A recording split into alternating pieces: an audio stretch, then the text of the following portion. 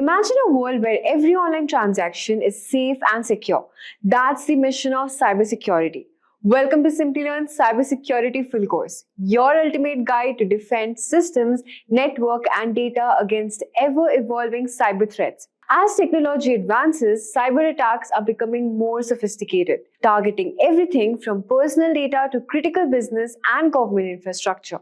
And by 2025, the demand for cybersecurity experts will be higher than ever, with companies prioritizing digital security to stay ahead of cyber criminals. In this course, you will dive into cyber defense strategies, mastering techniques to combat phishing, malware, hacking, and many more. So whether you're just starting from scratch or sharpening your skills, this course will equip you with the expertise to thrive in one of the world's fastest growing and most rewarding fields. But before we comment, if you're interested to start building a successful career in cybersecurity, Simplilearn's professional certificate program in cybersecurity is your perfect choice. This 20-week program, designed in collaboration with Purdue University Online IBM, offers over 100 hours of live expert-led classes and hands-on projects. You'll also master essential skills like ethical hacking, penetration testing, and malware analysis while working with cutting-edge tools like Metasploit, Burpsuit, and Nmap, with advanced modules on generative AI and cybersecurity. So you can find the course link in the description box below and in the pinned comments. So let's get started.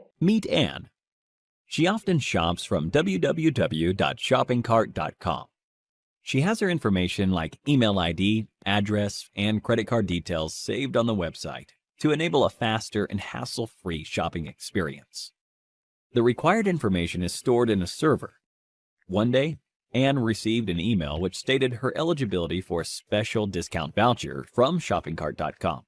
In order to receive the coupon code, she was asked to fill in her shoppingcart.com account credentials.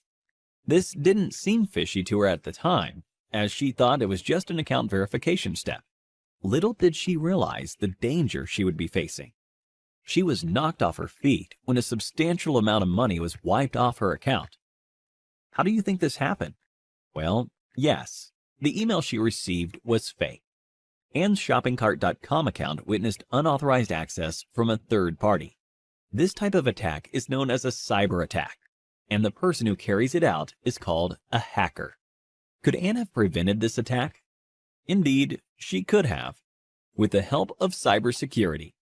Cybersecurity involves techniques that help in securing various digital components, networks, data, and computer systems from unauthorized digital access. There are multiple ways to implement cybersecurity, depending on the kind of network you are connected to and the type of cyber attacks you are prone to. So, let's take a look at the various cyber attacks that Anne could have been exposed to. One of the most common types of cyber attacks is a malware attack like Trojan, adware, and spyware, to name a few. Had Anne downloaded any suspicious attachments online, her system could have gotten corrupted by certain malicious viruses embedded within the attachments. Next is a phishing attack, the type of cyber attack which Anne experienced. Here, the hacker usually sends fraudulent emails, which appear to be coming from a legitimate source. This is done to install malware or to steal sensitive data like credit card information and login credentials. Another type of attack is the man-in-the-middle attack. Here, the hacker gains access to the information path between Anne's device and the website's server. The hacker's computer takes over Anne's IP address. By doing so, the communication line between Anne and the website is secretly intercepted. This commonly happens with unsecured Wi-Fi networks and also through malware. Password attack is one of the easiest ways to hack a system. Here, Anne's password could have been cracked by using either common passwords or trying all possible alphabetical combinations. To prevent future cyber attacks, Anne sought to implement a few cybersecurity practices. First, she installed a firewall. As the name suggests, it is a virtual wall between Anne's computer and the internet. Firewalls filter the incoming and outgoing traffic from your device to safeguard your network, and they can either be software applications or hardware reinforcements. Secondly, Anne implemented honeypots. Just like how flowers attract bees, dummy computer systems, called honeypots, are used to attract attackers. These systems are made to look vulnerable in order to deceive attackers, and this, in turn, defends the real system. In addition to these, she also decided to use unique alphanumeric passwords, antivirus software, and started avoiding mails from unknown senders. That was Anne's story. Cyber attacks are not just confined to individuals, but also to public and private organizations. The cyber attacks carried out in such places are more deadly, and they result in colossal losses. Motives of such attacks are many, starting from tampering with crucial data to monetary gains. Let's have a look at a few of the cyber attacks that companies are subjected to. Various public sector organizations and large corporations face the Advanced Persistent Threat, APT. In this form of attack, hackers gain access to networks for a prolonged period in order to continuously gain confidential information. Companies also witness the denial of service attack, where networks are flooded with traffic, which in turn leaves legitimate service requests unattended. A variant of this is the distributed denial of service, DDoS attack, when multiple systems are used to launch the attack. When a hacker manipulates a standard SQL query in a database-driven website, it is known as a SQL injection attack. By doing so, hackers can view, edit, and delete tables from databases.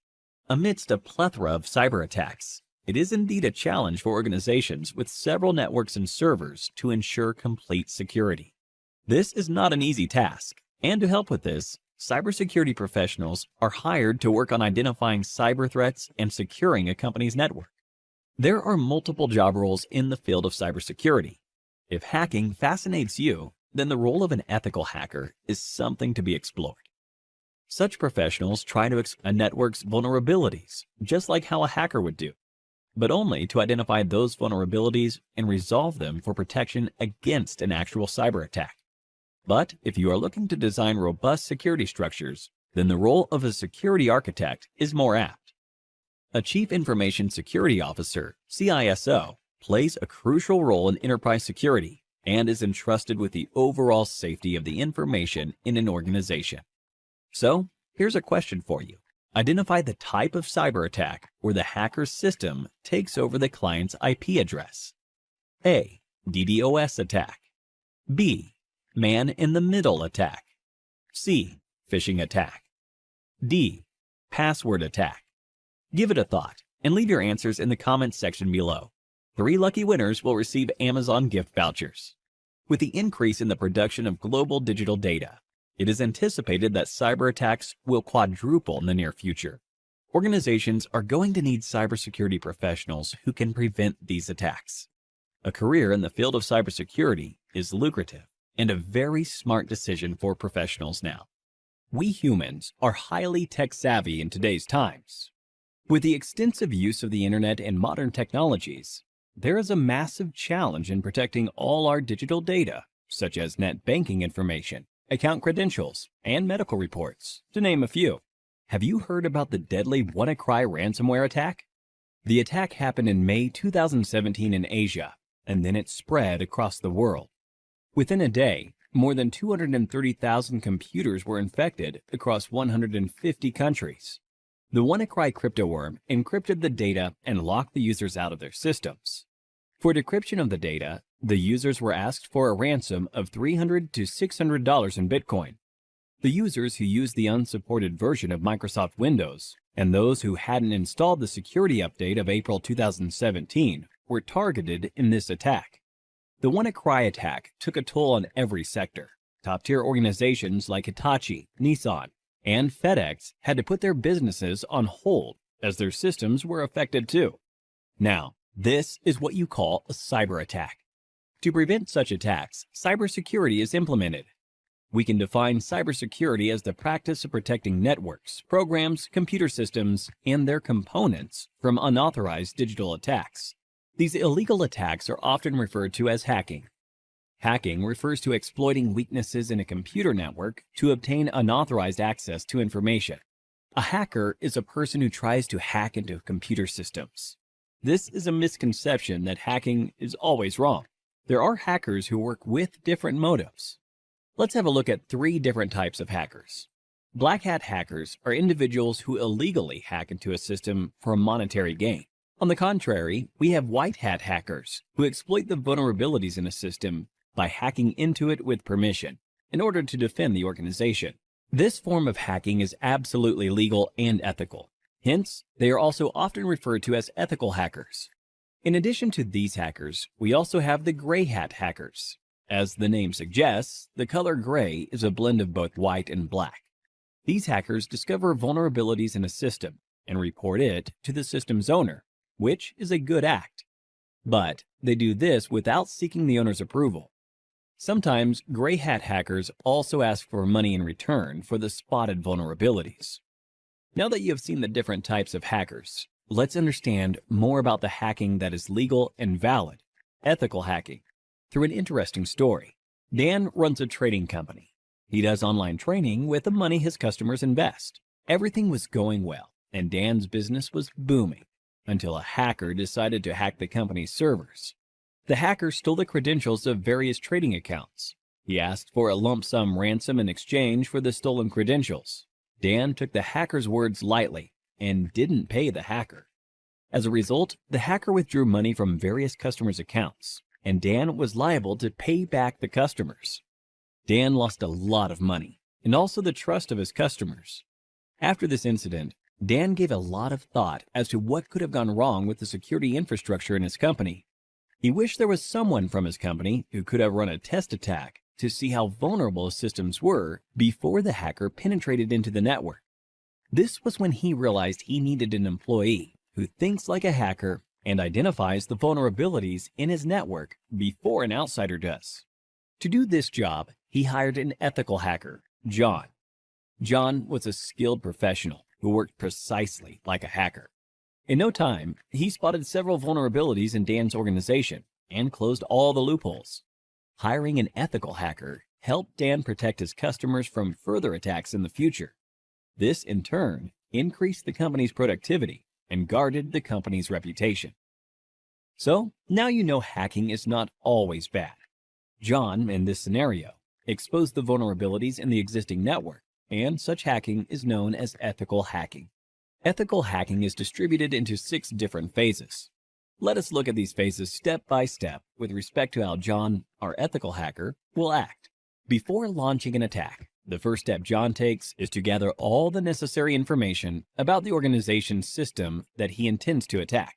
This step is called reconnaissance. He uses tools like Nmap and hping for this purpose. John then tries to spot the vulnerabilities, if any, in the target system using tools like Nmap and Nexpose. This is the scanning phase. Now that he has located the vulnerabilities, he then tries to exploit them. This step is known as gaining access. After John makes his way through the organization's networks, he tries to maintain his access for future attacks by installing backdoors in the target system. The Metasploit tool helps him with this. This phase is called maintaining access. John is a brilliant hacker. Hence, he tries his best not to leave any evidence of his attack. This is the 5th phase, clearing tracks. We now have the last phase, that is reporting. In this phase, John documents a summary of his entire attack, the vulnerabilities he spotted, the tools he used, and the success rate of the attack. Looking into the report, Dan is now able to take a call and see how to protect his organization from any external cyber attacks. Don't you all think John is an asset to any organization? If you want to become an ethical hacker like John, then there are a few skills that you need to acquire. First and foremost, you need to have a good knowledge of operating environments such as Windows, Linux, Unix, and Macintosh. You must have reasonably good knowledge of programming languages such as HTML, PHP, Python, SQL, and JavaScript. Networking is the base of ethical hacking. Hence, you should be good at it. Ethical hackers should be well aware of security laws so that they don't misuse their skills.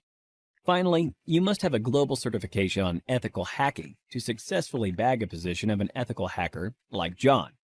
Few examples of ethical hacking certification are Certified Ethical Hacker Certification, CEH, CompTIA Pentest Plus, and Licensed Penetration Tester Certification, to name a few. Simplilearn provides a Cybersecurity Expert Master's program that will equip you with all the skills required by a cybersecurity expert. You could have a look at it by clicking the link in the description. So, Here's a question for you. In which phase of ethical hacking will you install backdoors in the target system? A. Scanning. B. Maintaining access. C. Clearing tracks. D. Reconnaissance. Give it a thought and leave your answers in the comments section below. 3 lucky winners will receive Amazon gift vouchers. The endless growth of technologies in this area is directly proportional to the number of cybercrimes. Cybercrimes are estimated to cost $6 trillion in 2021. Hence, to tackle these cybercrimes, organizations are continuously on the lookout for cybersecurity professionals. The average annual salary of a certified ethical hacker is $91,000 in the US and approximately rupees 7 lakhs in India.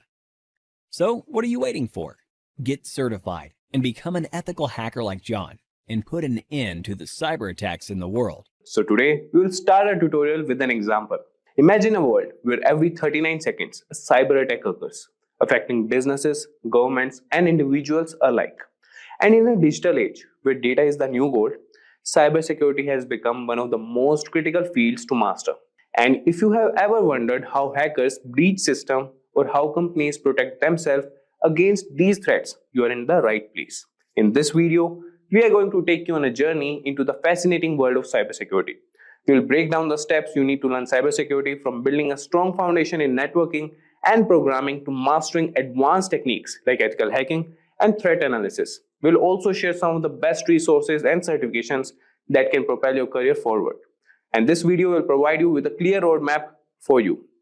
So get ready to unlock the secrets of cybersecurity and start your journey towards becoming a digital defender. So here, first we'll start with the essential skills for an ethical hacker, or when you will learn cybersecurity, what skills you will need. So here we'll see the list, and the number 1 is strong understanding of networking. So ethical hackers or cybersecurity professionals need to have understanding of networking protocols, how data travels across networks, and the vulnerabilities associated with different network configurations. Then comes programming and scripting. So proficiency in programming languages like Python, C, C++, and scripting languages is crucial for writing custom exploits and tools. And then comes cybersecurity fundamentals. A solid grasp of basic cybersecurity concepts, including threats, vulnerabilities, risk management, and security principles, is fundamental. And then comes operating system. Familiarity with various operating systems, including Windows, Linux, and Unix, is essential for understanding their vulnerabilities and security configurations. And then comes web application security. So knowledge of web technologies, that is web application vulnerabilities such as SQL injection, cross-site scripting, and security best practices for web development. And then comes penetration testing tools.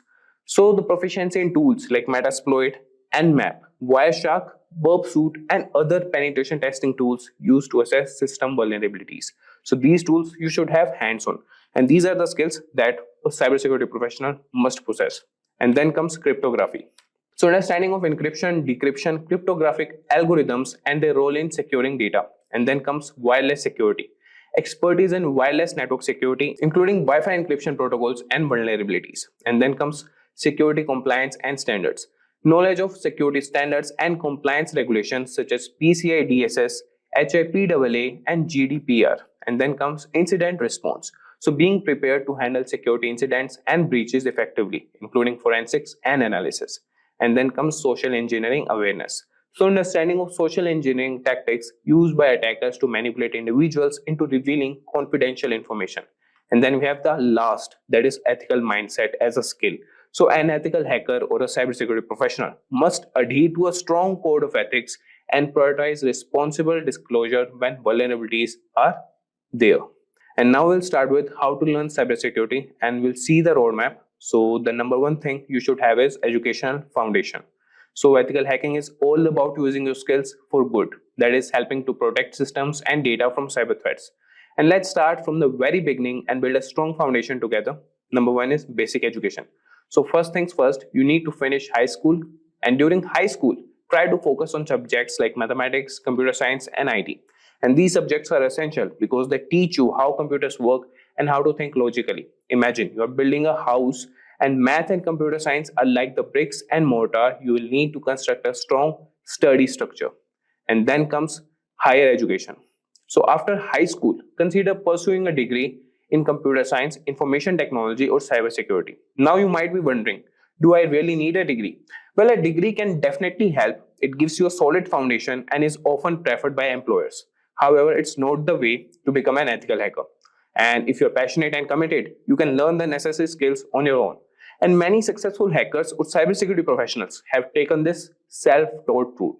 And remember, it's not just about the degree, it's about the skills and knowledge you gain along the way. And employers are looking for people who can solve problems and think creatively, whether they have a degree or not. Now that you have covered the educational basics, let's move on to the exciting part, that is developing the essential technical skills you will need. And this is where you will start to build your hacker toolkit with essential skills and ready to gear up with some serious learning. So let's dive in. And here you'll see developing essential skills. Number one is programming. And if I tell you why it's important, so programming is like learning a new language, but for communicating with computers. So why it's important? And now we'll see what to learn. So start with Python because it's beginner friendly and powerful. Then pick up C and C++ for understanding low level operations and JavaScript for web-based hacking. And then we'll see how to practice. So write small scripts, automate tasks, and eventually build your own hacking tools. And after that comes networking. So let's see why it's important. So networks are like the roads connecting all computers. And understanding networking is crucial because it's where most hacking happens. And what to learn for this? So learn about IP addresses, subnets, protocols like TCP/IP, and how data travels across networks, and how to practice. So set up your own network lab at home using virtual machines and experiment with different networking setups. Now coming to operating systems with the essential skills only. And the first thing we'll see is why it's important. So most hacking tools are designed for specific operating systems, especially Linux. And then comes what to learn. So get comfortable with Linux, that is distros like Kali Linux that are designed for security tasks, and understand the basics of Windows and Mac OS. And then comes how to practice. So use Linux as your main OS and play around with terminal commands and understand file system structures. And then we have security concepts. And we'll see the first thing, that is why it's important. So security concepts are like the rules of the game. Knowing them helps you understand how to break and fix things. And then we have what to learn. So focus on encryption, that is how data is protected, firewalls, how to defend networks, VPNs, how to secure connections, and IDS, how to detect intrusions. And let's see how to practice them. So implement these security measures in your own systems and try to bypass them to see how they work. So these are the core skills that form the backbone of an ethical hacker's knowledge or a cybersecurity professional knowledge. And it's not just about learning them, but practicing and applying them in the real world scenarios. Great. You have built a solid educational foundation if you are following this and developed essential skills. Now let's talk about certifications. And certifications are like badges of honor that show you have got the knowledge and skills to be an ethical hacker.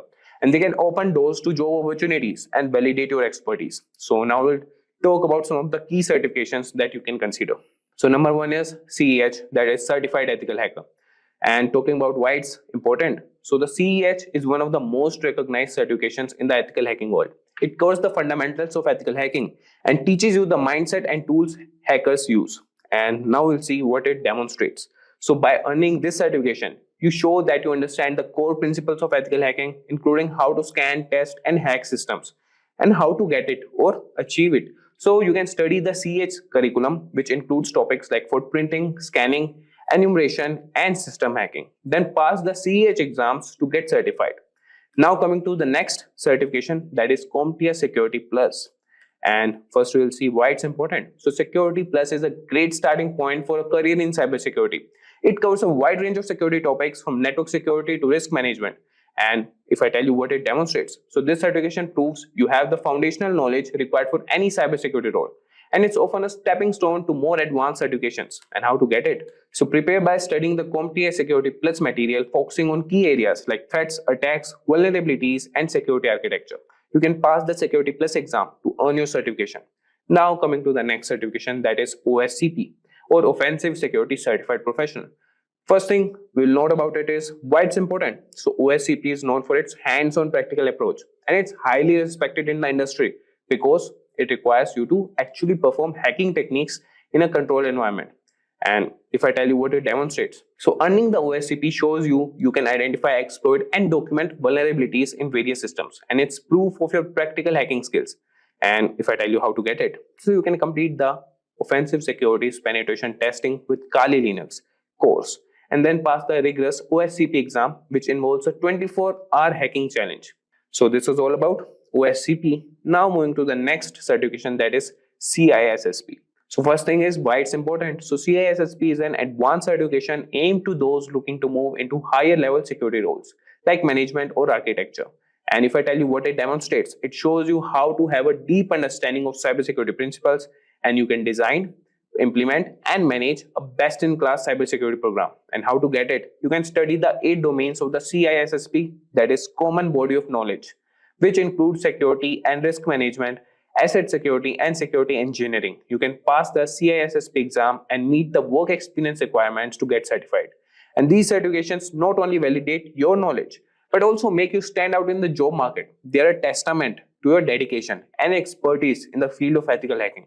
So next, we will explore how to gain practical experience, and this is where you will put your knowledge to the test and hone your skills in real-world scenarios. So ready to dive into some hands-on action? So let's move on. So the next part is number 4, that is gain practical experience. So I will say that's awesome that you have got your education, developed essential skills and earned some certifications. Now we are coming to this part, that is now it's time to get hands-on and gain practical experience. This is where the real fun begins, applying what you have learned in real-world scenarios. Number 1 is labs and simulations. So labs and simulations provide a safe environment to practice hacking skills without the risk of breaking any laws. They allow you to experiment and learn from your mistakes. So you could use the platforms like Hack the Box, Try Hack Me, and Cybersec Labs that are fantastic resources. And these resources offer a variety of challenges and scenarios that mimic real-world systems and networks. So internships and entry-level positions provide real-world experience and a chance to apply your skills in a professional setting. They also help you build a network of industry contacts. You can seek out internships or jobs in IT, network administration, or cybersecurity. So these roles will give you hands-on experience with the systems and technologies you will be protecting as an ethical hacker.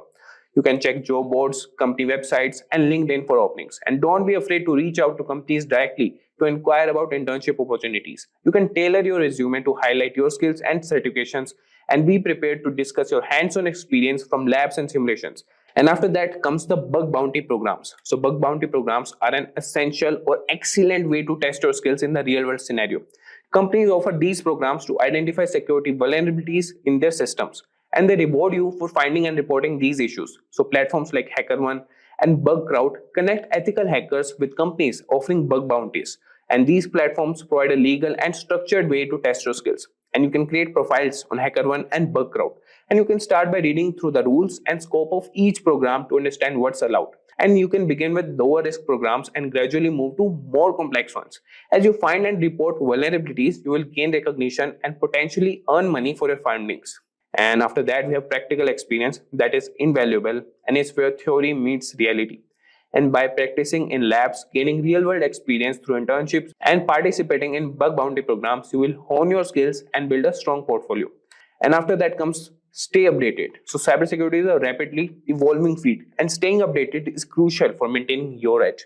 And here's how you can keep your knowledge fresh. Number 1 is continuous learning. So the landscape of cybersecurity is always changing with new threats and technologies. And you can keep up with the latest news, blogs and forums, and great resources like Krebs on security, dark reading, and the Reddit NetSec community. So make it a habit to read articles and participate in discussions regularly. And you can also subscribe to newsletters and follow key influencers in the cybersecurity space. And then we have conferences and workshops. So these events are excellent for networking and learning about the latest trends and techniques. And key conferences like DEFCON, Black Hat, and RSA conference are must-attend events for ethical hackers. And you can attend these events either in person or virtually. And you can take advantage of workshops, seminars, and networking opportunities to connect with other professionals. And then we have online courses. Continuous education helps you keep your skills sharp and up to date. And platforms like Coursera, Udemy, and CyberReady offers a wide range of courses on various cybersecurity topics. And you can enroll in courses that cover new tools, techniques, and concepts. And I have already mentioned a course with Simplilearn that is proven and technically guaranteed. So you can regularly update your skills and knowledge through these platforms. Now coming to 6th point, that is join the community. So being part of the cybersecurity community is invaluable for your career growth.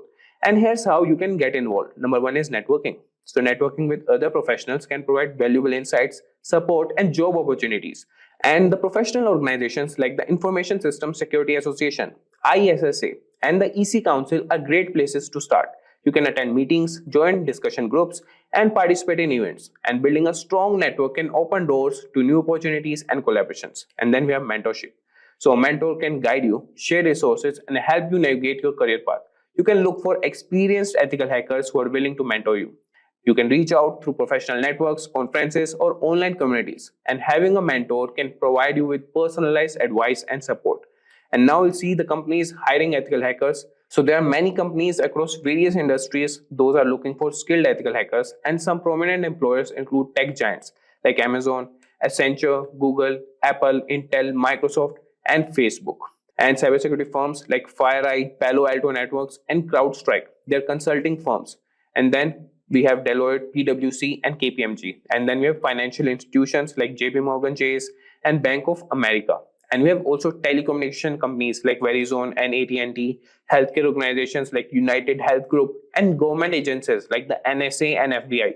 So job roles for ethical hackers and those penetration testers conduct simulated attacks to find vulnerabilities. Then we have cybersecurity analysts. They monitor and analyze security systems. Then we have security consultant. They advise organizations on best security practices. Then we have security engineer. They develop and maintain security systems. And then we have incident responder. So investigating and responding to security breaches are their role. And then we have the average salaries for these. So salaries for ethical hackers vary by location and experience. So if I talk to you about in India, so entry level positions typically earn between 4 lakhs and 6 lakhs per year, while senior roles can command between 15 lakhs and 25 lakhs per year. And in the United States, entry level salaries range from $70,000 to $90,000 per year, but with senior positions, earning can be vary between $130,000 to $170,000 per year. We'll be discussing about risk management in the information security, where we'll understand the concepts of cybersecurity, the CIA triad. We'll enumerate various factors involving risk management.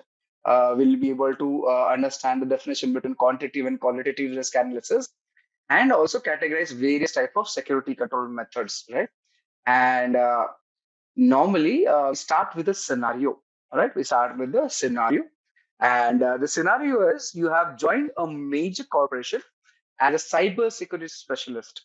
In your new role as a cybersecurity specialist, you must help in securing the organization's information systems.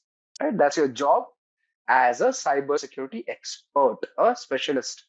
Now, your job entails in protecting systems from cyber risks, threats, and vulnerabilities by monitoring and detecting, investigating, analyzing, and responding to security events, right? Incidents, events.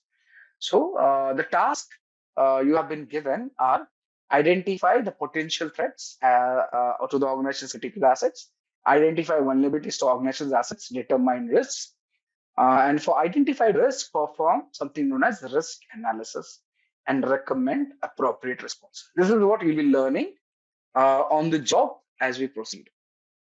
So basics first. What is cybersecurity? Very simple. Every one of us knows it refers to the process of securing sensitive data and critical systems from cyber threats. Right? We'll cover what is a threat, what is sensitive data, what is vulnerabilities, exploits as we proceed in our discussions. Right? The goal is to protect the confidentiality, integrity, and availability. We'll cover CIA triad. That is C stands for confidentiality, I stands for integrity, A stands for availability of an organization's critical assets. Now, the assets would be your networks, your computers, your programs, your data, your human being, your facilities. Anything is an asset for an organization. You agree with me, all of you? What is an asset in an organization? Anything which is a property of an organization. Anything which gives helps boost the organization's productivity per se, right? Understood, right? Right. So that is the goal of cybersecurity: to protect, right, the organization, allow it to flourish, continue doing business, right? So let's come to our blackboard, and I will start our topic discussions. The first topic we'll be discussing about security and risk management, right? Would you want everything in white or would you prefer a red font? How does it look? White or red font? Your choice. White is better? Okay, great. Thank you. So I intend to share this with you once every session is complete. Yeah, Juice says FFF, wonderful. Okay, white background is it or black background with white font? But this is what I do. I use black background with white font, but I can always change it. No problem. You can have it like this also. The white background with black font. Good. Let's start with our discussion. So what I do normally, okay, let's have the introductory discussions. Yeah. Okay, let's start with security and risk management. So I'll give you the introduction. Then we'll move on further on our topics, right? So let's have this discussion completed. Okay, what is the issue? Right. So information security and risk management are analogous with each other. Analogous with each other. This is how I will create notes, share it with you at the end of the day. Now, as you see, it is clear. If we can increase the font a bit more for all of us to see, have a better look, right? The security and risk management domain forms the baseline for all information security concepts and practices. Now, in this topic, we'll be focusing on concepts and key areas such as the asset protection, confidentiality, integrity, and availability, security governance and principles, compliance, legal and regulatory issues that pertain to information security in the global context, professional ethics, personal security policies, risk management principles, threat modeling, business continuity planning, security risk considerations in acquisition strategy and practice, security education, training, and awareness. Right? At the primary, this is what we'll be covering throughout as we proceed, right? So we'll be discussing all of these one by one. Now, this is something which I'm covering through my own notes, through my understanding of what I have learned throughout the years, right? So remember, this is the practical part of it, which we are discussing. You'll have to go back and understand it during the weekend or week whenever you are free.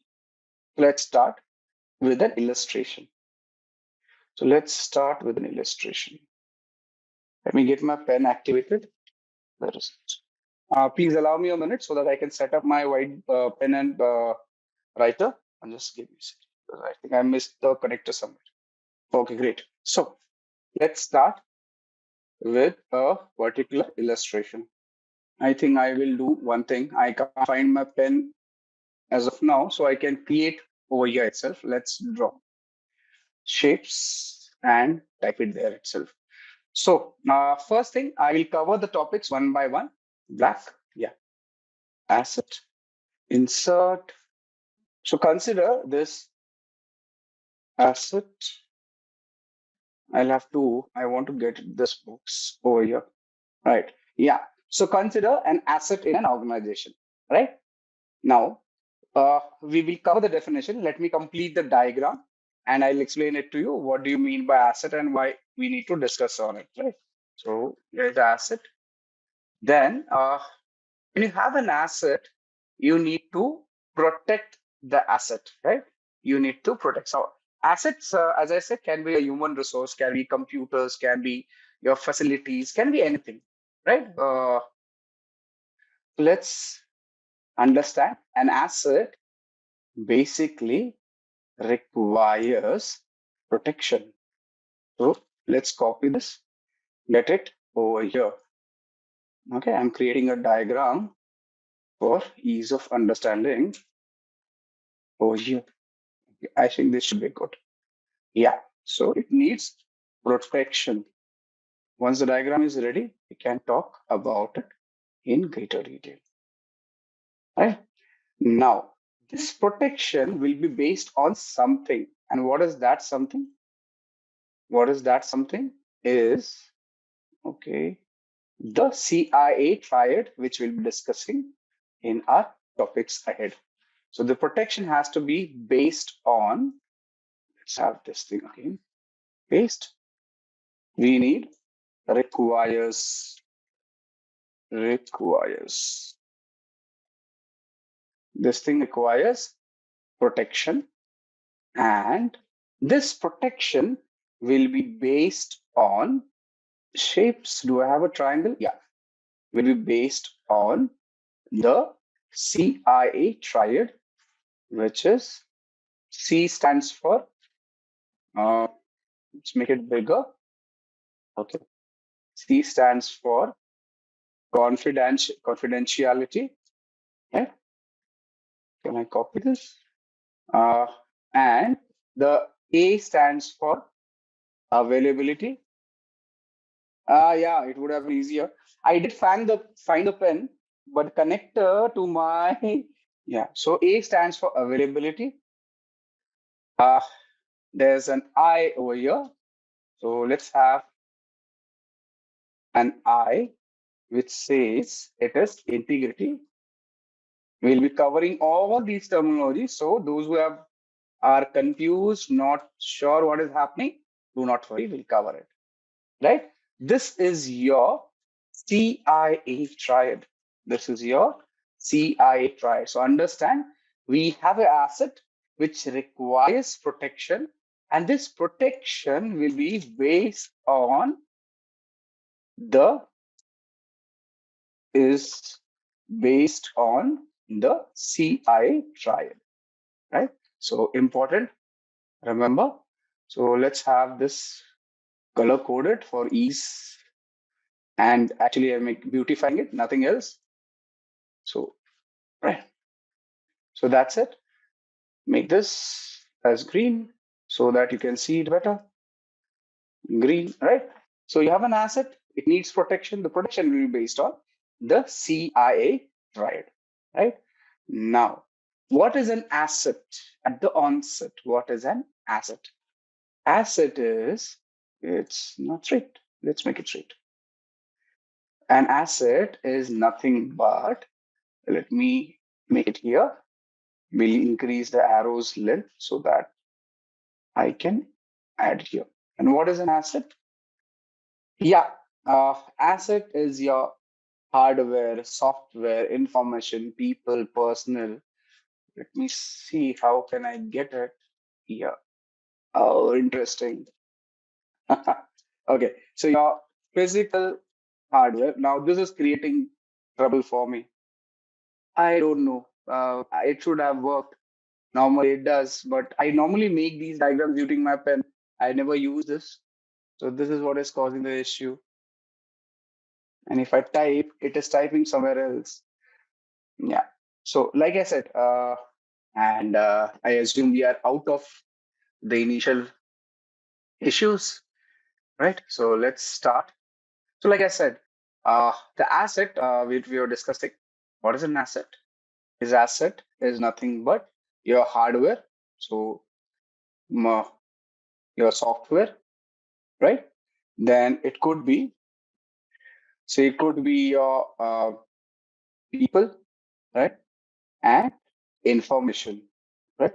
All of them are considered to be assets. Now, this is, yes, everything is an asset. Your facilities also can be called an asset. So assets can be hardware, software, people, information. And as is the case over here, all of them will require, excuse me. Yeah, all of them will require protection. All of them will require protection. Okay, so we need to protect it. Now we've already talked. The protection will be based on our CI confidentiality, integrity, and availability per se, right? So let's excuse me. It is misbehaving. No, interesting. It is not allowing me to delete this. Is the line visible? Okay, you are also able to see this line which has come up, right? Okay, yeah. My apologies to the team. It should not have happened like that. Interesting. It is a glitch. Okay, now let's move on further and we'll discuss it if the issue comes up again. Now, this CIA will primarily be given or will be decided based on certain other aspects, right? And those aspects would be your security, compliance. So we'll cover this. So uh, you'll understand it better. Compliance and policies, all right? So this CIA will be primarily based on security, compliance, and policies.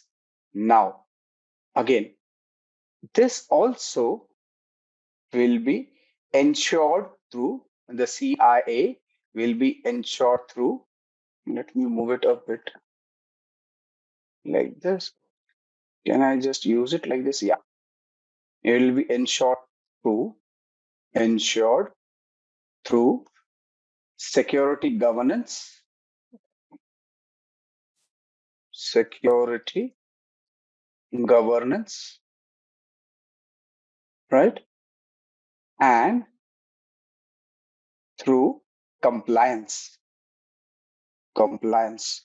This will be demonstrated through compliance, right?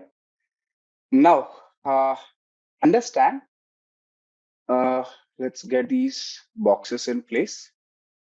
So here it is. Yeah, just trying to get everything in place.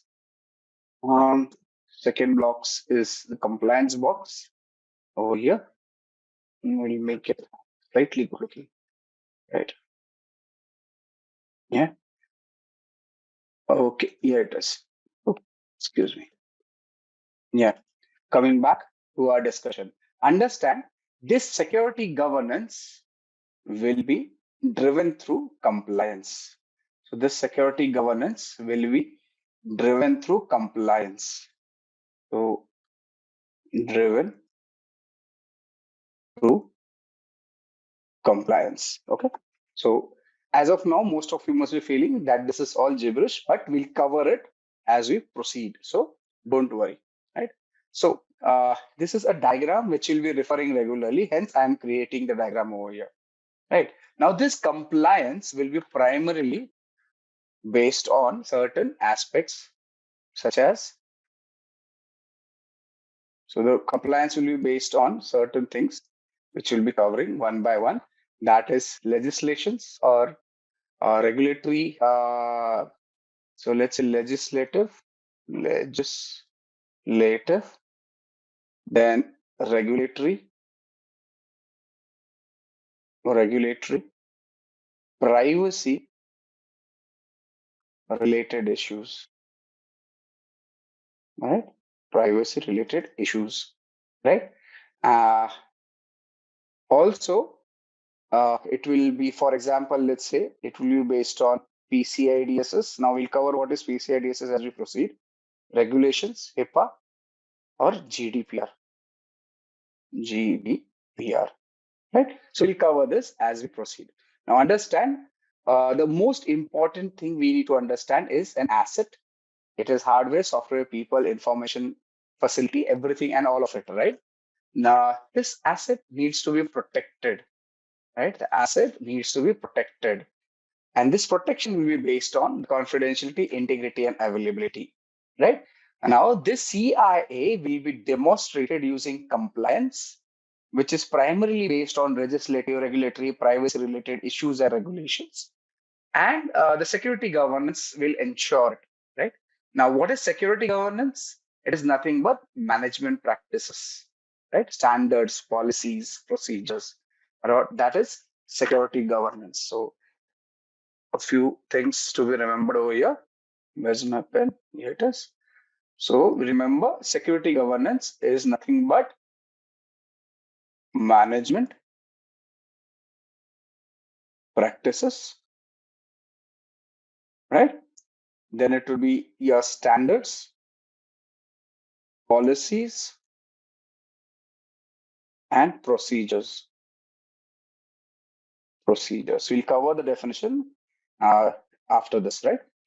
You should remember that security governance can be ensured by proper management practices, standards, policies, and procedures, right? Basically, this complete stuff will give you or will provide insights. I need to slow down. Insights into something known as security controls, the protection mechanisms, right? Your uh, personal security and professional ethics, right? Okay.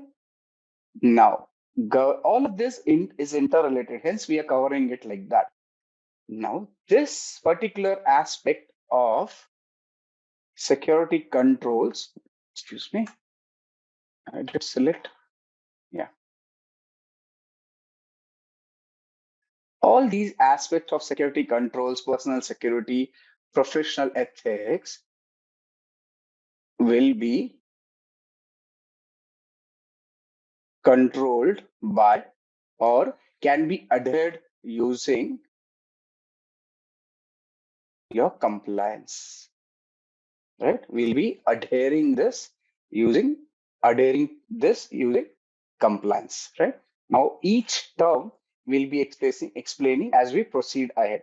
So don't get confused, right? So this will be adhered through, right?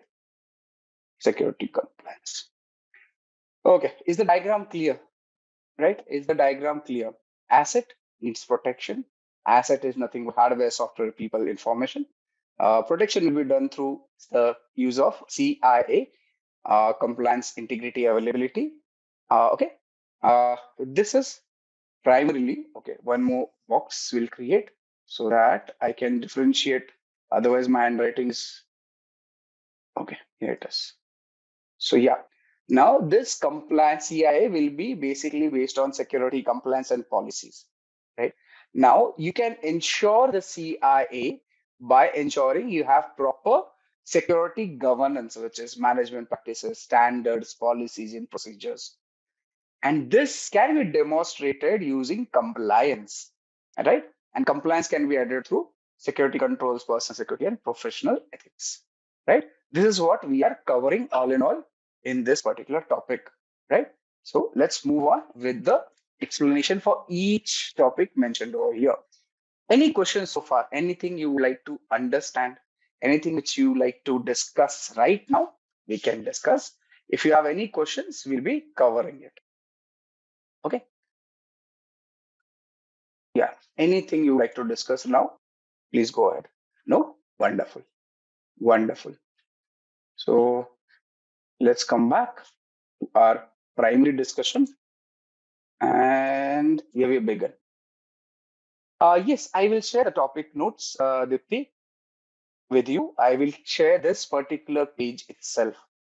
Yeah, this particular page I will be sharing with you. So do not worry. I'll share this document. You can go through this document whenever you want. And now we have a few questions. We'll address the questions one by one.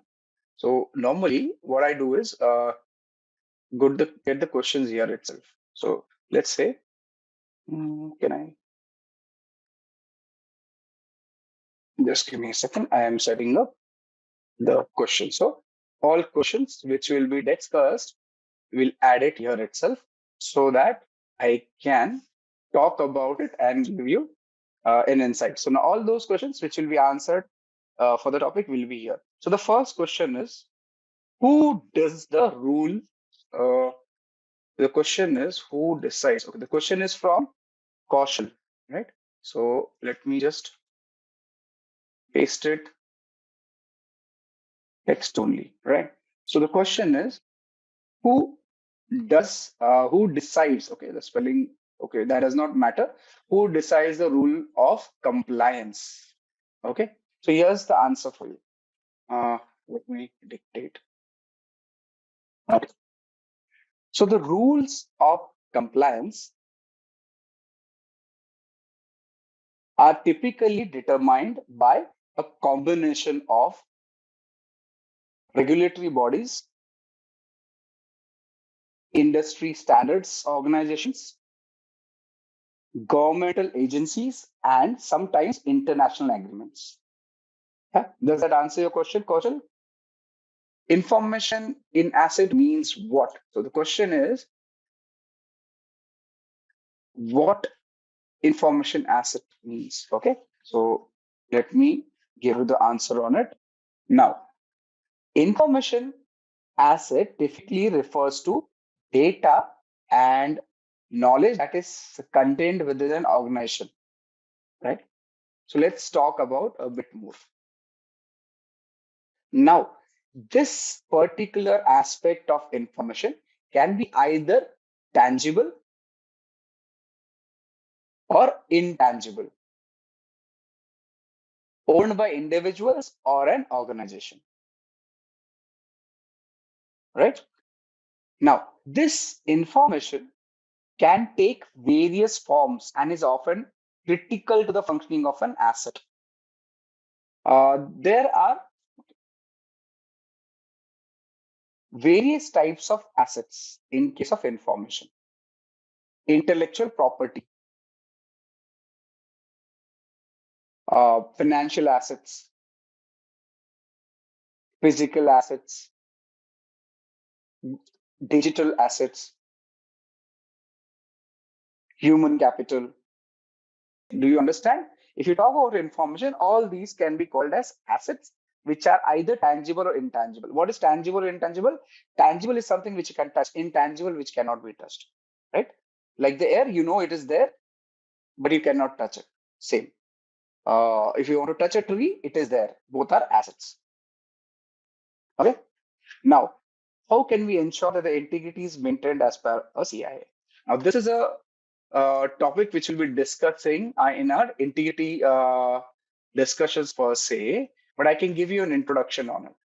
Right? I can give you an introduction on it and what is it about. Now, maintaining integrity as a part of the CIA triad in information security is crucial for ensuring that the data remains accurate, trustworthy, and unaltered. This can be achieved by strategies such as data encryption, access control, data validation, audit trials, version control, security training and awareness, backup and recovery. So let's start with our topic discussion. So we addressed questions. Now we'll work on the terminologies which we used over here, one by one. Now, important things to remember, important points to remember here. Okay, let's understand this one by one. The first point, assets require protection. Right. So this is me typing now. There's too many typos happening. Second, protection is based on the requirements of confidentiality, integrity, and availability, right, for the asset. Security is ensured through security governance that comprises management practices and and management oversight, right? Security is demonstrated through compliance that could be legal or regulatory in nature. Let's try this. Now, compliance consists of adherence to applicable legal and regulatory requirements, applicable policies, standards, procedures, and guidelines, and personal securities and policies. Also, compliance can be affected by security issues. Now, these are some of the important points which we should remember before we understand each topic separately, right? Before we understand the complete terminologies which we saw until now, right? So as you see over here, we talked about this diagram as an introductory nature. In this diagram, we need to understand these important points and topics, right? This is something which will allow you to better understand what is happening and why are we looking into this particular aspect, right, in the diagram. This is important, you should remember, right? So let's proceed with our further discussion, right, wherein we'll be defining each of the topics one by one over here. So the first thing, let me just cover this question for you. I will not number it. I think numbering would be difficult. But let's have the question noted over here. So is CIA triad company or organization specific? So I should have asked you this question, but let's do it this way. Now, the CIA triad is not specific to any particular company or organization.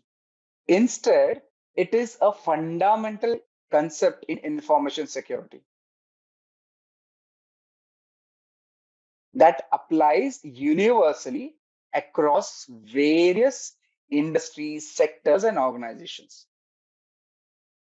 Also, the CIA triad basically provides a framework for understanding and addressing the core objectives of information security. And these core objectives are confidentiality, integrity, and availability. These will be discussed as we proceed ahead. Yeah. Right. So I think not many typos. This should work. Right. So, Azareen, does that answer your question? It is not organization specific at the onset. Wonderful. Your question is addressed and put into the notes for ease of understanding of everyone. Now, can you give an example of security governance? Can you give an example of security governance? We're slightly jumping the gun, but I can give an example. Let's say, let me think of an example for you. I will not type it. I will just explain it to you like this. Now, let's consider an example of a banking industry. Yes, Aditya. Aditya, you belong to which industry? Are you working or are you a student? I am just asking it so that I can, it'll be easy for me to discuss. Yeah, working. In which industry are you? Now, let's consider an example of security governance in the banking industry per se or the sector. Now, if you talk about confidentiality or in case of the banking industry, ensuring confidentiality would be paramount for protecting the customers' sensitive information, right? Because it is financial. Now, banks implement various measures such as the encryption, access control, and authentication mechanisms to prevent unauthorized access to customer accounts and transaction data, right? So for example, online banking platform will use secure web communication, right? Secure connection or HTTPS. Yeah. So you will be using HTTPS connectivity and multi-factor authentication to ensure that only authorized users can access this account. That is confidentiality. If you talk about integrity, you're basically maintaining the integrity of financial transactions by having checksums, digital signatures, right? To basically verify the electronic transactions. And availability would be ensuring that when a customer wants to access the banking platform, the online banking platform, it is available whenever it is demanded without interruption. That is the CIA.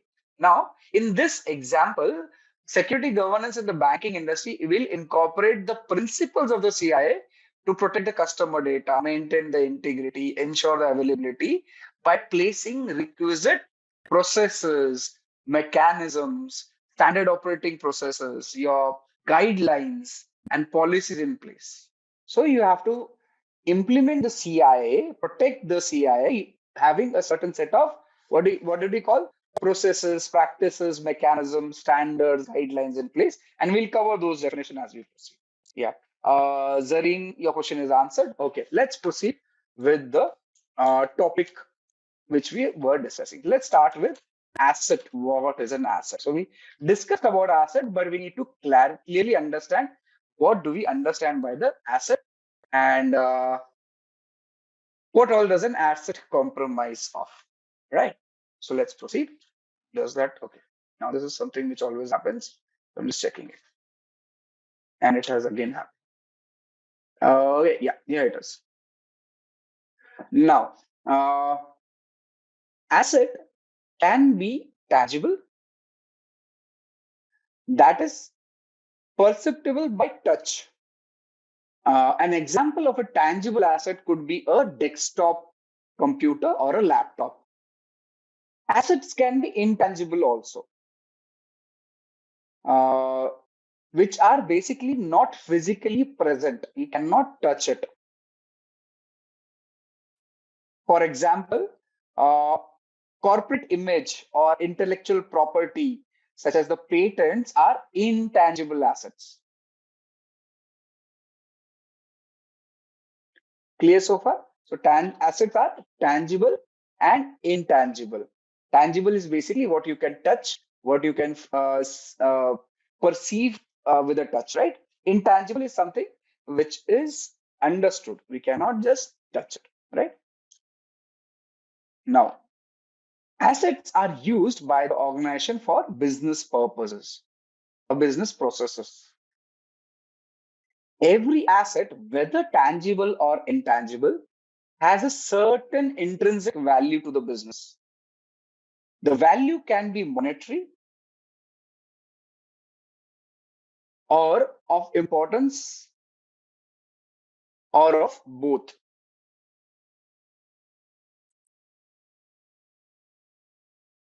For example,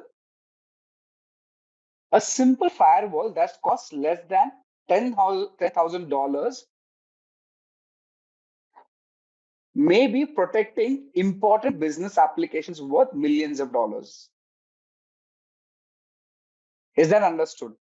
So let's take an example over here. For example, if you have the Coca-Cola as an organization, right? What is the most unique selling point? Wonderful. See, Shaurya and me are thinking of the same line. So he's given the same example of Coca-Cola, which has Coke as a primary, what do you say, product which they sell, right? And it has a unique formula, which is kept secret for very, very long. Now, if your server, which is bought for say $1,000, $10,000, has this formula kept inside the server itself is 10,000, but the formula is worth millions of dollars, right? So what is the server is the tangible asset. What is the data which has a formula is a intangible asset, right? So every asset, whether it is tangible or intangible, will have value associated to it. And the value will be based on either monetary or the intrinsic value of the asset per se, right? So it is important for the organization. That is what you should understand. The weather is right. Right. I think that's the right weather. Yeah. Okay. Understood why asset and how asset is important, how you should understand an organization may get affected. Now, if this particular Coca-Cola's formula, Coke formula is lost, as in it is available on the dark web, won't Coca-Cola lose its unique selling point, its competitive advantage in the market? They will, right? Yeah, they will, right? You agree with me, all of you? Yeah. So you should remember this is what is an asset. And when you have an asset, it needs to be protected. If you don't protect an asset, you will lose it. And if you lose it, that compromise may get you out of the business. You may file for bankruptcy. The organization may file for bankruptcy, right? So that is why we need to protect the asset. So if an asset is compromised, for example, stolen or modified, and that data or secret information is disclosed, it will have an impact that could lead to monetary loss, customer dissatisfaction, and or legal and regulatory non-compliance, right? So this is what is a problem. You may have loss of customers, loss of money, you may lose, regulatory issues may come up, you will be fined, you will be punished, there will be penalties. As an organization, that is something which will cause a lot of issue. Question says, yeah, I'll do that. Yeah, thank you. Can you please explain how people are an asset? Now,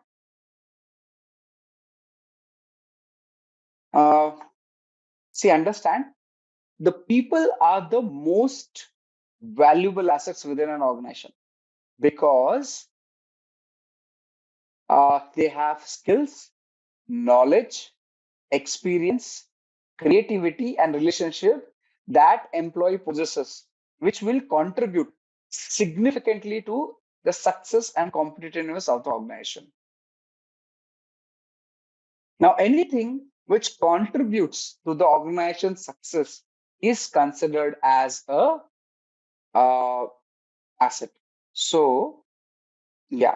So, when you talk about human beings, right, and how information and skills of the workforce can be considered, it can be considered under, say, intellectual capital, right? That is collective knowledge, expertise, skills of an employees.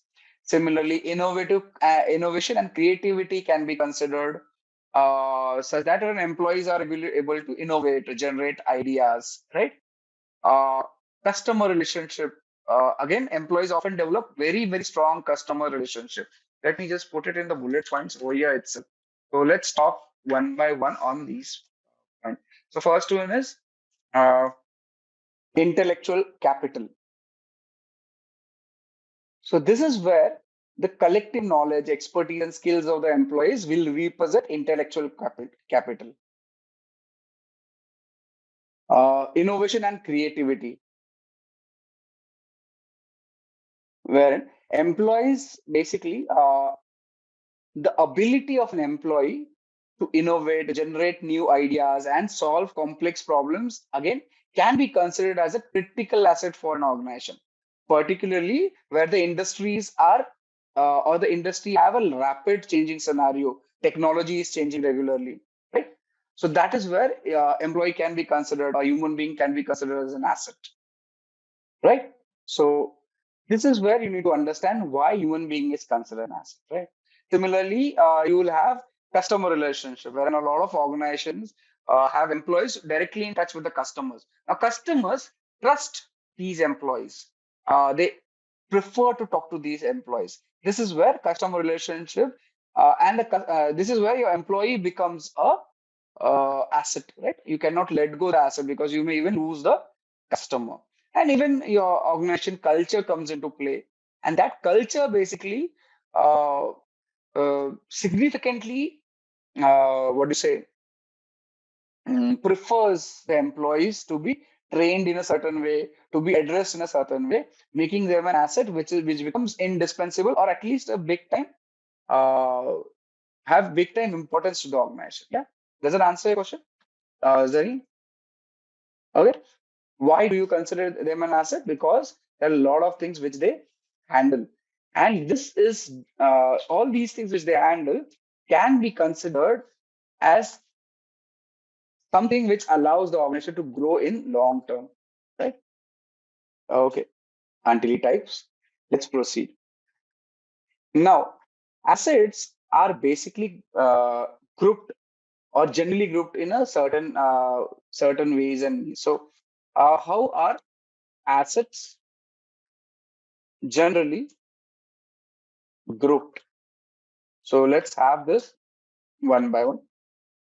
So first one is physical assets. So let me tell you what are physical assets. So physical assets again are tangible in nature, and our examples could be, say, your buildings, uh, furniture, right? HVAC systems, right? And so on and so forth, right? So these are considered as assets, which are physical in nature or physical assets, right? So these are how you can group assets in various segments. One is physical assets. Let's move to the next one, which is hardware assets. Right? Hardware assets. Now, when you talk about hardware assets, these are in information security per se. If you talk about examples, it would include your servers, desktops or desktop computers, laptops, router, network cables, and so on and so forth. Yeah. So these are the hardware assets in information security per se. So you can differentiate your assets based on this. So we understanding what are the different groupings of assets. So we talked about physical, we talk about hardware. Now the next one logically will come as software assets. What are software assets? Okay, these are intangible assets. If you can refer to software as a intangible assets, right? Now these basically can be utilized or are utilized by organization by having licenses, right? Yeah, licenses, or your intellectual property can be considered over here. Uh, uh, let's example would be your operating system, OS, your DBMS, database management system, right? Office applications, you're procuring it, you do not have uh, do not have your own system, you're buying it under license to be utilized. Then your web servers, uh, server softwares, as we call it, softwares, right? And so on and so forth can be considered as software assets. Clear so far? Yeah, Aditya says the same product may cause loss to other company. Coca-Cola example, very true. Right. So those are software assets. Right. Now, another group or another classification of assets could be information assets. Information assets, right?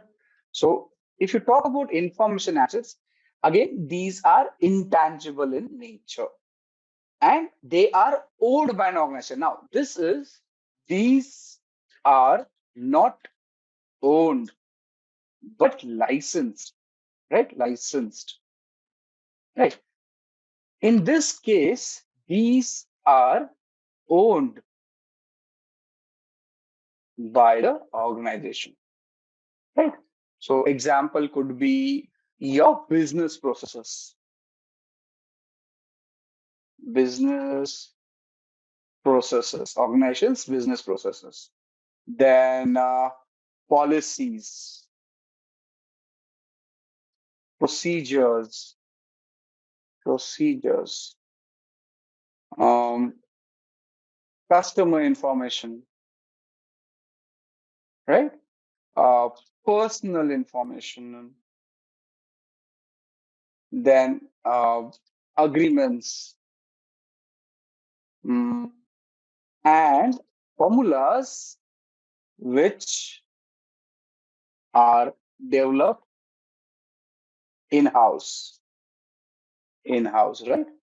Those are so now developed in-house or even purchased. So they are holding them after purchasing, right? Those are your information assets. Clear so far?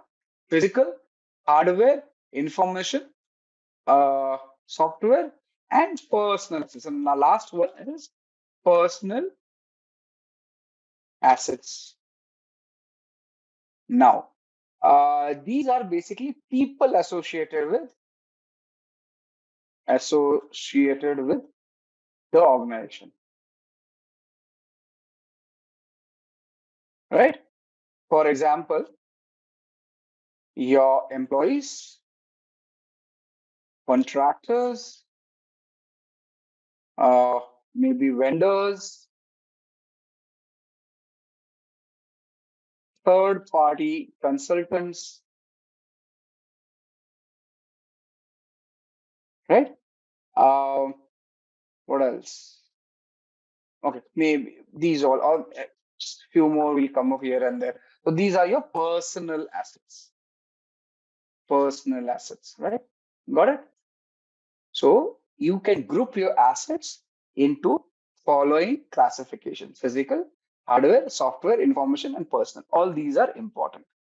Clear so far? And interestingly, our friend,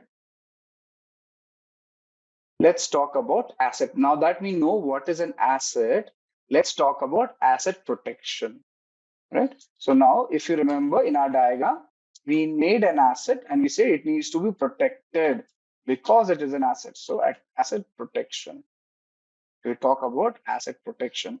And what is it about? In information security domain,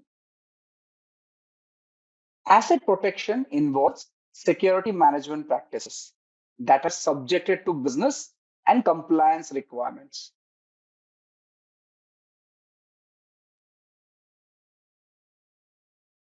Such practices for asset protection are called security controls.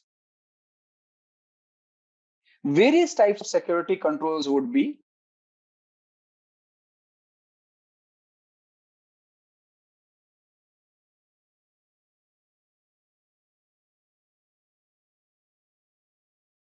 physical entry controls to an office building that allow only authorized persons. Monitoring controls such as CCTV for surveillance of critical assets. Right? So you have various protection mechanisms, and those protection mechanisms are we referring to physically stopping someone, monitoring it using CCTV, controls such as locks for hardware asset for protection from theft.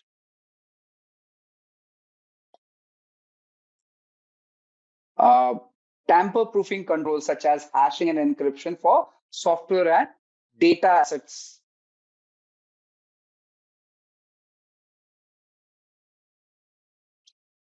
Copyrights or patent for information access to protect legal rights.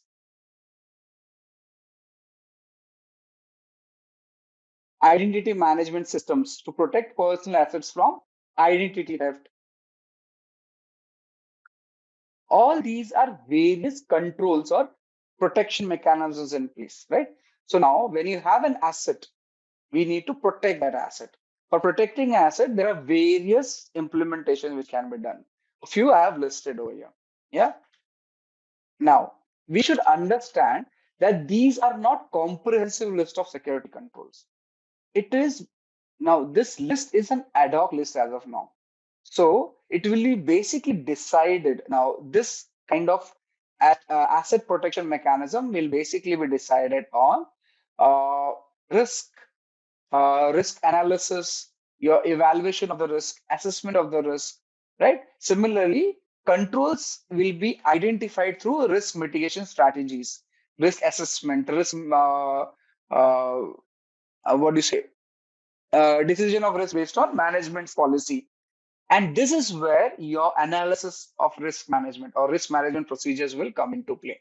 So asset protection requires or has a requirement that it would be based on risk. In order to understand the risk, we will have to understand risk assessment and select the control based on the risk analysis which is done over there, right? So we'll be discussing this based on the confidentiality, integrity, and availability concept. So if you have a software, be it open source or whatever, and it is being utilized to say create value for a business, okay? Anything which creates value will be considered an asset. Remember that. It be it open source, right? Now, when you talk about open source, you can categorize it into, say, software assets, right? You're not owning it, but you can use it. And when you use it, you are trying to look for value. Is that understood? Aditya is saying open source software is not included in these assets. We can include it. I have not made it comprehensive. You can add a lot of things into it. I gave you an understanding of an asset. Okay. Okay. All right. So where are we? Since I'm talking a lot about risk management, let me give you a small introduction of risk assessment management before we proceed for our discussions on the CIA, the confidentiality, integrity, and availability. Now, why am I referring to it always? Where's my connection? This is something which is important. Understand when you sit for interviews for your as say GRC professional for cybersecurity. What is GRC? Stands for Governance, Risk, and Compliance. GRC, right? Governance, Risk, and Compliance. You'll be asked such questions. So you have first job in risk management would be to something known as inventorize assets. So you will basically make a list of assets held by an organization. These assets will be prioritized. Now, these will be based on what? The prioritization will be done on something known as business impact analysis. The impact this asset will have if it's compromised. In fact, if asset is compromised. Do you understand it? Now, when Shaurya said that Coca-Cola is an asset, you list out the asset. Now, if the Coca-Cola's asset, Coca-Cola's formula is lost, then what will happen? You'll have a big impact on the organization. Now, that impact is what will decide the priority of an asset for an organization. Once your assets are inventorized, you will understand the value of the assets compromise based on something known as quantitative and qualitative analysis. We'll cover this in our future discussions. These analysis will allow us to get something known as a dollar value for your asset, right? And what will be the issue in case they are compromised. Once we have these dollar values with us, then based on this value, we will be based on these calculations, we will select controls. We will select controls, right? Controls are what? Protective mechanisms. Now, in case Coca-Cola's formula, you can say controls can be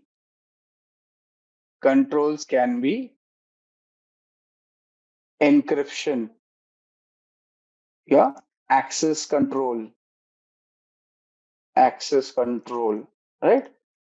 Your say CCTVs, your guard dogs, right? These are controls, protective mechanisms, right? And once the controls are in place, we cannot stop over there. We'll have to review the controls periodically, because it may so happen after a certain time period, these controls may not be effective or the data may not require that much of protection.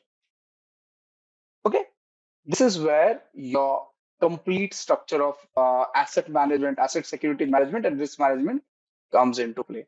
Now, this is in crux the risk management discussion which we are going to do, right?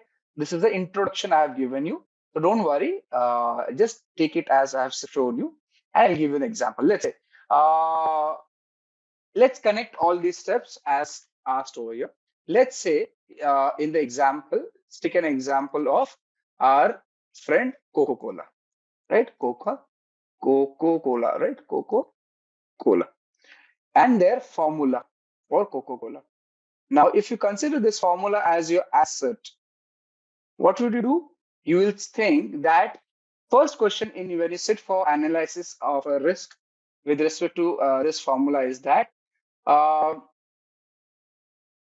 who, firstly, uh, what is the threat associated with this asset, right? So now you tell me what threat is associated with this formula? Exactly, breach of data, right? Breach of data is a threat. Now, if this next question to be addressed, if you know what is the threat associated, which is breach of data, then you need to answer next question: how much loss will happen if this is lost, if this happens, if this thing becomes successful, or you can call it as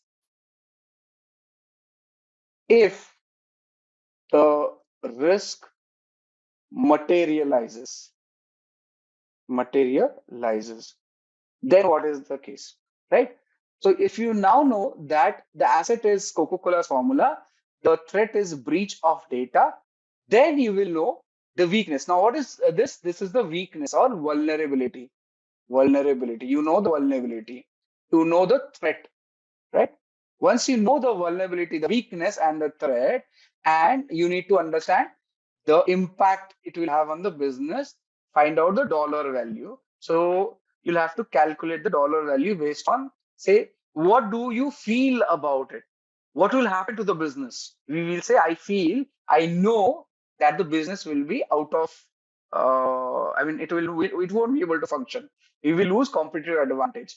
That is known as quanti, or sorry, that is known as qualitative analysis. What you feel about it, the feeling of it. Yeah.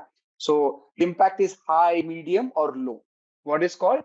Impact would be high, medium, or low. And at the same time, you can also use another calculative method, which is known as quantitative analysis. Now you'll use analysis. This is where you use mathematics and get something known as dollar value. So you know that there'll be a $10 million loss in case this formula is lost. I'm just giving you an ad hoc number. What do you get? You get the understanding what is the impact on the business. Now you know that based on this value,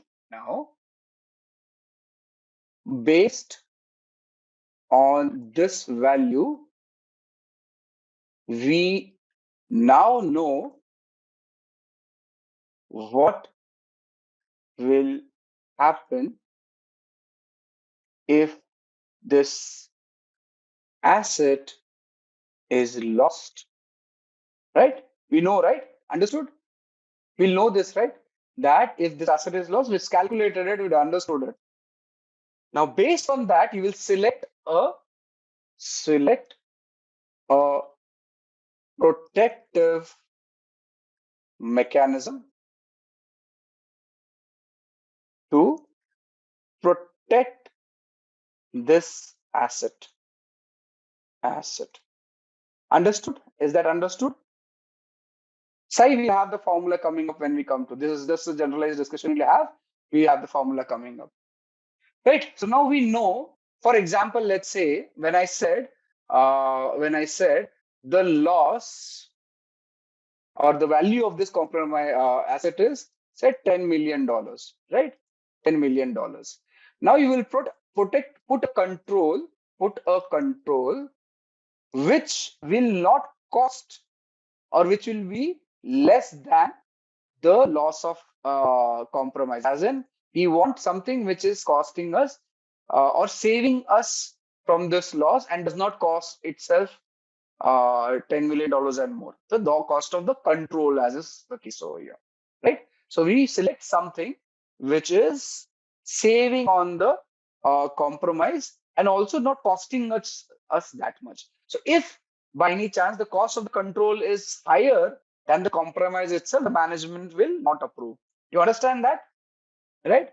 If cost of control is greater than loss after compromise, as in, let's say if the data is lost, I lose $10, but in order to protect the data, I need $100.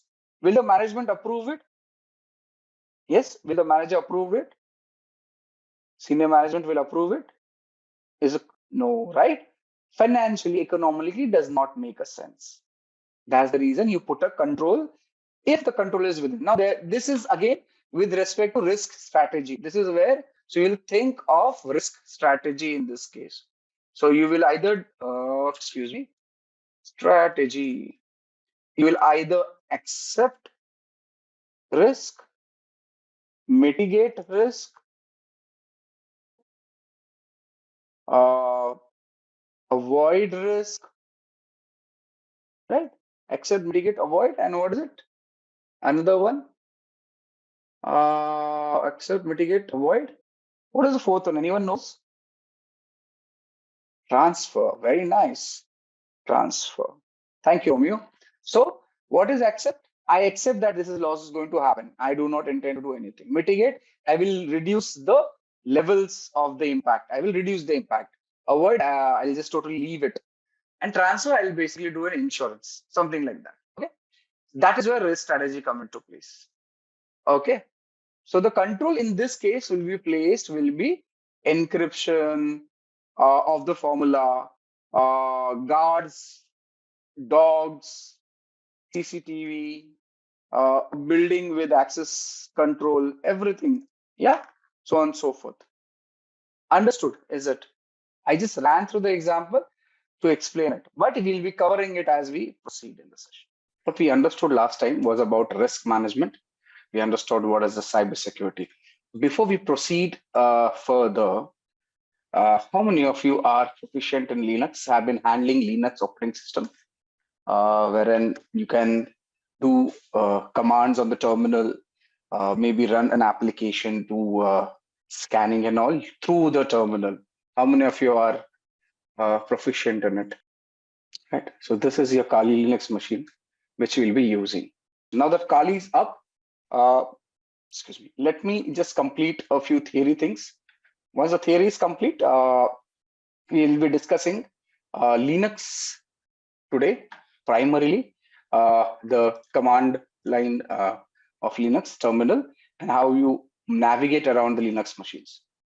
Okay, I'm setting a small 15 questions Linux quiz for all of you, which will be running now just to understand about Linux, comfort of your people.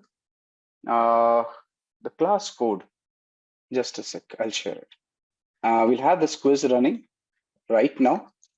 Linux basics. plus create a login, and then we log in. Just use the class code is given on your URL. Can you see the URL? If I just use your own, if on your screen, can you see on this part of the URL, you have the class code mentioned that you can use. At the onset, just log in. Linux basics.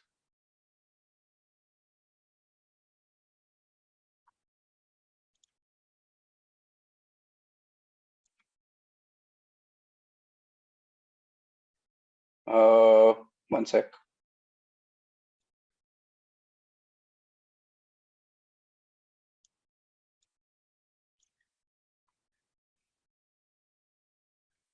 The class code, Ganga, you're already a part of the class, right? Oh, the link expired. No problem. I'll share it.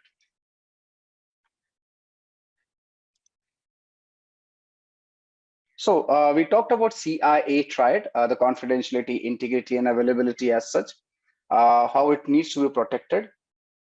We understood the CIA triad. We understood what is confidentiality, integrity, availability, and the attacks on them. Basically, each threat, each particular, what do you say, the pillar of cybersecurity, that is the confidentiality, integrity, and availability, has various threats associated to it. Those will be intentional attacks, primarily the man-in-the-middle attacks, the packet sniffing attacks, the hacking attacks. There could be accidental leakage through untrained employees, right? Someone who is misconfigured something, right? There could be issues with authentication, authorization, and failures, okay? Because there's lack of least privilege, need to know. There could be hardware or software failures. That's a threat to the confidentiality. Again, how do you protect yourself if there's an issue for, if there's a threat to the confidentiality? You encrypt, you ensure there's access control mechanisms in place. You have administrative controls. Now, the biggest example of administrative controls is the documentation, which is done, the various agreements which are done. For example, when you join a new organization, normally you sign something known as the acceptable use policy. How many of you have signed a acceptable use policy and a non-disclosure policy in an organization? Just say yes on the chat if you have, right? Shobha has done it. Neha, Leander, everyone has seen. Now, what is this?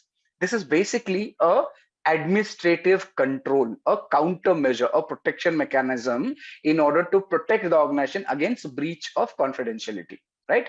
So that is a administrative control, okay? Rest all is very clear, right? Then comes integrity. As we all know, integrity is something wherein we do not want unauthorized changes to data by unauthorized or authorized users. Now, remember one very interesting fact about integrity. Integrity is to be protected at any given moment for either the data at rest or the data in transit. Data at rest, which is stored with you, which is archived with you or the organization, and data at transit, data in motion, is something wherein data is moving on the network. That network could be internet, that network could be intranet, right? And it has to be protected. Anyone does anything, as in if it's an authorized user making unauthorized changes, that is not, should not happen. If it's an unauthorized user, obviously they should not be allowed to do any changes to the data. That is integrity and the protection required for it. I've already covered the threat. There should not be accidental modification. There should not be intentional alteration. Another threat is system malfunction. Now, sometimes your system just crashes and it causes, what do you call it? Basically, there's a corruption in the data. That is system malfunction issue. And there could be environmental factors. Now, if you have a hard disk, which is a magnetic hard disk with you, and you place it on say a speaker on your at home, which has a magnet built in inside, you will realize that your data will get corrupted, right? These are environmental factors. Or if there's a strong EM environment, electromagnetic environment around the magnetic hard disk, your data will get corrupted. So that is what is the threat to integrity. Yeah. So we've covered this. I'm just covering the slides per se. What is the protection mechanism? You use cryptographic hash to ensure that the data can be checked if there's a integrity breach or not. It cannot avoid a threat to integrity, but it can tell you if the data has been compromised or not, right? Similarly, check some database integrity, referential integrity. Yeah, so we are checking about the integrity, right? We are checking if the data has been changed in transit or not. For example, let's say you have an organization wherein the data is backed up every few hours in a backup facility away from the main facility.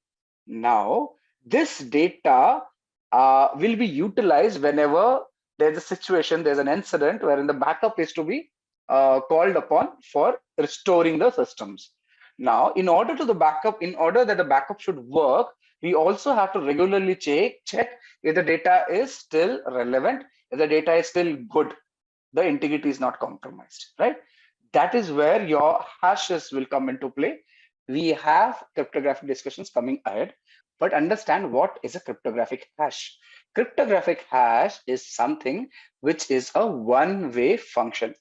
By one-way function, I mean to say that any input given to this algorithm, the cryptographic hash algorithm or hashing algorithm, will give you a fixed output of a string of characters. These string of characters are non-reversible, as in if you have this string of characters, you cannot go to the input, first thing. Secondly, a small change in the input will have a corresponding large change on the output. That means if the data is being sent on the data has been compromised, even by minutest of the bits, there'll be huge change in the hashing value.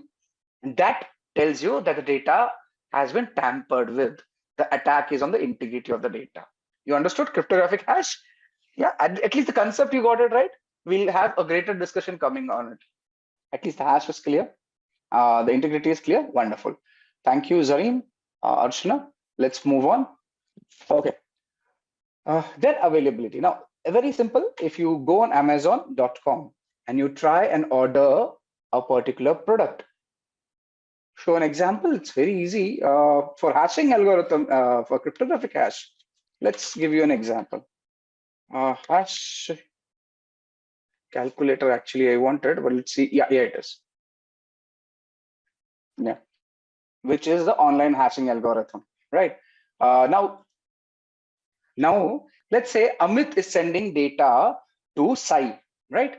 And the data says we will have a secret meeting at 2200 hours tonight, right? So this is your message with Amit is sending to Sai. You are working in, say, the CIA or any intelligence agency, and you're sending this data to one another. And we want to, both of them want to ensure that the data is not changed in the transit. So what they do, they decide that we will receive the data irrespective, but we will pre-decide an algorithm for hashing. Now that algorithm, as per them, we can have several algorithms as you see on the screen over here. Let's say they decide an hashing algorithm of MD5. This is one of the few hashing algorithms. Just an example, they decide that the integrity check will be done with MD5 algorithm, right? Between both of them, Sai and Amit. Now, this is the message which is sent. Along with the message, the hashing value is also sent. So what does Amit do? He first creates the message, then runs the MD5 algorithm and gets the hash value. So what does Amit do? Let's say I will send you on the chat also. This is your message, and the hash value, I'll put it on the chat itself. So this is the hash value. So what Amit does, he sends the message, encrypted, unencrypted, however, and the hash value along with the message. Can you see on the chat? Amit has sent both the details, right? So I've sent it on the Slack channel too. Now, what happens is Avinash is a hacker who is standing in between both of them. There's Amit's computer or the messaging system is compromised. What Avinash does, he changes this to, say, he just adds, instead of 2200 hours, he makes it 2300 hours. Can you see?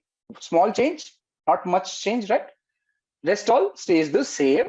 And he sends this message to, he sends it ahead, right? Now, when our friend Sai receives this message, he calculates the hashing value, right? Now, Avinash, the hacker, does not know what algorithm is utilized for hashing. Just assume that he does not know anything.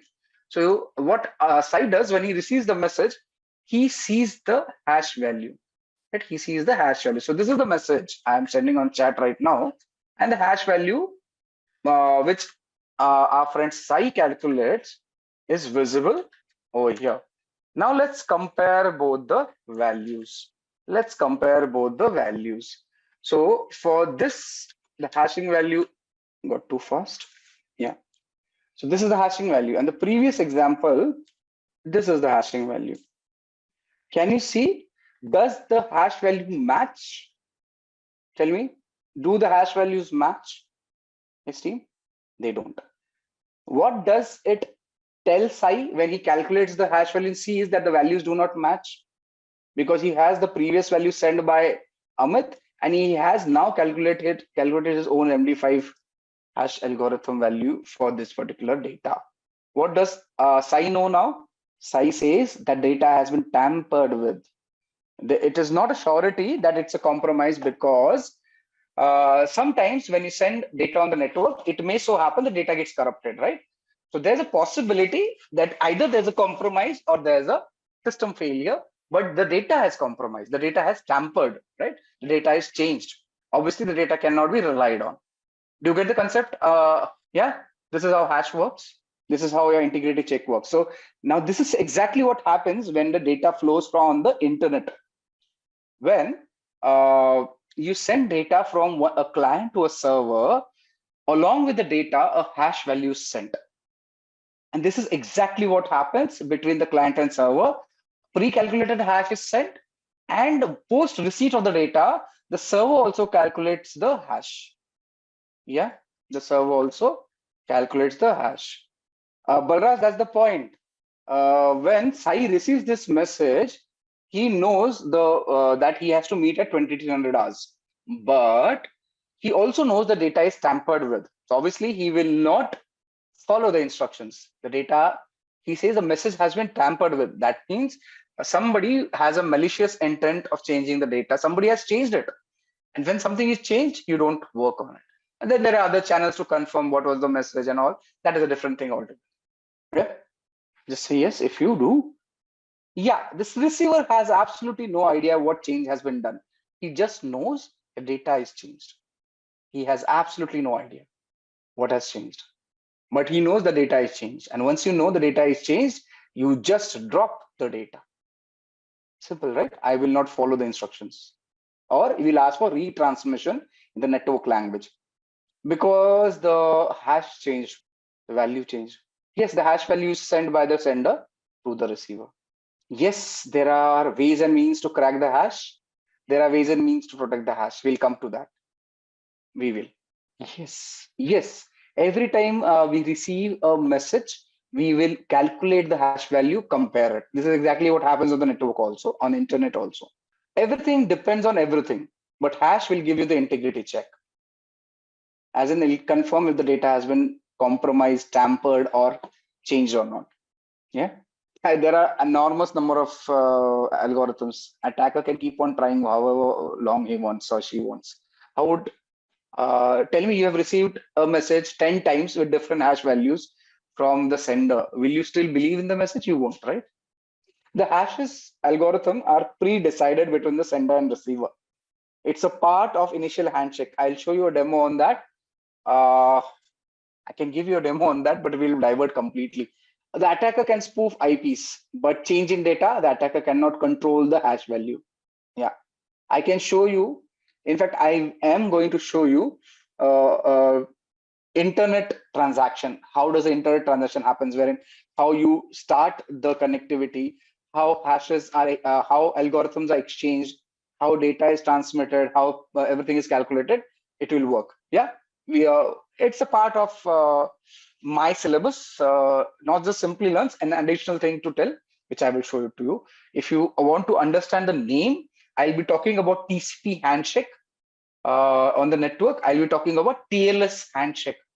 Do you understand what is a TLS handshake? Do you know what is a TLS? Yes, full form, please. If you don't know it, TLS is Tell me.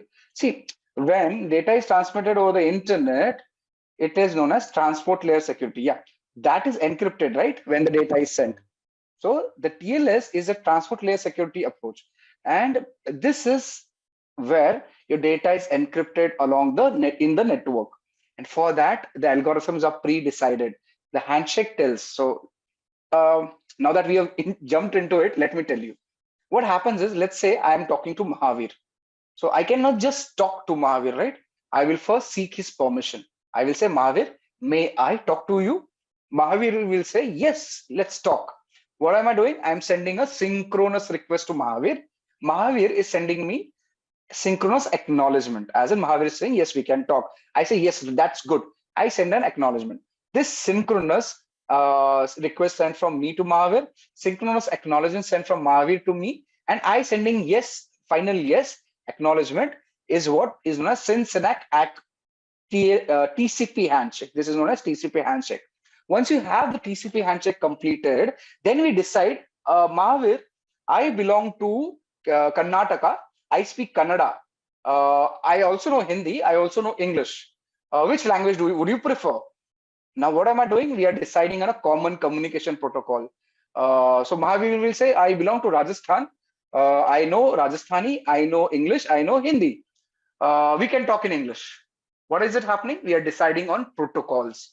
We are deciding on the communication line. We are deciding on the encryption algorithms. We are deciding on hashing algorithm. This is known as a TLS handshake. Once you decide on the language, we also decide what code to use. Do you use Devanagari? Do you use English? Do you use any other, script? What is it? We are discussing the encryption mechanism. Now, when Mahavir and me are talking, everything is pre-decided. What codes will use for encryption? English, right? How frequently will we speak? Now, once we finish this approach, when we finish everything that now we have decided to talk, we decided our algorithms, and we say, now we are done with talking. We'll close the connection. That's a reset, right? We'll cover that. At the onset, understand what is this. So this is exactly what happens on the network. A lot of handshaking happens. A lot of data is exchanged with each other. Only then your communication happens. Now, everything happens with a blink of an eyelid because the modern day communication system. So you won't know about it, but it happens. And this will be done. I will show this on live example. I've given you a analogous example. I will show you using Wireshark. How does it look on the network, right? I love giving that example. It's an awesome example, and I'll show you how it works with time. So we'll understand Linux today. If time permits, we'll go further ahead, and we will also understand this TLS handshake in the cryptography, TLS TCP handshake in the cryptography module in greater detail. So yeah, so let's move to the threats. I'm glad you understood. Yeah, so CIA threats. So what is the threat to the availability? I was coming to Amazon. When Amazon, you're trying to order a product and Amazon is down. What is happening? An authorized user is not able to place an order. You will get frustrated, right? And that is an attack on availability. Amazon will lose business and reputation at the same time, right? So that is what is. So it can be a denial of service attack or a DDoS. DDoS stands for denial of distributed denial of service attack, right? That's a malicious intent for stopping services of a service provider. Simple as that, right? So this is it. There can be a see, if you have a data center and there's a power failure, what is it? It may also lead to denial of service, availability attack on the network, right? If there's a power failure. Similarly, if your HVAC system, your AC, what do you call it? HVAC. What's the full form? HVAC. I keep on forgetting it. Your climate control system, basically, in the the full form is heating, ventilation, and air conditioning, HVAC. Now, when you have this climate control system inside your data center, it fails. That may also lead in server being the server performance being hampered. So your availability is hampered. That is what is the point. Say I am an attacker, and you are a web server, right? I am sending you unlimited number of requests. Let's say Aruba wants to get some service from the web server. But since I am sending unlimited number of requests, the server is not able to cater for requests from any authorized user. Yeah, the server is not able to cater for requests because there are too many requests coming from a attacker, a single attacker. That is denial of service attack. Now, if I tell 100 people, I pay 10 rupees to 100 people, and all of them, I tell them to send continuous requests to a particular server, that is distributed denial of service. As in, I've distributed the attack to multiple locations. Okay, this is an analogous example. We'll have a technical example shown to you. You can use a tool by the name of hping3 to send ICMP requests. Now, we will cover that as we proceed. ICMP request, that so many pings are being sent to the server that server is unable to service a authorized request, right? That's a DDoS and DOS suppression. Wonderful. Glad you understood it. Let's move. How do you ensure high availability? Okay, you have a data center, you'll have a standby data center backup system, right? Which will work. If one goes down, the other will take on immediately. You may have backups in place, archives in place, which works, right? So that helps. At the same time, you have protection mechanisms, the IPSs, the intrusion prevention systems, intrusion detection systems. You may have firewalls in place, right? You may have RAID 5 configs as Kaushal has given. That allows you to ensure that your data, your service is available at all given times to the users, right? So that's availability. Now, we also discussed about risk. Again, we gave a formula, right? Risk was impact into likelihood. Basically, it's a combination of probability of or a likelihood of an event.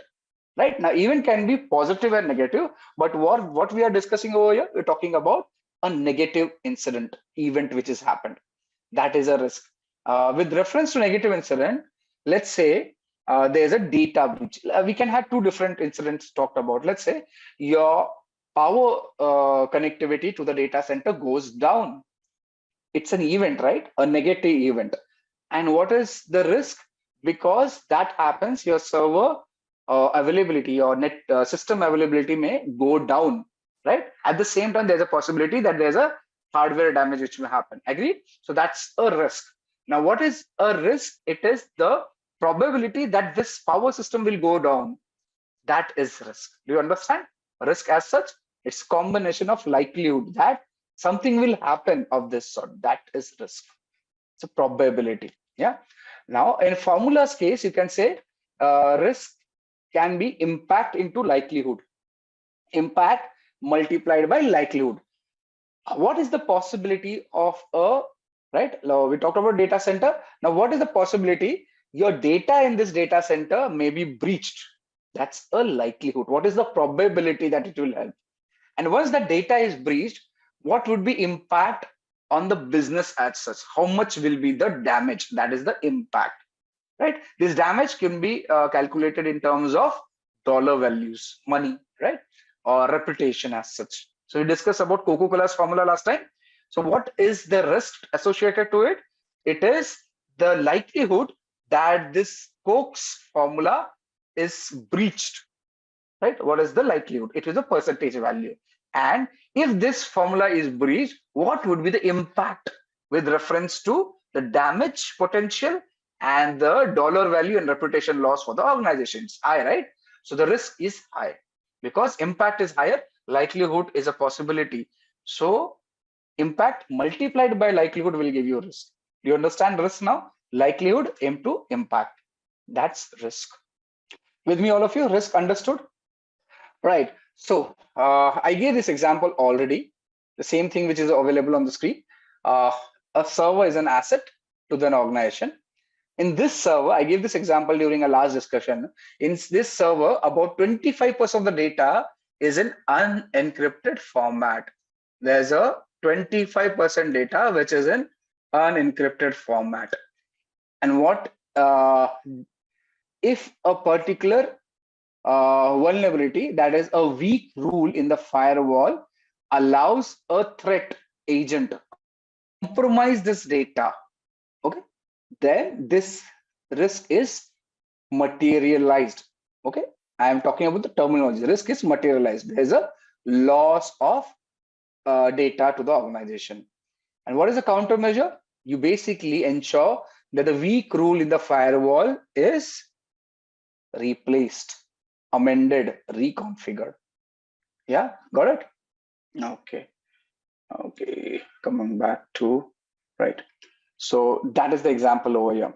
Right. So examples of the risk, there could be a fire, a threat agent can be a fire, a clueless user, or uneducated, unaware user can be a threat agent. Malicious insider. Now there's a user, there's an employee who's not promoted due to whatever reason, may have malicious intent for compromising the organization. Right. So that's a malicious insider. Hacker, someone who has ulterior motives to gain financial benefits by compromising an organization using his or her skills, right? That is a hacker. Is that clear? So a risk can be associated with natural disasters, can be associated with unawareness of an employee, user, vendor, contractor, human being, right? And can be associated a malicious external entity. And the technical option also, wherein your power systems, HVAC systems may fail. You understand? Those are the examples of risk. Great. Okay. We also discussed about asset. We are rediscussing asset. Can be tangible, intangible. Tangible, something which you can touch. Intangible, something we understand but cannot touch, right? Tangible, your server is a tangible thing. The data inside the server is an intangible thing. Your reputation of an organization is an intangible thing, right? This is an asset. So anything which has value to the organization can be considered as an asset, right? Okay. In connection with asset, there are two major terminologies we should understand. One is sensitivity, one is criticality. Now, sensitivity is nothing but a unit of impact that this unauthorized disclosure of information may have an organization. As in, when a risk materializes, the amount of impact this risk or unauthorized disclosure will have on the organization is sensitivity. We talk about criticality per se. Again, it's a measure of impact that failure of a system to function as required will have an organization. So it will determine how important an asset is to the business. Will the business continue to work or not? Will the business continue to do business or not? Will the business have a reputation loss or not? That is sensitivity and criticality. Yeah. Okay. Asset classification. Now, we discussed about inventorizing various assets in an organization, right? When we inventorize assets, we also need to prioritize the assets, right? And this prioritization of the assets has to be done in a certain using certain processes. So what do? You prioritize the asset based on the business value, right? Now we've already discussed this, and I am sure you remember that. What do you mean by the business value? You ask the question, what will be the impact on the business if this asset is lost? That will give you the business value, right? So Coca-Cola's formula, big business value. So high priority asset. Maybe a CCTV camera going faulty on the gate, maybe lesser business value, lesser impact, right? So that's asset classification. Now this business value can be assigned based on combination of criticality and the sensitivity. This will also allow us to understand if a particular asset is of higher value, what are the risks associated with it? How much is the asset exposed to a risk? What is the likelihood? What is the impact? Who all would be interested in this particular asset? The competitors, the malicious insiders, the hackers, yeah, the misconfiguration, so on. You know who's the threat agent, what is the risk, what could be the impact, and what is the sensitivity and criticality. So you get an understanding when you know what is your asset. So once you know what is important, would be the threat to that important thing, which is important to us, right? And based on that, we can have the classification level assigned to an asset. So the classification can be secret, top secret, confidential, unclass, yeah, that kind of classification. Once you know that a particular data, Coca-Cola's formula for Coke, is a top secret, has top secret data classification, we know that only certain people should handle this data, and you should have requisite protection mechanisms on this data, right? Very, very strong protection mechanisms. One of them being encryptions. Now, once you know that, what classification level is it, what protection mechanisms in place, you will define, you can allocate the resources to the asset. Again, remember, I told you last time also that these protection mechanisms should make business sense. It should be economically viable.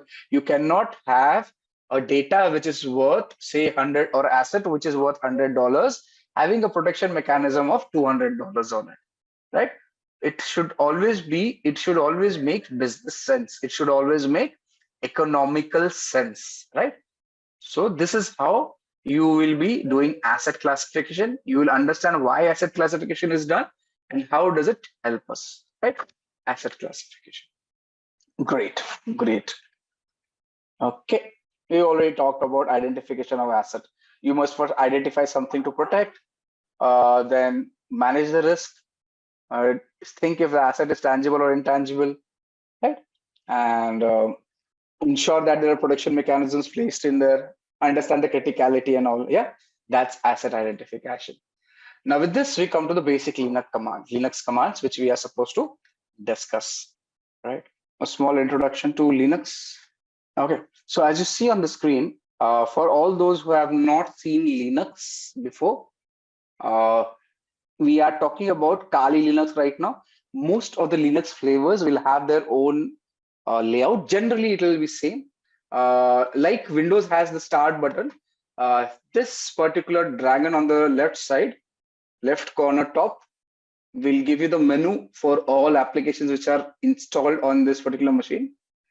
The browser is seen over here on the tab on the what do you call it? This particular panel, the top panel, which has a watch on the right side, a timer, and the calendar on the right side.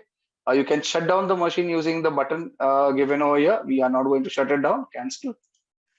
The connectivity is seen over here. You'll have data connectivity reflected over here.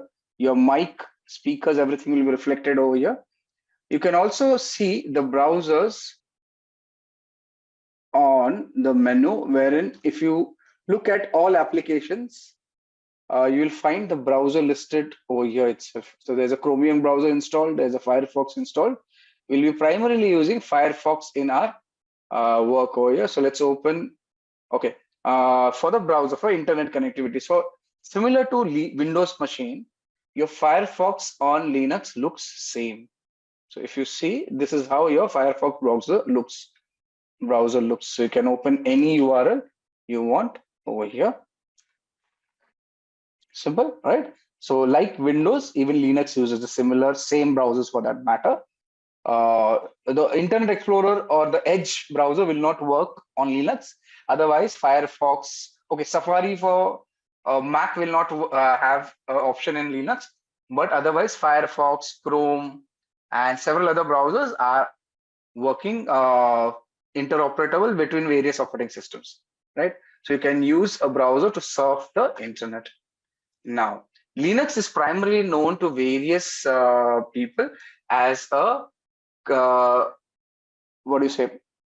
It has an availability of something known as a terminal, which allows you to run commands, which is very popular between Linux users, And this is what allows them to do a lot of tasks without actually opening any application, running it by typing it on the terminal. Now, what you see on the screen, I clicked on the red box over here, which is the terminal for the Kali Linux machine. This allows you to run various commands on the machine for doing various tasks we need to do. On the Dragon, if you go, you'll find other terminals also available. We'll be using the Terminator terminal already available in this particular machine, right? Similar layout will be there on our Ubuntu machine also, if you open that, right? Let me expose you to the terminal a bit more. Okay, what you see over here is a Kali @ first thing which comes over here is known as the username. The Kali over here is the username, the user, right? And the given Kali after this is the system name, if you can call it the system name, right?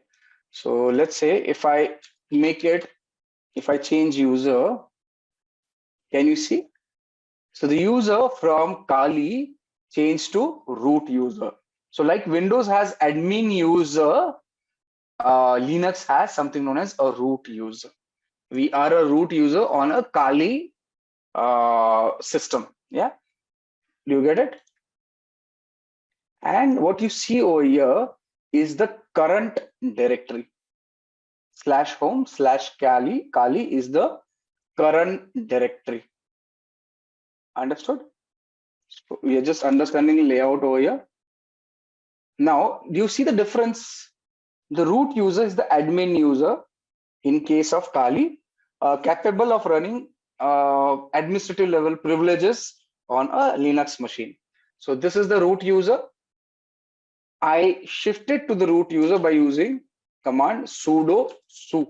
Now, we'll be covering this. When I do sudo su and give a password, the admin password, which I've already given, hence you don't see it, you will find the user changes from normal Kali user, which is a low privilege account, to a high privilege root admin account. Yeah, even Android is a Linux based system. Okay, and what you see, the second Kali is the system per se. This is the system name. Yeah, this is the system name. After that, what you see on the /home/Kali is known as the current directory location. There is a current directory location. In Linux, everything is known as a directory, right? Everything is known as a directory. So understand the terminologies as of when you come to the Kali user, you see this tilde. It is known as tilde, right? And this is also the current directory. Basically, a shorthand for users home directory. A shorthand for users home directory. This tilde. This and this is same. Okay. Users home directory. Now, let's talk about commands which we can run on Linux. Now, what is a command? Understand, command is nothing but a software program. So when executed on a command line CLI, command line interface, it performs the action on the computer. Now, again, I'll say again, command is a software program. When executed on a CLI, that is command line interface, it performs the action on the computer. So to execute a command, the first step is to type the name of the command. To execute a command, the first step is to type the name of the command, right? So in this example, the command I am typing is ls. What is it? ls. And I enter. What do you see? What is happening on the screen right now? What am I doing in ls? All those who know Linux will tell you that it is a command to list the contents of the present directory. Yeah, this is a command which is listing the contents of the present directory. So by itself, the ls command is listing files and directories in the current working directory. At this point, you shouldn't worry too much about the output of the command. Instead, focus on understanding how to format and execute commands, right? So the ls command covered is incomplete. We'll be covering this as we proceed ahead, right? This is listing the details, ls, right? Now, many commands can be used by themselves with no further input, the way we saw ls, right? Some commands, however, require additional input to run correctly. So those inputs will be looking something like this. So if you say clear the screen, command, this will be a command, then you will give some option and possibly some arguments, right? So this is the general structure of commands which will be listed on the terminal.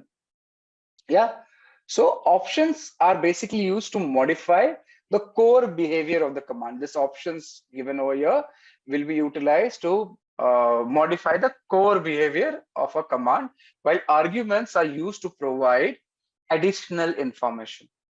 What additional information? Maybe a file name or a username. Each option and argument is normally separated by a space. Okay. However, there are some options wherein they could be combined also. So this is the general layout of command. Command, options, and arguments. Now you have to keep in mind that Linux, unlike Windows, is case sensitive. We have to keep in mind that Linux, unlike Windows, is case sensitive. So whenever you use commands and options and arguments and variables and file names, we have to exactly put the case sensitive word. Anything wrong, you will not list. For example, let's say I want to move into the downloads directories. Downloads directory. So I'm CD, I'm changing directory. Just understand what I'm telling right now. So immediately I move to the downloads directory. Can you see the directory location has changed to downloads? Visible, all of you? All right. Now, just understand, I used D capital and the spelling downloads. However, if I say CD downloads, what error does it say? It says no such file or directory exists. For us human beings, this and this is same. But even for Windows, I think case does not matter. But in case of Linux, the case matters a big deal. It will not do the command if the case does not matter. Okay, so let's move on with arguments. So we talked about the command, options, and arguments. Now, when you type, when you see the format of, say, command, options, argument, right? Yeah. So an argument can be used, this argument or arguments can be used to specify something for command to act upon. So if ls is the given command, which we saw before, so let's say, let's delete this. If ls is a given command, it's a class in itself. Linux has a lot of things to do, but I'll give you a concept, and then we'll after Linux we'll have a break. Okay. So like I said, if the ls command is given the name of the directory as an argument, it will list the contents of that directory. So let's say if I just use ls, it will give me the contents of the present directory. If I use ls and say give me contents of, say, documents, it will give me the contents of document directory. As of now, we have nothing listed in the documents directory. Hence, it is giving me a blank over here. Let me see if I can find another directory. Do I have this directory with me? Yeah. So if I say ls/etc/pp, it will list out details on this directory. Now, as of now, don't worry what directory I have gone into. Just understand, I have listed directory listings from another location by giving an argument of the directory name to the ls command. Yeah, this is how. Now you can also use multiple arguments to list out details. For example,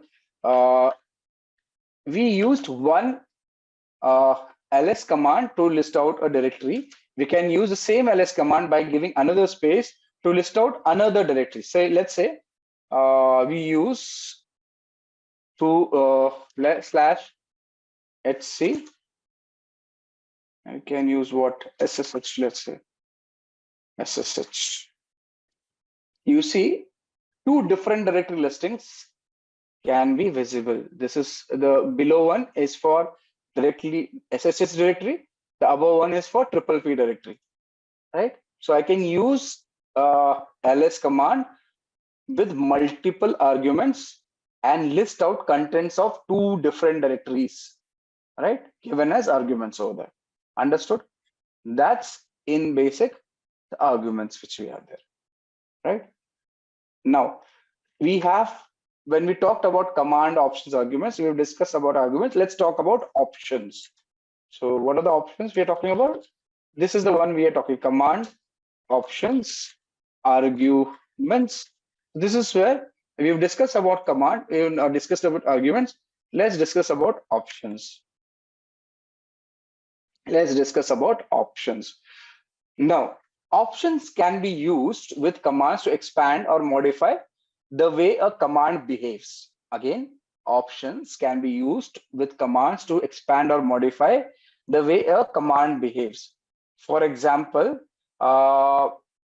if you use option -L, right, for ls command, it will give long listing, providing additional information about the files that are listed. So if I just do normal ls, this is the listing. And if I do ls and -L is long listing, it will give me additional details. What are the additional details over here? The size of the file, the permissions of the file, right? So on and so forth will be given over here, right? Now you have to note that we have used a small case L over here, -L, right? That is a lowercase L. If you use what do you say? A easy way to remember this would be -L is a mnemonic for long listing, right? This is -L can be considered as a long listing. Yeah. Okay. Yeah.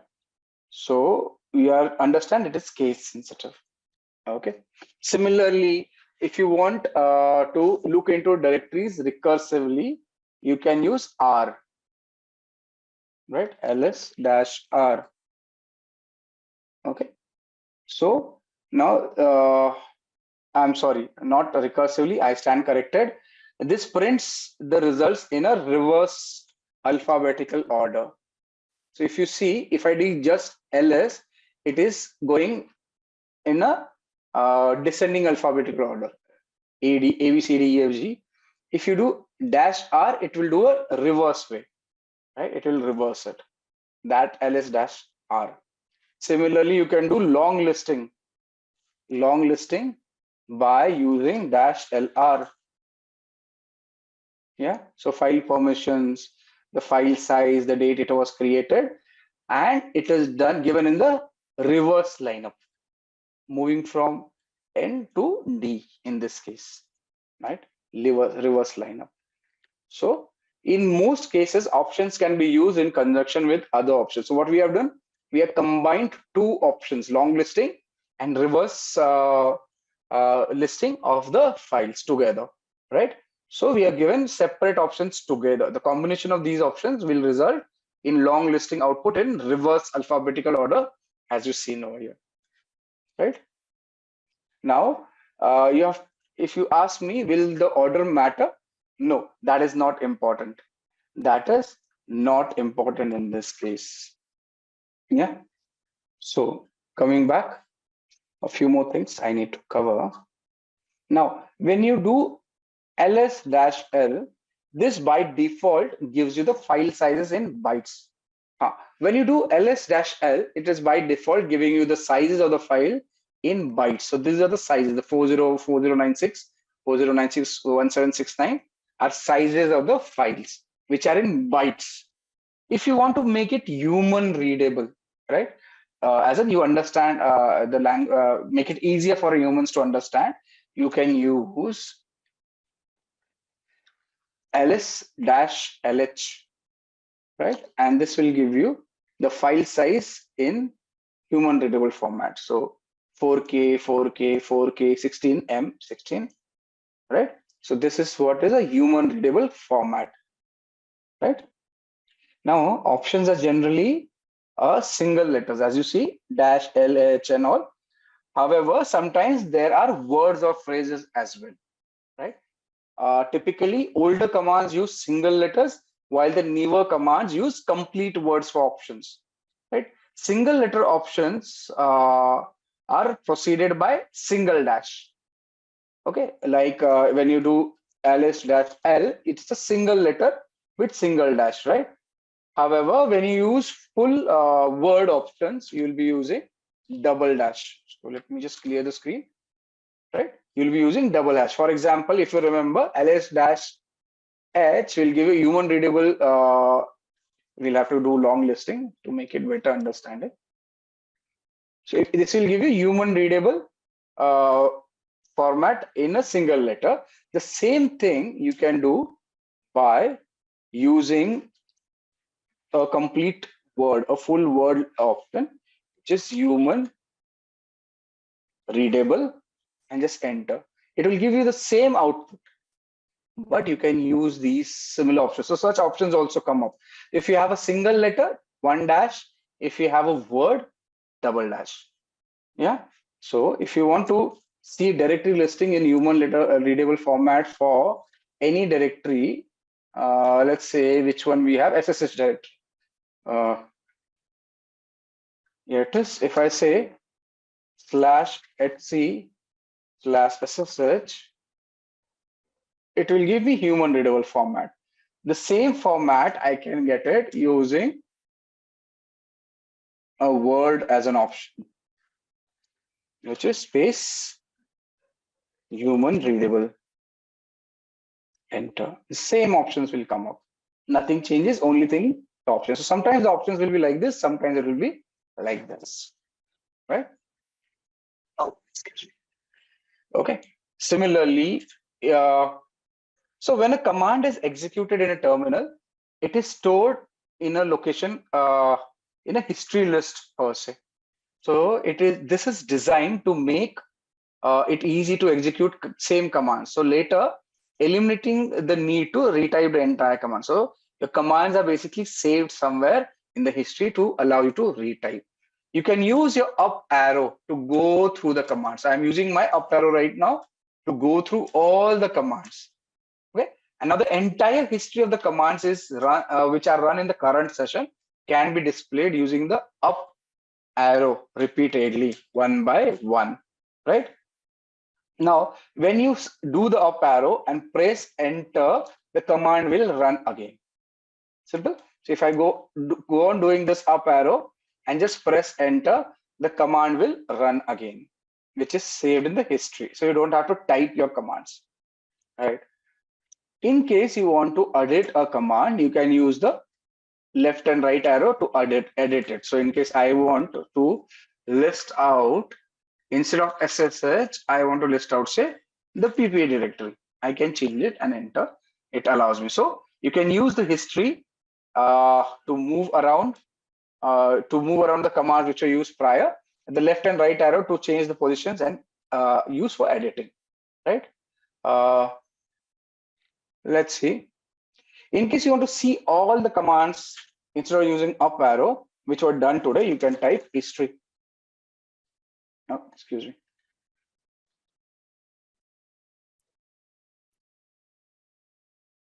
And it will list out all the commands. So we have run a total of 35 commands since the session has started. Right? Everything will be listed over here. See?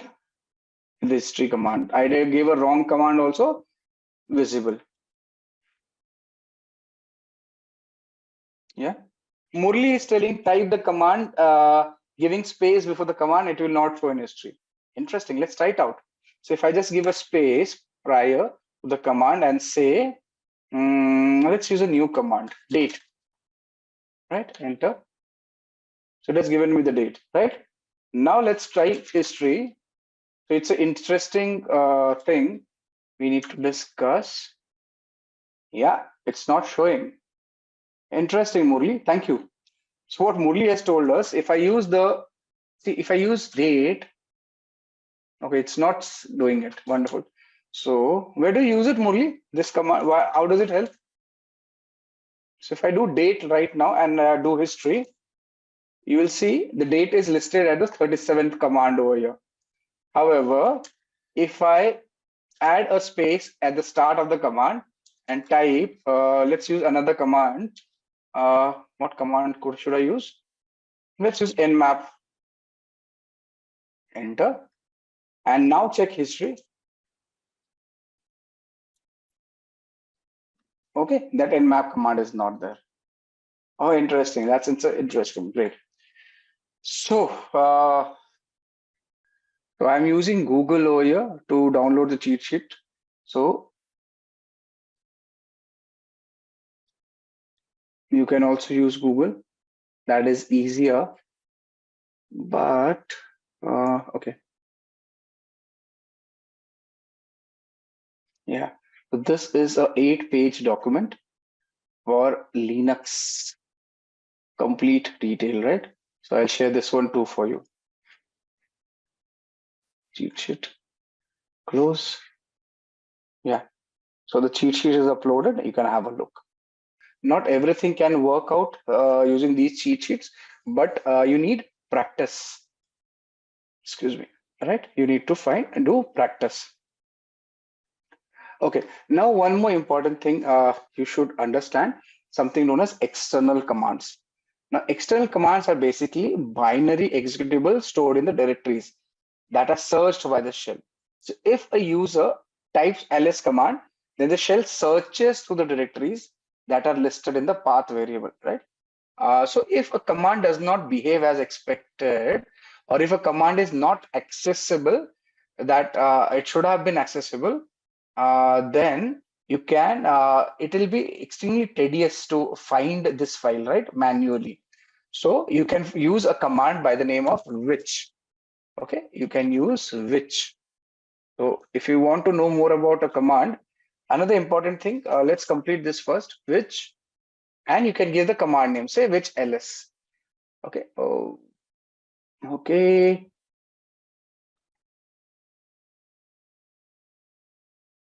Say which ls. It should give you a path. Actually, this should give you. This should have given you a location of a command where the ls is there.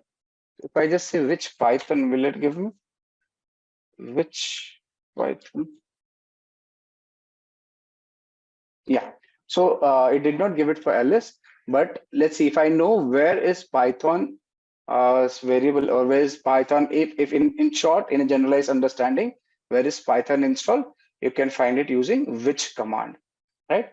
This helps you to understand if a particular file is installed or not and available in the system or not, right? So that's your Python. That's your which command. What else? Now, we saw directory listing, right? ls. So we have discussed the initial command options arguments. Similarly, if you have to change the directory, you can use cd, and cd stands for change directory, and the directory name, which is to be changed to. You can just select and you will find the directory has been changed. Can you see that? You can use the cd command to move within the directories. If you want to understand the present working directory, you can use that using pwd, present working directory. That will give you present working directory. Got it? So now if you do not know something about a command, you can use the manual, which is in Linux man command. So if you want to get details about any command, just say man and the command's name. It will list out the details about the command. So it will give you, what is this ls command? It will give you list directory contents. How do you use it? Synopsis is given. It will give you description about this file and options which we can use use this with this, right? So this is how man commands you. In case you do not know what is man, you can find out details using manual of the man itself. Can you see? I opened a manual for man command itself. So it is an interface to system reference manuals. What is it? It is an interface to system reference manuals, and it will give you a description of each thing which you can do with this command. The examples are given. See, I give you this example, right? Man ls displays the manual page for the item ls or the program ls. Got it? Similarly, if you say man 0.7, it will give you the manual page for macro page man in section 7. So you can find a section in a particular manual using the number itself. Got it? So that's your manual. Okay. What else? Let me see. Okay. In case you want to get help for a command, then you can use, let's say, -h as help, right? If does not exist, you can use double dash and the full word. Either of it works. Can you see? When I said -l, it did not work. -h, it did not work. When I said -help, it gave me details about this command. So one way getting detail about a command is using manual. If you want a small descriptive understanding, you can use -help, as is the case over here, to find out details about the command, right? All options, right? Okay, now so we talked about ls, we talked about cd, we talked about pwd, present working directory. We understood where are we with respect to the location. We could change the directory. Now a bit about the directory structure of Linux. So Linux has a particular directory system structure. So now on a Windows system, the top level directory is called my computer. All of you are already aware of it, right? So it is the top level directory on Windows. The physical devices such as the hard drives, USB drives, the network drives show up under the my computer option and are each assigned a drive letter, right? Such as the C drive, D drive. That is how Windows works. The directory structure which Linux has is slightly different. Let me just show you directory structure of Linux. So if I just okay, excuse me. Yeah. So this is the directory structure of Linux, as you see on the screen. Let me explain it to you. Now, as you see in the screen, the directory structure is an example over here as a screen. It is present within the virtual environment, right, of the Linux machine. Now, like Windows, Linux directory structure typically is called file system. Also has a top level. So it is called the root directory. The one you see on the top is the root directory, and it's symbolized by slash character. The slash character over here. Can you see? Yeah. So, and this root directory is the slash character. Additional, there are no drives in the Linux. Remember, each physical device is accessible under a directory as opposed to a drive letter in the Windows. It is opposed. Understand as of now, and you will be we'll be discussing it further when we move inside. So to view contents of a directory, you will be using ls, as we already know. So if you want to understand, see the contents of a root directory, you can just say ls/l, and you will get the contents of a root directory. Can you see that? We are getting the contents of a root directory by using ls-l. Same thing, which is given in the diagram over here. Right? I am getting this boot etc proc dev mentioned over here. So can you see boot etc? Yeah, all the directories which are in the root directory can be seen over here. Right? Where is it? Where were we? Yeah.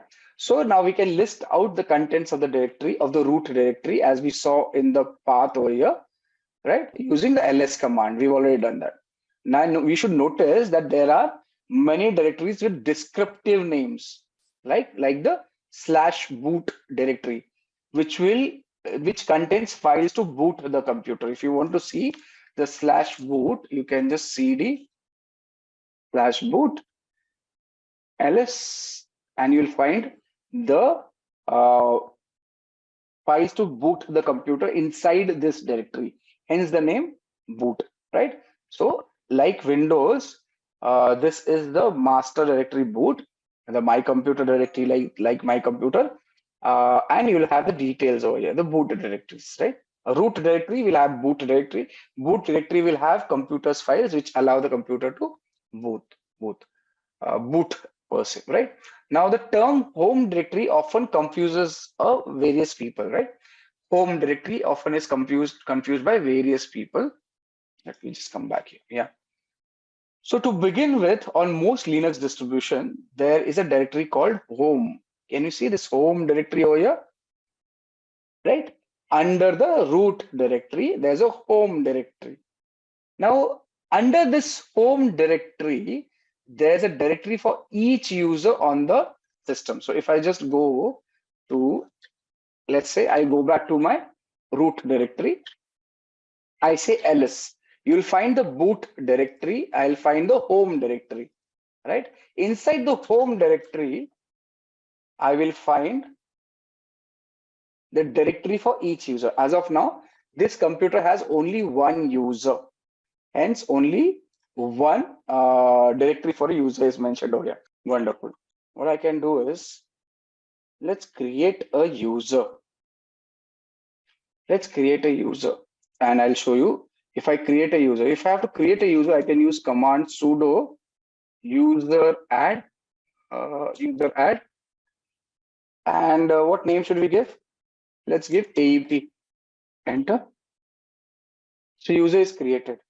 Now, like I said, in the root directory, there's a home folder. Which has, or rather, which has users of that particular computer. So if I just say home, you will, oh, it has not created. Just a sec. Why didn't it show the user? Where did we create it? It should have created the user in the root directory.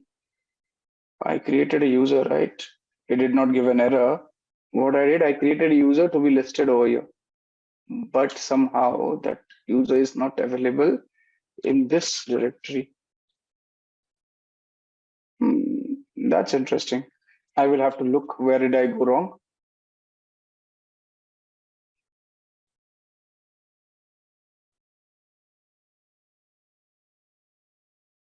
Okay, let's come back to that later. I actually wanted to show you, but yeah. So now, like I said, if you go to the home directory, you will find the users listed over there. Now, the directory name is same as the name of the user. So when I said ls/home, ls/home, since there's a Kali user, I see the Kali name as the directory name over there, right? So if you have, say, a system admin user, you'll find the system admin name given in the folder over here, right? So we are in the Kali user, and the Kali user folder is seen over here. Okay, moving on. Okay, the home directory, again, remember it's an important directory to begin with. When a user opens the shell, it automatically is placed in the home directory, right? Typically where you work. That's the importance of directory. Like I said, PWD will give you the present working directory. If you do PWD, it will give you the present working directory. If I change the user to sudo su, yeah. And if I say PWD, the present working directory is still home, right? But the user is root.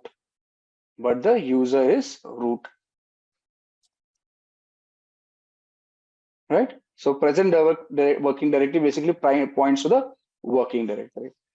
Okay, we have a few questions. Let me address it one by one. Balraj is saying, is there any difference in the folder color? It seems different colors of folders. Nine. So, okay. In a typical Linux terminal, the color of the folders vary, right? Because of the configuration per se. Now, depending on the distribution, we'll have different colors.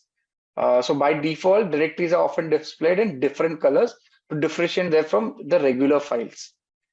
So let's say if I just say, as you see, just a sec. As you see over here, this is a tarred file, a compressed file, which has a different color. A regular directory has a different color. If I make a file executable, then the name will it will become green. Yeah. Okay. What is the difference between sudo and su? Okay. Basically, I am using the super user command, right? So sudo and su, again, in most Linux and operating Linux systems or Unix systems, we let's say if you want to do something in elevated privileges, right? If you want to execute some command in elevated privileges, you will use the sudo command, or in full form, it is super user do. So let me just type it for you. The sudo basically stands for, sudo. Yeah. See, sudo stands for super user do. They have not given a full form. Or have they given it? No. Now, this is basically to execute a command in a super user, and to execute a command in a elevated privilege. They use sudo. So basically, sudo allows allows a user to execute a command as another user, typically the root user. What is it? The root user. So when I say I am running, let's say I'm exiting this to normal user. Now, if I say want to open a particular application which requires administrative privileges, I may not be able to run it. So let's say I say net discover. So this is another command, discover. We'll use it. Does not have net discover, is it? Net discover. Okay. See, it says this is most likely caused by lack of administrative privileges associated with your user account. So then a user account is not allowed to run a command because there are privilege restrictions. However, if I just use sudo, sudo and net discover, it will allow me to run the command. Can you see? The command has started working. What is it? I am elevating privilege. David, does that answer your question? Sudo allows a user to execute a command typically as a super user or a root user. Got it? If you say, what is su? Just this. So I can tell you, man su. Does it give me? Yeah. So what is su? Run a command with substitute user and group ID. So now basically SU stands for switch user. If you can use the full form, SU stands for switch user. Sudo stands for super user do, right? Now this SU allows a user to become another user. Typically, again, you can change it to administrator or some other user person. Got it? Yeah, wonderful.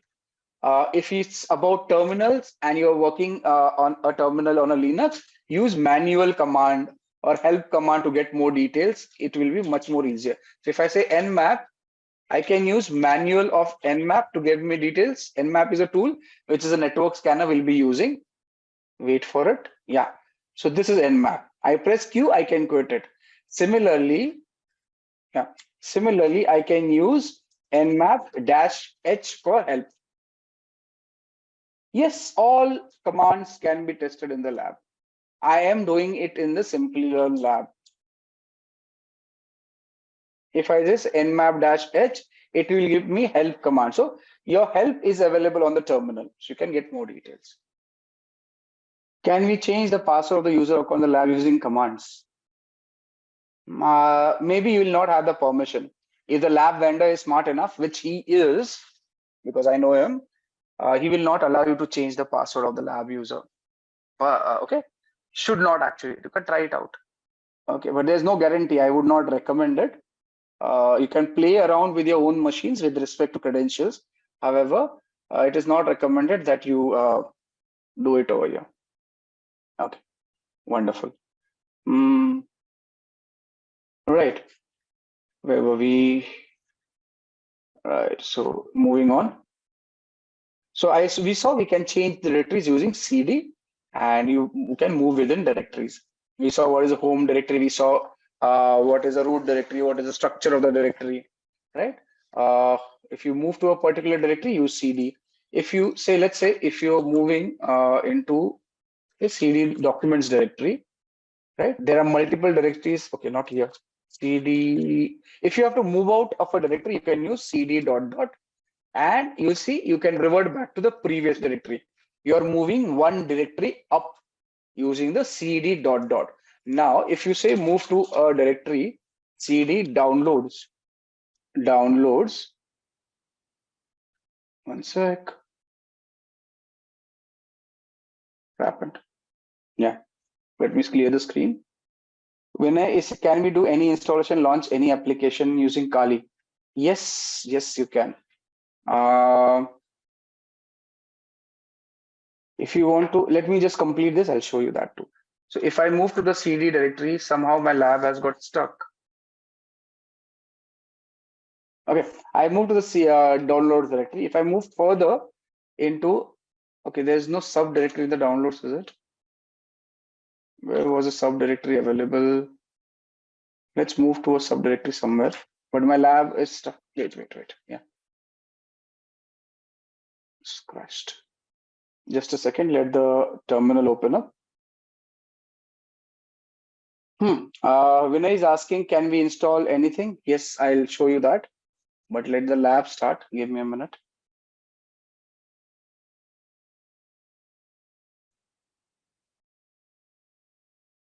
Okay.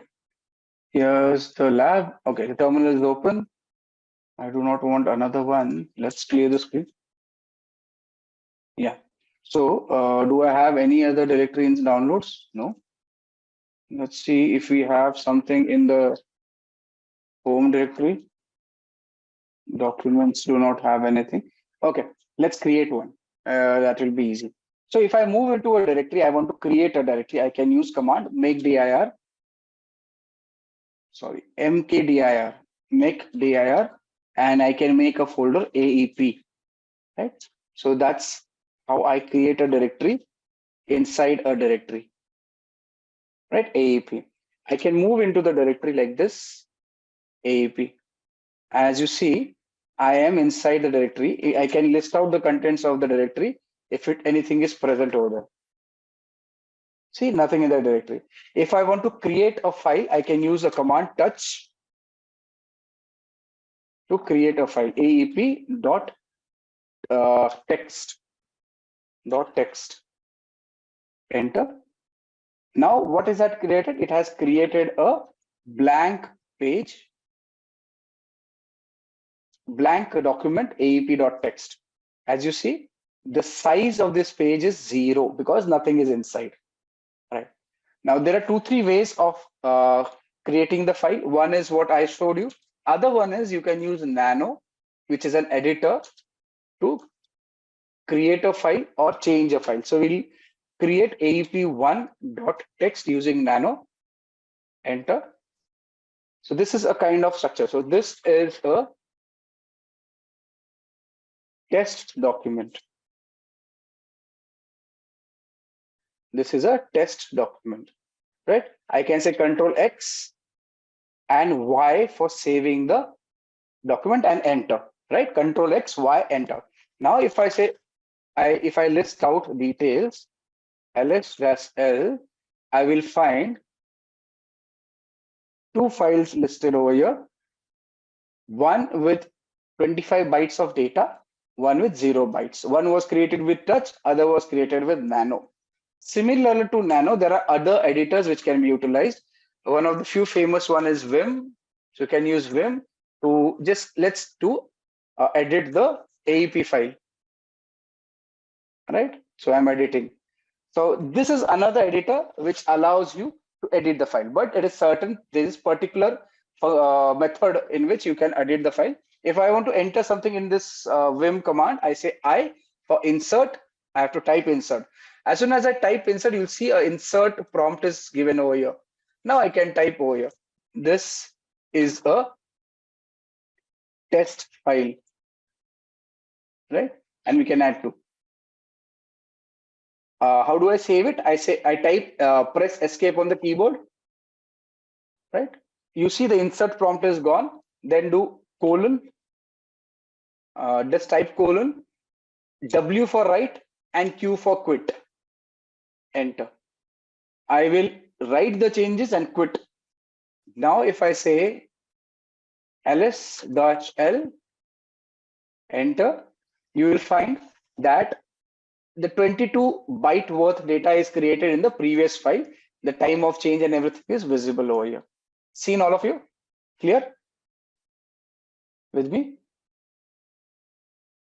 Yeah? Okay, great. Okay, let's move on. Now, another way of, can you repeat this again?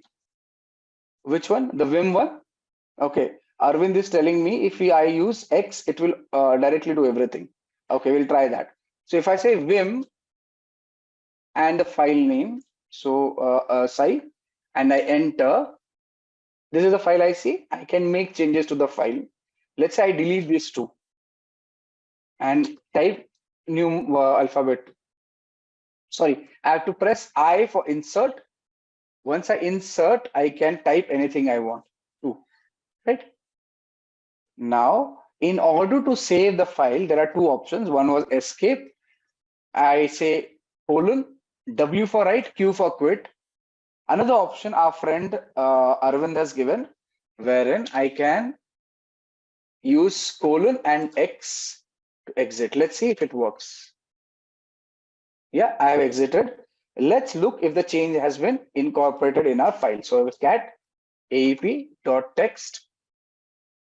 You see, so Vim, you open the Vim file, then you press I for insert, make changes as per requirement, and then you can use colon and X to save and exit. I used to use colon and WQ, right? Both of them are same. Yeah. Okay, understood, Sai?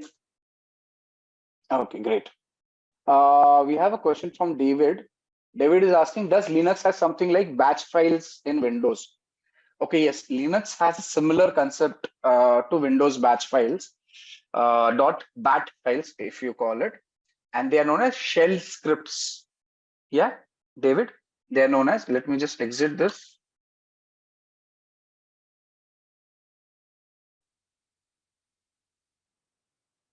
What is it? Yeah. Okay. So there are shell scripts. Now these shell scripts are text files containing commands that are interpreted and executed by the shell interpreters, right? So that's our shell scripts. So we'll be using shell scripts. So if you want to create a, say a simple shell script, now that we have come to this and we are using editors, another editor which will help us do is gedit. So we talked about Nano, we talk about Vim. Another text-based editor is gedit. Do we have gedit in this? Well, let's see, we'll have to install. So in case gedit, I say, and I don't have this file, I say enter, Linux will tell me that the file does not exist and we can install it. Now, this is the question when somebody was asking that, can I install applications? Yes, you can use sudo apt install and the application which is to be installed, gedit. In this case, let's install this application and I can install it. Can you see it's being installed on my Kali machine?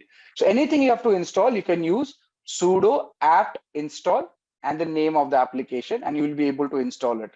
As you see on the screen, it is happening right now, wherein this application wasn't there and we are installing it. Yeah, sure. If you do not have an application, you can use sudo apt install and the application name to install the application. Simple. Sai, sudo apt install and the application name. In this case, I have installed gedit, which is a text-based editor for Linux machines. Where are you? Yeah. Yes. Okay. Great. So now that we are, we've seen Vim, we've seen Nano, we've seen Vim, we've seen Nano. Let's work on our options to use a text-based editor. Let's work on our options to use a text-based editor such as gedit. So if I say gedit and I say aep, I give the file name, right? Enter. a text-based editor like Windows has a notepad, a similar thing will pop up like this. And I can change the file as per my liking over here also. Can you see I can change it? I'm changing the file. Yes. Now, David was asking, do we have batch files? So in Linux, we have shell scripts. Let's create a small script file. Now, this is bash scripting, not a part of your course, but an interesting thing if you want to learn. However, it is not compulsory. You just need to understand it. Okay, so let's start. I am creating a bash file, a simple script. Let's say /bin bash. And we are going to echo or print out on the screen. We want to print out, say, hello, how are you? I'm doing it in the editor, right? And I add a question mark, a quote, right? Also, we will ask the bash script to list out files in the current directory like this, right? So in order to save this document, it is simple. I just say Control S like we do in Windows, and the file is saved. The file is saved. We can close this. Okay. Control L. I have cleared the screen. I say ls. You will find the file is here, aap.txt, right? The file which we created. And the file size must have changed. If you remember, it was 20 bytes. Now it is 46 bytes. And there is no execute. This file is not an executable. In order to create this file, make this file executable, you will use the command change mod, chmod, right? Plus X for making it executable and the file name, right? I should have saved it as .sh actually. Okay, let's use it. So yeah, so now that we have a file created over here, we can also copy the file or move the file in the same location. So if I just say copy ap.text,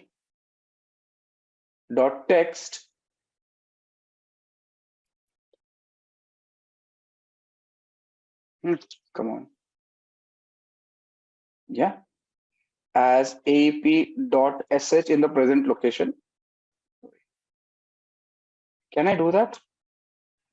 Yes, all people who know Linux. Can I change the name of the file in the present location? Yeah. If there's an error, Linux will give you a warning. If the operation is done, the Linux will not give a warning. If you want to look at it, sorry, ls-l,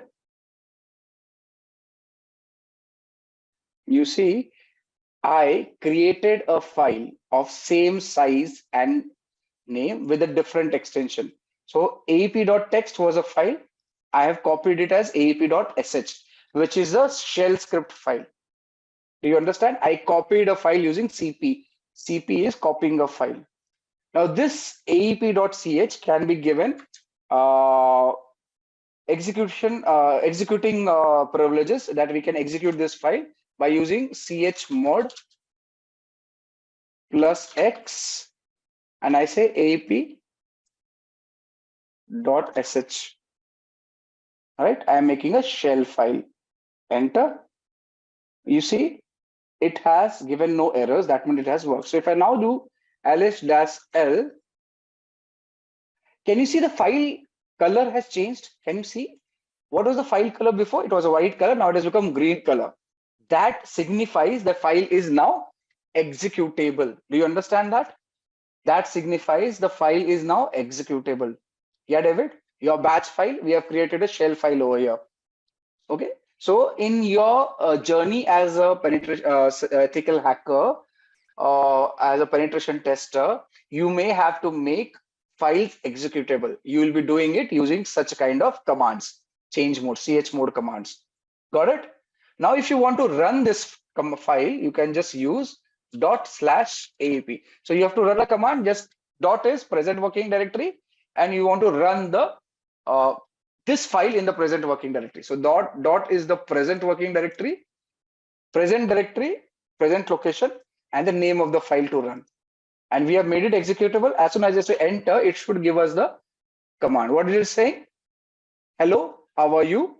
And it is listing the contents of the present directory. Can you see that? What we've done?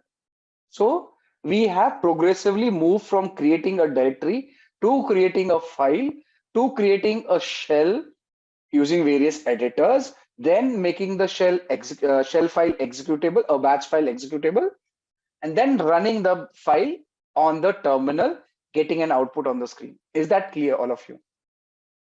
This is something you need to redo when you practice. It is important that you redo this. Okay, great. So, and thanks, David, for getting it to my notice.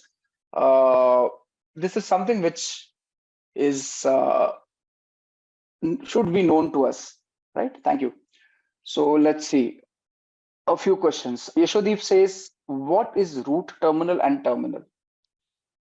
Okay, Yashodeep, in context of Linux, a terminal is a program that provides text-based interface, what you see on the screen, to interact with the operating system.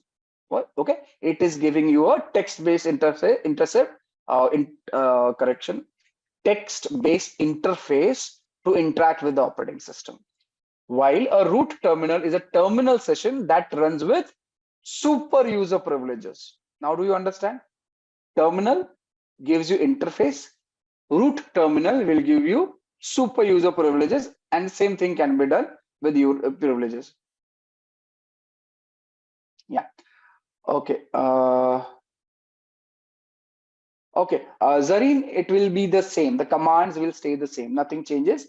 Ubuntu is a Debian-based operating system. Kali Linux is also a Debian-based operating system.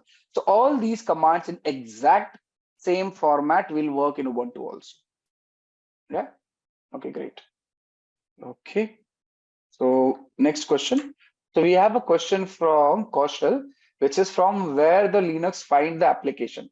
Now, in case of Linux, there's something known as official package repositories, right? So no, most Linux distributions have official software repositories or storage mechanisms where users can find and install the application.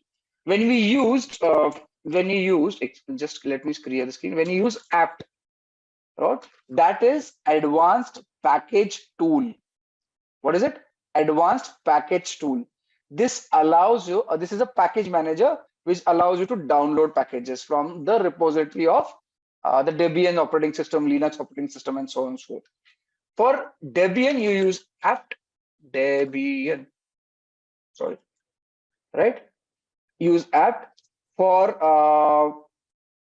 let's say Red Hat operating system, Fedora, CentOS. I think CentOS also. You use yum.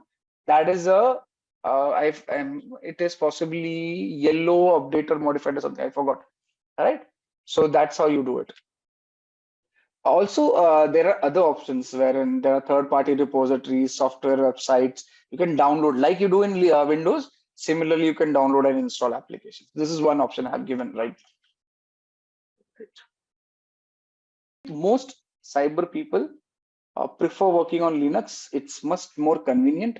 Lesser issues come up. At least I prefer, and I've seen 90% of people who I work with prefer using Linux. Yeah.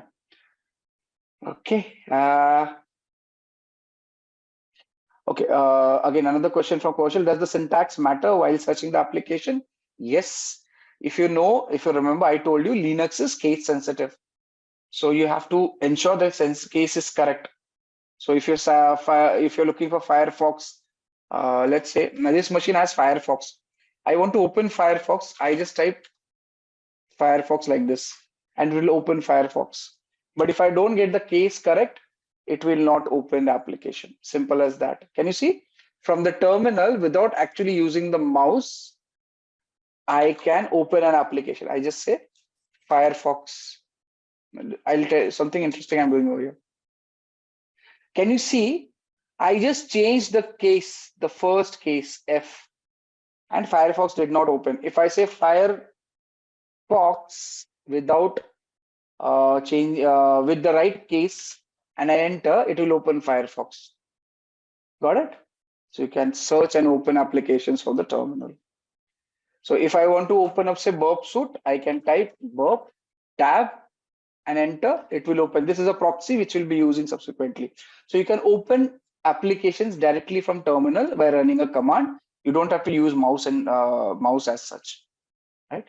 Once you dive into the world of cybersecurity, it becomes clear that there are many certifications to choose from. Some of these are relatively easy to obtain, while others are known to be extremely challenging. The difficulty of these exams basically depends on few things, like how much you know, how much time you put into studying, and the hands-on experience you have in the field. Some people breeze through the toughest certification without breaking the sweat, while others might struggle with them.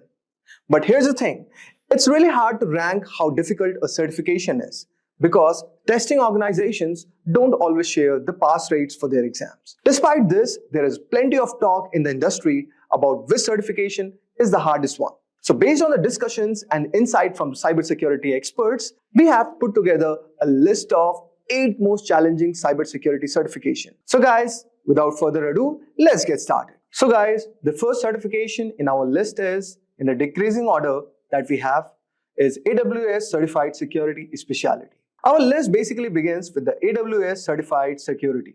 This specialty certification is a must-have for cloud security professionals. This certification focuses on especially security in the Amazon Web Services cloud environment. In this certification, you will learn about AWS security concepts like the shared responsibility model, data protection, and secure internet protocols. You will also cover topics like identity and access management, incident response, and infrastructure security. The exam itself lasts for 170 minutes and consists of 65 multiple choice and multi-response questions. While there are no official prerequisites for this certification, it's recommended that you have at least 5 years of experience in designing and implementing IT security solutions and 2 years of hands-on experience with AWS. Most candidates who attempt these exams usually have the other AWS certification under their belt, such as the AWS Certified Solutions Architect.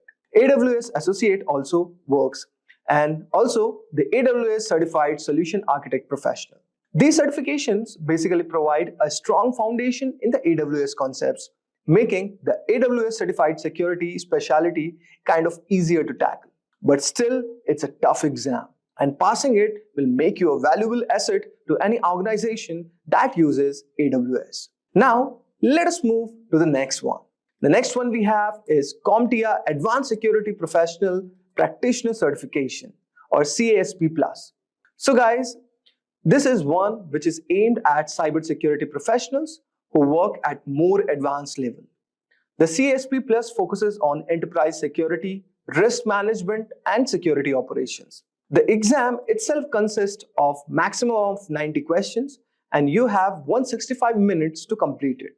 It covers basically 4 main areas: security architecture, security operations, security engineering, and cryptography. Also, it covers governance, risk, and compliance. Each area requires you to have a deep understanding of complex topics, making these exams quite comprehensive. The CASP Plus is often compared to the Certified Information Systems Security Professional, or CISSP certification exam, and it is an alternative for certain US Department of Defense roles. If you are aiming for a career in the government cybersecurity, then this could be a certification for you. Now let us move on to our next certification. So guys, our next certification is GIAC Certified Incident Handler Certification, or GCIS certification. This is for those candidates who are focused on incident handling and response. The GIAC Certified Incident Handler is a key certification. With cybersecurity threats becoming more sophisticated, the ability to handle incidents effectively is very critical. This certification teaches you how to respond incidents, investigate computer crimes, and understand common hacks and exploits. The GCIS exams include 106 questions and last for 4 hours. You will need to have scored at least 70% to pass this certification exam. It is a certification that's perfect for people working on the front lines of cybersecurity, such as system administrators, security experts, and security architects.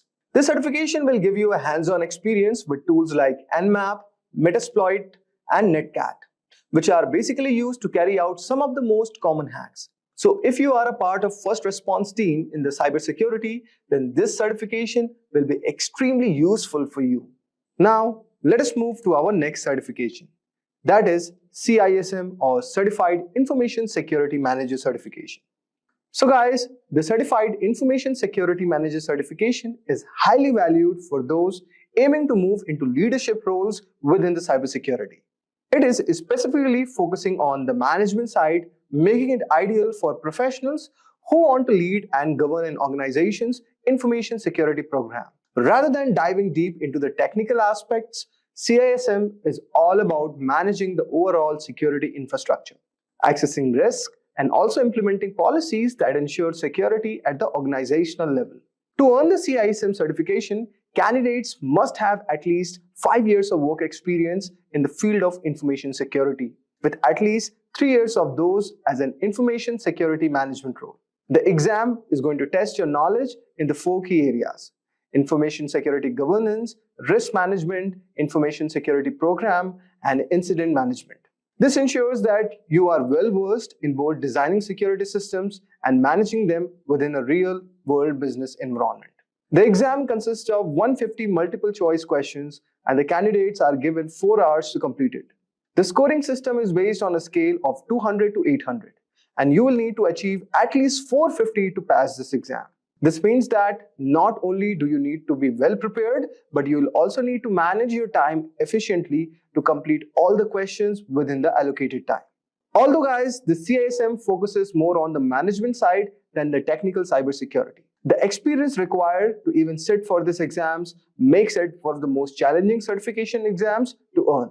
You will need to demonstrate your ability to assess risk, develop comprehensive security strategies, and manage a security program in a business context. For those aiming for higher level of management role, this is a must-have certification that you should go for. Now, let us move to our next certification. That is Certified Information Security Professional Certification. The CISSP certification is often considered the gold standard in the field of information security.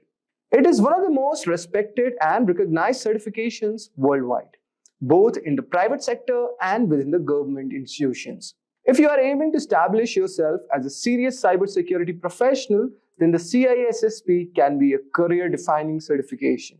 The CISSP is designed for experienced professionals who create and manage security policies and procedures. It's not an entry-level certification, but it also requires a high degree of expertise and experience. To even qualify for the exam, you need to have at least 5 years of relevant work experience in the field of information security. If you have a 4-year degree in a related field, you can reduce the work experience requirement to 4 years. But this still leaves a substantial barrier to entry. The exam itself is not easy feat. Okay, so it uses basically computerized adaptive testing format and can range from 100 to 150 questions, which you must complete in 3 hours. The questions are drawn from 8 different domains, covering a wide range of topics from security and risk management to security operations. To pass this exam, you need to score at least 700 out of 1000 points. So guys, passing the exam is just the first step. After earning your CISSP, you need to maintain it by completing 120 hours of continuing professional education, in CPE, every 3 years and paying an annual fee of $135. This commitment to ongoing education ensures that the CISSP holders stay current in a rapidly evolving field. The difficulty of this certification lies not only in the challenging exam itself, but also in the preparation. Many candidates spend up a year studying for this exam, and those who don't meet the experience requirements can still take the exam. But they will be classified as an ISC2 associate until they gain the requisite experience. Once you have earned the CISSP, you will be well positioned for advanced role in cybersecurity. So whether you are aiming to be a security manager, auditor, or consultant. Now let us move to our next security certification. So our next certification is CCIE, Security or Cisco Certified Inter-Network Expert Security certification. This is known for its incredibly challenging process. It's widely recognized as one of the most prestigious certifications in the field for the network security professionals, and the number of individuals who hold this certification globally is quite small, around 4,000 as of now. The certification commands respect because of the depth of the knowledge required and the difficulty of the exam. The CCIE Security certification requires candidate to pass two exams. First, a written qualification exam implementing operating Cisco Security Core Technologies or SCOR 35701. And the second is an 8-hour lab exam. The lab portion of the exam is where many candidates struggle, and it's designed to test your ability to secure real-world networks in a hands-on environment. You will need to configure and troubleshoot a series of complex networks using Cisco Core Security technologies. The lab exam is grueling, lasting an entire workday and testing not only your technical knowledge but also your ability to work under pressure. It's designed to simulate the real-life scenarios where quick thinking and problem solving are very essential. So guys, passing this exam is a massive achievement, and the CCIE Security certification is highly sought after by employers. Due to the difficulty of both written and lab exams, the CCIE Security certification is generally aimed at high experienced professionals who have extensive knowledge of Cisco technologies. So guys, for those who are looking to specialize in network security and are prepared for rigorous challenge, the CCIE Security certification career can be a very defining achievement for your next role. Now, let us move to our next certification, which is Offensive Security Certified Professional Certification or OSCP. For those interested in penetration testing, Offensive Security Certified Professional Certification is one of the most respected and challenging certifications available. The OSCP is unique because it focuses on practical, hands-on skill rather than just theory. During the exam, candidates must hack into a series of virtual machines to demonstrate their ability to exploit vulnerabilities and securing systems. The exam itself lasts 23 hours and 45 minutes with an additional 15 minutes of proctoring. Candidates are given access to a virtual environment where they must identify vulnerabilities, exploit them, and then provide detailed reports on how they did it. To pass this, you need to score at least 70 points out of 100. So guys, before taking this exam, candidate must complete the Penetration Testing Kali Linux or PEN 200 course, which teaches them the necessary skills for the OSCP exam. This course is intensive, covering topics such as buffer overflows, web application attacks, and privilege escalations. It is designed to prepare candidates for real-world penetration testing scenarios, which makes the OSCP one of the most hands-on certifications available. So guys, let us move to our next certification, which is GIAC Security Expert Certification. At the top of our list is the GIAC Security Expert Certification, which is often described as most difficult certification to earn in cybersecurity. As early of the 2024, fewer than 300 professionals worldwide held the GCAC certification, which speaks to the difficulty and the prestige. The GSC certification requires candidates to pass a challenging multiple choice exam, submit a research paper, and complete 2-day hands-on lab exam. The lab portion is where most candidates struggle, as it tests your ability to apply advanced cybersecurity concepts to secure and defend systems in real-world scenarios. Maintaining the GSC certification is no small task either. GIAC requires certified professionals to regularly update their skills and go through a rigorous renewal process. This makes the GSC not only tough to earn but also tough to keep. However, for those who do, it's a symbol of expertise and dedication to cybersecurity. So guys, these were some of the top 8 toughest cybersecurity certification which one can pursue for. And we all know that there's no doubt that the demand for cybersecurity professionals is growing, and certifications are one of the great ways to prove your skills. So we covered 8 of the toughest cybersecurity certification which you can pursue, each with its own set of challenges. We humans are highly tech savvy in today's times. With the extensive use of the internet and modern technologies, there is a massive challenge in protecting all our digital data, such as net banking information, account credentials, and medical reports, to name a few. Have you heard about the deadly WannaCry ransomware attack? The attack happened in May 2017 in Asia, and then it spread across the world. Within a day, more than 230,000 computers were infected across 150 countries. The WannaCry cryptoworm encrypted the data and locked the users out of their systems. For decryption of the data, the users were asked for a ransom of $300 to $600 in Bitcoin. The users who used the unsupported version of Microsoft Windows and those who hadn't installed the security update of April 2017 were targeted in this attack. The WannaCry attack took a toll on every sector. Top-tier organizations like Hitachi, Nissan, and FedEx had to put their businesses on hold as their systems were affected too.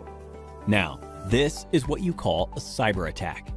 To prevent such attacks, cybersecurity is implemented. We can define cybersecurity as the practice of protecting networks, programs, computer systems, and their components from unauthorized digital attacks. These illegal attacks are often referred to as hacking. Hacking refers to exploiting weaknesses in a computer network to obtain unauthorized access to information. A hacker is a person who tries to hack into computer systems. This is a misconception that hacking is always wrong. There are hackers who work with different motives. Let's have a look at 3 different types of hackers. Black hat hackers are individuals who illegally hack into a system for monetary gain. On the contrary, we have white hat hackers who exploit the vulnerabilities in a system by hacking into it with permission in order to defend the organization. This form of hacking is absolutely legal and ethical. Hence, they are also often referred to as ethical hackers. In addition to these hackers, we also have the gray hat hackers. As the name suggests, the color gray is a blend of both white and black. These hackers discover vulnerabilities in a system and report it to the system's owner, which is a good act. But they do this without seeking the owner's approval. Sometimes gray hat hackers also ask for money in return for the spotted vulnerabilities. Now that you have seen the different types of hackers, let's understand more about the hacking that is legal and valid, ethical hacking, through an interesting story. Dan runs a trading company. He does online training with the money his customers invest. Everything was going well, and Dan's business was booming until a hacker decided to hack the company's servers. The hacker stole the credentials of various trading accounts. He asked for a lump sum ransom in exchange for the stolen credentials. Dan took the hacker's words lightly and didn't pay the hacker. As a result, the hacker withdrew money from various customers' accounts, and Dan was liable to pay back the customers. Dan lost a lot of money and also the trust of his customers. After this incident, Dan gave a lot of thought as to what could have gone wrong with the security infrastructure in his company. He wished there was someone from his company who could have run a test attack to see how vulnerable his systems were before the hacker penetrated into the network. This was when he realized he needed an employee who thinks like a hacker and identifies the vulnerabilities in his network before an outsider does. To do this job, he hired an ethical hacker, John. John was a skilled professional who worked precisely like a hacker. In no time, he spotted several vulnerabilities in Dan's organization and closed all the loopholes. Hiring an ethical hacker helped Dan protect his customers from further attacks in the future. This, in turn, increased the company's productivity and guarded the company's reputation. So, now you know hacking is not always bad. John, in this scenario, exposed the vulnerabilities in the existing network, and such hacking is known as ethical hacking. Ethical hacking is distributed into 6 different phases. Let us look at these phases step by step with respect to how John, our ethical hacker, will act. Before launching an attack, the first step John takes is to gather all the necessary information about the organization's system that he intends to attack. This step is called reconnaissance. He uses tools like Nmap and hping for this purpose. John then tries to spot the vulnerabilities, if any, in the target system using tools like Nmap and Nexpose. This is the scanning phase. Now that he has located the vulnerabilities, he then tries to exploit them. This step is known as gaining access. After John makes his way through the organization's networks, he tries to maintain his access for future attacks by installing backdoors in the target system. The Metasploit tool helps him with this. This phase is called maintaining access. John is a brilliant hacker. Hence, he tries his best not to leave any evidence of his attack. This is the fifth phase, clearing tracks. We now have the last phase, that is reporting. In this phase, John documents a summary of his entire attack, the vulnerabilities he spotted, the tools he used, and the success rate of the attack. Looking into the report, Dan is now able to take a call and see how to protect his organization from any external cyber attacks. Don't you all think John is an asset to any organization? If you want to become an ethical hacker like John, then there are a few skills that you need to acquire. First and foremost, you need to have a good knowledge of operating environments such as Windows, Linux, Unix, and Macintosh. You must have reasonably good knowledge of programming languages such as HTML, PHP, Python, SQL, and JavaScript. Networking is the base of ethical hacking, hence, you should be good at it. Ethical hackers should be well aware of security laws so that they don't misuse their skills. Finally, you must have a global certification on ethical hacking to successfully bag a position of an ethical hacker like John. Few examples of ethical hacking certification are Certified Ethical Hacker Certification, CEH, CompTIA Pentest Plus, and Licensed Penetration Tester Certification, to name a few. Simplilearn provides a cybersecurity expert master's program that will equip you with all the skills required by a cybersecurity expert. You could have a look at it by clicking the link in the description. So, here's a question for you. In which phase of ethical hacking will you install backdoors in the target system? A. Scanning. B. Maintaining access. C. Clearing tracks. D. Reconnaissance.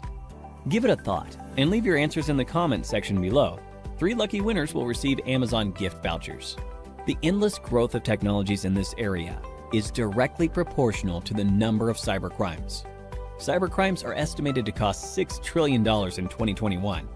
Hence, to tackle these cybercrimes, organizations are continuously on the lookout for cybersecurity professionals. The average annual salary of a certified ethical hacker is $91,000 in the US and approximately rupees 7 lakhs in India. So, what are you waiting for? Get certified and become an ethical hacker like John and put an end to the cyber attacks in the world. Today, we are diving into a super important topic that affects everyone: phishing attacks. As cyber criminals get more sophisticated, it's important for us to stay one step ahead. So in this video, I'll be walking you through what phishing is, how it works, some famous examples of phishing attacks, different types of phishing, how to protect yourself, and what to do if you ever fall victim. So let's jump right in. What is phishing? To start, let's talk about what a phishing attack really is. In simple terms, phishing is a type of scam where hackers pretend to be legitimate people or companies to steal your personal information, whether it's your passwords, bank details, or even social security number. They typically do this through emails, text messages, or fake websites that seem genuine at first glance. But phishing attacks don't just rely on fake emails. They use a psychological trick known as social engineering. Now, social engineering is all about manipulating people into making poor decisions, like clicking on a malicious link or sharing personal information. Let's take an example. Imagine you work in a company and one day you get an urgent email from someone who looks like your boss. The email says, "I'm in a meeting right now, but I need you to send me the financial reports immediately. Click here to access a secure file." Because it's your boss and the message sounds urgent, you might not think twice and click the link. But that's where the trick is. The link wasn't real, and now the hacker has the access to the company's sensitive data. So social engineering works because it plays on human emotions like fear, urgency, trust, and leads you to make hasty decisions without double checking. So phishing attacks are serious business, and they have caused some of the most damaging data breaches in history. Let's take a look at some of the most famous examples. First, let's talk about the Sony Pictures hack in 2014. This is one of the most well-known phishing incidents. It all started when Sony employees received phishing emails that looked completely legitimate. Some employees clicked on the links in these emails, which gave hackers access to Sony's internal network. And the result? Over 100 terabytes of data were stolen, including unreleased movies, confidential employee information, and thousands of internal emails. The leaked data caused major damage to Sony's reputation and led to lawsuits. It was one of the most costly cyber attacks of its time. Another incredible phishing incident involved both Facebook and Google. Between 2013 and 2015, a single hacker managed to scam these tech giants out of over $100 million. How did he do it? The hacker, Evaldus, pretended to be a hardware supplier that both companies did business with. He sent phishing emails with fake invoices that looked exactly like the real thing.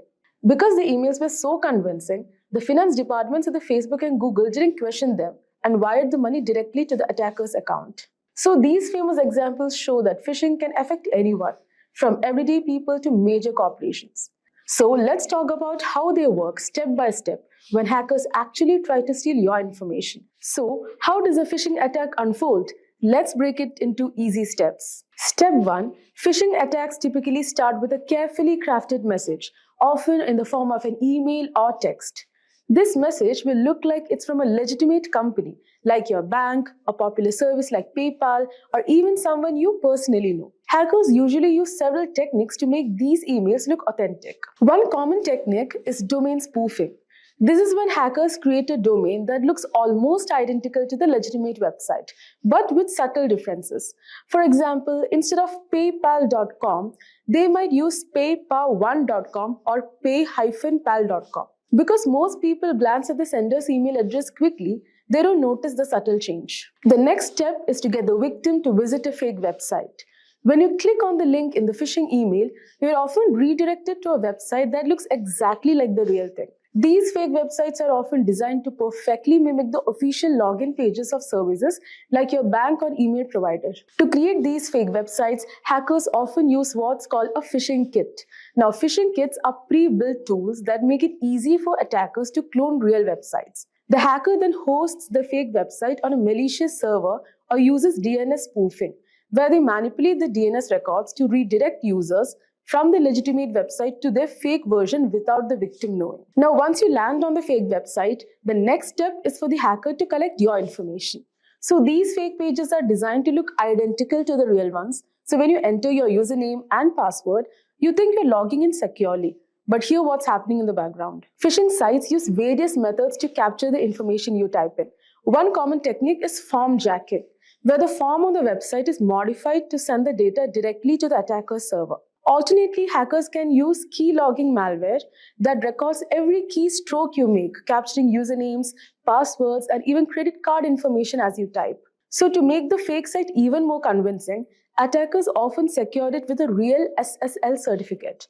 Now, this means the website might show up as secure with a padlock symbol in your browser, making you believe it's legitimate. So this is why it's important to check more than just the HTTPS in the URL. Now, once the hacker has your data, they can use it in various ways. The most common method is using your stolen credentials to log into your accounts. This is known as credential stuffing. But they can also use your personal information for identity theft, or they might sell your data on the dark web. But phishing isn't a one-size-fits-all approach. Hackers use several different types of phishing attacks, and each one is designed for a specific target or method. So now let's talk about the different types of phishing attacks. First, we have general phishing, which is the most common and broad type. So in this type of attack, hackers send out thousands or even millions of phishing emails to random people, hoping that a small percentage will fall for the scam. For example, let's say you receive an email that looks like it's from a popular company like Netflix. The email says something like, your payment method has failed, click here to update your information. You click the link and it takes you to a fake Netflix login. When you enter your details, they are sent straight to the hacker. These attacks are sent out to as many people as possible. Whoever falls for it, falls for it. It's all about volume with general phishing. Next is spear phishing. So unlike general phishing, spear phishing is much more targeted. So the attacker picks a specific individual or company and tailors the attack to that person or group. So spear phishing requires some research and planning. So it's more sophisticated than general phishing. For example, imagine you work in the finance department of a company and you receive an email from someone pretending to be the CEO. The email says, he's unable to transfer the money to the partner company and asks you to transfer it. So since it appears to be from your boss and it sounds urgent, you might be tempted to complete the transfer without questioning it. That's the goal of spear phishing. Because the email is personalized and often uses real names or insider informations, it's much easier to fall for it. So this makes spear phishing especially dangerous for businesses. Now let's talk about whaling, which is similar to spear phishing but with a bigger target.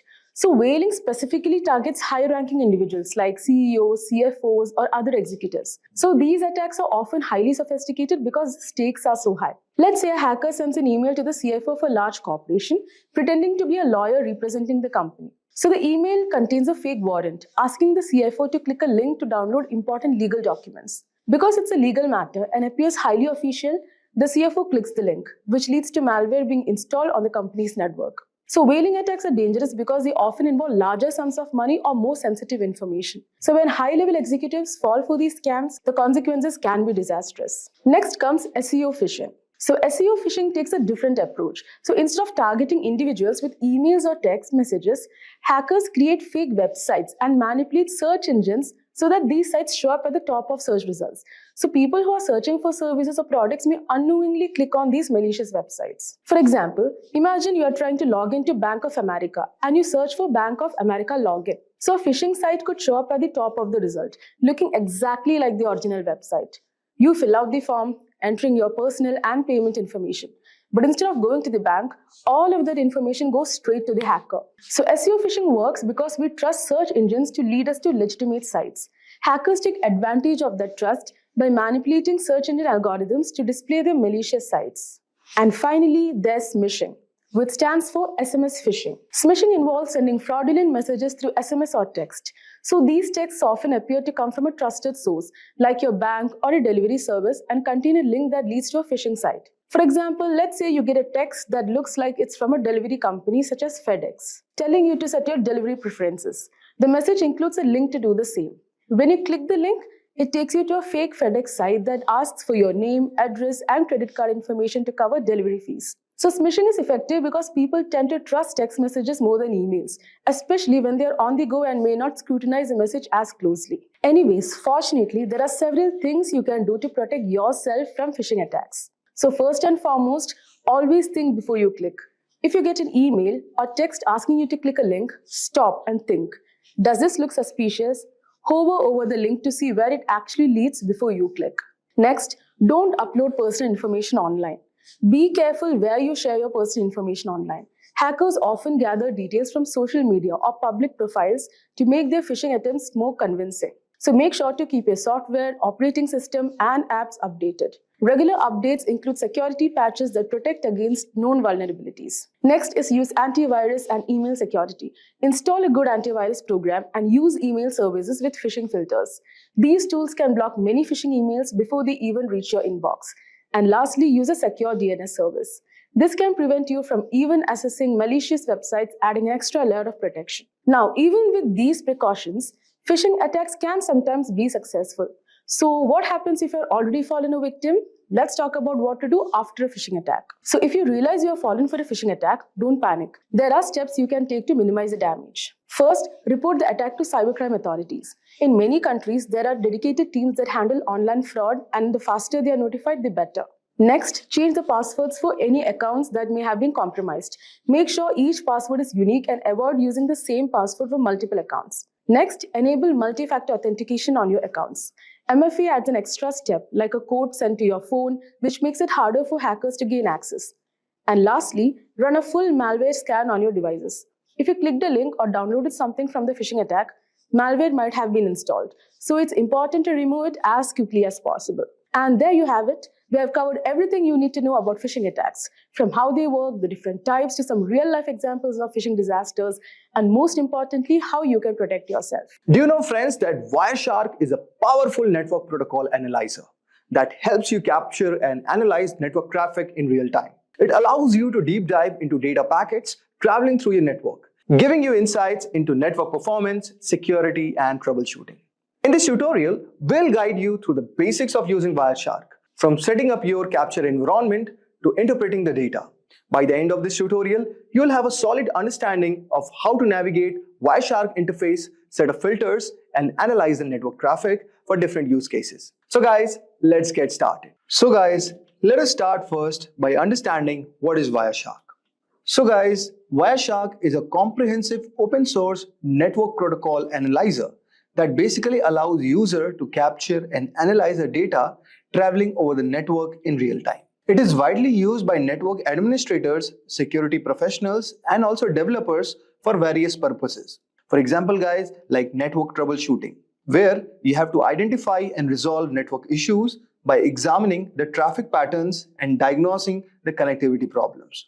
The next one is network analysis, which we'll also be doing in our hands-on, where you have to understand and optimize network performance by analyzing data flows and interaction between network systems. The third one is security auditing. You will also have to detect and investigate unusual or potentially malicious network activities such as unauthorized access or data breaches. And finally, you have a protocol development, where you can debug and develop network protocols by capturing and analyzing protocol messages and behaviors.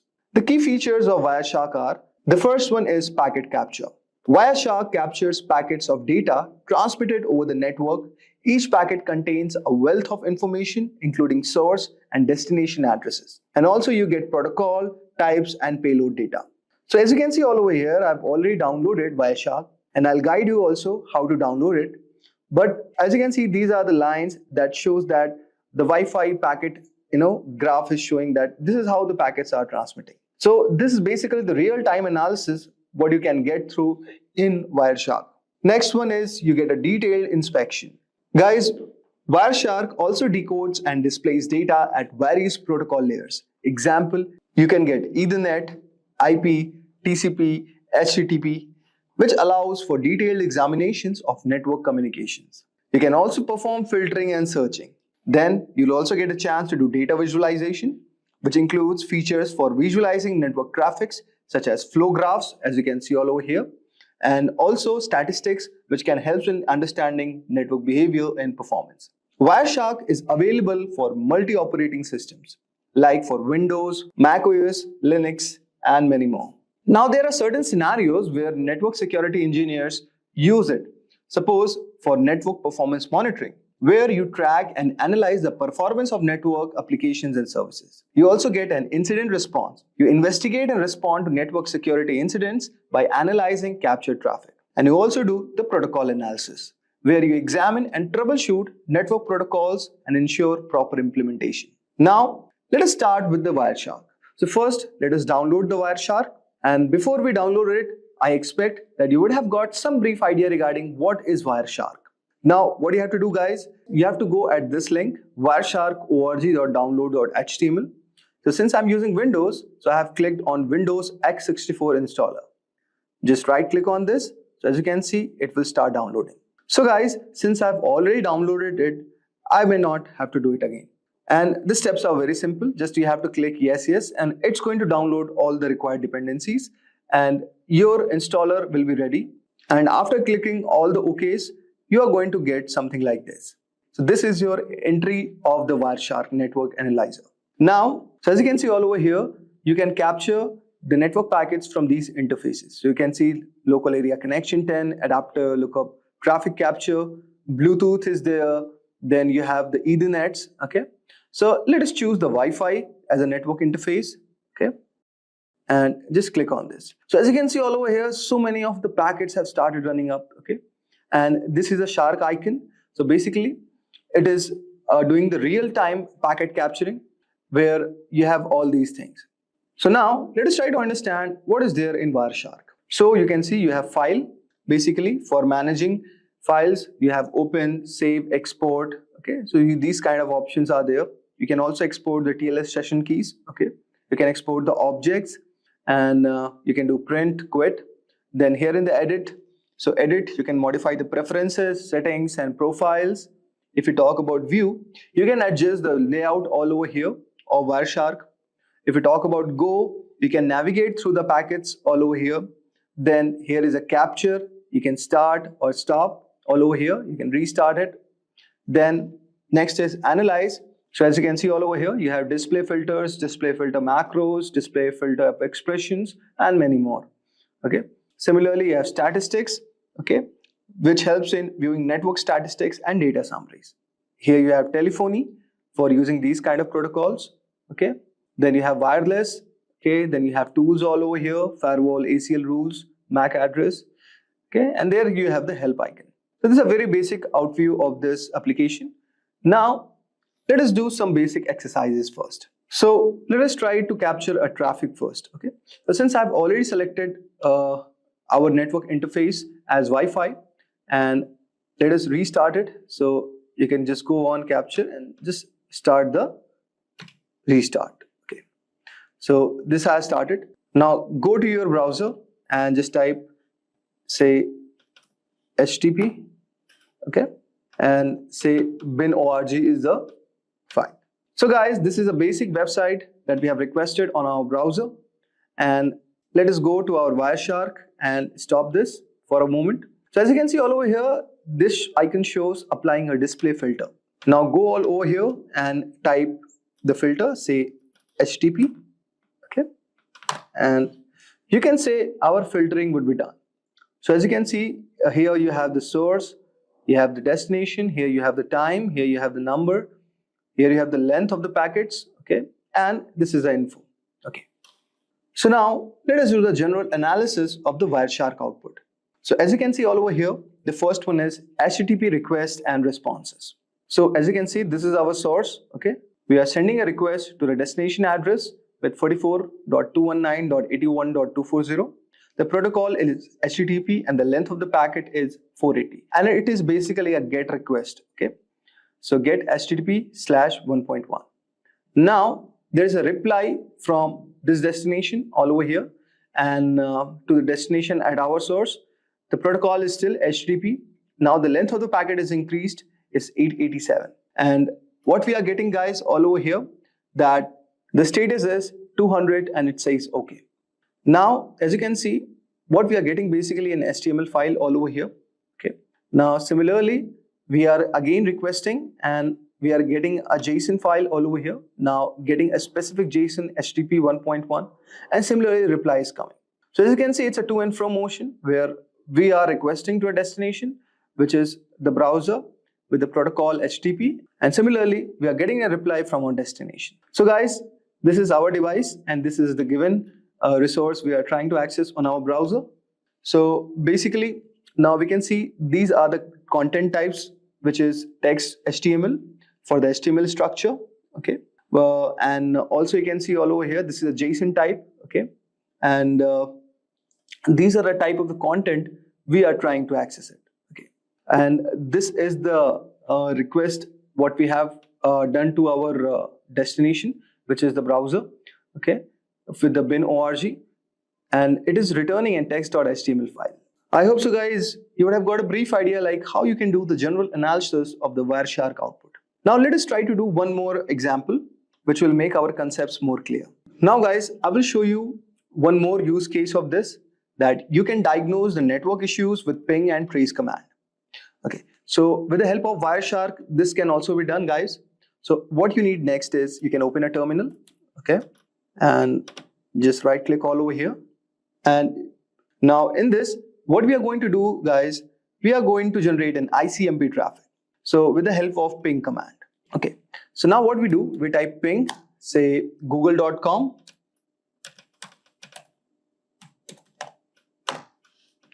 And you can see all over here, the request and reply have started. And now what we will do, guys, we will use the tracer command for tracing our packet flow. So you can see something we have got all over here. We will discuss about this bit later. Now let us open our Wireshark, okay. And what we'll do, guys, we will type ICMP, okay, and just click all over here. Okay. So guys, go to the filter and type ICMP, okay, and just click all over here. And but before that, you have to stop this. And now let us try.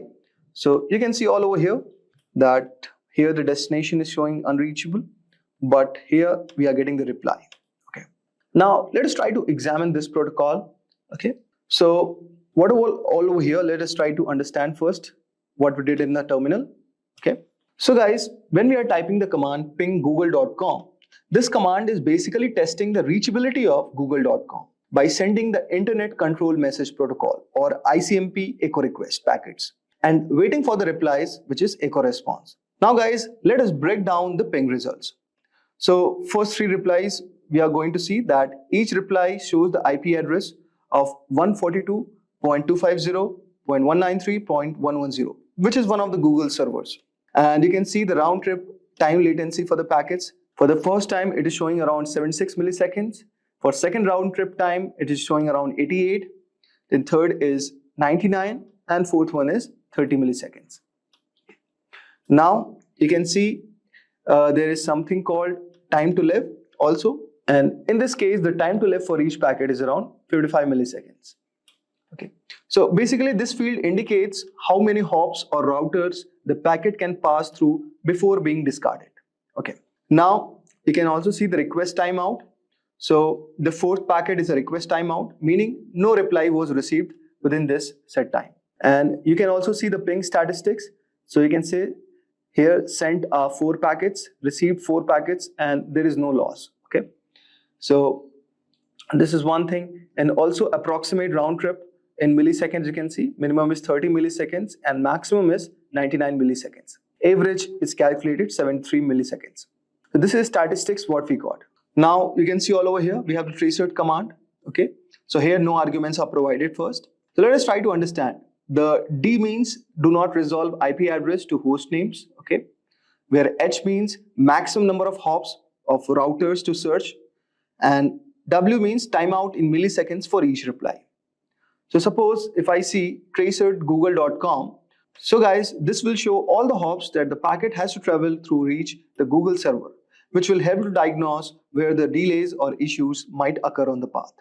Now you can see all over here there are a lot of options are given. So similarly you can read this. Now let us try to do the Wireshark analysis.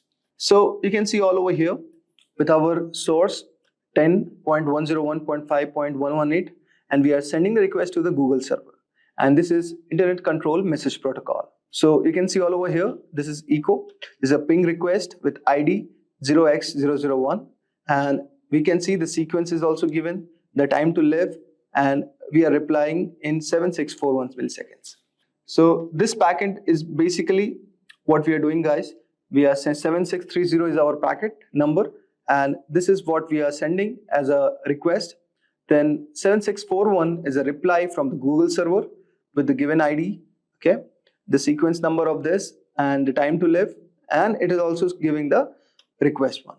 Now what you can do, guys, you can also apply one filter all over here. We can, okay, now with the help of this you can just see there are a lot of options as a filtering. Okay, so you can read the documentation for this, and whenever it is turning red, guys, it is showing something as error. Okay, and now let us do this and let us type our IP address, say 101, okay, 1.5.118. Okay, so this is also one of the way you can apply the filter. Okay, so it's going to filter out the IP address. Okay, say let's do this. So it is going to filter out our IP address, which is basically the same which is sending, because we have not given any other ping request. So guys, here what we can see, so this is kind of the analysis what we are doing basically. Okay, so guys, this was a Wireshark analysis for diagnosing the network issues with the help of ping and trace commands. And you can do a lot more other things with the help of Wireshark. Basically, these tools are used by network administrators, hackers, and also network engineers to understand the network performance, diagnose the network issues. Okay, so this was a short exercise which I have shown you about the basics of Wireshark. I hope so you would have enjoyed our today's video. Today we are going to talk about some really interesting and powerful hacking gadgets you should know about in 2024. But remember, this is just for learning. We don't want anyone getting into trouble. So moving on. The best way to keep your computers and devices safe is to know about the risk. So some risks are easy to cater using strong passwords, and don't download from bad websites, and don't hand your unlocked device to strangers. But there are also hidden dangers that can cause big problems. Some tools look innocent but can be very dangerous. Here are 7 gadgets that look normal but are actually powerful hacking tools. These tools are made for security experts to test systems but they can be misused. So let's kick things off with a device that's small but incredibly powerful, that is Raspberry Pi. So Raspberry Pi is a compact and affordable computer that has revolutionized the tech world. Originally designed for educational purposes, it has become a favorite among hobbyists, makers, and even professionals. Despite its small size, it boasts impressive capabilities, including multiple USB ports, HDMI output, and support for various operating systems like Linux and Windows 10 IoT Core. The Raspberry Pi can be used for a wide range of projects, from simple programming and gaming to complex IoT systems and home automation. The Raspberry Pi can also be a dangerous hacking tool. With the right software, it can be used to perform a variety of hacking tasks. For example, it can run Kali Linux, a popular operating system for penetration testing. This allows it to be used for network scanning, password cracking, and even setting up rogue access points to intercept data. Its small size makes it easy to hide, and its affordability means it's accessible to many.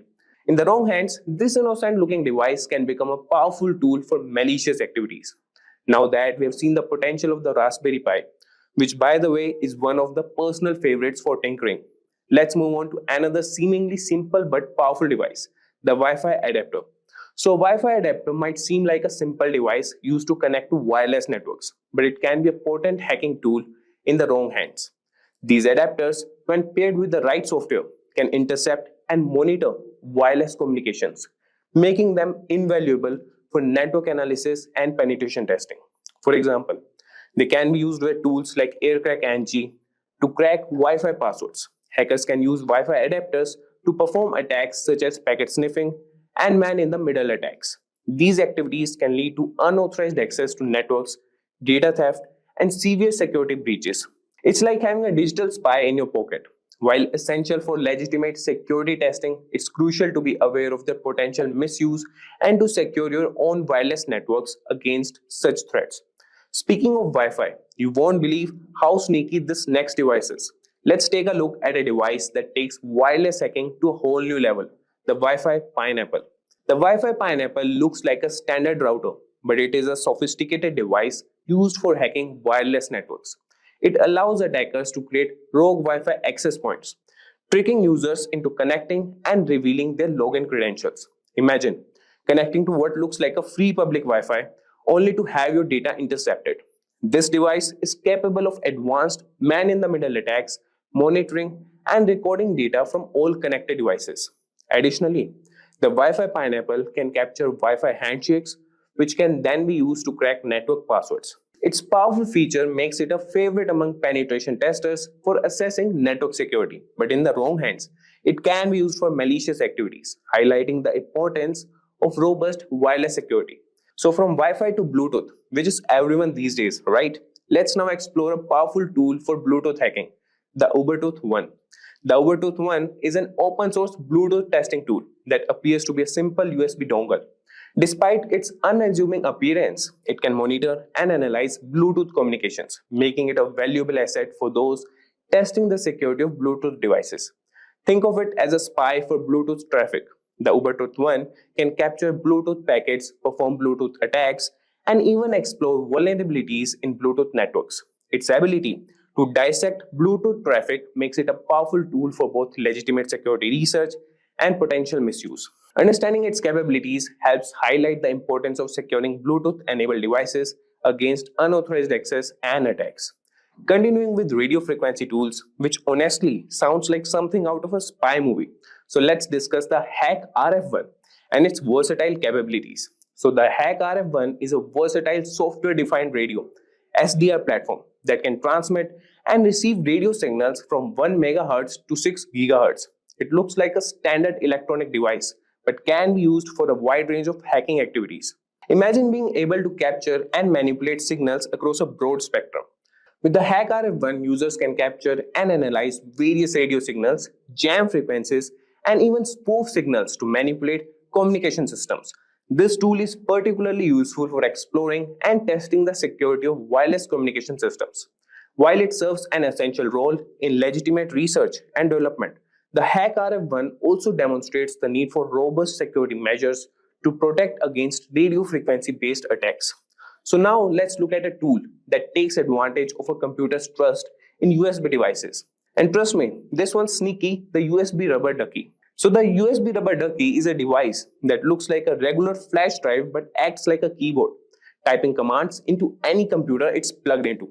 Hackers use it to execute pre-programmed scripts that can steal data, install malware, or take control of the target device. It's like a tiny digital ninja. This tool exploits the trust computers have in USB devices, making it a potent weapon for cyber attacks. It's a reminder to be cautious about plugging in unknown USB devices, as they could be rubber duckies in disguise, ready to unleash harmful commands and compromise your system security. So finally, we have got a real undercover gadget here. Let's uncover the secret capabilities of the LAN turtle. The LAN turtle looks like a typical USB Ethernet adapter, but it's a covert hacking tool used to monitor and infiltrate networks. Don't let its innocent appearance fool you. It provides hackers with several capabilities, such as network scanning, DNS spoofing, and data capture. The LAN turtle can be discreetly plugged into a network, allowing access to gather sensitive information and gain unauthorized access. Its ability to operate undetected makes it particularly dangerous, emphasizing the need for vigilance and robust network security measures to prevent unauthorized devices from connecting to your systems. So there you have it, guys.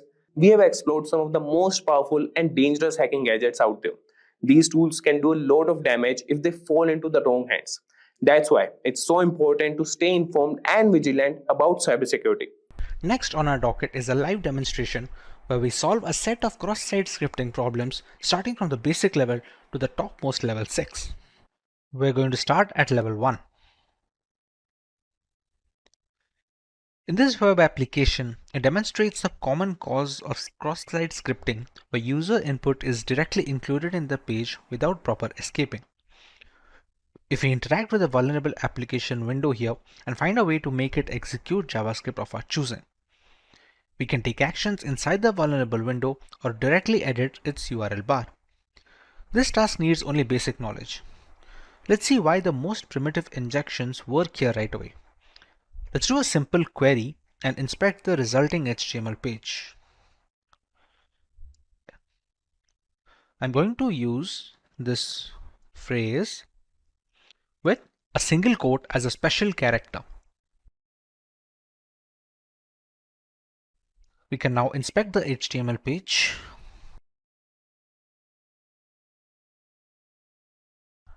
We can see here in this line, the special character single quote appears in the result over here.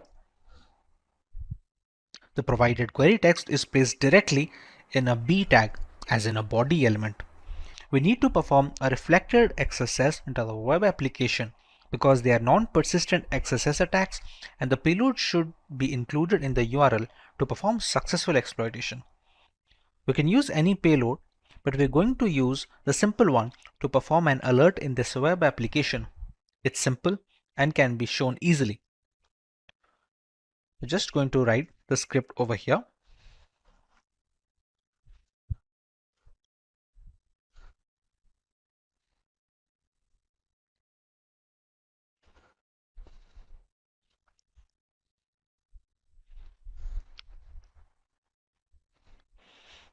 And we're going to press search. As you can see, we have successfully launched our first cross-site scripting attack. We can see an alert box pop up with the necessary message, and a similar process can be used to steal browser cookies and passwords, albeit with different commands. Now we have the option to move to level 2. In this web application, it shows that how easily XSS bugs can be introduced in complex chat applications. Chat app conversations are stored in a database and retrieved when a user wants to see the conversation. Therefore, if a malicious user injects some JavaScript code, all visitors will be infected. This kind of cross-site scripting attack is more powerful and it is more riskier than reflected cross-site scripting attacks, and that's why it is known as stored XSS. I posted my query with a special character of a single quote, and this is what I get. Whatever I typed in simply appeared on the page right after I click on Share Status. Let's see the source.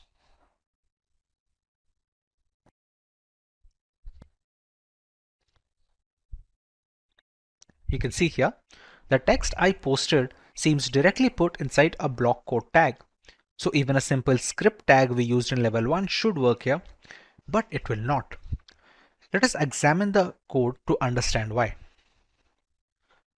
We're going to toggle the code over here and check the index.html file.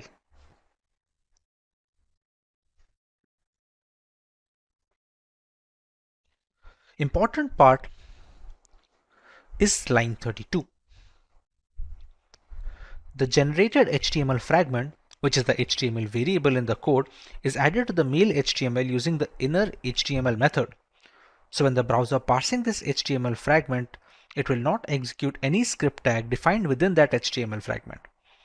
HTML parser will not execute a script tag when it parses HTMLs via this method. This is why the script tag like we used in level 1 is not going to work here. Our solution is to use events. Events will execute the defined JavaScripts. We're going to use an image over here.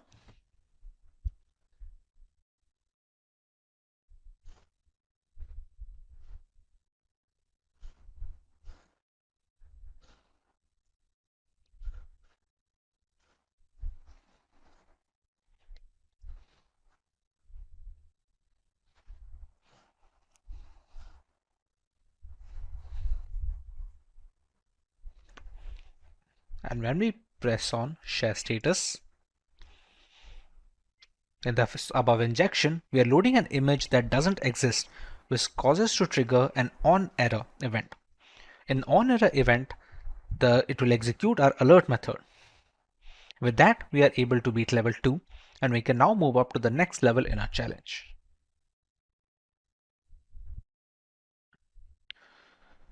As you can see, clicking on any tab causes the tab number to be displayed in the URL fragment. This hints that the value after the hashtag controls the behavior of the page. That is, it is an input variable. To confirm, let's analyze the code.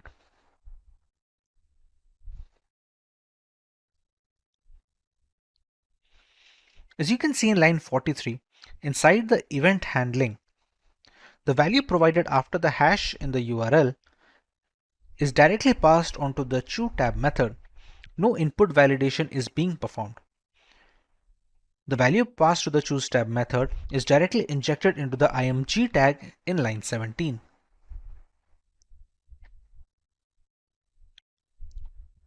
This is an unsafe assignment and it is the vulnerable part of the code.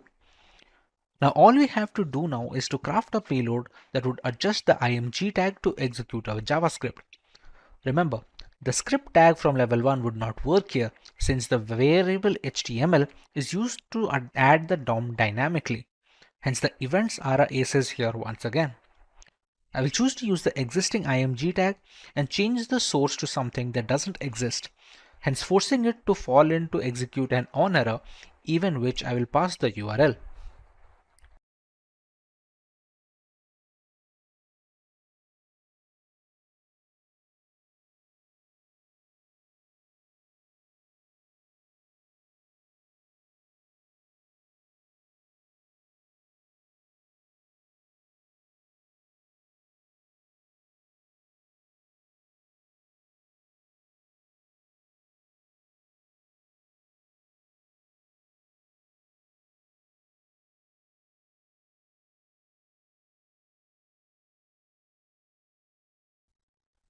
Once we visit that URL, we can see that our Java pop-up has opened up here with the same message of XSS level 3 has been completed.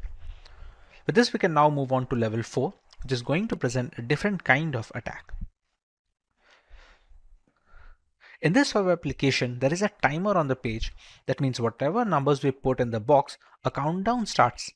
And then when it finishes, the application alerts that the countdown is finished. And you can see the time is up pop-up appearing over here, and this resets the timer again. Now it is obvious that the value entered in the text box is transferred to the server over the timer parameter in the URL.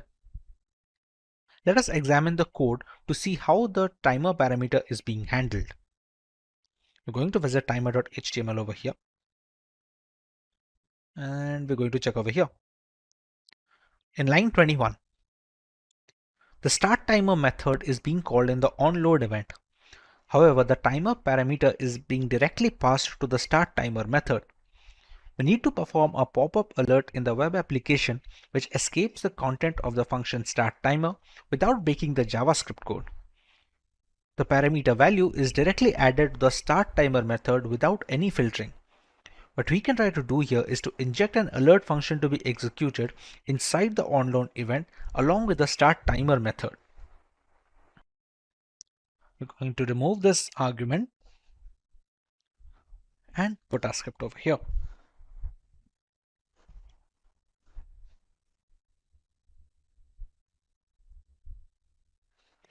Now when we press on create timer, and we have a pop-up with the XSS level 4 completed. We can now move on to level 5. In this web application, this application XSS is different because this challenge description says cross-site scripting isn't just about correctly escaping data. Sometimes attackers can do bad things even without injecting new elements into the DOM. It's kind of open redirect because the attack payload is executed as a result of modifying the DOM environment in the victim's browser. This environment is used by the original client-side script so that the client-side code runs in an unexpected manner. The vulnerability can be easily detected if the next link in the sign-up page is inspected.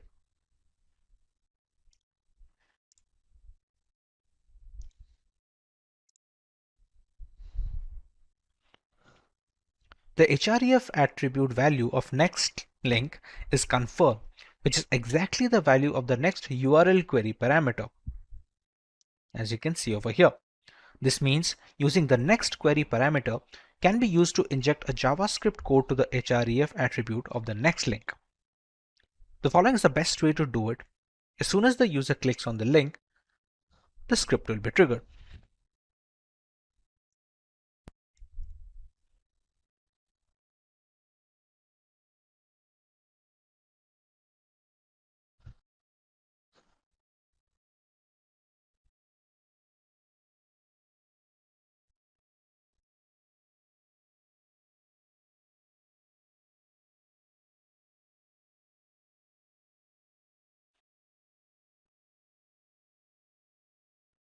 We're going to press anything random.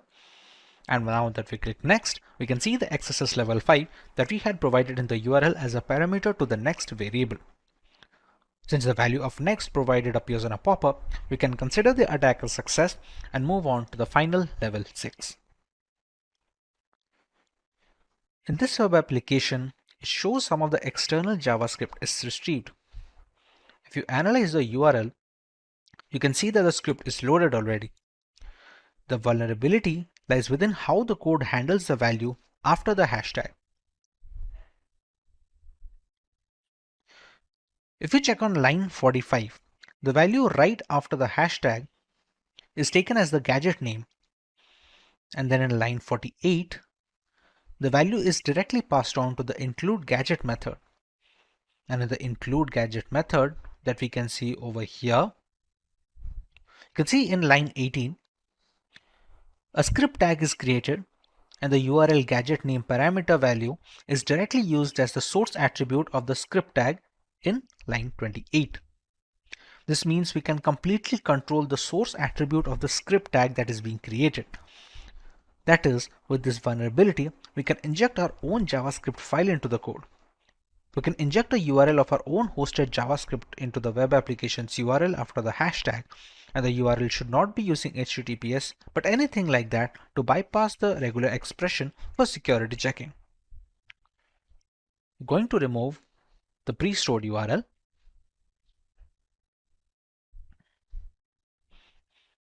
and we're going to load our own JavaScript file.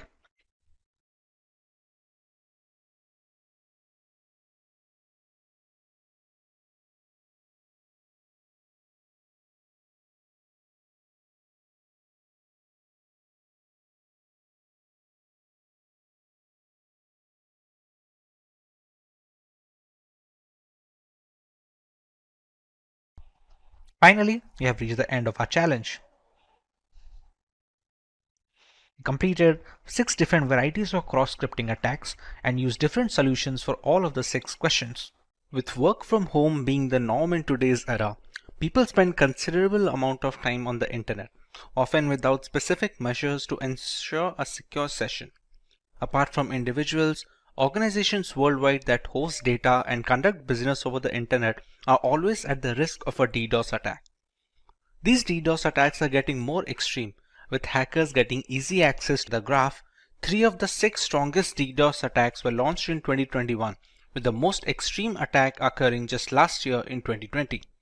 Lately, cybercriminals have been actively seeking out new services and protocols for amplifying these DDoS attacks. Active involvement with hacked machines and botnets allow further penetration into the consumer space, allowing much more elaborate attack campaigns. Apart from general users, multinational corporations have also had their fair share of problems. GitHub, a platform for software developers, was the target of a DDoS attack in 2018. Widely suspected to be conducted by Chinese authorities, this attack went on for about 20 minutes, after which the systems were brought into a stable condition. It was the strongest DDoS attack to date at the time and made a lot of companies reconsider the security practices to combat such attacks. Even after years of experimentation, DDoS attacks are still at large and can affect anyone in the consumer and corporate space. Hey everyone, this is Vaibhav from Simplilearn and welcome to this video on what is a DDoS attack. Let's learn more about what is a DDoS attack. A distributed denial of service attack, or DDoS, is when an attacker or attackers attempt to make it impossible for a service to be delivered. This can be achieved by thwarting access to virtually anything: servers, devices, services, networks, applications, and even specific transactions within applications. In a DOS attack, it's one system that is sending the malicious data or requests. A DDoS attack comes from multiple systems. Generally, these attacks work by drowning a system with requests for data.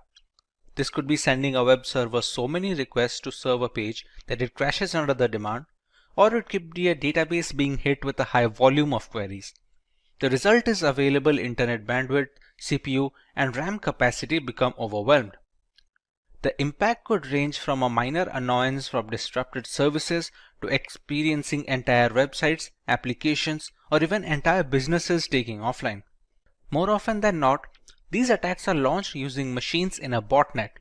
A botnet is a network of devices that can be triggered to send requests from a remote source, often known as the command and control center.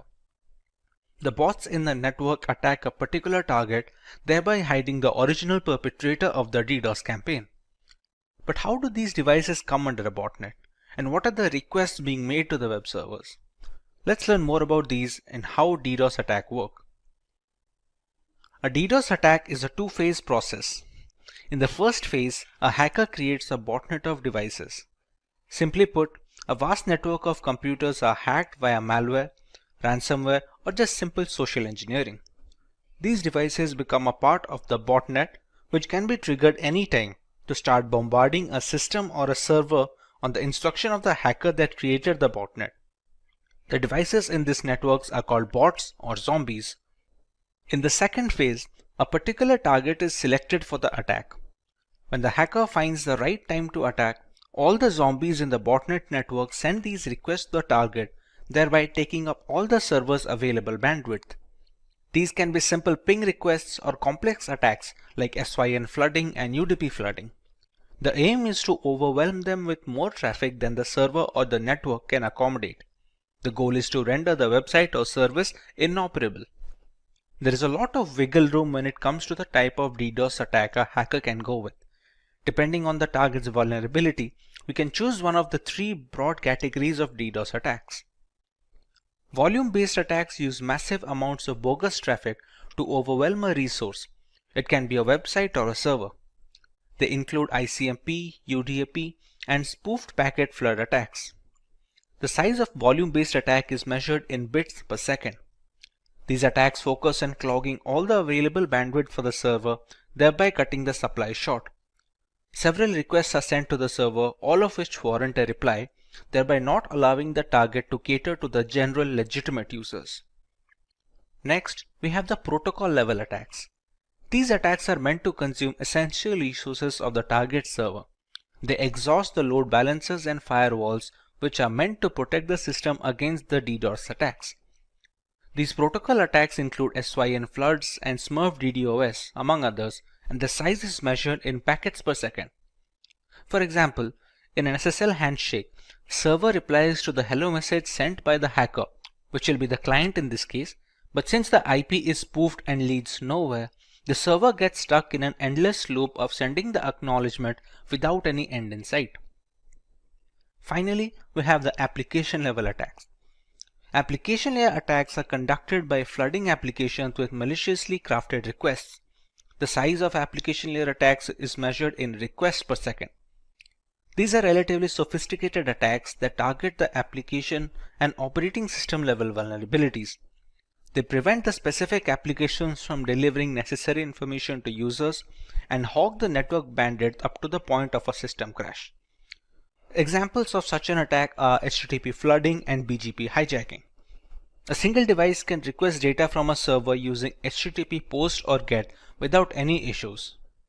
However, when the requisite botnet is instructed to bombard the server with thousands of requests, the database bandwidth gets jammed and it eventually becomes unresponsive and unusable.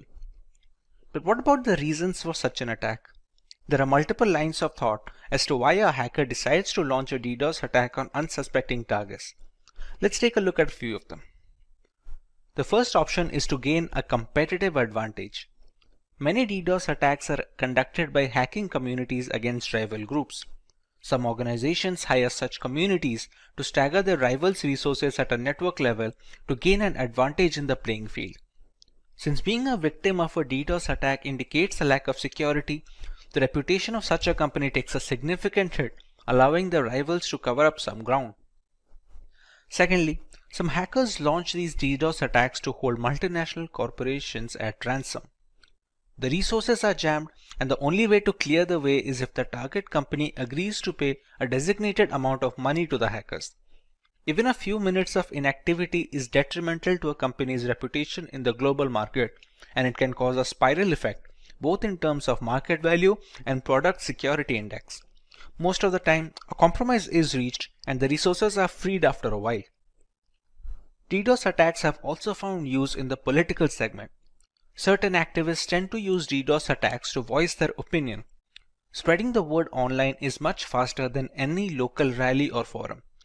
Primarily political, these attacks also focus on online communities, ethical dilemmas, or even protests against corporations. Let's take a look at a few ways that companies and individuals can protect themselves against DDoS attacks. The company can employ load balancers and firewalls to help protect the data from such attacks. Load balancers reroute the traffic from one server to another in a DDoS attack. This reduces the single point of failure and adds resiliency to the server data. A firewall blocks unwanted traffic into a system and manages the number of requests made at a definite rate. It checks for multiple attacks from a single IP and occasional slowdowns to detect a DDoS attack in action. Early detection of a DDoS attack goes a long way in recovering the data lost in such an event. Once you've detected the attack, you will have to find a way to respond. For example, you will have to work on dropping the malicious DDoS traffic before it reaches your server so that it doesn't throttle and exhaust your bandwidth. Here's where you will filter the traffic so that only legitimate traffic reaches the server. By intelligent routing, you can break the remaining traffic into manageable chunks that can be handled by your cluster resources. The most important stage in DDoS mitigation is where you will look for patterns of DDoS attacks and use those to analyze and strengthen your mitigation techniques. For example, blocking an IP that's repeatedly found to be offending is a first step. Cloud providers like Amazon Web Services and Microsoft Azure, who offer high levels of cybersecurity, including firewalls and threat monitoring software, can help protect your assets and network from DDoS criminals. The cloud also has greater bandwidth than most private networks, so it is likely to fail if under the pressure of increased DDoS attacks. Additionally, reputable cloud providers offer network redundancy, duplicating copies of your data, systems, and equipment, so that if your service becomes corrupted or unavailable due to a DDoS attack, you can switch to a secure access on backed up versions without missing a beat. One can also increase the amount of bandwidth available to a host server being targeted. Since DDoS attacks fundamentally operate on the principle of overwhelming systems with heavy traffic, simply provisioning extra bandwidth to handle unexpected traffic spikes can provide a measure of protection. This solution can prove expensive as a lot of that bandwidth is going to go unused most of the time. A content delivery network, or a CDN, distributes your content and boosts performance by minimizing the distance between your resources and end users. It stores the cached version of your content in multiple locations, and this eventually mitigates DDoS attacks by avoiding a single point of failure when the attacker is trying to focus on a single target. Popular CDNs include Akamai CDN, Cloudflare, AWS CloudFront, etc. Let's start with our demo regarding the effects of DDoS attacks on a system. For our demo, we have a single device that will attack a target, making it a DOS attack of sorts. Once a botnet is ready, multiple devices can do the same and eventually emulate a DDoS attack.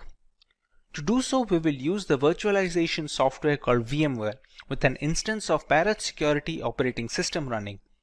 For a target machine, we will be running another VMware instance of a standard Linux distribution known as Linux Lite. In a target device, we can use Wireshark to determine when the attack begins and see the effects of the attack accordingly. This is Linux Lite, which is our target machine, and this is Parrot Security, which is used by the hacker when trying to launch a DDoS attack. This is just one of the distros that can be used. To launch the attack, we must first find the IP address of our target. So to find the IP address, we open the terminal.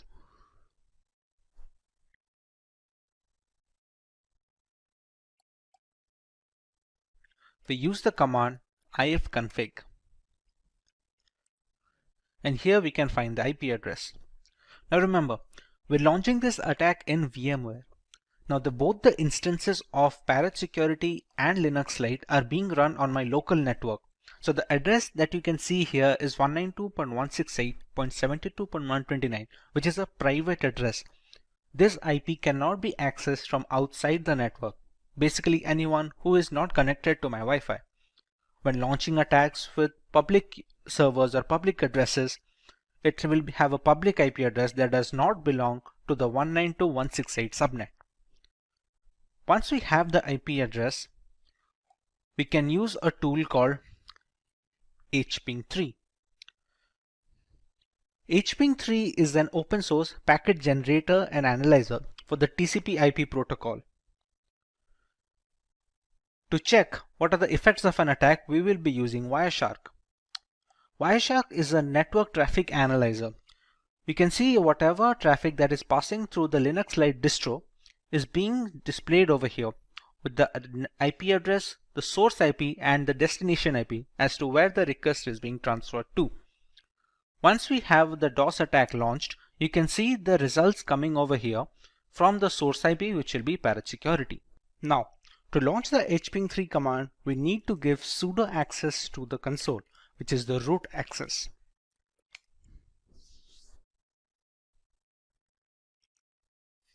Now, we have the root access for the console. The hping3 command will have a few arguments to go with it, which are, as you can see on the screen, -s and a flood, a -v, -p80, and the IP address of the target, which is 192.168.72.129.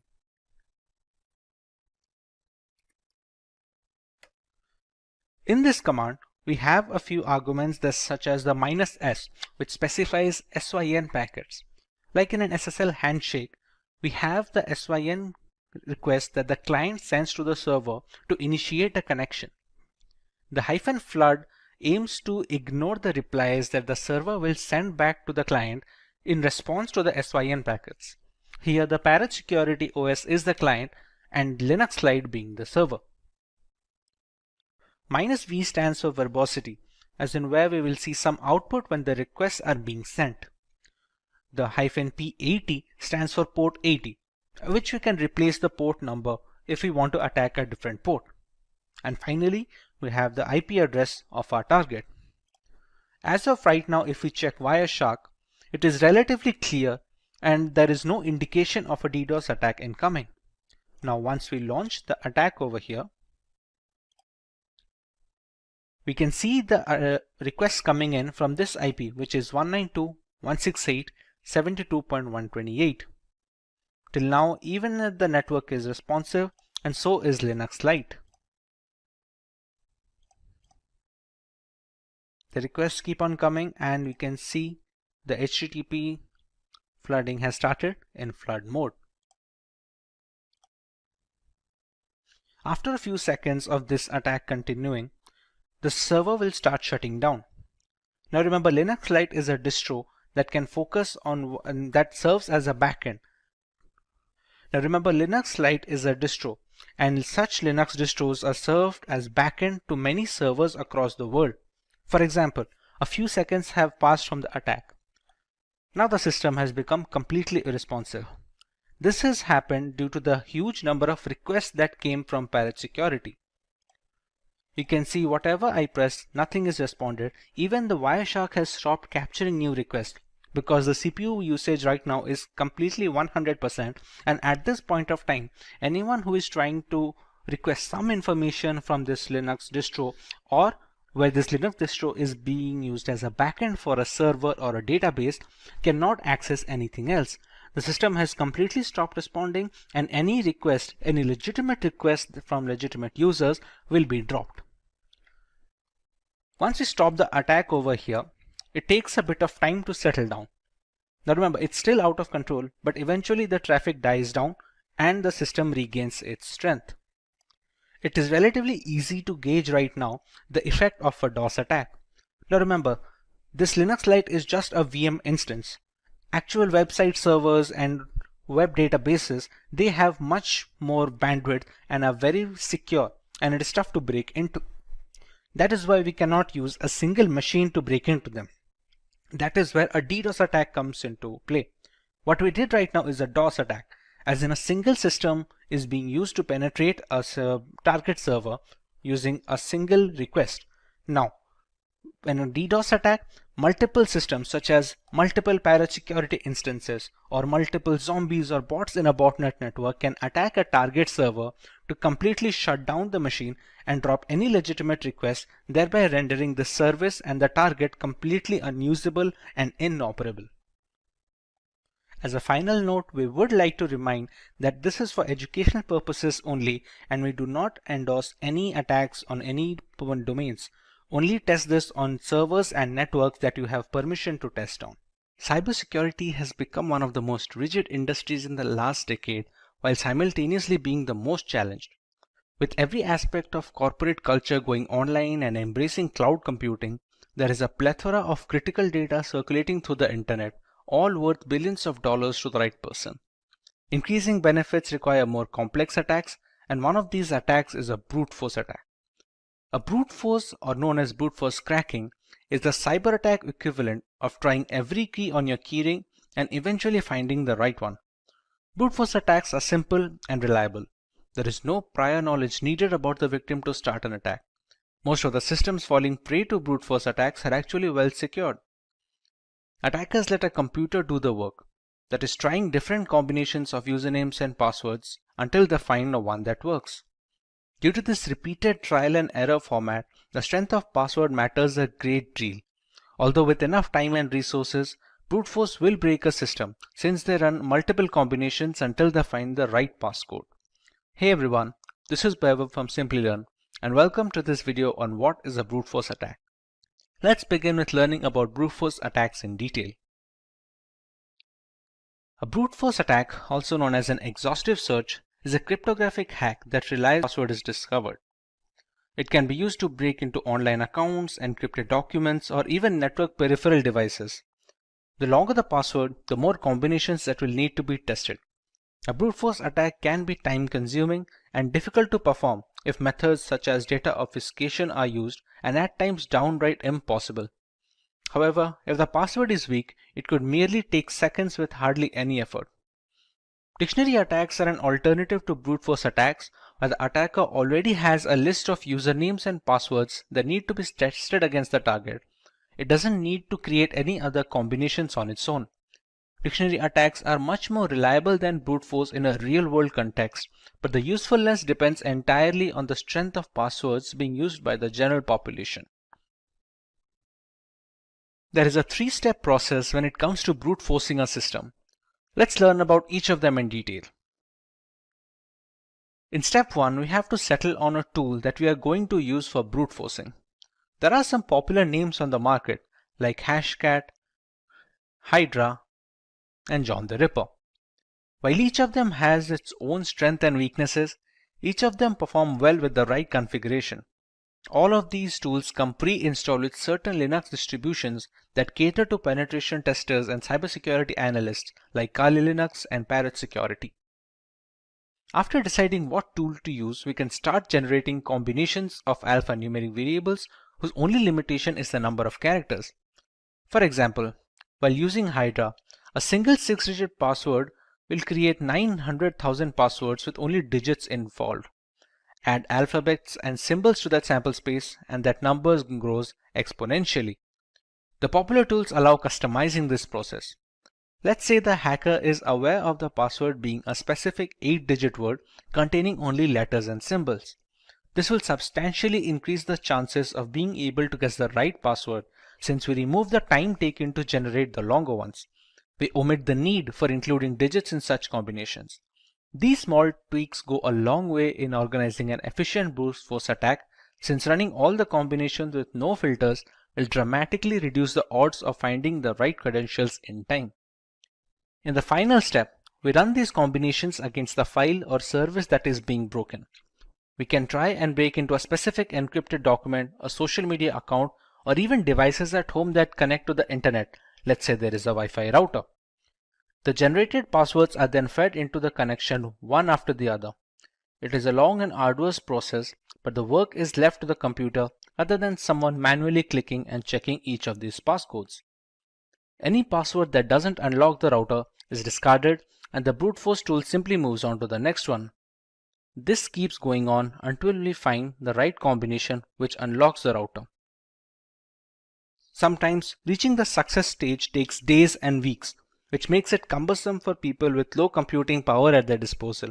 However, the ability to crack any system in the world purely due to bad password habits is very appealing, and the general public tends to stick with simple and easy to use passwords. Now that we have a fair idea about how brute force works, let's see if we can answer this question. We learned about how complex passwords are tougher to crack by brute force. Among the ones listed on the screens, which one do you believe will take the longest to be broken when using brute force tools? Leave your answers in the comment section and we will get back to you with the correct option next week. Let's move on to the harmful effects of getting a system compromised due to brute force attacks. A hacked laptop or mobile can have social media accounts logged in, giving the hackers free access to the victim's connections. It has been reported on multiple occasions where compromised Facebook accounts are sending malicious links and attachments to people on their friends list. One of the significant reasons for hacking, malware infusion is best done when spread from multiple devices, similar to distributing spam. This reduces the chance of circling back the source to a single device which belongs to the hacker. Once brute forced, a system can spread malware via email attachments, sharing links, file upload via FTP, etc. Personal information such as credit card data, usage habits, private images and videos are all stored in our systems, be it in plain format or root folders. A compromised laptop means easy access to these information that can be further used to impersonate the victim regarding bank verification, among other things. Once a system is hacked, it can also be used as a mail server that distributes spam across lists of victims. Since the hacked machines all have different IP addresses and MAC addresses, it becomes challenging to trace the spam back to the original hacker. With so many harmful implications arising from a brute force attack, it's imperative that the general public must be protected against such. Let's learn about some of the ways we can prevent ourselves from becoming a victim of brute force attacks.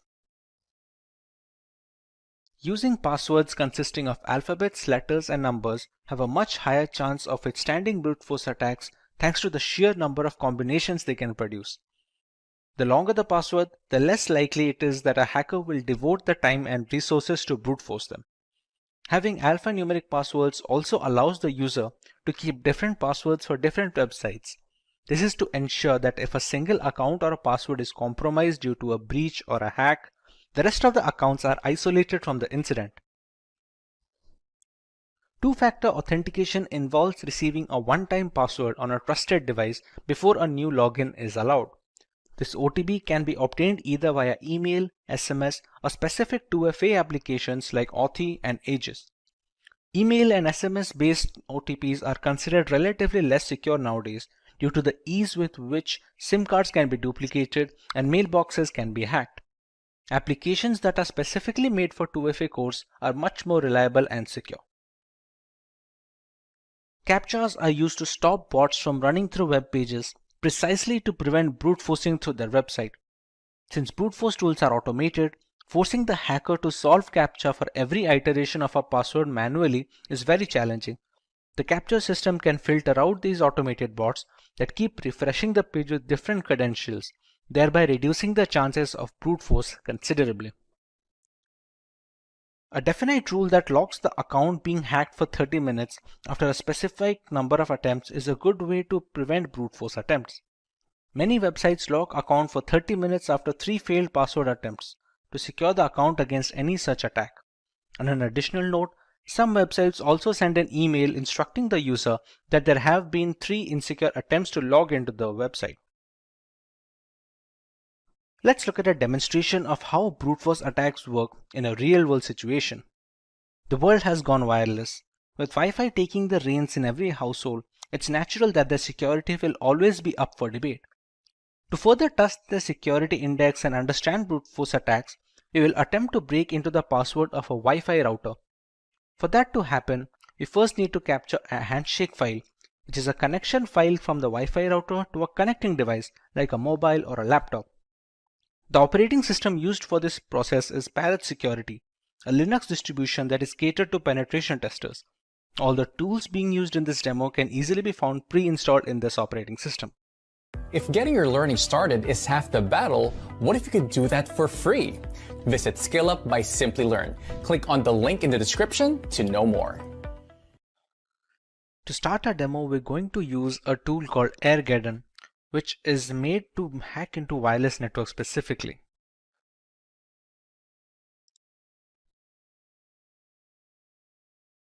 At this point, it's going to check for all the necessary scripts that are installed in the system. To crack into a Wi-Fi and to capture the handshake file, we're going to need an external network card. The significance of the external network card is a managed mode and a monitor mode. For now, the WLX1 named card is my external network adapter, which I'm going to select. To be able to capture data over the air, we're going to need to put it in monitor mode. As you can see above, it's written it is in managed mode right now. So we're going to select option 2, which is to put the interface in monitor mode. And its name is now WLAN 0 monitor. The monitor mode is necessary to capture data over the air. That is the necessary reason why we need an external card, since a lot of inbuilt cards that come with the laptops and the systems, they cannot have a monitor mode installed. Once we select the mode, we can go into the 5th, which is the handshake tools menu. In the first step, we have to explore for targets, and it is written that monitor mode is necessary to select a target. So let's explore for targets and press enter.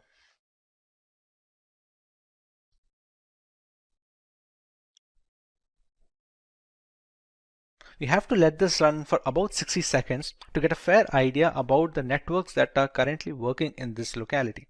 For example, this ESS ID is supposed to be the Wi-Fi name that we see when connecting to a network.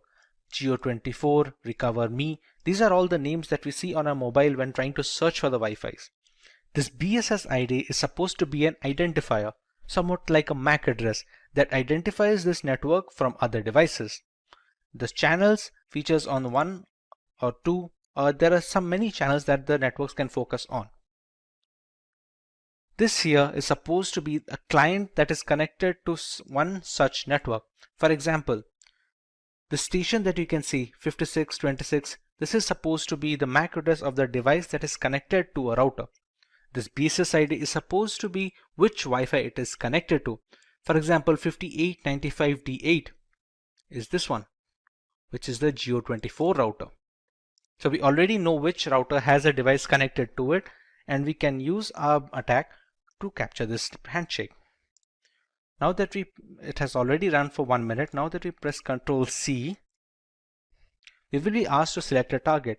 See, it has already selected the number 5, which is the Geo24 router, as the one with clients. So it is easy to run an attack on, and it is easy to capture a handshake for. We select network 5 and we run a capture handshake. It says we have a valid WPA2 network target selected and that the script can continue.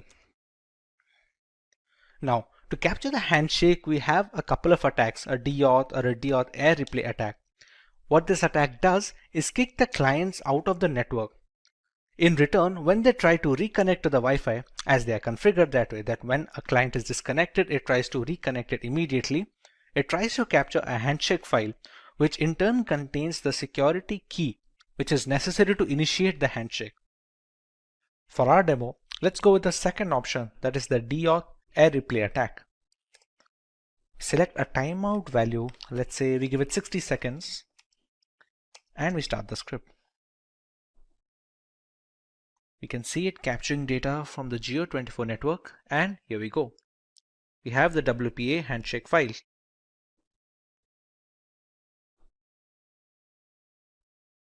Once the handshake file is captured, you can actually close this, and here we go. Congratulations. In order to capturing a handshake, it has verified that a PMK ID from the target network has successfully been captured. This is the file that is already stored. It's a .cap file. For the path, we can, let's say we can keep it in a desktop. Okay, we give the path and the handshake file is generated. We can already see a target over here, same Geo24 router with the BSS ID. Now if we return to its main menu, we already have the handshake file captured with us. Now our job is to brute force into that handshake capture file. The capture file is often encrypted with the security key of the Wi-Fi network. If we know how to decrypt it, we will automatically get the security key. So let's go to the offline WPA2 decrypt menu. Since we'll be cracking personal networks, we can go with option 1. Now to run the brute force tool, we have two options. Either we can go with the aircrack or we can go with the hashcat. Let's go with aircrack plus crunch, which is a brute force attack against a handshake file. We can go with option 2. It can already detect the capture file that we have generated. So we select yes. The BSS ID is the one which denotes the Geo24 router. So we're going to select yes as well. The minimum length of the key, for example, it has already checked that the minimum length of a Wi-Fi security key, which is a WPA to PSK key, will always be more than 8 digits and below 64 digits. So we have to select something in between this range. So if we already know, let's say that the password is at least 10 digits, we can go with the minimum length as 10. And as a rough guess, let's say we put the maximum length as 20. The character set that we're going to use for checking the password will affect the time taken to brute force. For example, if we already know that, or we have seen a user use the password while connecting to the router as something that has only numbers and symbols, then we can choose accordingly. Let's say if we go with only uppercase characters and numeric characters, go with option 7 and it's going to start decrypting. So how aircrack is working right here, you can see this passphrase over here. The first 5 or 6 digits are A. It starts working its way from the end. from the last character. It keeps trying every single combination. You can see the fourth character from the right side, the D. It will eventually turn to E because it keeps checking up every single character from the end. This will keep going on until all the single characters are tested and every single combination is tried out. Since the handshake file is encrypted using the security key, that is the WPA2 key of the router, whichever passphrase is able to decrypt the handshake key completely will be the key of the Wi-Fi router. This is the way we can brute force into Wi-Fi routers anywhere in the world. Cyber attacks are frequently making headlines in today's digital environment. At any time, everyone who uses a computer could become a victim of a cyber attack. There are various sorts of cyber attacks ranging from phishing to password attacks. In this video, we'll look into one such attack that is known as botnet. But before we begin, if you love watching tech videos, subscribe to our channel and hit the bell icon never to miss an update. To begin with, let's take a look at some of the famous botnet attacks. The first one is Mirai botnet, which is a malicious program designed to attack vulnerable IoT devices and infect them to form a network of bots that on command perform basic and medium level denial of service attacks. Then we have the Zeus bot, specifically designed for attacking the system for bank related information and data. Now let's see what exactly a botnet is. Botnet refers to a network of hijacked interconnected devices that are installed with malicious codes known as malware. Each of these infected devices are known as bots, and a hijacked criminal known as bot hoarder remotely controls them. The bots are used to automate large-scale attacks, including data theft, server failure, malware propagation, and denial of service attacks. Now that we know what exactly a botnet is, let's dive deeper into learning how a botnet works. During the preparation of a botnet network, the first step involves preparing the botnet army. After that, the connection between the botnet army and the control server is established. And the end, the launching of the attack is done by the bot hoarder. Let's understand through an illustration. Firstly, we have a bot hoarder that initiates the attack. According to the control server commands, the devices that are infected with the malware programs and begins to attack the infected system. Let's see some details regarding the preparation of the botnet army. The first step is known as the prepping the botnet army. The first step is creating a botnet is to infect as many as connected devices as possible. This ensures that there are enough bots to carry out the attack. This way, it creates bots either by exploiting the security gaps in the software or websites or using phishing attacks. They are often deployed through Trojan horses. For the next step we have establishing the connection. Once it hacks the device, as per previous step, it infects it with a specific malware that connects the device back to the control bot server. A bot hoarder uses command programming to drive the bot's actions. And the last step is known as launching the attack. Once infected, a bot allows access to admin level operation like gathering and stealing of data, reading and rewriting the system data, monitoring user activities, performing denial of service attacks, including other cybercrimes. Now let's take a look at the botnet architecture. The first type is known as client-server model. The client-server model is a traditional model that operates with the help of a command and control center server and communication protocols like IRC. When the bot hoarder issues a command to the server, it is then relayed to the client to perform malicious actions. Then we have peer-to-peer model. Here controlling the infected bots involves a peer-to-peer network that relies on a decentralized approach. That is, the bots are topological interconnected and acts as both C and C servers, that is, the server and the client. Today hackers adopt this approach to avoid detection and single point failure. In the end, we will see some points on some countermeasure against botnet attacks. The first step is to have updated drivers and system updates. After that, we should avoid clicking random pop-ups or links that we often see on the internet. And lastly, having certified antivirus, anti-spyware softwares, and firewall installed into a system will protect against malware attack. The internet is an endless source of information and data. Still, in some cases, we come across some occurrences like cyber attacks, hacking, forced entry, which may affect our time on the web. Hi everyone and welcome to the Simplilearn channel. Today we will discuss a topic that secretly records our input data, that is known as keyloggers. But before we begin, if you like watching tech videos, subscribe to our channel and hit the bell icon to never miss an update. To understand the keylogging problem better, let's take a look at an example. This is June. She works in a business firm where she manages the company's data regularly. This is Jacob from the information department who is here to inform her about some of the security protocols. During the briefing, she informed him about some of the problems her system was facing with, which included slow reaction speed and unusual internet activity. As Jacob heard about the problems with the system, he thinks of the possibility what could be the reason behind these problems her system was facing with. The conclusion that he came across was the keylogging issue. Unknown to the problem her system was facing with, she asked him about some of the details regarding it.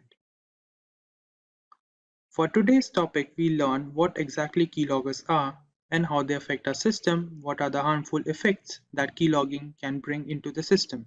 To begin with, we learn what exactly the keylogging program is. As the name suggests, keylogger is a malicious program or a tool that is designed to record keystrokes that are typed during data input and record them into a log file. Then the same program secretly sends these log files to its origin, where they can be used for malicious acts by the hacker. Now that we know what the keylogging program is, let's take a look how they enter into the system. Searching for a suitable driver for a system can often lead to the installation of the keylogging program into the system if we often visit suspicious sites and uncertified software are installed into our system. Then, if we use unknown links or visiting unknown websites which come through unknown addresses can also be a reason behind the keylogging issue entering into the system. And lastly, there are often cases where different pop-ups that we often see on social sites or different media sites can lead to the installation of keylogging program into our system. Now that we know how the problem gets into the system, let's take a look how to identify whether the system is infected by the keylogging issue. The keylogging issue can be identified if there are often cases when our keyboard lags behind the system. The data that we enter sometimes is stuck in between when we type through the input.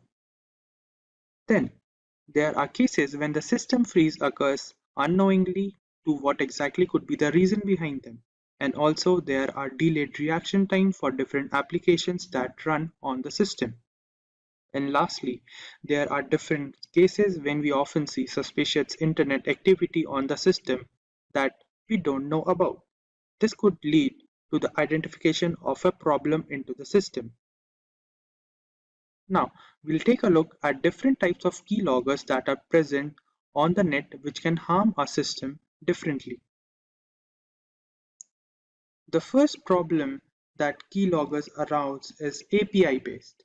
The most common keylogging case, which uses APIs to keep a log of the type data and share it to its origin for malicious purposes. Each time we press a key, the keylogger intercepts the signal and logs it. Then we have form grabbing based keyloggers. As the name suggests, they are based keyloggers that store the form data. That is, if we often use web forms or different kinds of forms to enter different data, they can be recorded into the system by the program and sent it to its origin. Then we have kernel-based keyloggers. These keyloggers are installed deeply into the operating system, where they can hide from different antivirus if not checked properly, and they record the data that we type on the keyboard and send it to its origin. And lastly, we have hardware keyloggers. These keyloggers are present directly into the hardware, that is, they are embedded into system where they record the data that we type on the keyboard. Now let's take a look how hackers differentiate different type of recorded data and exploit them. When hackers receive information about the target, they might use it to blackmail the target, which may affect the personal life of the target and also blackmail them for different money related issues. Then, in case of company data that is recorded by the keylogging program can also affect the economic value of the company in the market, which may lead to the downfall of the company. Also, in some cases, the keylogging program can also log data about military secrets, which may include nuclear codes or security protocols which are necessary to maintain the security of a country. Now, let's take a look whether mobile devices get infected with the keylogging issue or not. In the case of hand devices, infection of keyloggers are low in comparison to the computer systems, as they use on-screen keyboard or virtual keyboard. But in some cases, we often see different kinds of malicious programs getting installed into the hand device if we often visit different uncertified websites or illegal websites or torrent sites. And also, the device that is infected with the keylogging issue or different kind of malicious program can often lead to the exploitation of data that includes photos, emails, or important files by the hacker or the cyber criminal that installed the particular malicious program into the system. Now, to prevent a system from getting infected by the keylogging program, let's take a look at different points. The first point includes using of different antivirus softwares or tools which can prevent the entering of malicious program into the system. Then, keeping system security protocols regularly updated is also a good habit. And lastly, using virtual keyboard to input our sensitive data, which may include bank details, login details, or different passwords related to different websites.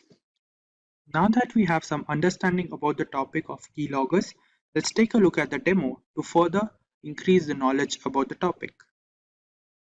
For the first step, we have to download some of the important libraries that are required into the system, which is this library.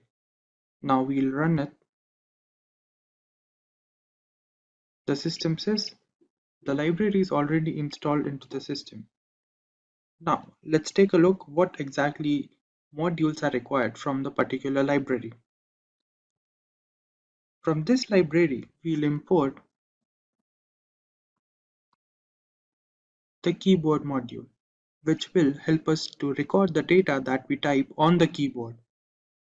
Now, from the same, we'll also import key module and the listener module,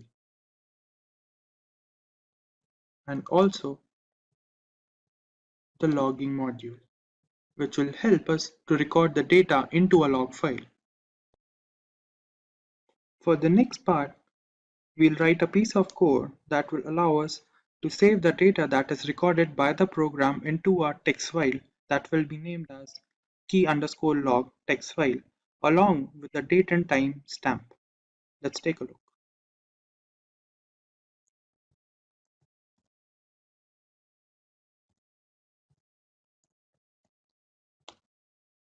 Now, we'll provide it with the file name that will be given as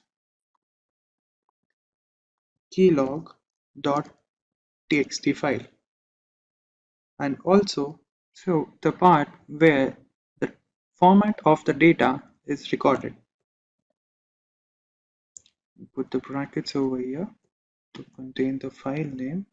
Now we'll write the format in which the data will be recorded into the log file, which will be given as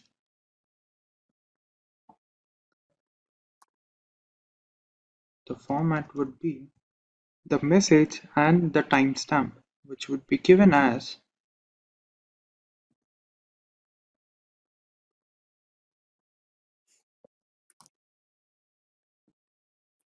along with the timestamp,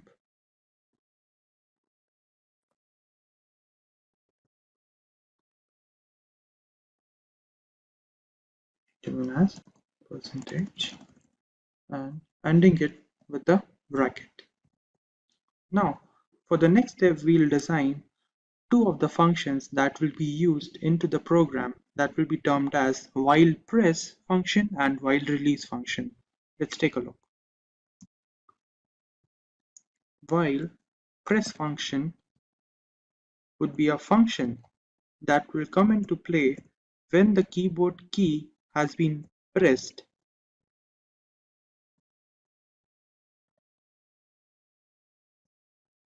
is pressed.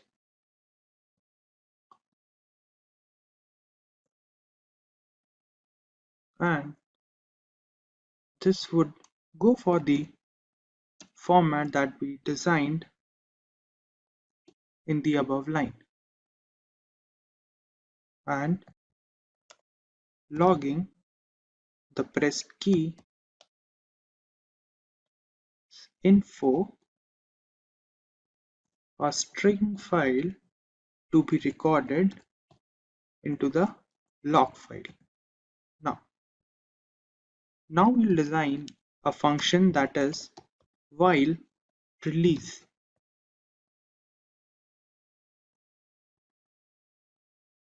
That will come into play when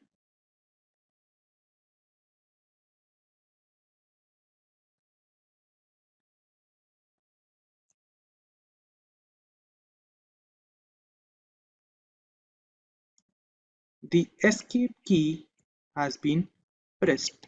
That is, the program will terminate itself and the program will stop from running. And in the end, we require for the functioning of the program to loop these functions, that is while press and while release, to continue its cycle.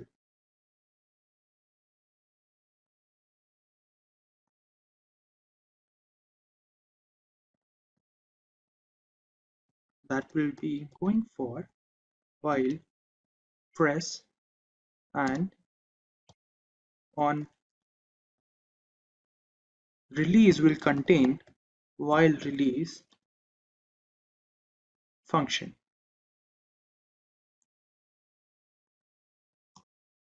As listener.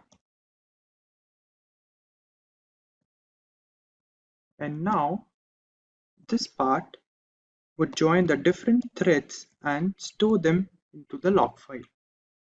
Now that we have completed the code for the program, let's run it.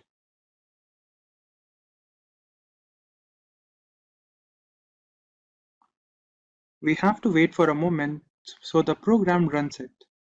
Now, to verify the program, let's open Notepad. And on the Notepad, we'll write hello world, which will be the basic whether the program is working or not. Let's take a look.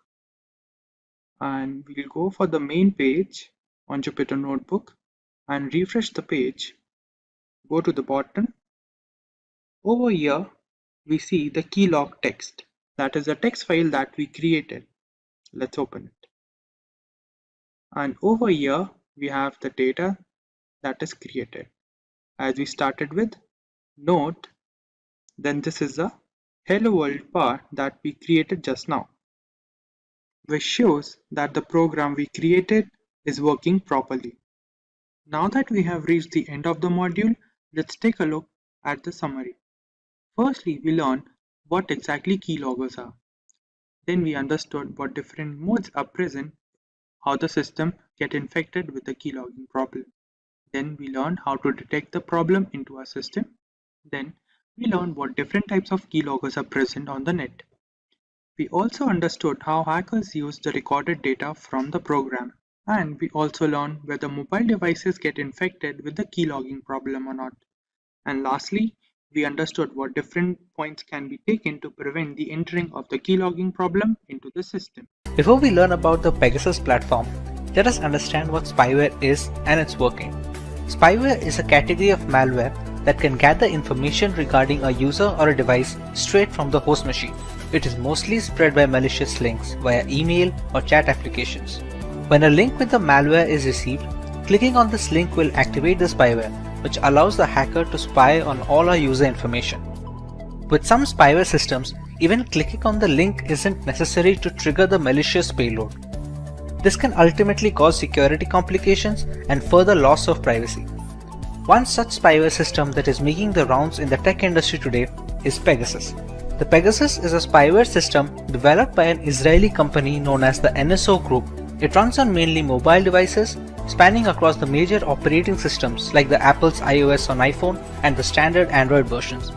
This is not a newly developed platform since Pegasus has existed since as early as 2016.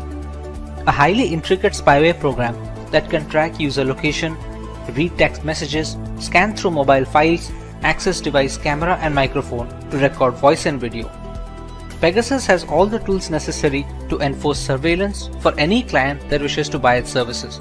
Initially, the NSO Group had designed the software to be used against terrorist factions of the world.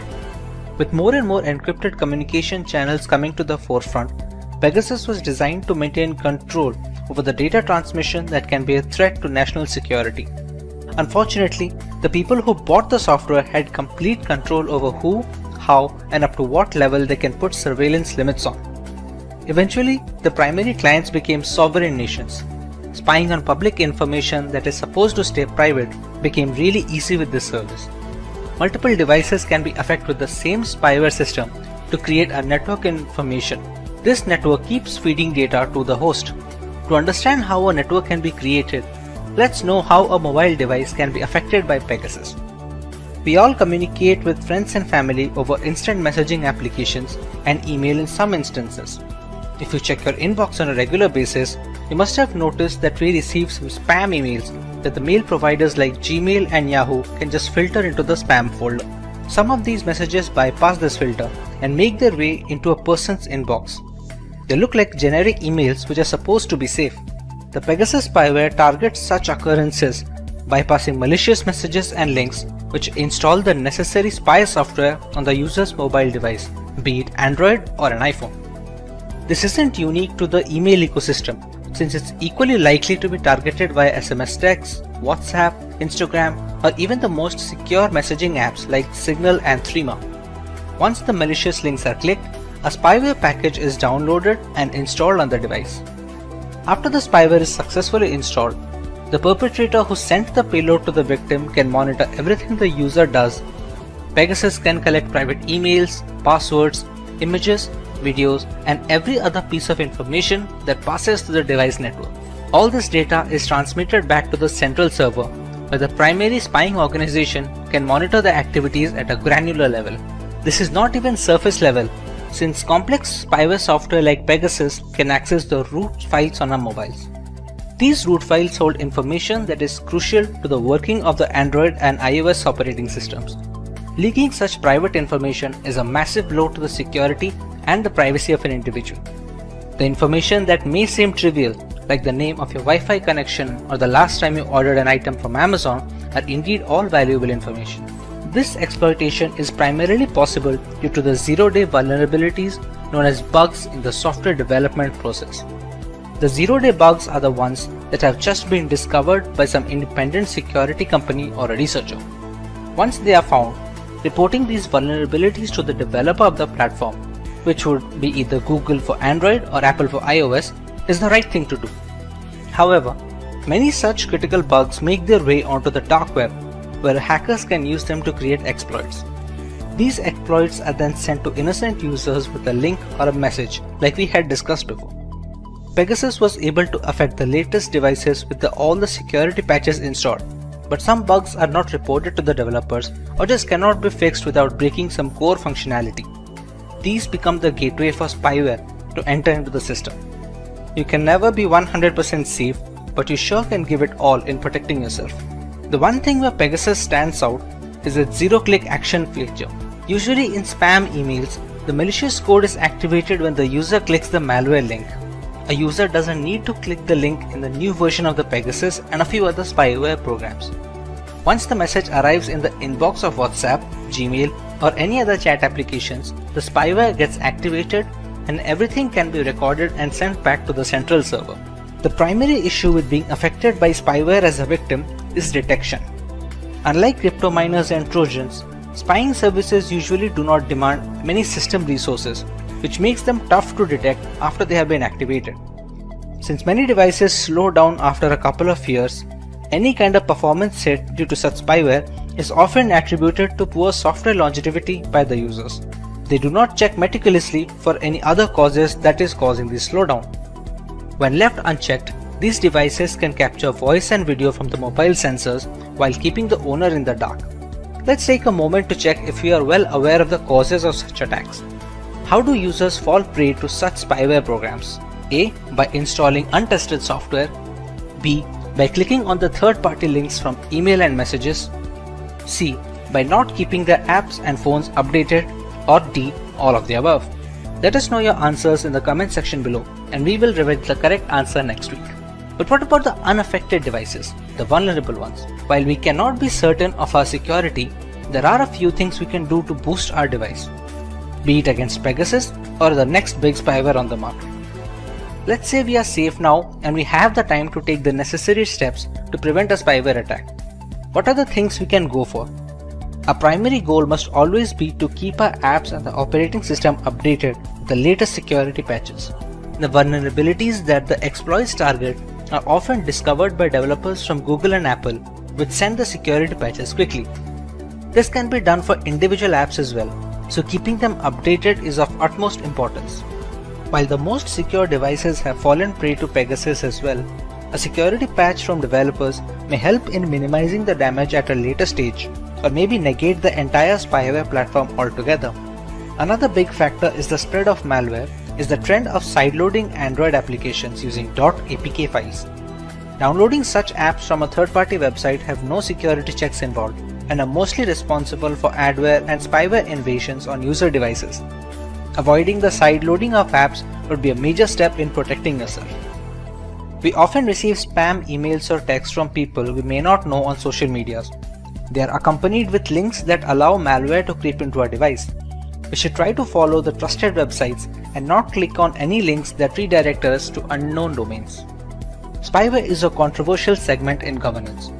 While the ramifications are pretty extreme in theory, it severely impacts user privacy against authoritarian regimes. Sufficient resources and a contingent plan can alter the false veil of democracy altogether. Even if our daily life is rather simplistic, we must understand that privacy is not about what we have to hide. Instead, it portrays the things we have to protect. It stands for everything we have to share with the outside world, both rhetorically and literally. Hey everyone, today we look at the hack which took the world by storm and affected multiple governments and corporations, the SolarWinds attack. The global statistics indicate that upward of 18,000 customers have been affected, potentially needing billions to recover the losses incurred. Before we have a look at this hack, make sure to subscribe to our channel and hit the notification bell to never miss an update from Simplilearn. The date is December 8th, 2020.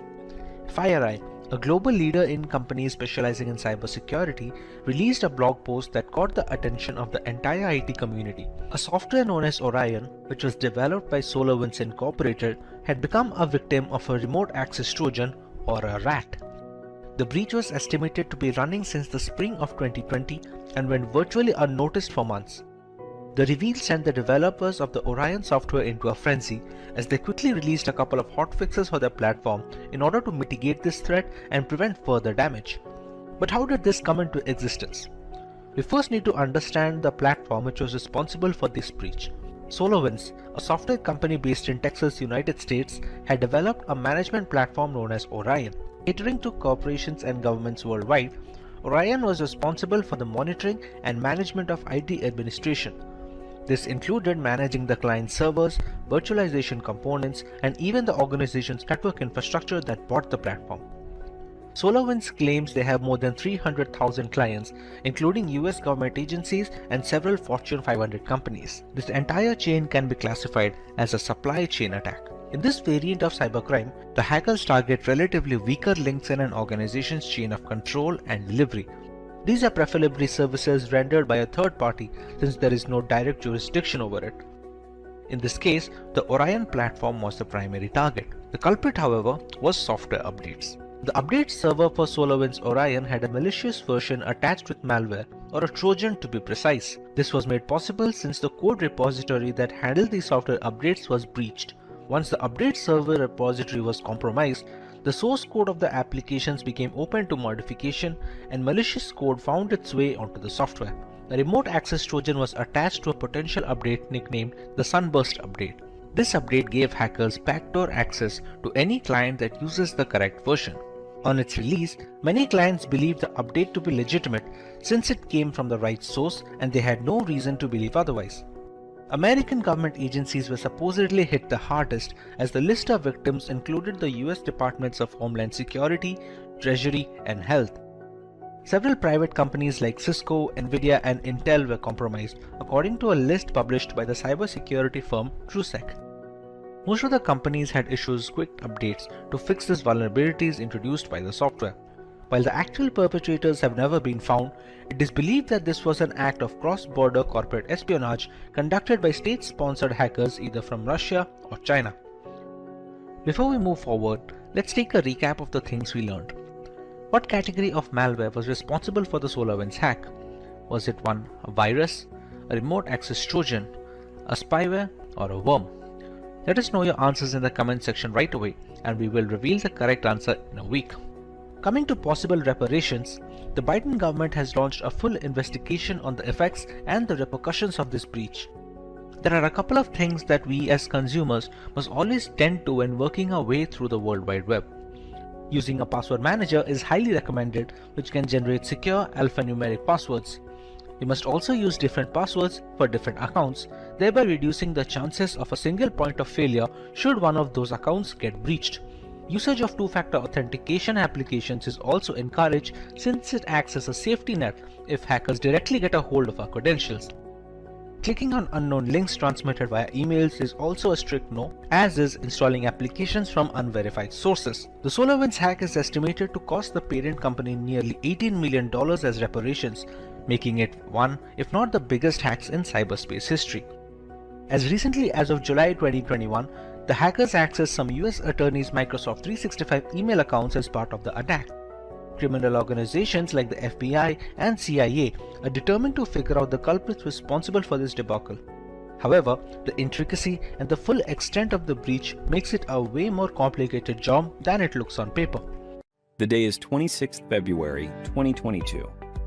The world is hit with breaking news that Russian state TV channels have been hacked by Anonymous, a hacktivist collective and movement who have made a name taking part in multiple cyber wars in the past decade. This was in response to the Russian aggression on Ukrainian territory in the hopes of annexation. Anonymous hacked the Russian state TV networks to combat propaganda in Russia and highlight the damage to life meted out by the Kremlin in Ukraine. They also hacked 120,000 Russian troops' personal information and the Russian central bank, stealing 35,000 files.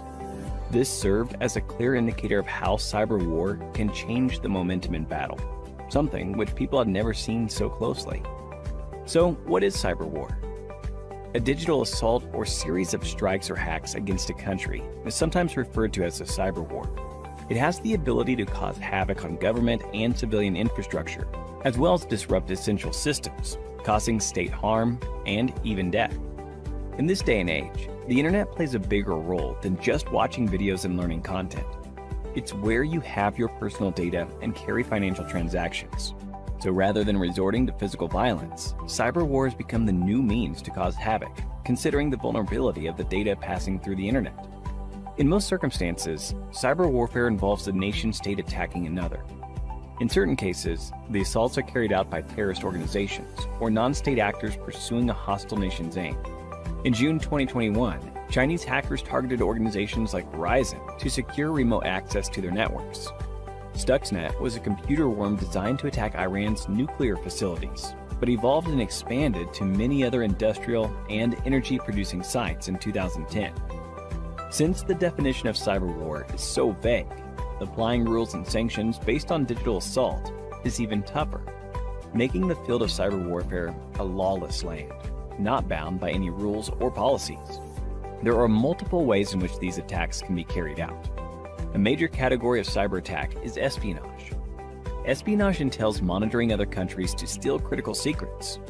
This might include compromising vulnerable computer systems with botnets or spear phishing attempts before extracting sensitive data in cyber warfare. The next weapon in cyber war is sabotage. Government agencies must identify sensitive data and its dangers if it is exploited. Insider threats, such as disgruntled or irresponsible personnel or government staff with ties to the attacking country, can be used by hostile countries or terrorists to steal or destroy information. By overwhelming a website with bogus requests and forcing it to handle them, denial of service attacks prohibit real users from accessing it. Attacking parties may use this form of assault to disrupt key operations and systems and prevent citizens, military, and security officials and research organizations from accessing sensitive websites. But what benefits does cyber war offer in contrast to traditional physical warfare? The most important advantage is the ability to conduct attacks from anywhere globally without having to travel thousands of miles. As long as the attacker and target are connected to the internet, organizing and launching cyber wars is relatively less tedious than physical warfare. People living in or battling for a country are subjected to propaganda attacks in an attempt to manipulate their emotions and thoughts.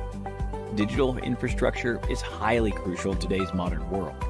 Starting from communication channels to secure storage servers, crippling a country's footprint and control on the internet is very damaging. But what are some of the ways we as citizens protect ourselves in the case of a cyber war? In the unfortunate event that your country is involved in warfare, be sure to fact-check every piece of information and follow only trusted sources in that frame of time. Even conversations online should be limited to a need-to-know basis, considering propaganda campaigns have the power to influence the tide of war drastically. It is highly crucial to follow basic security guidelines to secure our devices, like regularly updating our operating systems, occasionally running full system antivirus scans, etc. If your country or organization is being attacked, having devices segregated in a network goes a long way in bolstering security.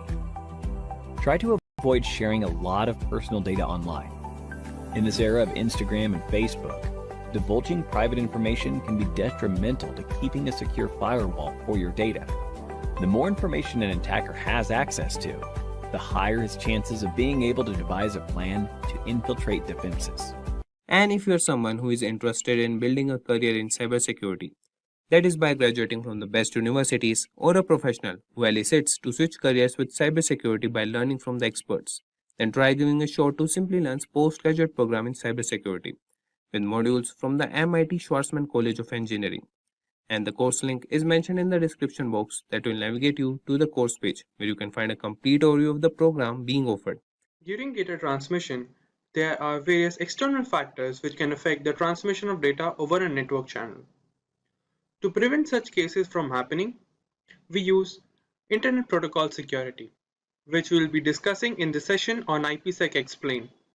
Hi guys, and welcome to yet another interesting video by Simplilearn. But before we begin, if you love watching tech videos, subscribe to our channel and hit the bell icon to never miss an update from us. Now without further ado, let's take a look at the agenda for this session. To begin with, we will look into what is IPsec. Continuing with why do we use IPsec in a network, followed by components of IPsec, modes of IP security. As for the last topic, we will look into working steps involved in IP security. Let's begin with the first heading, that is, what is IPsec?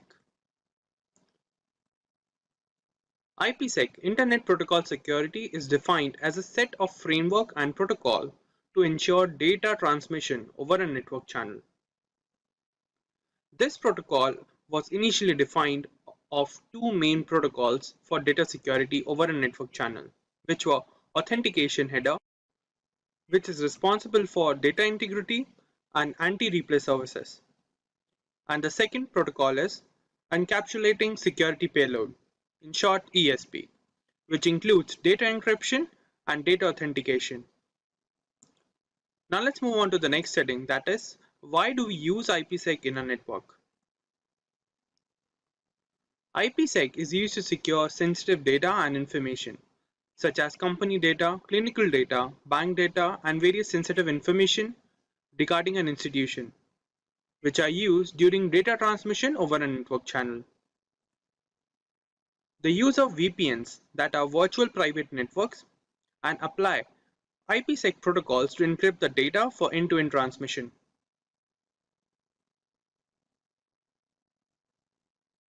Let's continue with why do we use IPsec services. IPsec is also used to encrypt data for application layer in the OSI model and provide security for sharing data over network routers and data authentication. Let's take a look at the working of IPsec services. To begin with, we have two different systems, System 1 and System 2, which will establish a network channel, and then the encryption of data will take place when one host will share the data to the second host. During this, IPsec services will secure the data that is to be transferred over the network channel by applying router encryption and authentication. Now let's move on to the next topic, that is components of IPsec. The IPsec services comprises of multiple protocols that ensure the data transmission over the network channel.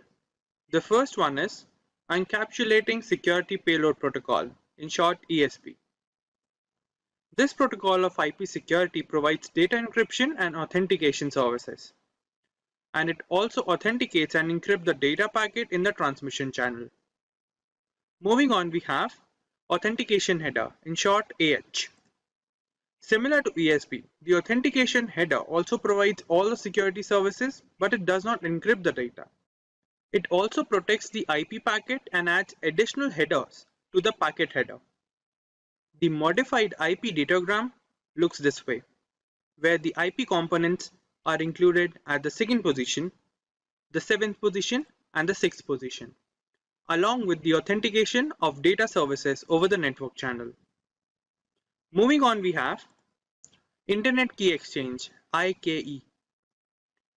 This protocol provides protection for content data and also changes the attribute of the original data to be shared by implementing SHA and MD5 algorithms. They also check the message for authentication and then only is forwarded to the receiver side. For example, this is the original data packet we are used to with IP header path, TCP UDP and data.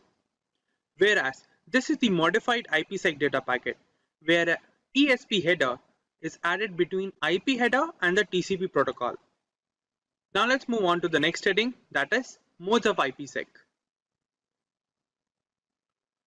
There are basically two types of IPsec modes available for data transmission over the network channel, where the first one is tunnel mode. This mode of transmission is used to secure gateway-to-gateway data. It is applied when the final destination of the data is to be connected to a sender side through a connection gateway over the internet.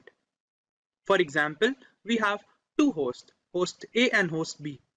Through the host A, we are sending a message to host B, which will pass through a gateway at host A point, and it passes through a gateway to host B then.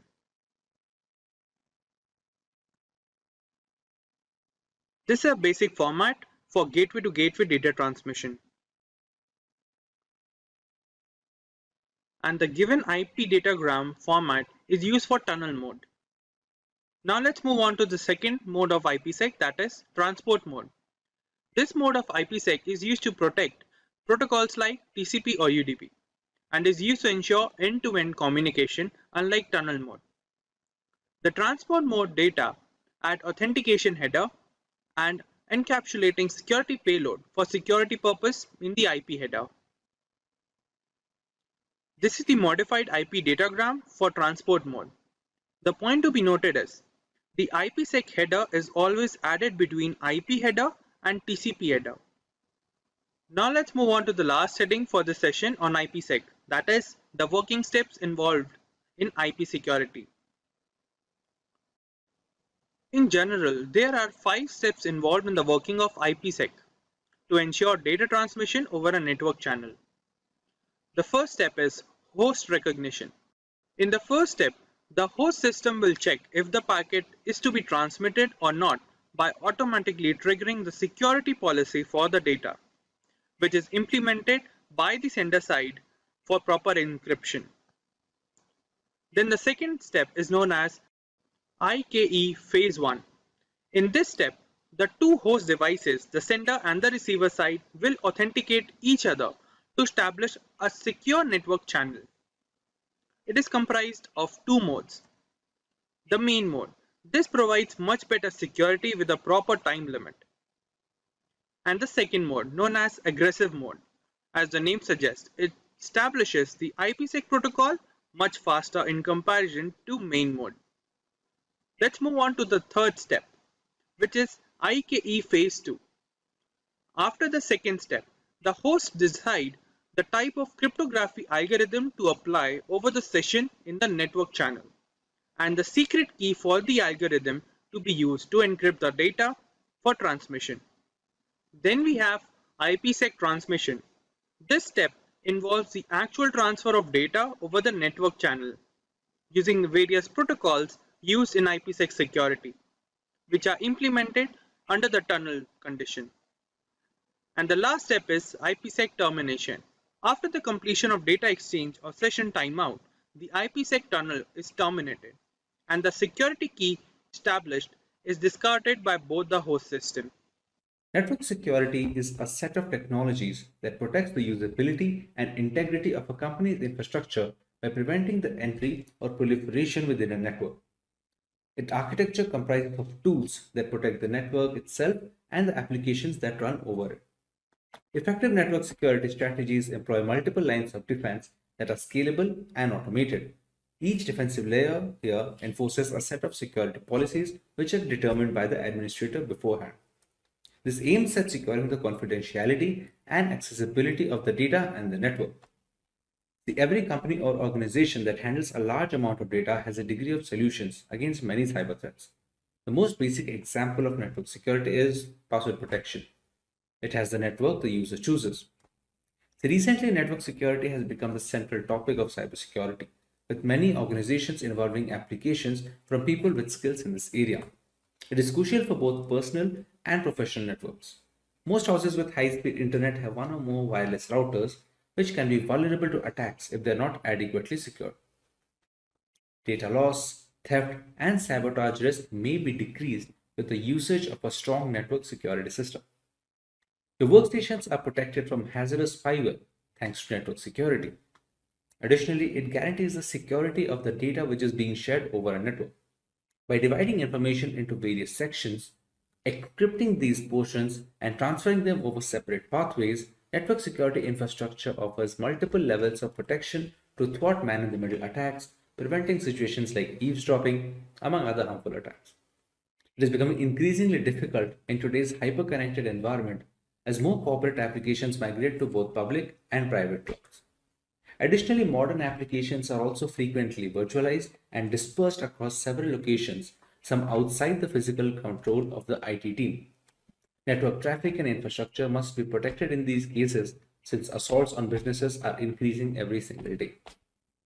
We now understood the basics of network security, but we need to understand how network security works in the next section in slightly more detail. Network security revolves around two processes: authentication and authorization. The first process, which is authentication, is similar to access cards, which ensure that only those who have the right to enter a building. In other words, authentication checks and verifies that it is indeed the user belonging to the network who is trying to access or enter it, thereby preventing unauthorized intrusions. Next comes authorization. This process decides the level of access provided to the recently authenticated user. For example, network admin needs access to the entire network, whereas those working within it probably need access to only certain areas within the network. Based on the network user's role, the process of determining the level of access or permission level is known as authorization. Today's network architecture is complex and faces a threat environment that is always changing and attackers that are always trying to find and exploit vulnerabilities. These vulnerabilities can exist in many areas, including devices, data, applications, users, and locations. For this reason, many network security management tools and applications are in use today that address individual threats. When just a few minutes of downtime can cause widespread disruption and massive damage to an organization's bottom line and reputation, It is essential that these protection measures are in place beforehand. Now that we know a little about network security and its working, let's cover the different types of network security. The fundamental tenet of network security is the layering of protection for massive networks and stored data that ensure the acceptance of rules and regulations. As a whole, there are three types. The first of which is physical security, the next being technical, and the third being administrative. Let's look into physical security first. This is the most basic level that includes protecting data and network to unauthorized personnel from acquiring control over the confidentiality of the network. These include external peripherals and routers that might be used for cable connections. The same can be achieved by using devices like biometric systems. Physical security is critical, especially for small businesses that do not have many resources to devote to security personnel and the tools as opposed to large firms. When it comes to technical network security, it focuses mostly on safeguarding data either kept in the network or engaged in network transitions. This kind fulfills two functions. One is defense against unauthorized users, the other is a defense against malevolent actions. The last category is administrative. This level of network security protects user behavior, like how the permission has been granted and how the authorization process takes place. This also ensures the level of sophistication the network might need to protect it through all the attacks. This level also suggests necessary amendments that have to be done to the infrastructure. I think that's all the basics that we need to cover on network security, in which our next topic we're going to go through two mediums of network security, which are the transport layer and the application layer. The transport layer is a way to secure information as it is carried over the internet, with users browsing websites, emails, instant messaging, etc. TLS aims to provide a private and secure connection between a web browser and a website server. It does this with a cryptographic handshake between two systems using public key cryptography. The two parties to the connection exchange a secret token, and once each machine validates this token, it is used for all communications. The connection employs lighter symmetric cryptography to save bandwidth and processing power. Since the application layer is the closest layer to the end user, it provides hackers with the largest threat surface. Poor app layer security can lead to performance and stability issues, data theft, and in some cases, the network being taken down. Examples of application layer attacks include distributed denial of service attacks or DDoS attacks, HTTP floods, SQL injections, cross-site scripting, etc. Most organizations have an arsenal of application layer security protections to combat these and more, such as web application firewalls, secure web gateway services, etc. Now that we have the theory behind network security has been covered in detail, let us go through some of the tools that can be used to enforce these network security policies. The first tool to be covered in this section is a firewall. A firewall is a type of network security device that keeps track of incoming and outgoing network traffic, and it decides which traffic to allow or deny in accordance to a set of security rules.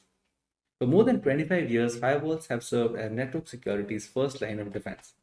They provide a barrier between trustworthy internal protected and regulated networks from shady external networks like the internet at some point. The next tool which can be used to bolster network security is a virtual private network, or VPN for short. It's an encrypted connection between a device and a network via the internet. The encrypted connection aids the secure transmission of sensitive data. It makes it impossible for unauthorized parties to eavesdrop on the traffic and enables remote work for the user. The usage of VPN technology is common in both corporate and personal networks. Next, we cover the importance of intrusion prevention systems in network security, or IPS frameworks. An intrusion prevention system is a network security tool that continually scans the network for harmful activity and responds to it when it does occur by reporting, blocking, or discarding it. It can be either hardware or software. It's more sophisticated than an intrusion detection system or an IDS framework, which can just warn an administrator and merely identify harmful activities, while in the case of an IPS, it actually takes against that activity. The next tool in this section and the final one are going to be behavioral analytics. Behavioral analytics focus more on the statistics that are being carried over and stored through months and years of usage.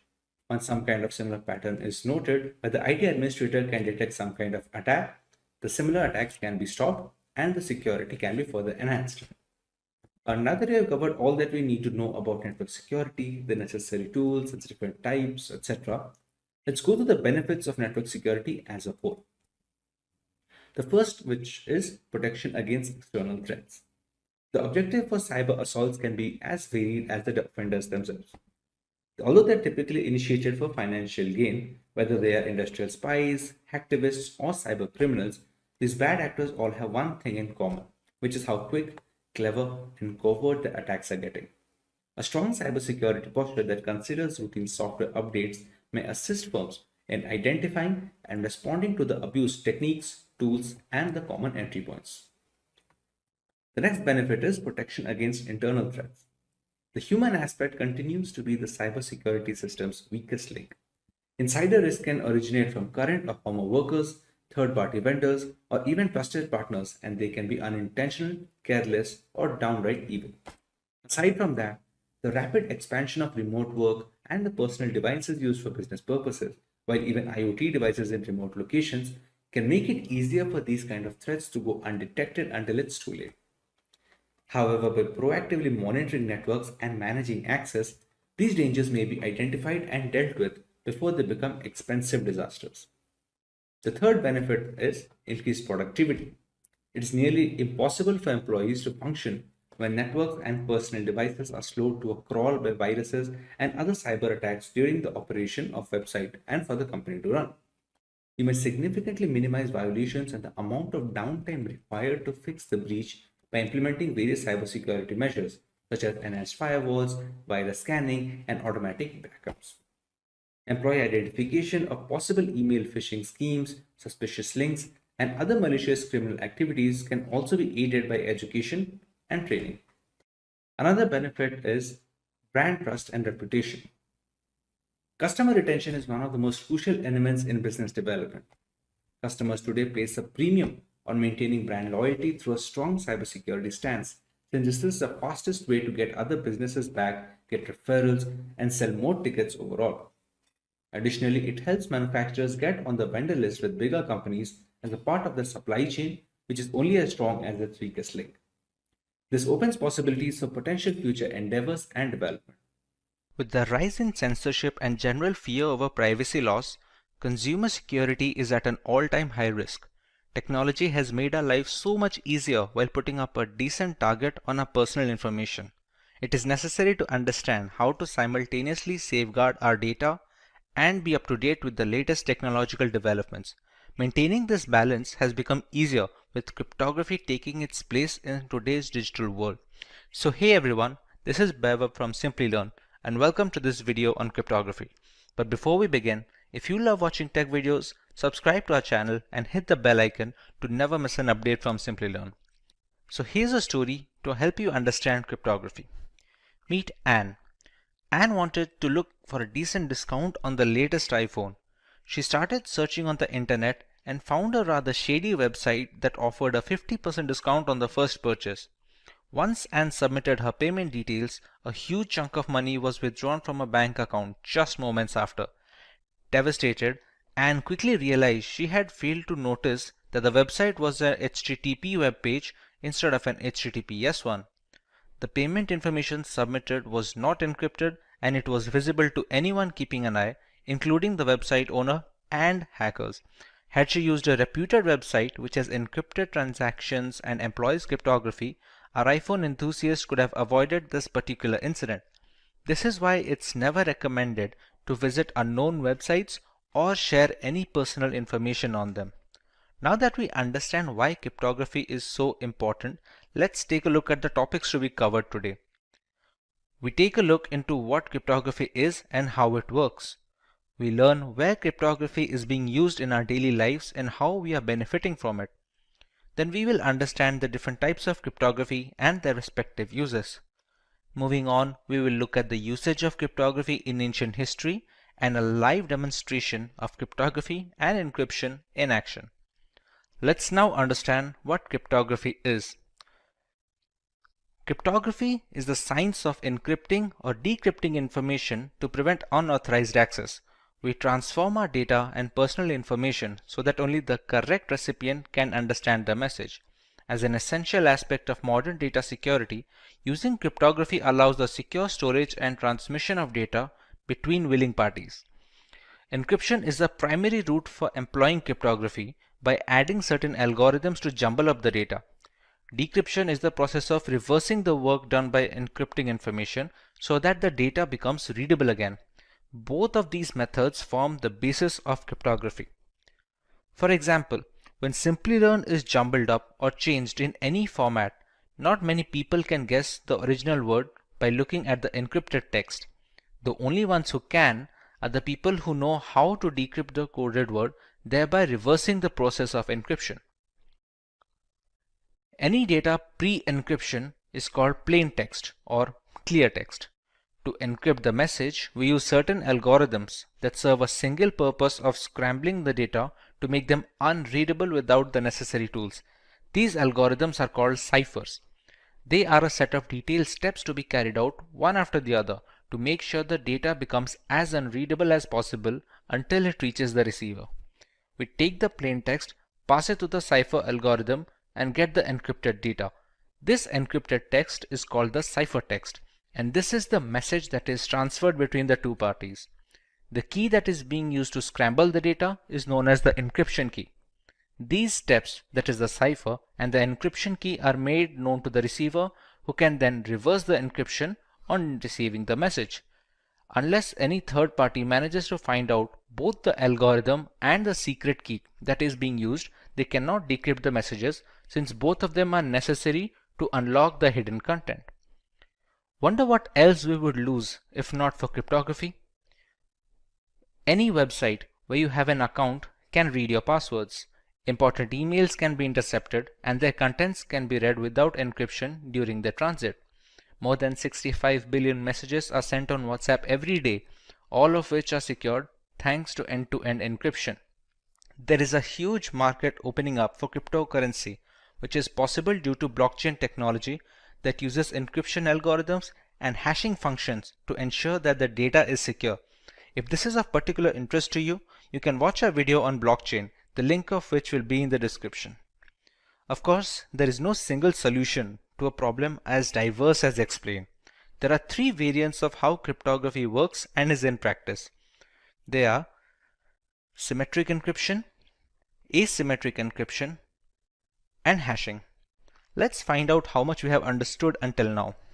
Do you remember the difference between a cipher and ciphertext? Leave your answers in the comments, and before we proceed, if you find this video interesting, make sure to give it a thumbs up before moving ahead. Let's look at symmetric encryption first. Symmetric encryption uses a single key for both the encryption and decryption of data. It is comparatively less secure than asymmetric encryption, but much faster. It is a compromise that has to be embraced in order to deliver data as fast as possible without leaving information completely vulnerable. This type of encryption is used when data rests on servers and identifies personnel for payment applications and services. The potential drawback with symmetric encryption is that both the sender and receiver need to have the same secret key, and it should be kept hidden at all times. Caesar cipher and Enigma machine are both symmetric encryption examples that we will look into further. For example, if Alice wants to send a message to Bob, she can apply a substitution cipher or a shift cipher to encrypt the message.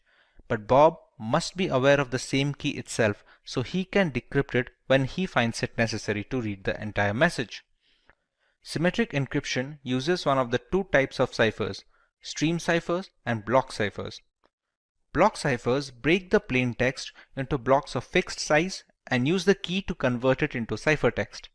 Stream ciphers convert the plain text into ciphertext one bit at a time instead of resorting to breaking them up into bigger chunks.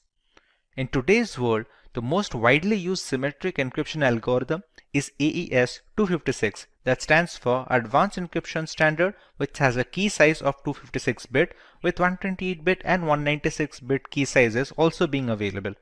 Other primitive algorithms like the Data Encryption Standard, that is the DES, the Triple Data Encryption Standard 3DES, and Blowfish have all fallen out of favor due to the rise of AES.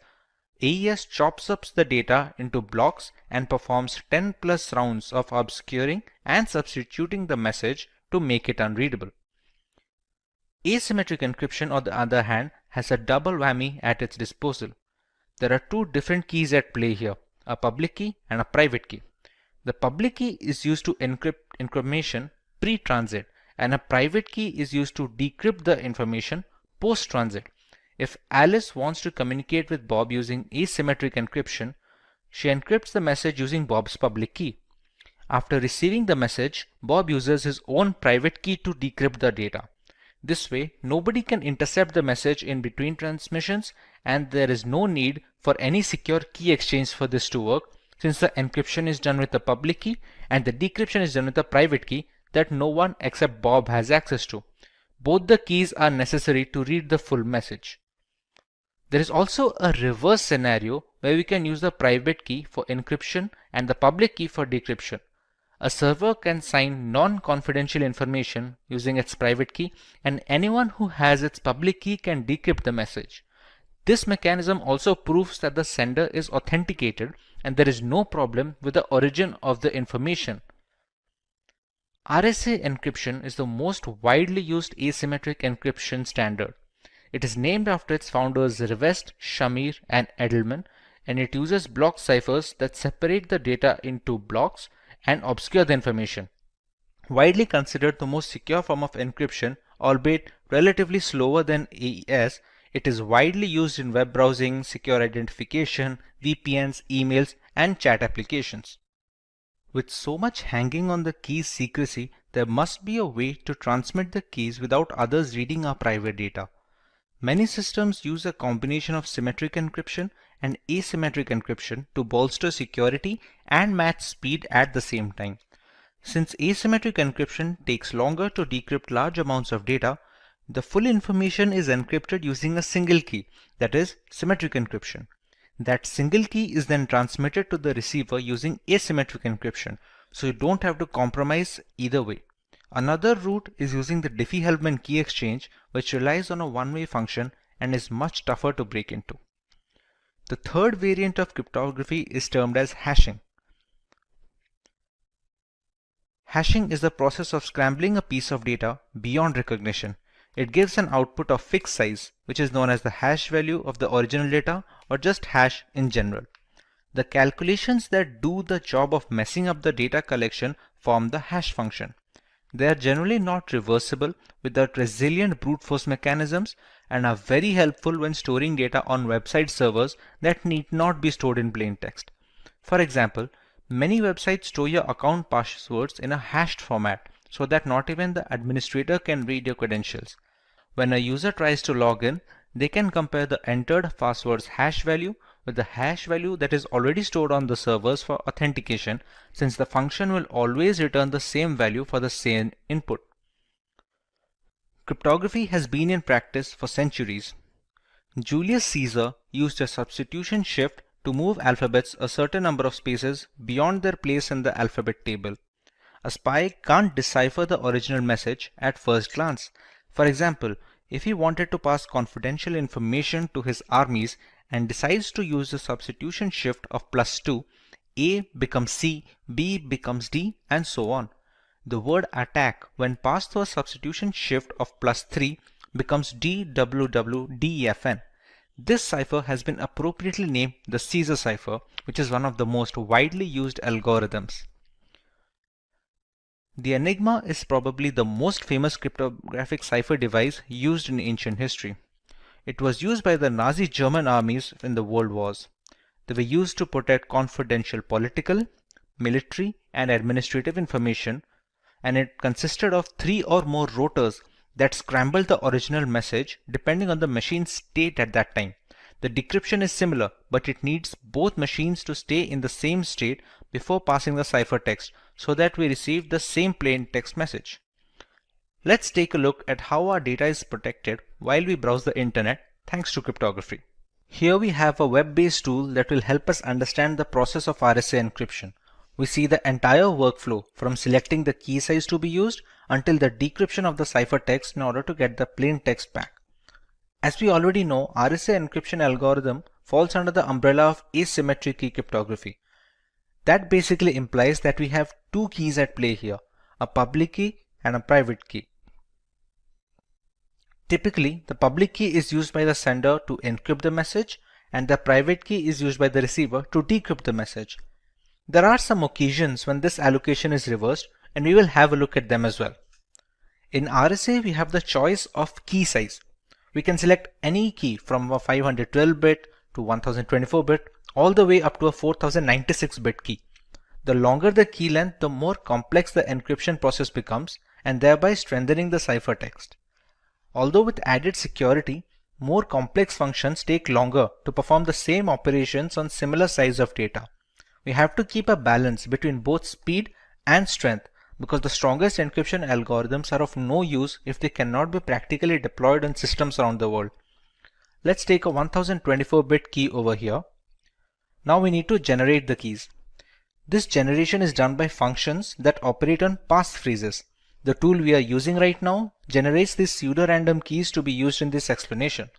Once we generate the keys, you can see the public key is rather smaller than the private key, which is almost always the case. These two keys are mathematically linked with each other. They cannot be substituted with any other key, and in order to encrypt the original message or decrypt the ciphertext, this pair must be kept together. The public key is then sent to the sender, and the receiver keeps the private key with himself. In this scenario, let's try and encrypt the word Simplilearn. We have to select if the key being used for encryption is either private or public, since that affects the process of scrambling the information.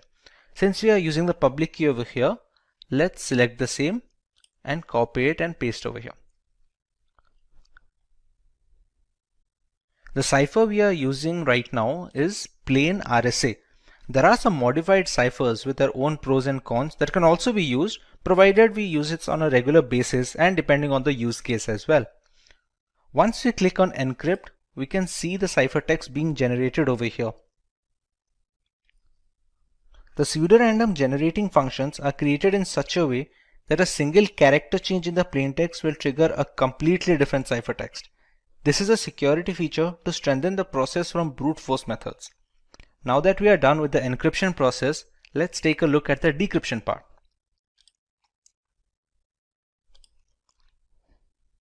The receiver gets this ciphertext from the sender with no other key or supplement.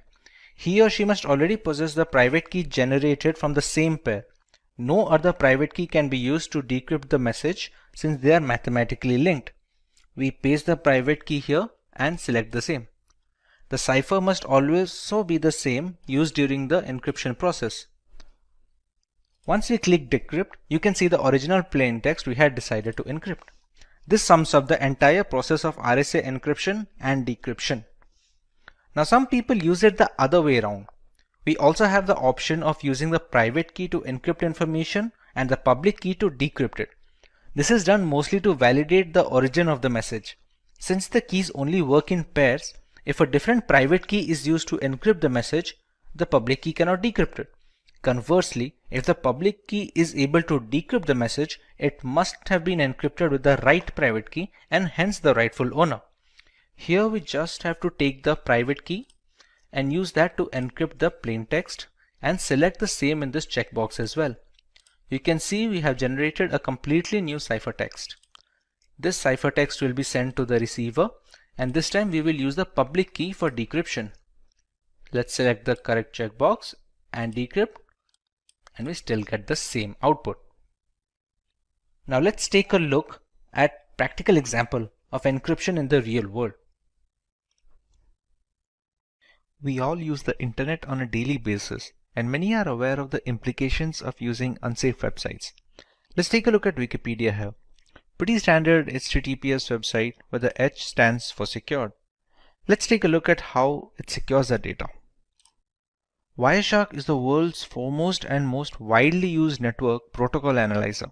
It lets you see what's happening on your network at a microscopic level, and we are going to use this software to see the traffic that is leaving our machine and to understand how vulnerable it is. Since there are many applications running in this machine, let's apply a filter that will only show us the results related to Wikipedia.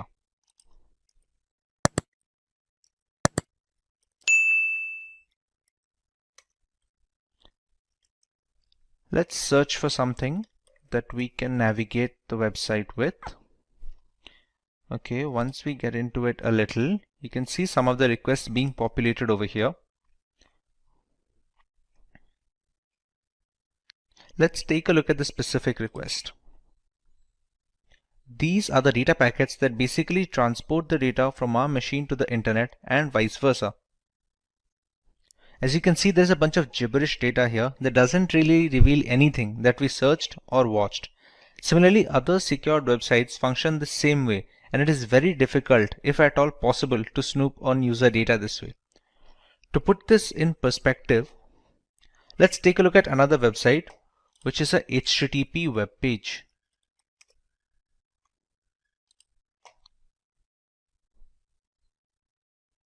This has no encryption enabled from the server end, which makes it vulnerable to attacks. There is a login form here, which needs legitimate user credentials in order to grant access. Let's enter a random pair of credentials.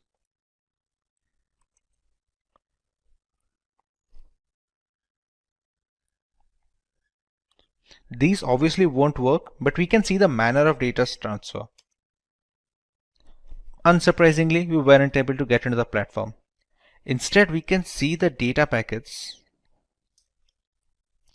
Let's apply a similar filter that will help us understand what request this website is sending.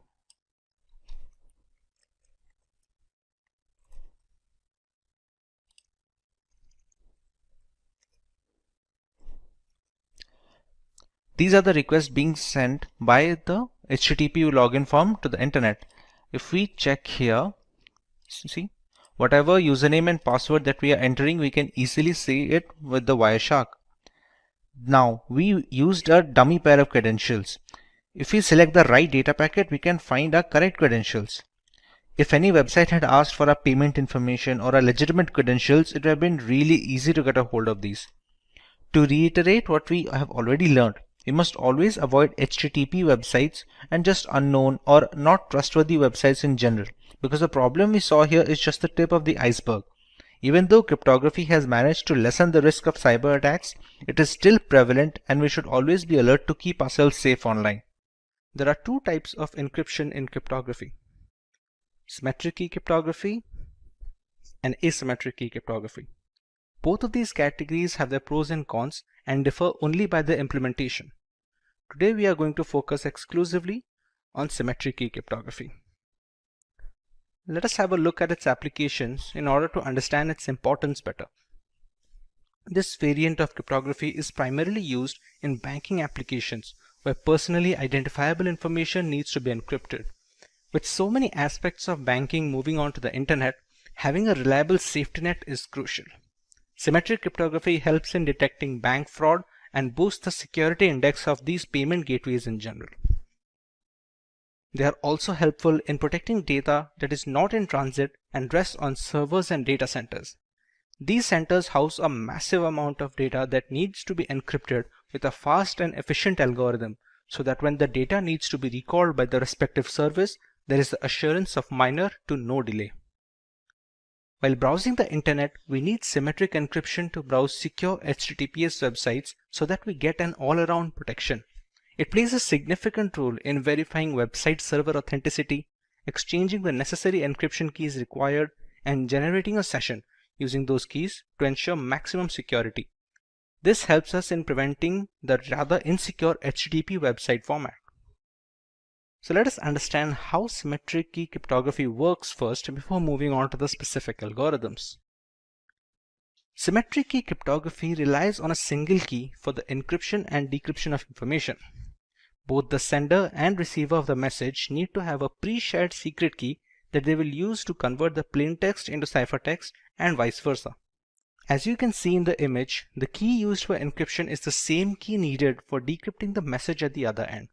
The secret key shouldn't be sent along with the ciphertext to the receiver, because that would defeat the entire purpose of using cryptography. Key exchange can be done beforehand using other algorithms like the Diffie-Hellman key exchange protocol, for example. For example, if Paul wants to send a simple message to Jane, they need to have a single encryption key that both of them must keep secret to prevent snooping on by malicious actors. It can be generated by either one of them, but must belong to both of them before the messages start flowing.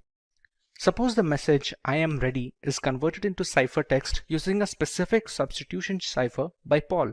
In that case, Jane must also be aware of the substitution shift to decrypt this ciphertext once it reaches her. Irrespective of the scenario where someone manages to grab the ciphertext mid-transit to try and read the message, not having the secret key renders everyone helpless looking to snoop in.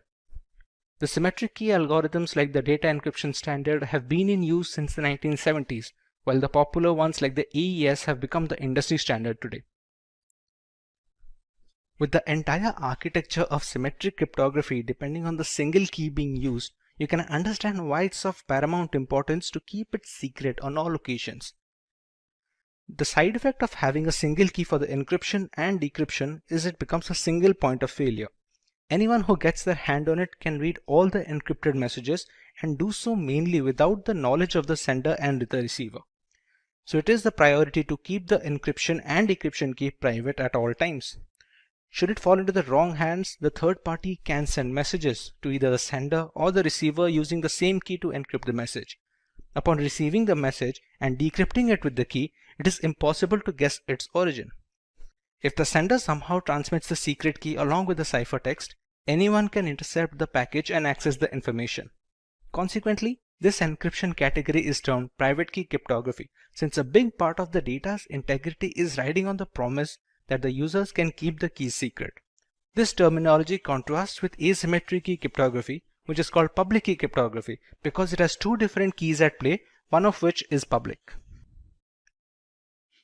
Provided we manage to keep the keys secret, we still have to choose what kind of ciphers we want to use to encrypt this information. In symmetric key cryptography, there are broadly two categories of ciphers that we can employ. Let us have a look. Stream ciphers are the algorithms that encrypt basic information one bit at a time. It can change depending on the algorithm being used, but usually it relies on a single bit or byte to do the encryption. This is the relatively quicker alternative considering the algorithm doesn't have to deal with blocks of data at a single time. Every piece of data that goes into the encryption can and needs to be converted into binary format. In stream ciphers, each binary digit is encrypted one after the other. The most popular ones are the RC4, Salsa, and Panama. The binary data is passed through an encryption key, which is a randomly generated bit stream. Upon passing it through, we receive the ciphertext that can be transferred to the receiver without fear of man-in-the-middle attacks. The binary data can be passed through an algorithmic function. It can have either XOR operations, as it is most of the time, or any other mathematical calculations that have the singular purpose of scrambling the data. The encryption key is generated using the random bitstream generator, and it acts as a supplement in the algorithmic function. The output is in binary form, which is then converted into the decimal or hexadecimal format to give our final ciphertext. On the other hand, block ciphers dissect the raw information into chunks of data of fixed size. The size of these blocks depend on the exact cipher being used. A 128-bit block cipher will break the plaintext into blocks of 128-bit each and encrypt those blocks instead of a single digit. Once these blocks are encrypted individually, they are chained together to form a final ciphertext. Block ciphers are much slower, but they are more tamper-proof and are used in some of the most widely used algorithms employed today. Just like stream ciphers, the original ciphertext is converted into binary format before beginning the process. Once the conversion is complete, the blocks are passed through the encryption algorithm along with the encryption key. This would provide us with the encrypted blocks of binary data. Once these blocks are combined, we get a final binary string. This string is then converted into hexadecimal format to get our ciphertext. Today, the most popular symmetric key algorithms like AES, DES, and 3DES are all block cipher methodology subsets. With so many factors coming into play, there are quite a few things symmetric key cryptography excels at while falling short in some other. Symmetric key cryptography is much faster variant when compared to asymmetric key cryptography. There is only one key in play, unlike asymmetric encryption, and this drastically improves calculation speed in the encryption and decryption. Similarly, the performance of symmetric encryption is much more efficient under similar computational limitations. Fewer calculations help in better memory management for the host system.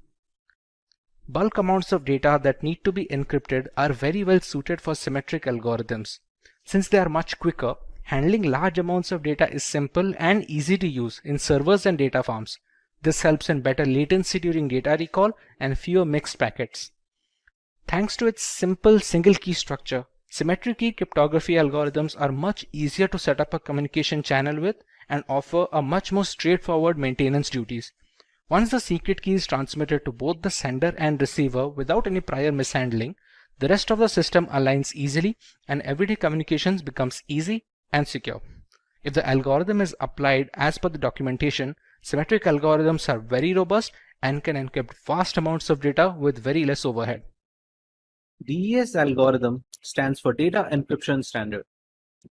It is a symmetric key cipher that is used to encrypt and decrypt information in a block-by-block manner.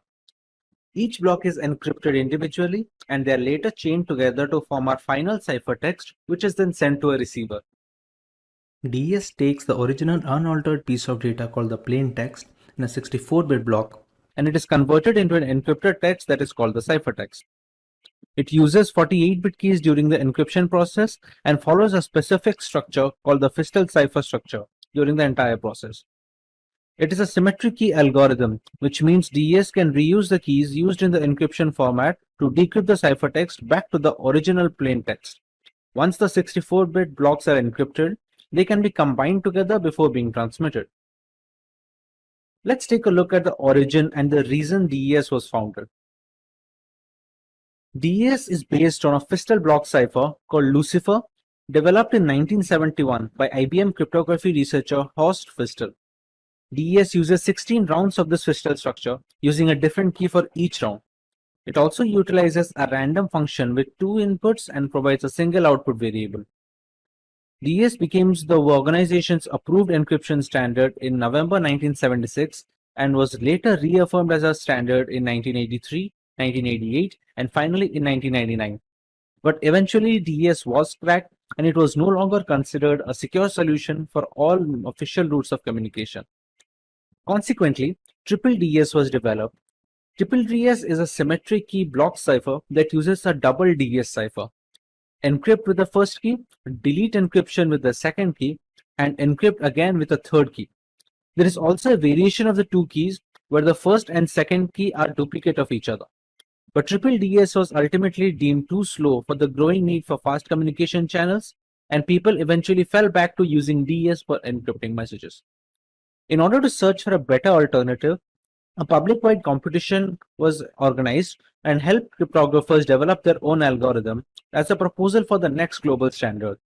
This is where the Ringdial algorithm came into play and was later credited to be the next advanced encryption standard. For a long time, DES was the standard for data encryption for data security. Its rule ended in 2002 when finally the advanced encryption standard replaced DES as an acceptable standard following a public competition for a place. To understand the structure of a Fistel cipher, we can use the following image as a reference. The block being encrypted is divided into two parts, one of which is being passed on to the function, while the other part is XORed with the function's output. The function also uses the encryption key that differs for each individual round. This keeps going on until the last step, until where the right-hand side and the left-hand side are being swapped. Here we receive our final ciphertext. For the decryption process, the entire procedure is reversed, starting from the order of the keys to the block sorting. If the entire process is repeated in a reverse order, we will eventually get back our plain text, and this simplicity helps the speed. Overall, this was later detrimental to the efficiency of the algorithm, hence the security was compromised. A Fistel block cipher is a structure used to derive many symmetric block ciphers such as DES, which as we have discussed in our previous comment. Fistel cipher proposed a structure that implements substitution and permutation alternately so that we can obtain ciphertext from the plain text and vice versa. This helps in reducing the redundancy of the program and increases the complexity to combat brute force attacks. The Fistel cipher is actually based on the Shannon structure that was proposed in 1945. The Fistel cipher is the structure suggested by Horst Feistel, which was considered to be a backbone while developing many symmetric block ciphers. The Shannon structure highlights the implementation of alternate confusion and diffusion. And like we already discussed, the Fistel cipher structure can be completely reversed depending on the data. However, we must consider the fact that to decrypt the information by reversing the Fistel structure, we will need the exact polynomial functions and the key orders. To understand how the blocks are being calculated, we take a plain text which is of 64-bit and that is later divided into two equal halves of 32-bit each. In this, the right half is immediately transferred to the next round to become the new left half of the second round. The right hand is again passed off to a function which uses an encryption key that is unique to each round in the Fistel cipher. Whatever the function gives off as an output, it is passed on as an XOR input with the left half of the initial plain text. The next output will become the right half of the second round for the plain text. This entire process constitutes of a single round in the Fistel cipher. Taking into account what happens in the polynomial function, we take one half of the block and pass it through an expansion box. The work of the expansion box is to increase the size of the half from 32-bit to 48-bit text. This is done to make the text compatible to a 48-bit keys we have generated beforehand. Once we pass it through the XOR function, we get a 48-bit text as an output. Now remember, a half should be of 32-bit. So this 48-bit output is then later passed on to a substitution box. This substitution box reduces its size from 48-bit to 32-bit output, which is then later XORed with the first half of the plain text. A block cipher is considered the safest if the size of the block is large, but large block sizes can also slow down encryption speed and the decryption speed. Generally, the size is 64-bit. Sometimes modern block ciphers like AES have a 128-bit block size as well. The security of the block cipher increases with increasing key size, but larger key sizes may also reduce the speeds of the process. Earlier, 64-bit keys were considered sufficient. Modern ciphers need to use 128-bit keys due to the increasing complexity of today's computational standards. The increasing number of rounds also increase the security of the block cipher. Similarly, they are inversely proportional to the speed of encryption. A highly complex round function enhances the security of the block cipher. Albeit, we must maintain a balance between the speed and security. The symmetric block cipher is implemented in a software application to achieve better execution speed. There is no use of an algorithm if it cannot be implemented in a real-life framework that can help organizations to encrypt or decrypt the data in a timely manner. Now that we understand the basics of Fistel ciphers, we can take a look at how DES manages to run through 16 rounds of this structure and provide the cipher text at the end.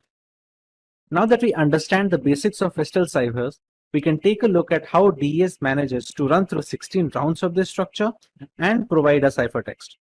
In simple terms, DES takes the 64-bit plain text and converts it into a 64-bit cipher text.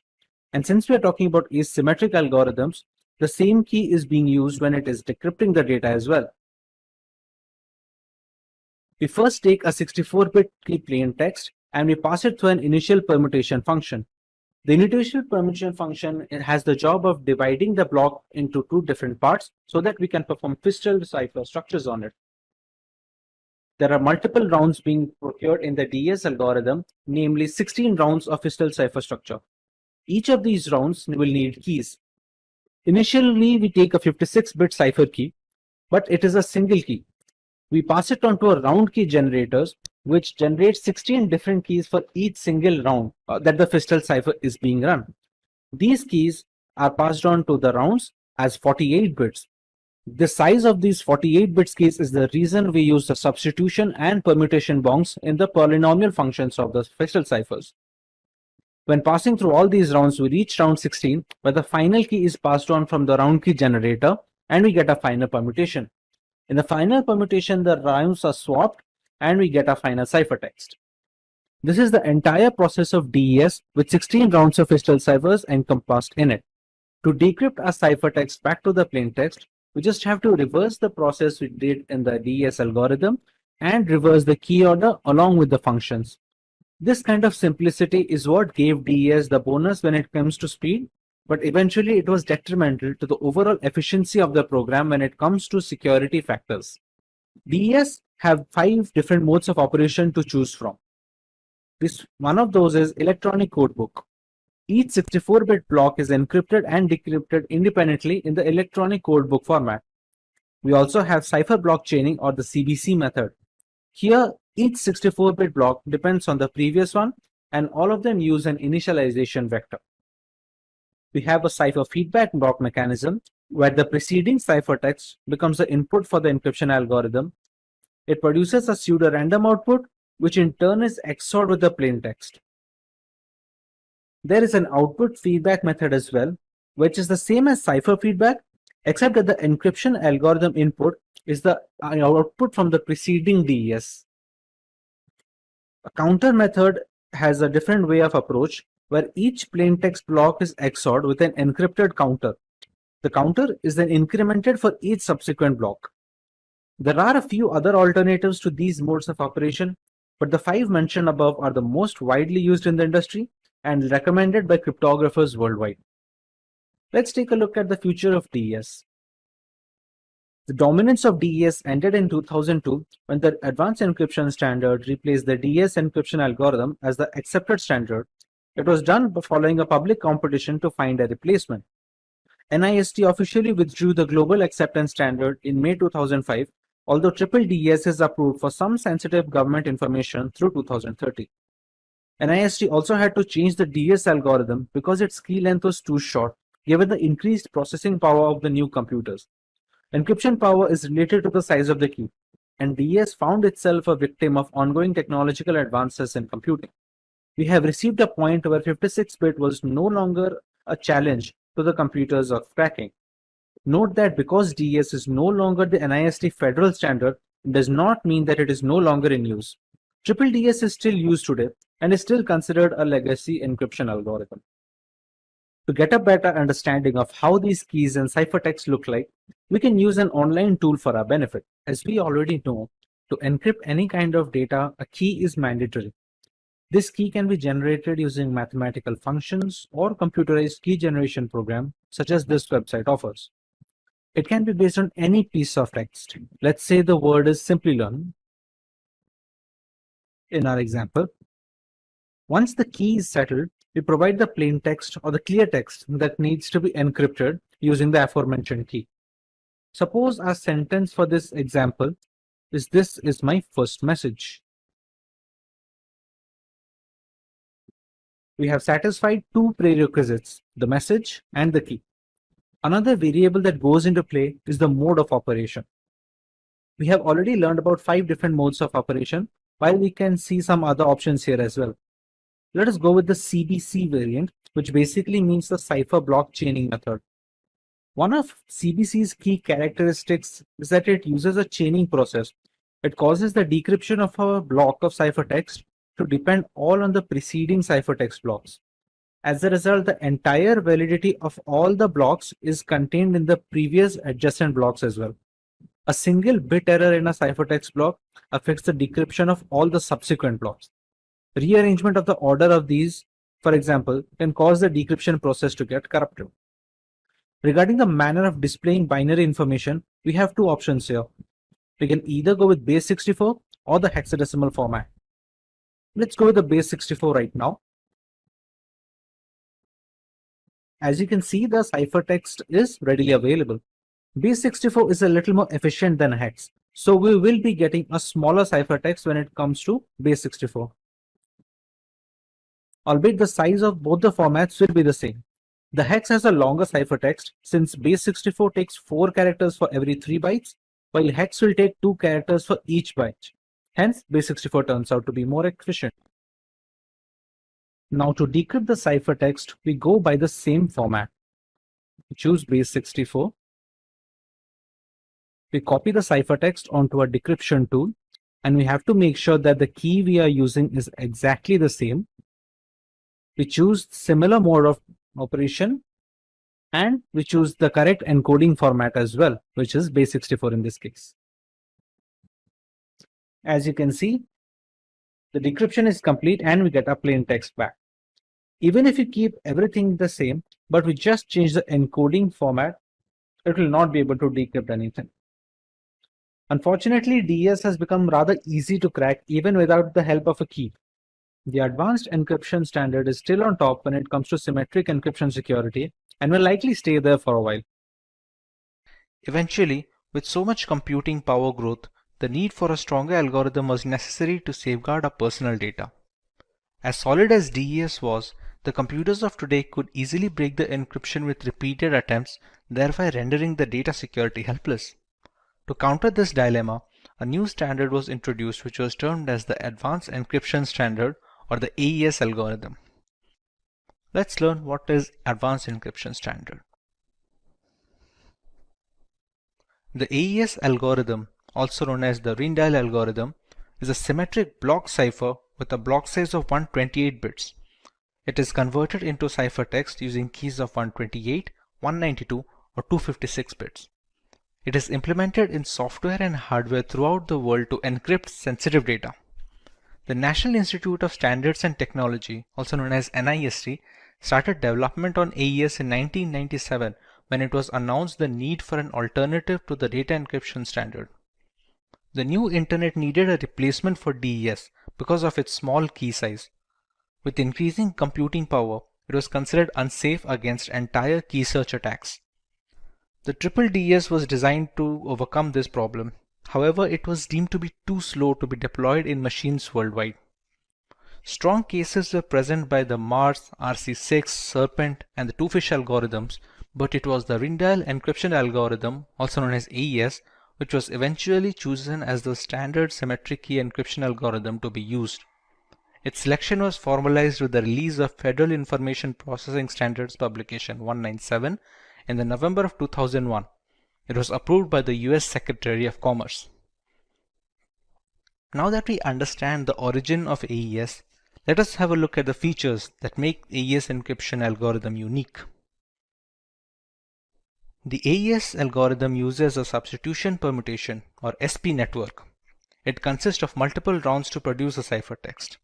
It has a series of linked operations, including replacing inputs with specific outputs, that is substitutions, and others that involve bit shuffling, which is permutations. At the beginning of the encryption process, we only start out with a single key, which can be either a 128-bit key, a 192-bit key, or a 256-bit key. Eventually, this one key is expanded to be used in multiple rounds throughout the encryption and the decryption cycle.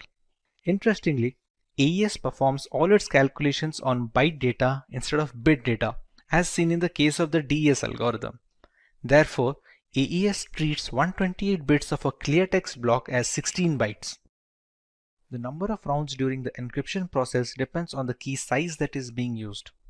The 128-bit key size fixes 10 rounds, the 192-bit key size fixes 12 rounds, and the 256-bit key holds 14 rounds. A round key is required for each of these rounds, but since only one key is input into the algorithm, the single key needs to be expanded to get the key for each round, including the round 0.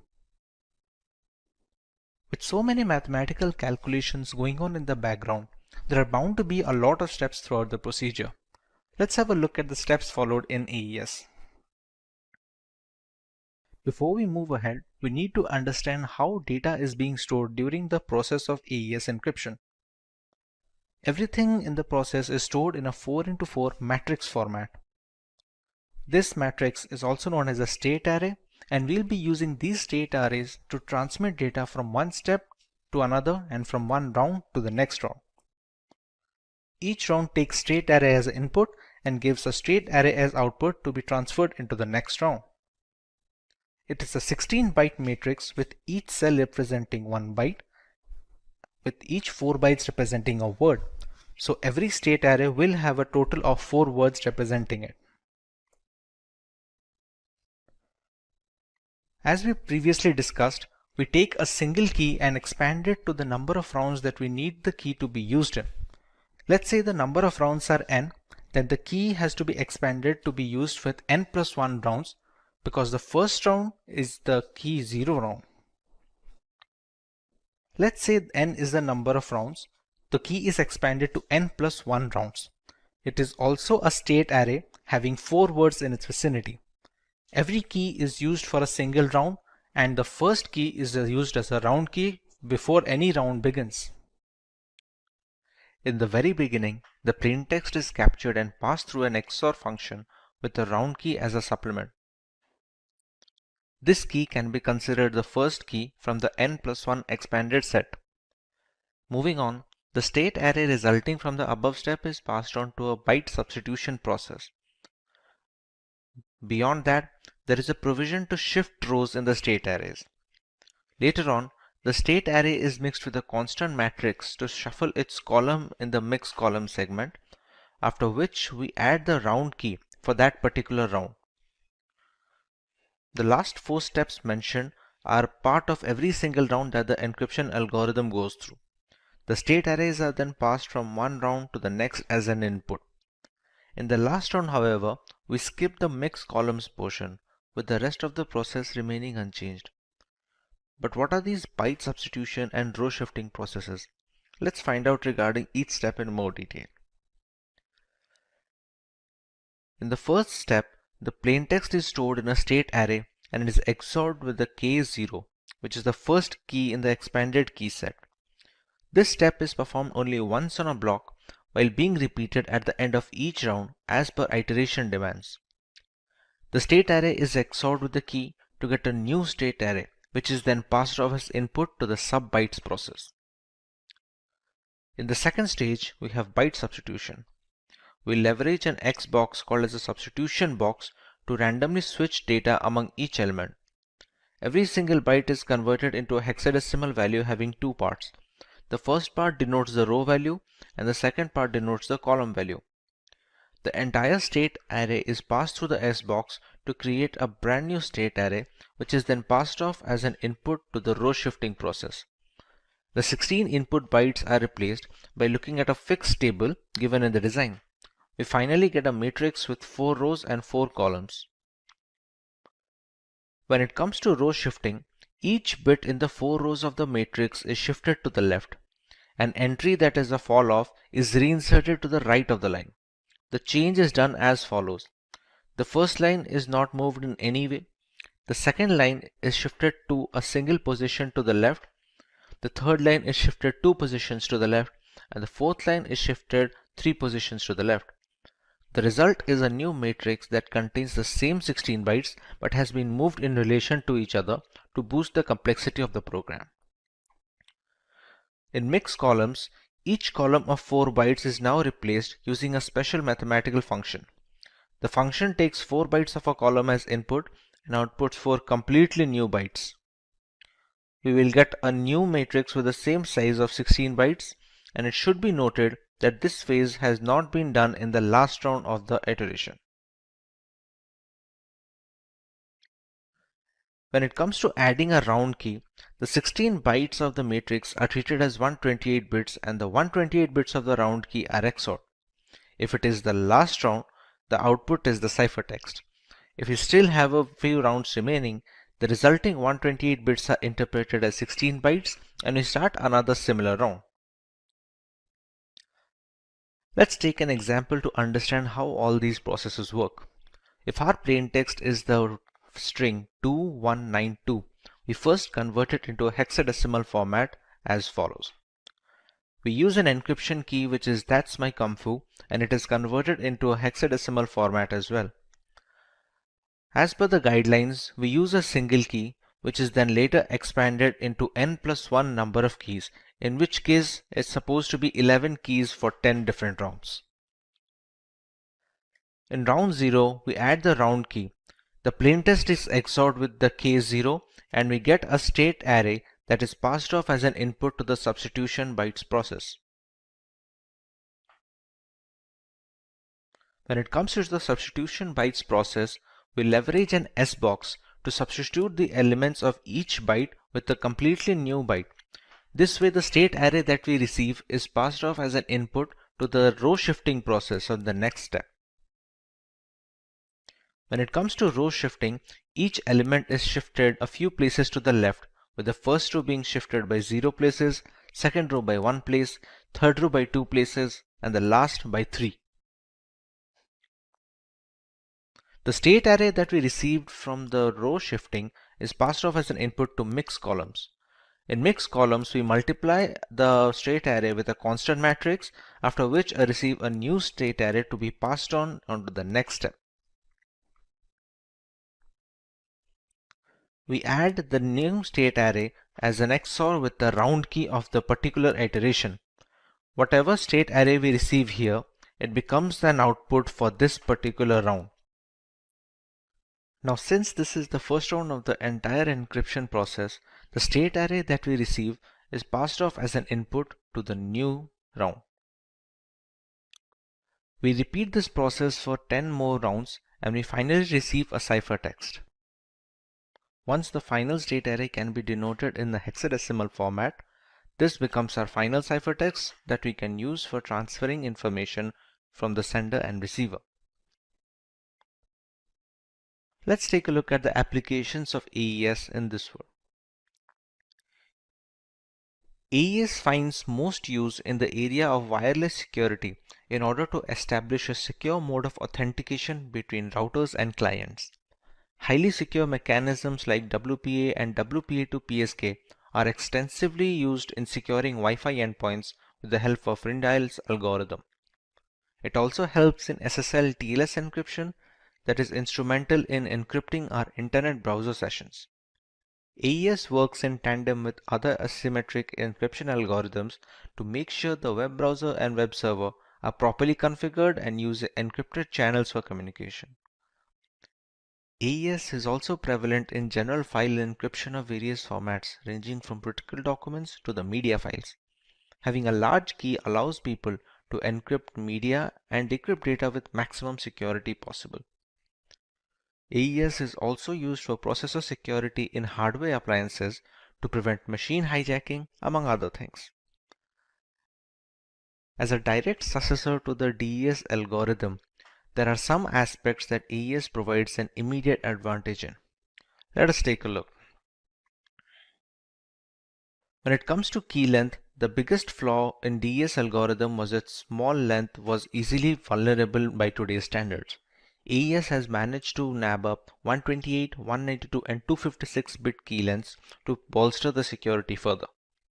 The block size is also larger in AES owing to more complexity of the algorithm. The number of rounds in DES is fixed irrespective of the plain text being used. In AES, the number of rounds depends on the key length that is being used for the particular iteration, thereby providing more randomness and complexity in the algorithm. The DES algorithm is considered to be simpler than AES, even though AES beats DES when it comes to relative speed of encryption and decryption. This makes advanced encryption standard much more streamlined to be deployed in frameworks and systems worldwide when it compares to the data encryption standard. Hello. In our last video on cryptography, we took a look at symmetric key cryptography. We used a single private key for both the encryption and decryption of data, and it works very well in theory. Let's take a look at a more realistic scenario now. Let's meet Joe. Joe is a journalist who needs to communicate with Ryan via long-distance messaging. Due to the critical nature of the information, people are waiting for any message to leave Joe's house so that they can intercept it. Now Joe can easily use symmetric key cryptography to send the encrypted data so that even if someone intercepts the message, they cannot understand what it says. But here's the tricky part. How will Joe send the required decryption key to Ryan? The sender of the message as well as the receiver need to have the same decryption key so that they can exchange messages. Otherwise, Ryan cannot decrypt the information even when he receives the ciphertext. If someone intercepts the key while transmitting it, there is no use in employing cryptography since a third party can now decode all the information easily. Key sharing is a risk that will always exist when symmetric key cryptography is being used. Thankfully, asymmetric key encryption has managed to fix this problem. This is Vaibhav from Simplilearn and welcome to this video on asymmetric key cryptography. Let's take a look at what we are going to learn today. We begin by explaining what asymmetric key cryptography is and how it works. We take a look at its application and uses. We understand why it's called public key cryptography and then learn a little bit about RSA encryption, and then we learn about the advantages of asymmetric key cryptography over symmetric key cryptography. Let's understand what asymmetric key cryptography is. Asymmetric encryption uses a double layer of protection. There are two different keys at play here, a private key and a public key.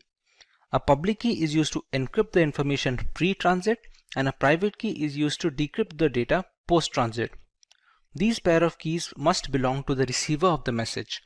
The public keys can be shared via messaging, blog posts, or key servers, and there are no restrictions. As you can see in the image, the two keys are working in the system. The sender first encrypts the message using the receiver's private key, after which we receive the ciphertext. The ciphertext is then transmitted to the receiver without any other key. On getting the ciphertext, the receiver uses his private key to decrypt it and get the plain text back. There has been no requirement of any key exchange throughout this process, therefore solving the most glaring flaw faced in symmetric key cryptography.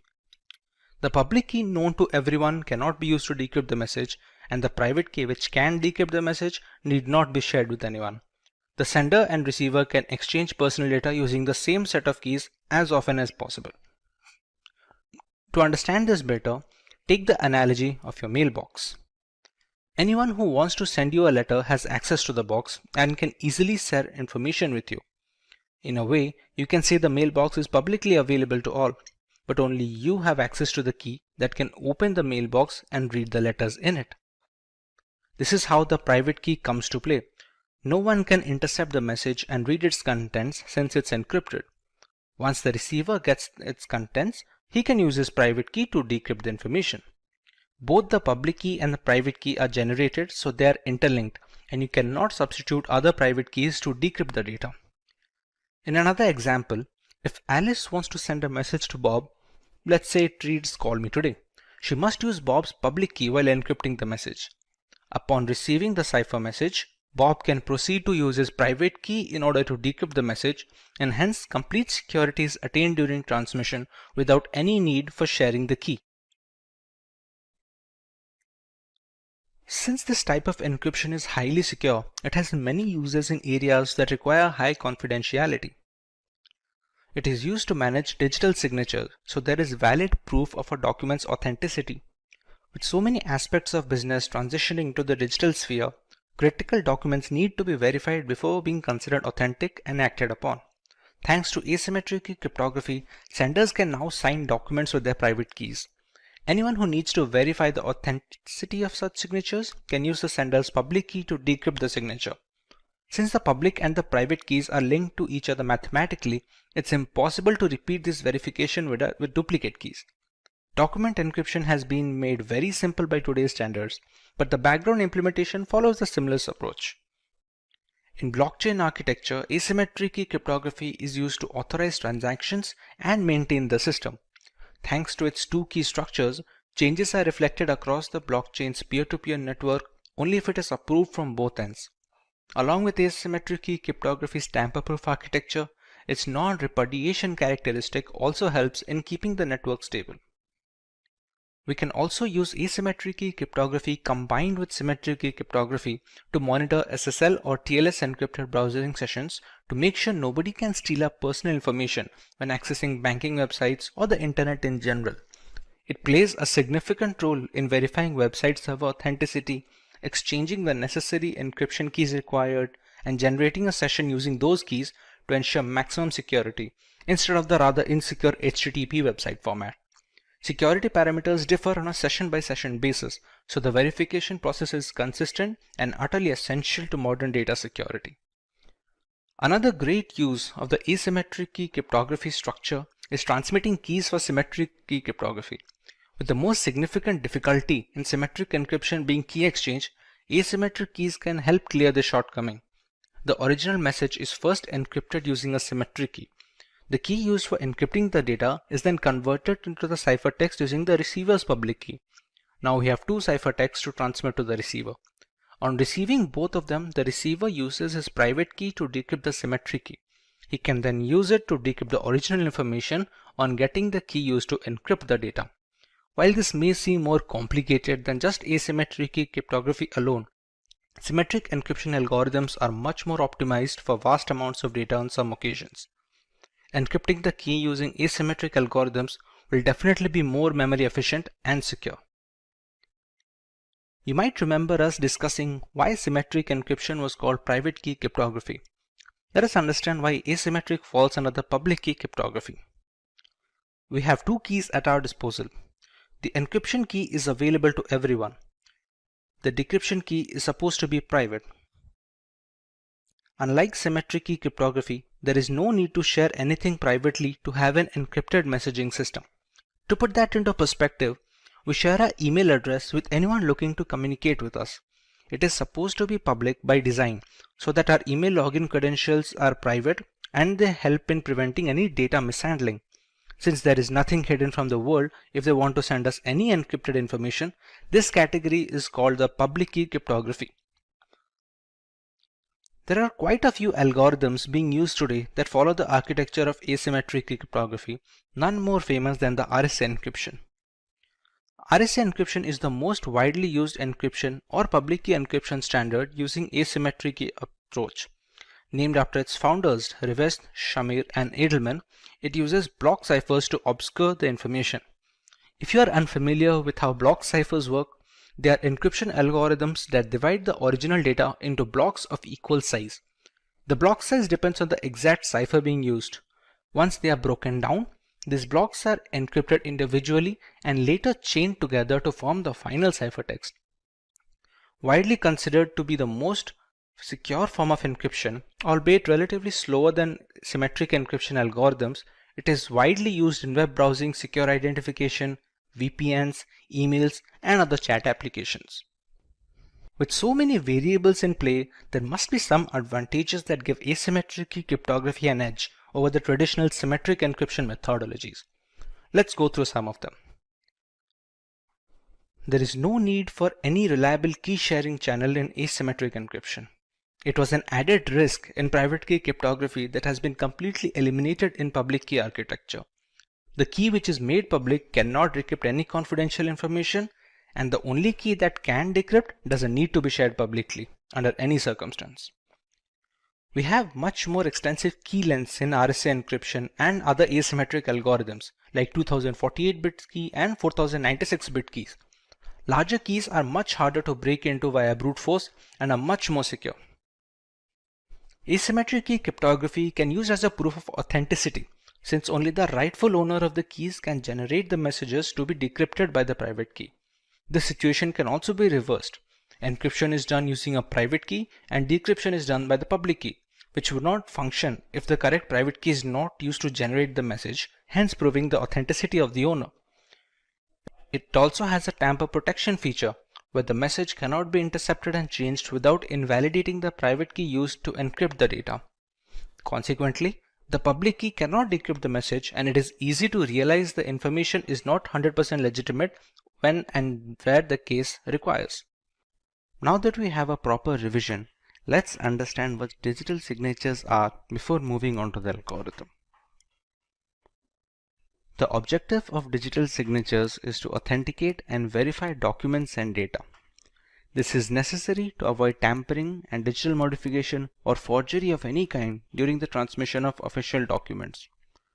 They work on the public key cryptography architecture with one exception.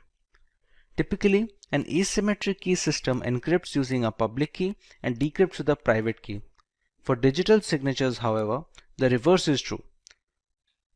The signature is encrypted using a private key and is decrypted with the public key. Because the keys are inked together, decoding it with the public key verifies that the proper private key was used to sign the document, thereby verifying the signature's provenance. Let's go through each step to understand the procedure thoroughly. In step 1, we have M, which is the original plaintext message, and it is passed on to a hash function denoted by h hash to create a digest. Next, it bundles the message together with the hash digest and encrypts it using the sender's private key. It sends the encrypted bundle to the receiver, who can decrypt it using the sender's public key. Once the message is decrypted, it is passed through the same hash function hhash to generate a similar digest. It compares the newly generated hash with the bundled hash value received along with the message. If they match, it verifies data integrity. In many instances, they provide a layer of validation and security to messages through a non-secure channel. Properly implemented, a digital signature gives the receiver reason to believe that the message was sent by the claimed sender. Digital signatures are equivalent to traditional handwritten signatures in many respects, but properly implemented digital signatures are more difficult to forge than the handwritten type. Digital signature schemes in the sense used here are cryptographically based and must be implemented properly to be effective. They can also provide non-repudiation, meaning that the signer cannot successfully claim that they did not sign a message while also claiming their private key remains secret. Further, some non-repudiation schemes offer a timestamp for the digital signature, so that even if the private key is exposed, the signature is valid.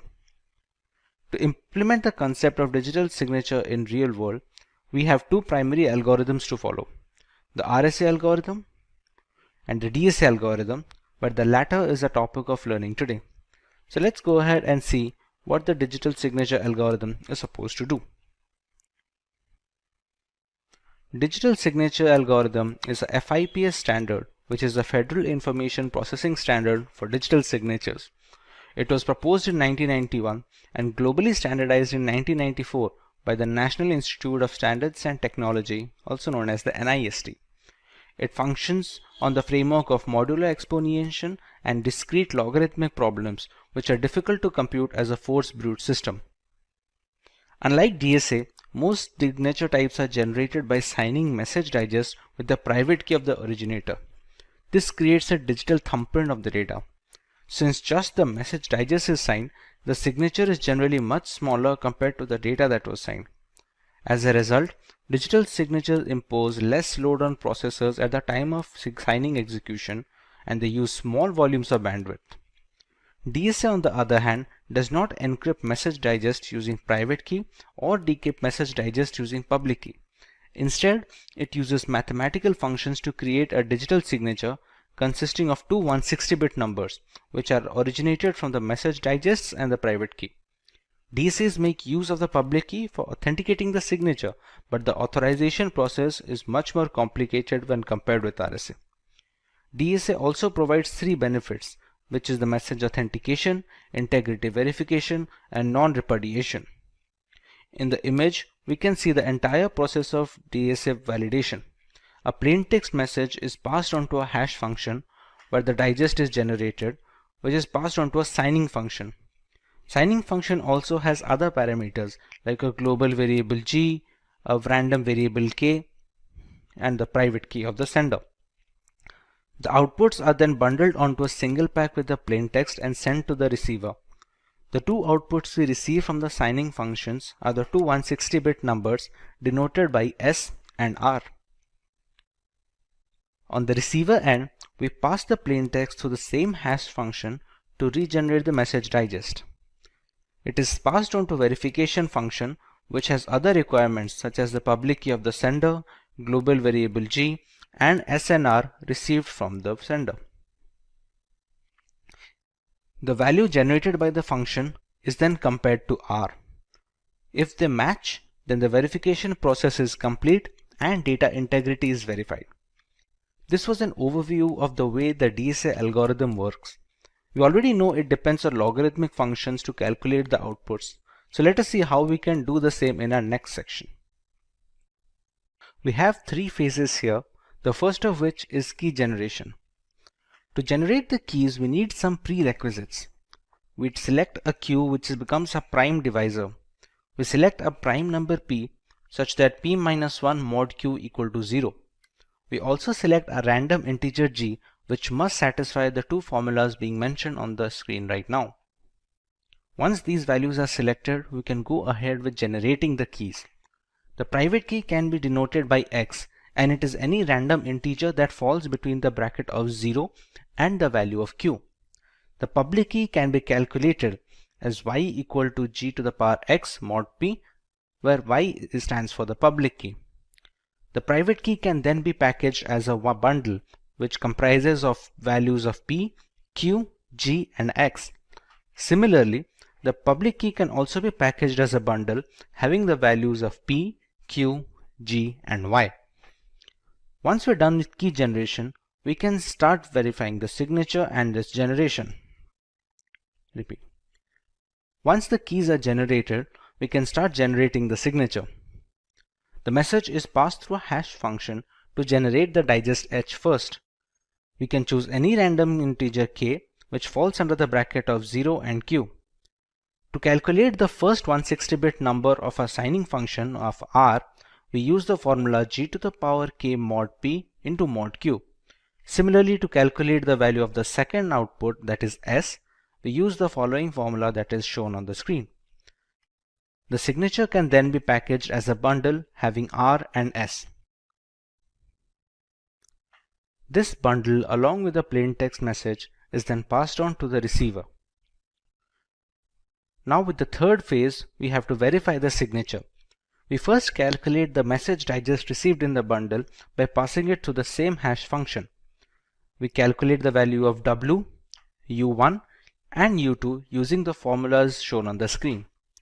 We have to calculate a verification component which is then to be compared with the value of r being sent by the sender. This verification component can be calculated using the following formula. Once calculated, this can be compared with the value of r. If the values match, then the signature verification is successful and our entire process is complete, starting from key generation to the signature generation all the way up to the verification of the signature. With so many steps to follow, we are bound to have a few advantages to boot this, and we would be right to think so. DSA is highly robust in the security and stability aspect when compared to alternative signature verification algorithms. We have a few other ciphers that aim to achieve the simplicity and the flexibility of DSA, but it has been a tough ask for all the other suits. The key generation is much faster when compared to the RSA algorithm and such.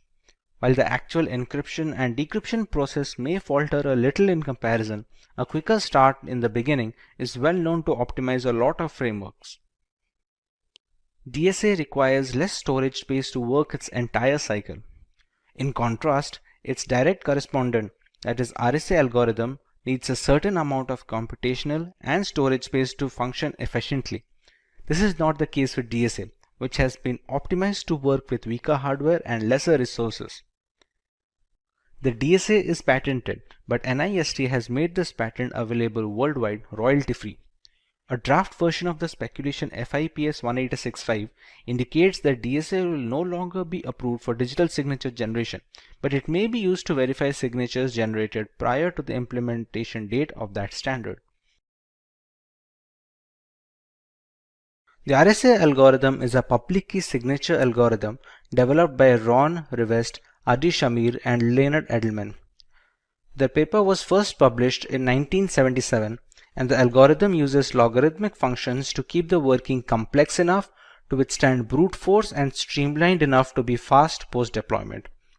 RSA can also encrypt and decrypt general information to securely exchange data along with handling digital signature verification. Let us understand how it achieves this. We take our plaintext message M. We pass it through a hash function to generate the digest H, which is then encrypted using the sender's private key.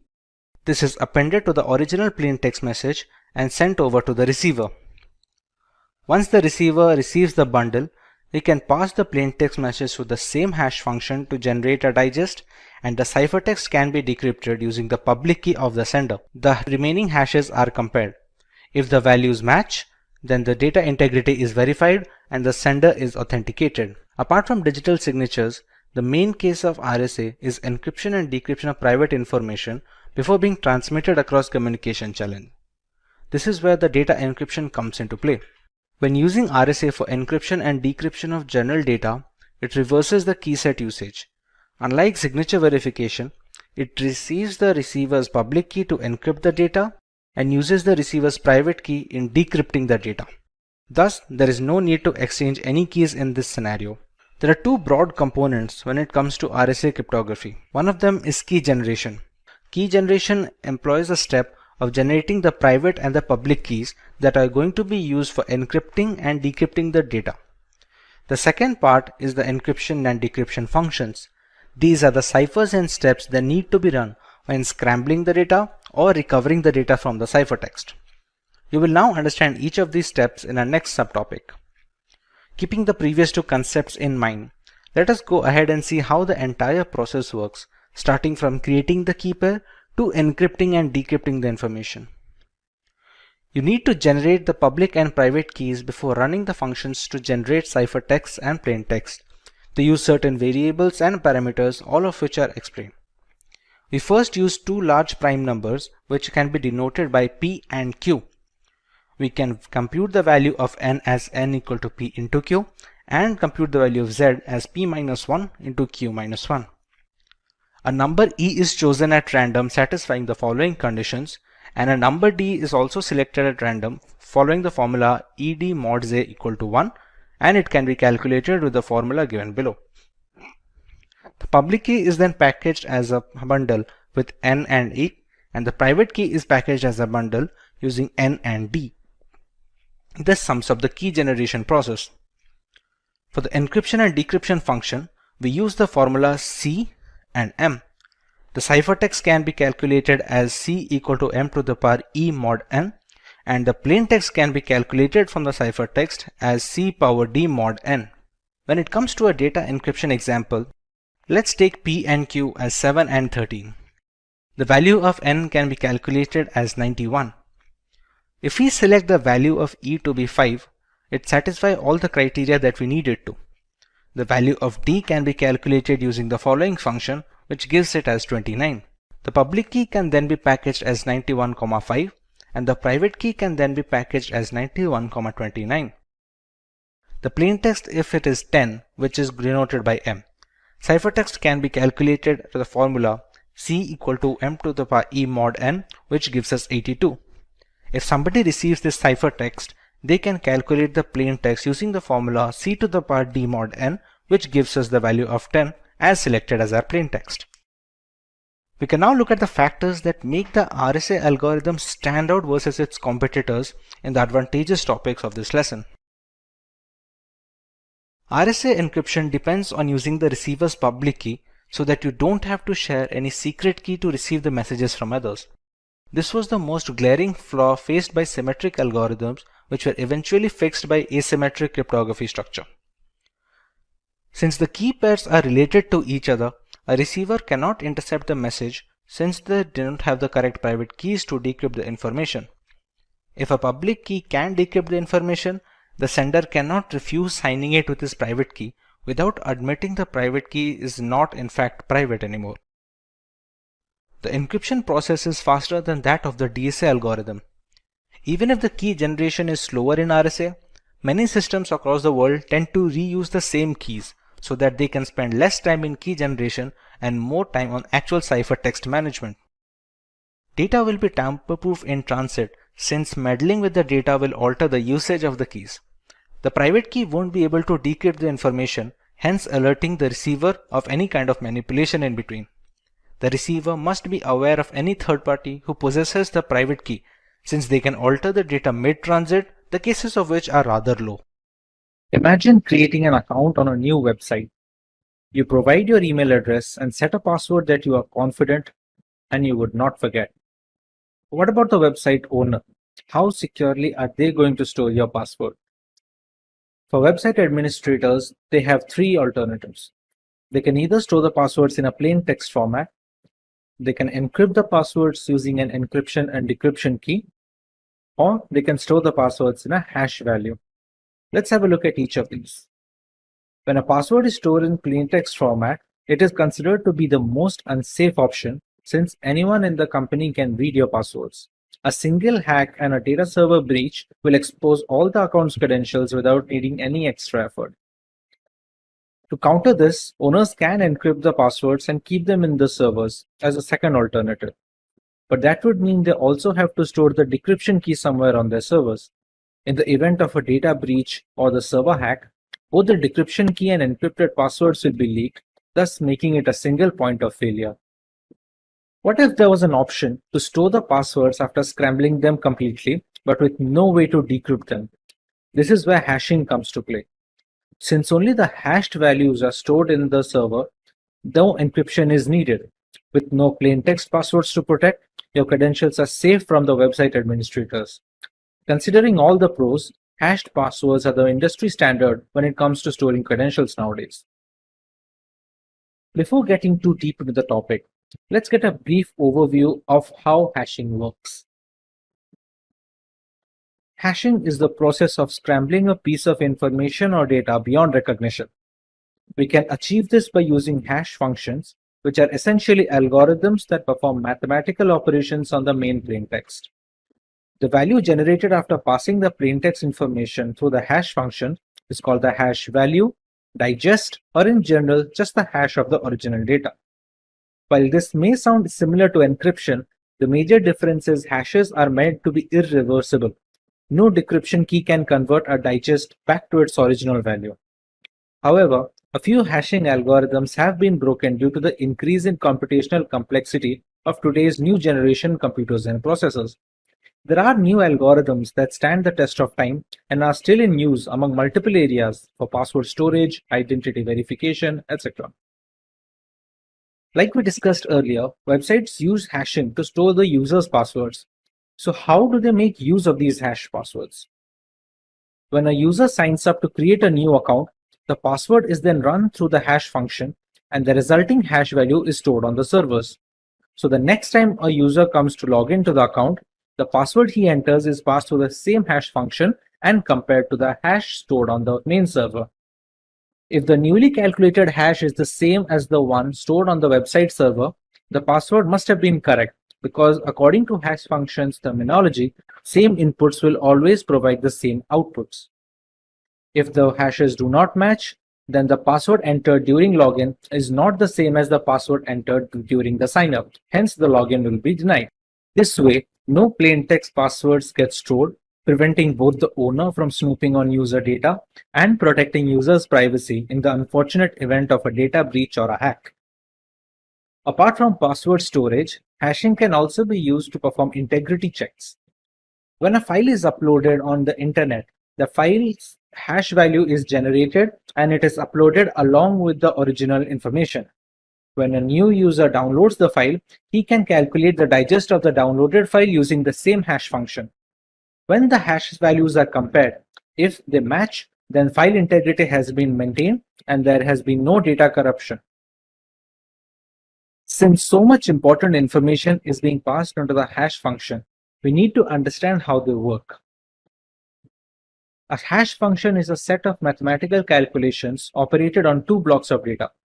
The main input is broken down into two blocks of similar size. The block size is dependent on the algorithm that is being used. Hash functions are designed to be one-way. They shouldn't be reversible, at least by design.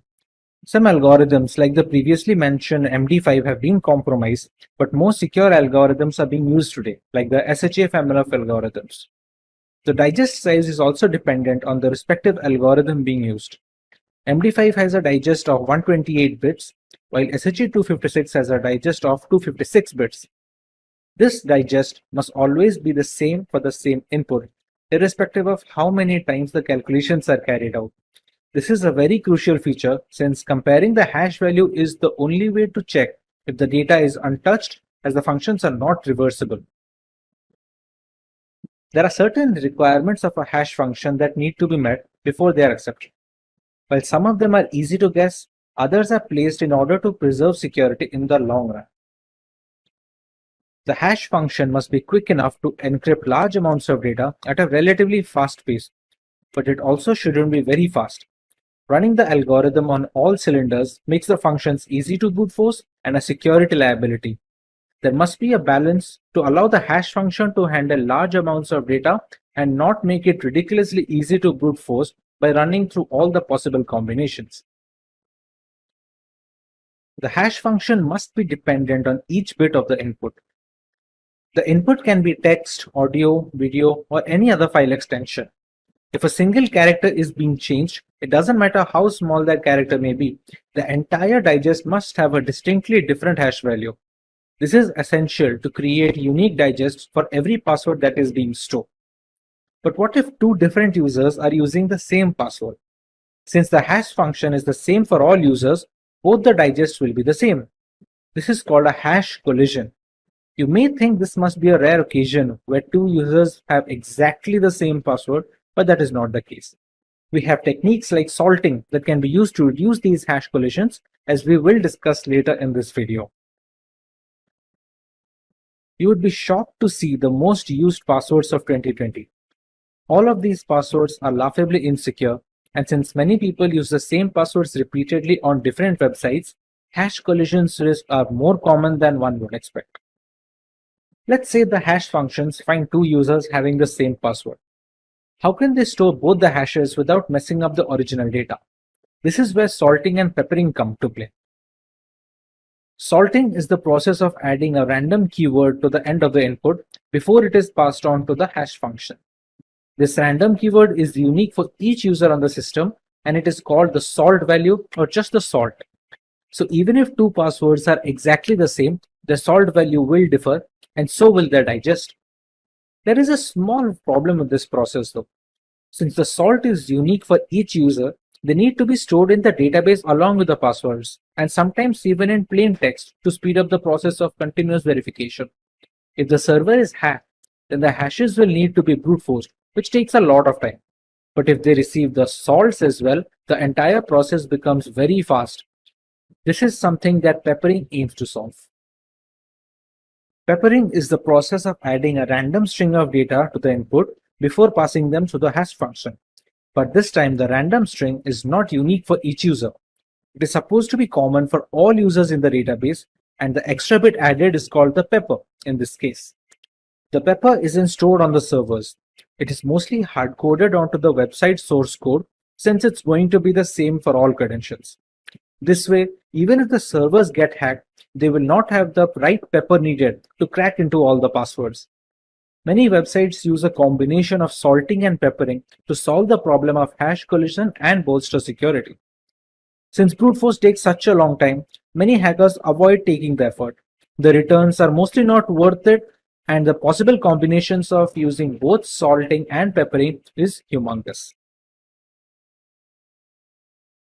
With the consensus aiming towards an educated public on digital privacy, it's no surprise to see an increasing interest in encryption algorithms.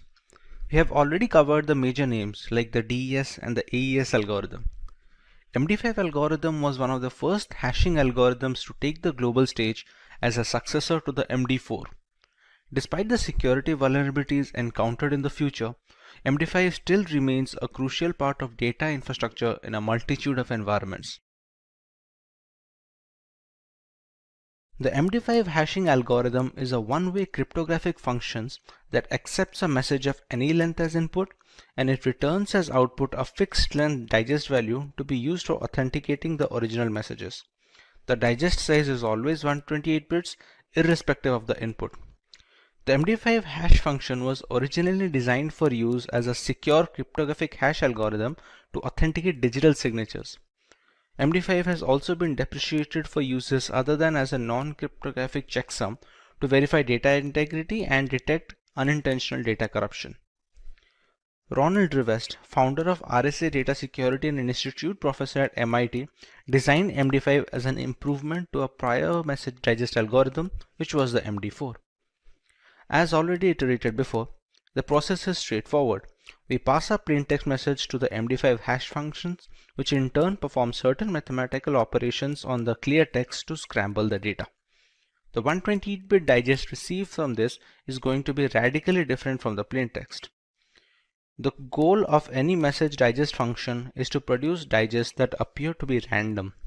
To be considered cryptographically secure, the hash function should meet two requirements. First, that it is impossible for an attacker to generate a message that matches a specific hash value, and second, that it is impossible for an attacker to create two messages that produce the same hash value. Even a slight change in the plain text should trigger a drastic difference in the two digests. This goes a long way in preventing hash collisions, which take place when two different plain texts have the same digest. To achieve this level of intricacy, there are a number of steps to be followed before we receive the digest. Let us take a look at the detailed procedure as to how the MD5 hash algorithm works. The first step is to make the plain text compatible with the hash function. To do this, we need to pad the bits in the message. When we receive the input string, we have to make sure the size is 64 bits short of a multiple of 512. When it comes to padding the bits, we must add 1 first, followed by zeros to round out the extra characters. This prepares a string to have a length of just 64 bits less than any multiple of 512. Here on out, we can proceed on to the next step where we have to pad the length bits. Initially in the first step, we appended the message in such a way that the total length of the bits in the message was 64 bits short of any multiple of 512. Now we add the length bits in such a way that the total number of bits in the message is perfectly a multiple of 512. That means 64-bit lengths, to be precise, are added to the message. Our final string to be hashed is now a definite multiple of 512. The next step would be to initialize the message digest buffer.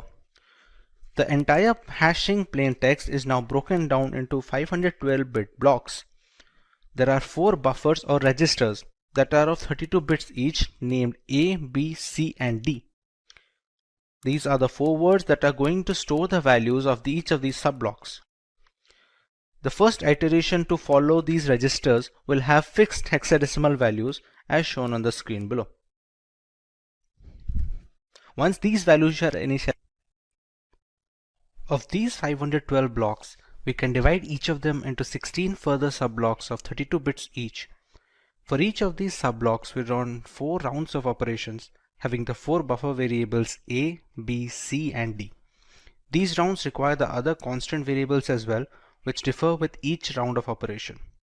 The constant values are stored in a random array of 64 elements. Since each 32-bit subblock is run 4 times, 16 such subblocks equal 64 constant values needed for a single block iteration. The subblocks can be denoted by the alphabet M, and the constant values are denoted by the alphabet T. Coming to the actual round of operation, we see our 4 buffers which already have pre-initialized values for the first iteration. At the very beginning, the values of buffers B, C, and D are passed on to a non-linear logarithmic function. The formula behind this function changes by the particular round being worked on, as we shall see later in this video. Once the output is calculated, it is added to the raw value stored in buffer A. The output of this addition is added to the particular 32-bit subblock using which we are running the 4 operations. The output of this requisite function then needs to be added to a constant value derived from the constant array k. Since we have 64 different elements in the array, Since we have 64 different elements in the array, we can use a distinct element for each iteration of a particular block.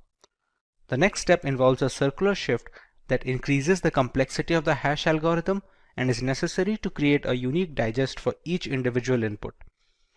The output generated is later added to the value stored in the buffer B. The final output is now stored in the second buffer of B of the output register. Individual values of C, D, and A are derived from the preceding element before the iteration started, meaning the value of B gets stored in C, value of C gets stored in D, and the value of D in A. Now that we have a full register ready for this subblock, the values of A, B, C, D are moved on as input to the next subblock. Once all 16 subblocks are completed, the final register value is saved and the next 512-bit block begins. At the end of all these blocks, we get a final digest of the MD5 algorithm. Regarding the nonlinear process mentioned in the first step, the formula changes for each round it's being run on. This is done to maintain the computational complexity of the algorithm and to increase randomness of the procedure. The formula for each of the 4 rounds uses the same parameters, that is B, C, and D, to generate a single output. The formulas being used are shown on the screen right now. Algorithm. Unlike the latest hash algorithm families, a 32-bit digest is relatively easier to compare when verifying the digests. They don't consume a noticeable amount of disk storage and are comparatively easier to remember and reiterate.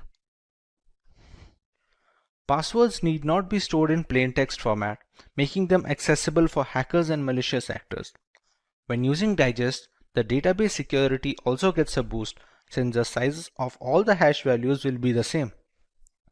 In the event of a hack or a breach, the malicious actor will only receive the hashed values, so there is no way to regenerate the plain text, which would be the user passwords in this case. Since the functions are irreversible by design, hashing has become a compulsion when storing user credentials on the server nowadays. A relatively low memory footprint is necessary when it comes to integrating multiple services into the same framework without a CPU overhead.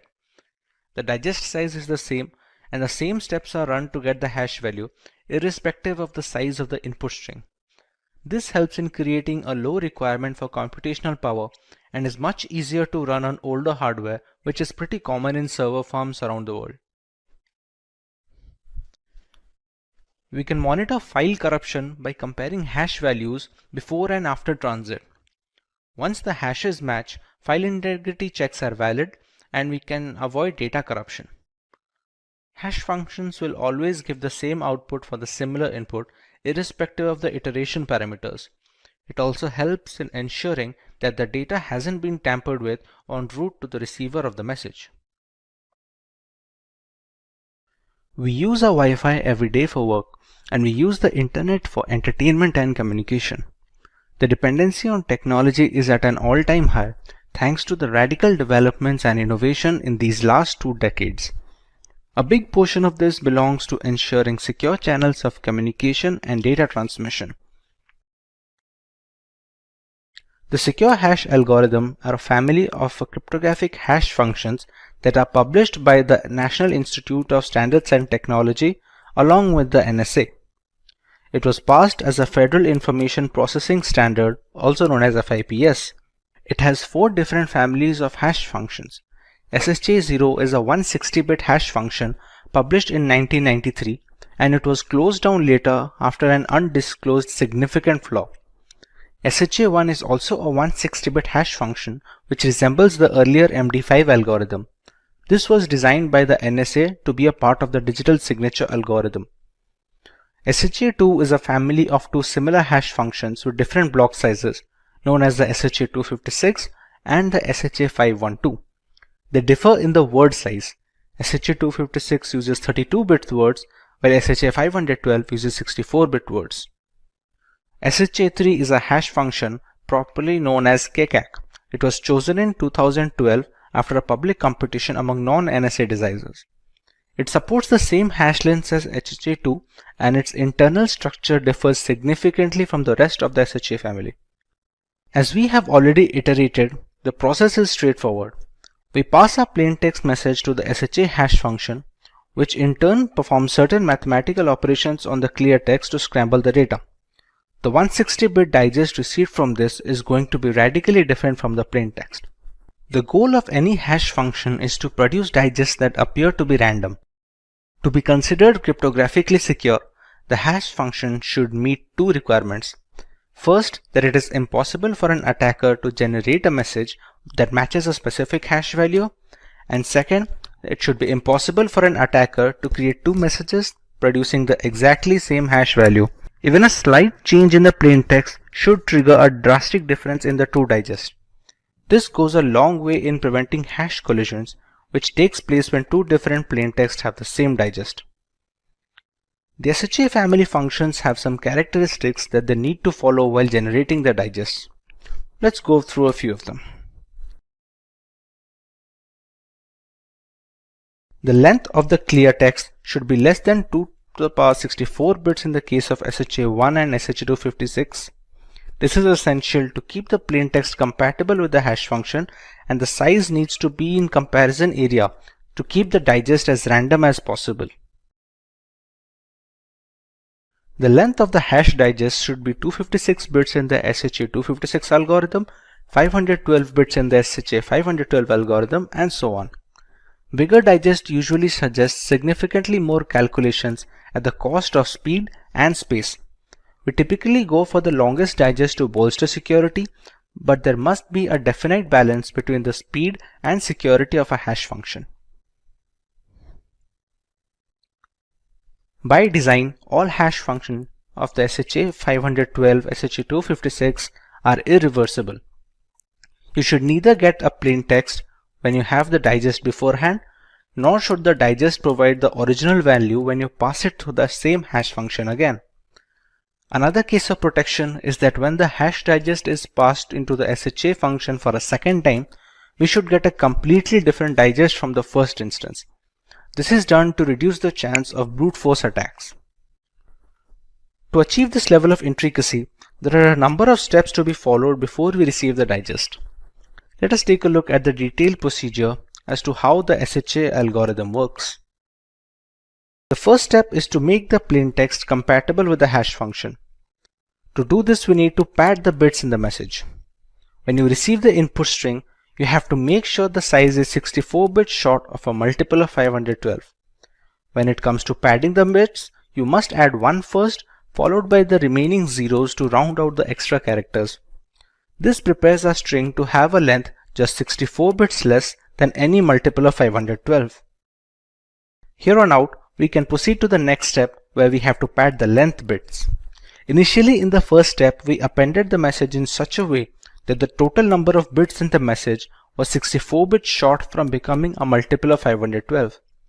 Now we add the length of bits in such a way that the total number of bits in the message is a perfect multiple of 512. That means 64 bits plus the length of the original message becomes a multiple of 512. This becomes a final string that needs to be hashed. In the next step, we have to initialize these chaining variables. The entire plaintext message can now be broken down into blocks of 512 bits each. Unlike other hash algorithms like MD5, which use 4 registers or buffers, SHA family use 5 buffers of 32 bits each. They are named A, B, C, D, and E. These registers go through multiple rounds of operation, where the first iteration has fixed hexadecimal values, as can be seen in the screen. Moving on, we have to process each of the 512-bit blocks by breaking each of them into 16 sub-blocks of 32 bits each. Each of them goes through 4 rounds of operation that use the entire register and have the 512-bit block along with the constant array. Out of those 4 rounds, each round has 20 iterations. So in general, we have 80 rounds sum total. The constant value of k is an array of 80 elements. Of those 80, 16 elements are being used each round, so that comes out to 80 rounds for each of those elements. The value of t differs by the number of rounds, as can be seen in the table below. A single formula is necessary to calculate the output of each round and iteration. The formula can be ABCDE register is equal to E plus a nonlinear process P along with a circular shift of A plus WT plus KT.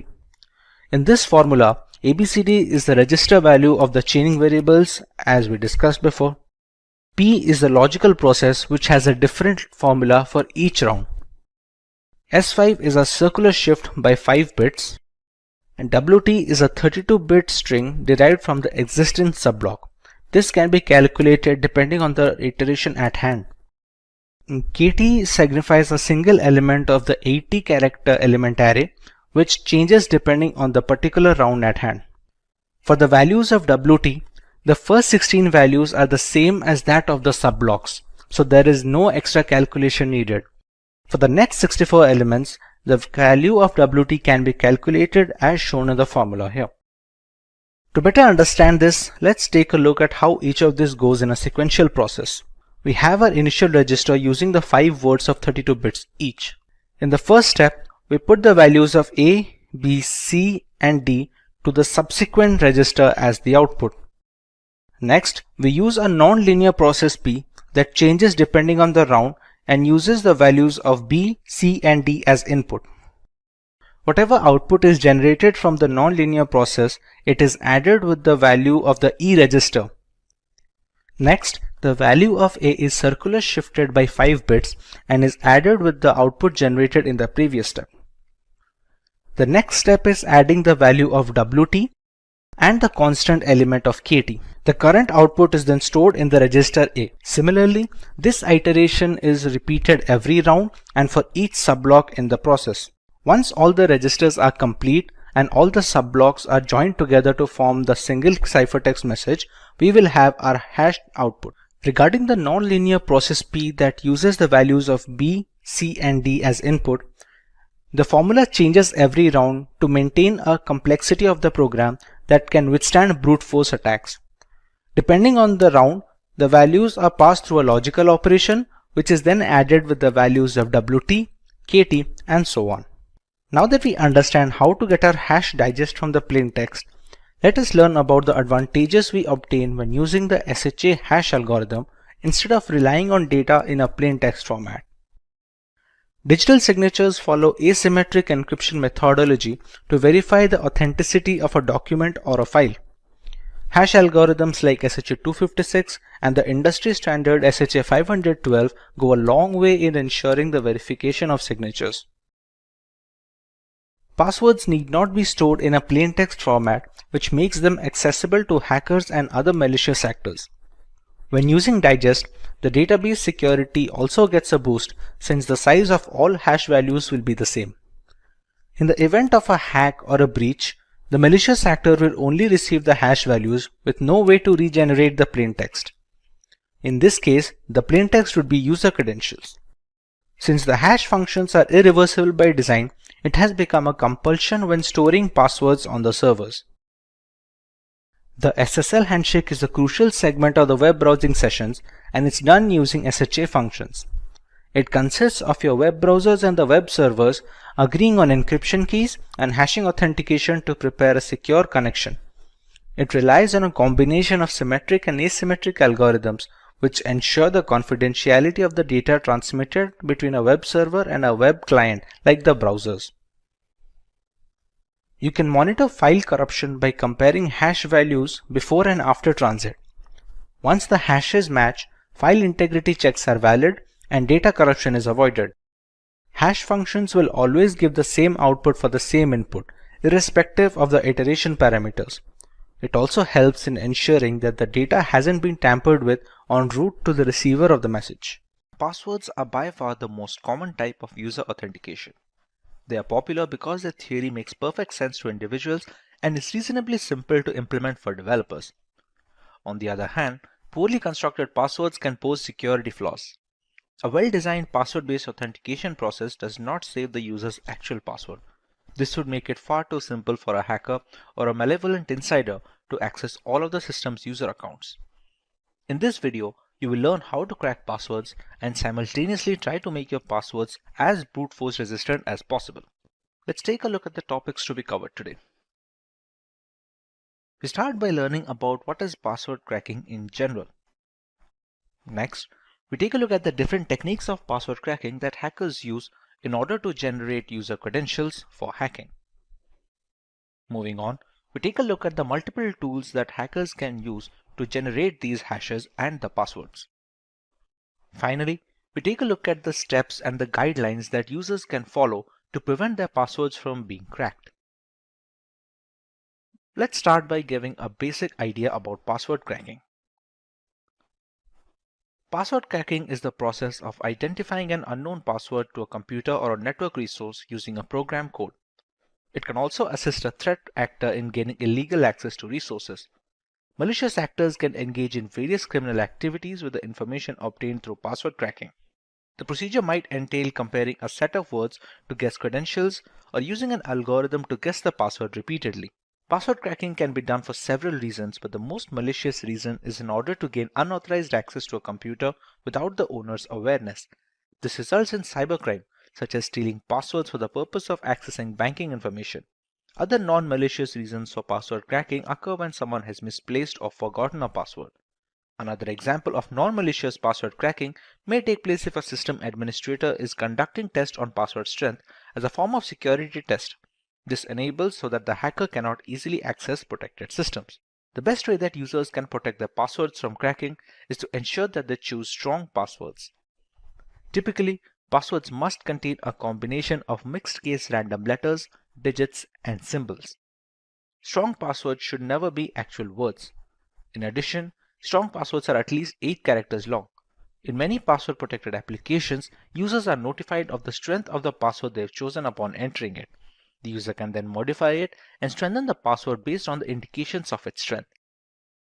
Now that we understand the basics of password cracking, let's go to the basic techniques hackers use to retrieve passwords from general victims.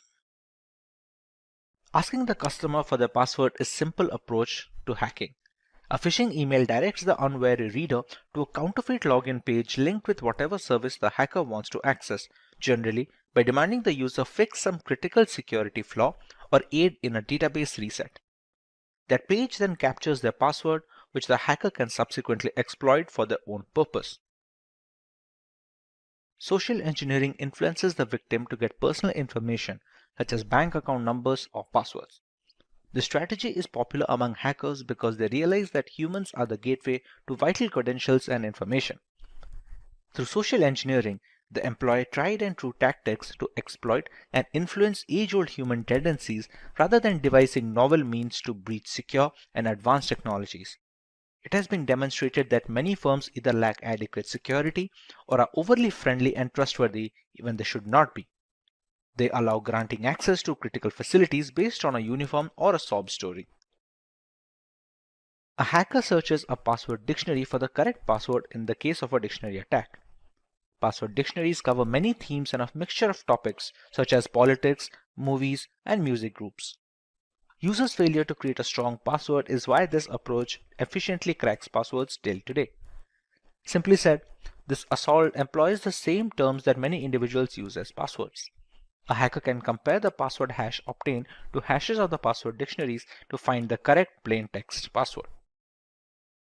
Now that the passwords have been hashed, the hackers attempt to achieve authentication by breaking the password hash. They accomplish this by employing a rainbow table, which is a set of pre-computed hashes of portable password combinations. Hackers can use the rainbow table to crack the hash, resulting in guessing your password. As a result, it retrieves the password hash from the system and eliminates any need to break it. Furthermore, it does not necessitate the discovery of the password itself. The breach is accomplished if the hash matches.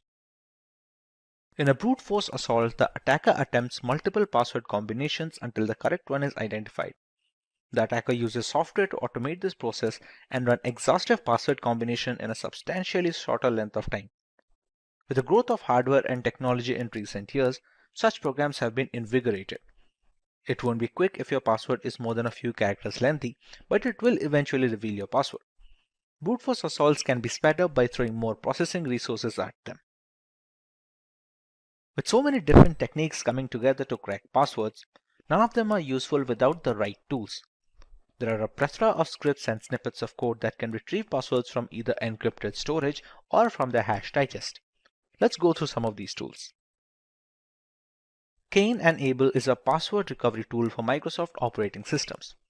It allows easy recovery of various kinds of passwords by sniffing the network, cracking encrypted passwords using dictionary, brute force, and cryptanalysis attacks. Recording VoIP conversations, decoding scrambled passwords, recovering wireless network keys, etc. are some of the other features of Cain and Abel. The latest version is faster and contains a lot of new features like ARP poison routing, which enables sniffing on switched LANs and man-in-the-middle attacks. The sniffer in this version can also analyze encrypted protocols such as SSH1 and HTTPS, while containing filters to capture credentials from a wide range of authentication mechanisms. It also ships routing protocol authentication monitors and route extractors. Dictionary and brute force crackers are also present along with common hashing algorithms and several specific authentications, password hash calculators, and other features. John the Ripper is a password cracking application that was first released in 1996 for Unix-based computers. It was created to evaluate password strength, brute force encrypted hash passwords and break passwords using dictionary attacks. It can use dictionary attacks, rainbow tables, and other attacks depending on the target type. Rainbow Crack is a password cracking application that uses time memory trade-off algorithm to crack password hashes with rainbow tables. Rainbow tables make password cracking more easier and faster than traditional brute force attacks. It is like a dictionary containing nearly every possible password and the pre-calculated hashes. Creating this kind of dictionary takes much more time than cracking a single hash, but after that, you can use the same dictionary over and over again. This procedure might take a long time. However, once the table is ready, it can break passwords far quicker than brute force methods. With so many tools ready to nab our passwords, there are a certain set of rules users can follow to protect their credentials from being compromised. Let's cover some of these guidelines. Longer passwords are required, making the brute force mechanism tougher to implement. Longer passwords and passphrases have been demonstrated to boost security significantly. However, it is still critical to avoid lengthier passwords that have previously been hacked or that feature often in cracking dictionaries. This password policy encourages users to establish passwords that do not contain personal information.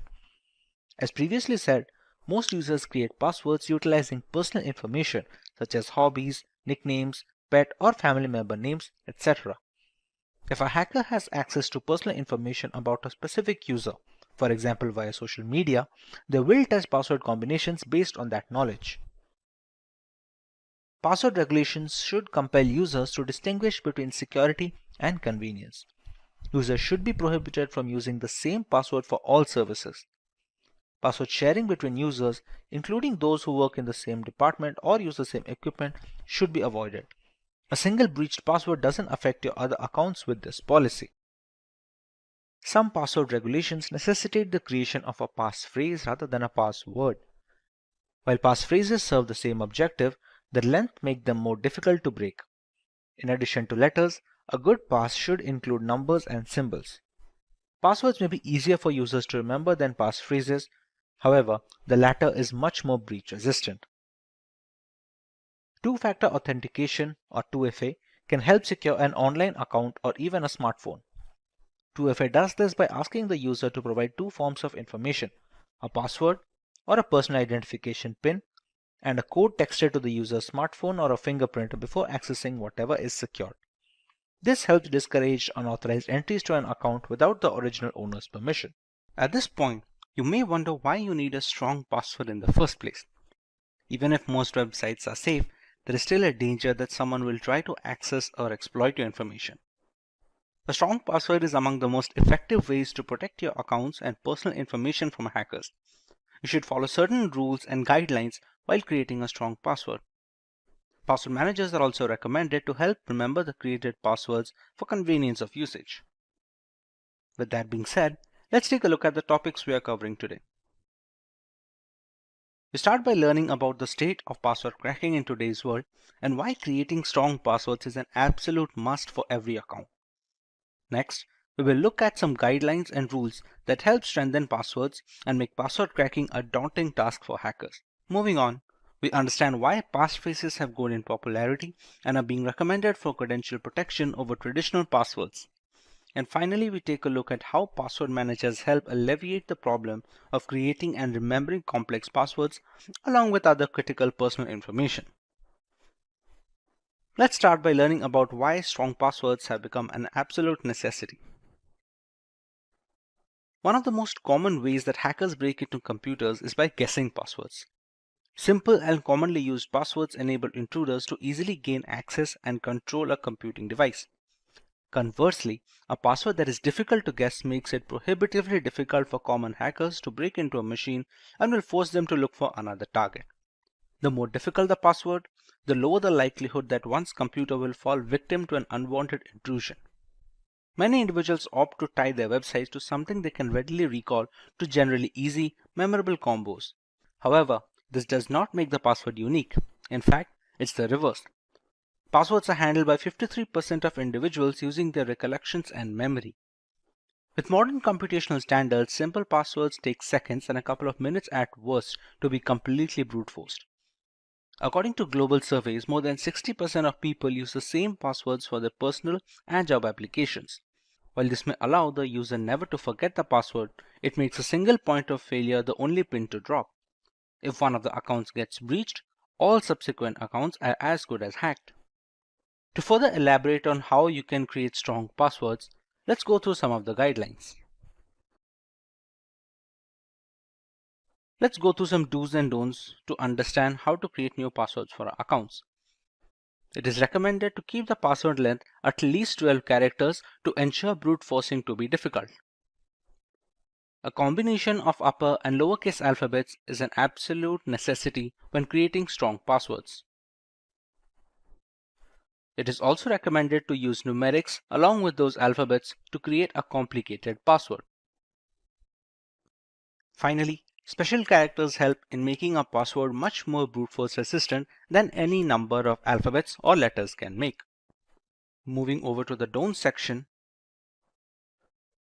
it's absolutely not recommended to keep simple dictionary terms such as computer or even the word password as your credential, because those are very easy to be brute forced and are usually present in majority of the dictionary attack word list. Similarly, changing a single alphabet or a single character in a dictionary word does not make it brute force resistant, considering there are already algorithms present that can counter this tactic. Using the same character multiple times in a password also reduces the strength and makes it easier to crack for hackers. Apart from using single characters multiple times, following patterns that are present on the traditional English keyboard, such as KWERTY, or the line below the main alphabet such as the ZX, CV, B, and M, etc., make it easier to guess, since these are once again common combinations that are present in word list already. Finally, the most important part being not using personal information such as birthdays, addresses, and other important information in the passwords. More often than not, if a hacker is trying to break into your account, there has been some amount of research done, be it via social media or any other medium. If they have already this information present with them, breaking into your account becomes all the more easier. Now that you understand how to create strong password, look at how passphrases have become prevalent as a replacement for plain text passwords. A passphrase is a sentence-like string of words used for authentication that is longer than a traditional password, easy to remember, and difficult to crack. Typical passwords range on an average from 8 to 16 characters, while passphrases can reach up to 100 characters or more. Using a long passphrase instead of a short password to create a digital signature is one of the many ways that users can strengthen the security of their data, devices, and accounts. The longer a passphrase is, the more likely a user is to incorporate bits of entropy or factors that make it less predictable to potential attackers. As more websites, applications, and services increase the user security requirements, a passphrase is a fast and easy way to meet these criteria. Let's take a look at some of the advantages that passphrases have over common passwords.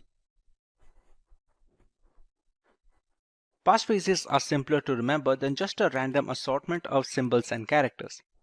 It's easier to comprehend a line from your favorite song or a quotation than a short but difficult password. Passwords are reasonably easy for humans and robots to guess or crack. Online thieves have also advanced and created cutting-edge hacking tools to crack even the most complex passwords. Passphrases are nearly hard to crack since most efficient password cracking programs fail at approximately 10 characters. As a result, even the most sophisticated cracking tool will be unable to guess, brute force, or pre-compute these passwords. Complies with password setting rules with ease are passphrases. The usage of punctuation and upper and lowercase passwords satisfy the password complexity criteria. Most operating systems and apps support passphrases. Phrases of up to 127 characters are permitted on all major operating systems, including Windows, Linux, and Mac. As a result, for optimal protection, you can use lengthier passphrases. But when creating a strong password, the major problem people come across is remembering these passwords or the passphrases. This is where you can find a use for a password manager. When you establish accounts or change passwords, Password managers generate new strong passwords and they keep all of them in one place, protected by a single strong master password.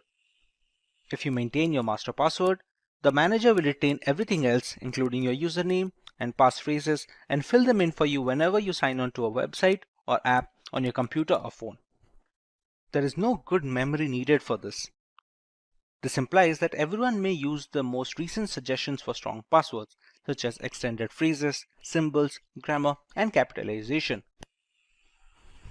Password managers enable consumers to write a single master password and automatically fill each website with their own unique set of credentials. And not just passwords. Credit card information may be stored securely with several password managers. Some others make multi-factor authentication or use a second test, such as answering a question once the correct password is input, which is a simple and effective solution to verify legitimate login inputs. Among the global players in password managers, services like Bitwarden, KeePass, and Dashlane have been running for years now and are very worthy recommendations if you want to get started with password management. Now that we understand what is hacking, let's take a look at some points to know whether our system is already hacked or not. The first point regarding how to check whether a system is hacked or not can be cases where the system security is switched off by unknown means and it is not visible to the user. This is one of the most primary checkpoints to know if our system is hacked or not. Next point to check whether a system is hacked or not would be frequent antivirus software failures, which are due to the interference from hacking attempts performed by a professional hacker or a cybercriminal. Then we also face problems regarding systems reaction speed, which is affected due to the execution of unknown applications in the background of the system, which also affects the hardware resources in the device. Next, we also face problems regarding passwords, which are no longer working or are changed without the user's intervention, which might indicate that there was some unknown hacking activity that took place in our account. Let's take a look at some more points regarding the topic. There are often cases when the system's cursor moves on its own and perform tasks, indicating that the system is being used by someone else using an illegal hacking method. There are also cases when we often see files and folders being created in the storage disk on the system, which is unknown to us. To better understand the points regarding how to identify whether our system is hacked or not, let's take a look. Then let's start with the first point. If we want to check whether a system is hacked or not, the first point would be to choose the settings option and using privacy and security and moving on to the Windows security. This option that is available on our system allows us to see various protection applications that are available on the system. If we see any problem regarding any one of them, for example, apps and browser control, in my system it says there's a problem with it, which might be due to hacking attempts that was done on my system. Now let's take a look at the other option, how we can check whether our system is hacked or not. That would be checking the antivirus software that is installed in our system. If you face problems regarding that, this might be the issue.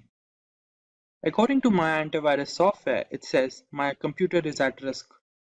This might be due to the interference from a cybercriminal or a hacker while using different illegal softwares during its hacking attempt. Then there are also cases where we see there are unknown programs being executed in the background of our system, which we can take a look using the Task Manager software. Using the Task Manager, we can take a look at each and every application that is being executed in the system and see the origin. If we find any unknown program or application, we can assume that it might be due to a hacking attempt. Moving on, if we want to check further whether our system is hacked or not, we can check for files or folders that are being created unknown to us. For example, this unknown folder, which contains some security details that are unknown to me. This might be also due to a hacking attempt by a hacker or a cybercriminal. Then there are also cases when the system's cursor moves on its own and performs tasks that are not initiated by us and performs copying of different folders or data from one file to other. This is due to a hacking attempt that was done on a system and the hacker has taken control of a system. Then there are also cases regarding login issues or password problem. For example, if I want to access into my account and there's a problem with the password, it might be due to the attempt of hacking into my account by a professional hacker.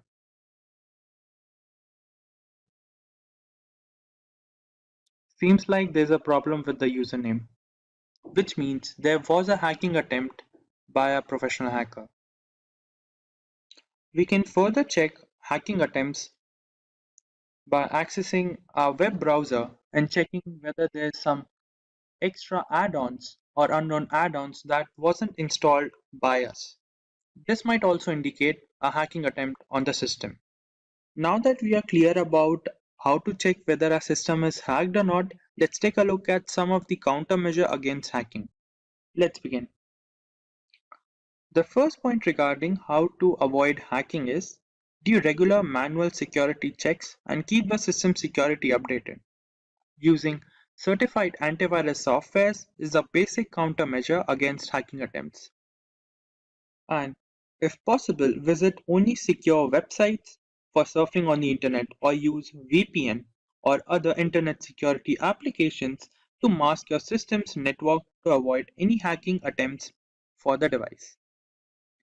Then we have avoid clicking on random web pop-ups and ads to avoid hackers from getting into a system and accessing a device data.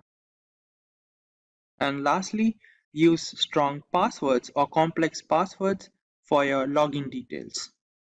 Applying these countermeasures, we can avoid hacking to a certain extent. The concept of instant messaging crossed into the mainstream in the 1990s, allowing friends, acquaintances, colleagues, and like-minded thinkers from all over the world to connect in real time. Since then, instant messaging has revolutionized how we communicate, and today over 1 billion people are signed up for at least one messaging app. The present instant messaging experience is seamless, and it intuitively integrates features like video, photos, voice, e-commerce, and gaming with plain old messaging. Among these apps, WhatsApp has comfortably found its place among the most popular messaging platforms. Like everyone associated with the internet, a matter of security is never far away. Considering the huge user base of this messaging app, hackers are always on the lookout for compromised accounts to grab. Today, we are going to cover some of the ways we can protect our WhatsApp account from falling into malicious hands. We start by learning about the importance of security when it comes to WhatsApp and instant messaging apps in general. Next, we cover some of the most important steps that should be followed in order to protect our WhatsApp accounts from hackers. Finally, we learn what we should do when a WhatsApp account gets compromised. Let's start by learning why we need to focus on the safety of WhatsApp. In the year of 2020, the big news was about Amazon CEO Jeff Bezos and his phone being hacked by Saudi Arabia. A report coming from The Guardian suggested that Bezos' phone was hacked via a video file sent on WhatsApp. The report said that Bezos' mobile phone was hacked by a Saudi Arabian prince in the year 2018 and gigabytes worth of data was stolen from the device. While there are some issues being raised about the report which states with a medium to high confidence that Jeff Bezos' phone was hacked, it does raise a security fear for regular users. After all, if the phone of one of the world's most powerful men can be hacked, the same can happen to any one of us as well. When it comes to regular users, we exchange messages with our loved ones regarding a paradigm of topics. The information which may seem trivial initially can later function as ammunition for a campaign regarding identity theft. Basic information like preferred banks, occasional dining places can go a long way in social engineering attacks, further increasing the need for secure messaging habits. WhatsApp uses end-to-end encryption to protect all communication on its platform. These encryption keys not only make it impossible to decrypt messages, but they also prevent third parties and even WhatsApp from accessing messages or calls. But not entirely. Although end-to-end encryption makes WhatsApp more secure than other communication apps, no app is 100% safe to use. Like any application or digital device, WhatsApp is often targeted by bad actors. It also has access to your contacts and tracks where and how long you use it, putting your privacy and personal information at risk. We all have access to our cell phones, so it's no surprise that SMS two-factor authentication is one of the most widespread types of MFA available. You don't need any apps or digital keys, and it's not tied to a specific ecosystem. Unfortunately, it's also not a secure multi-factor authentication method. The nature of SMS itself opens up your organization to a host of risks. Hackers may have many ways to leverage SMS to find a way into your accounts and network. Be it via spoofed SIM cards or message hijacking, WhatsApp 2FA using SMS isn't a foolproof solution. Now that we understand the variety of reasons why WhatsApp needs extra security, let's go through some of the ways we can achieve this. It is more than probable that one fine day you might receive a WhatsApp message or even an SMS that reads that your order is delayed, please check its status here, or your account is locked and please unlock it here, or even some tempting messages like win free 3G and movie tickets here.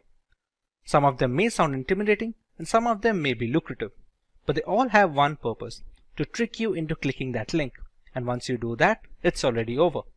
It will install malware on your phone and you won't have a clue about it. Only when you start noticing that your phone bills are abnormally high or your bank account has been used without your permission, the realization will dawn upon you that something is wrong with your phone. But by then it may be too late.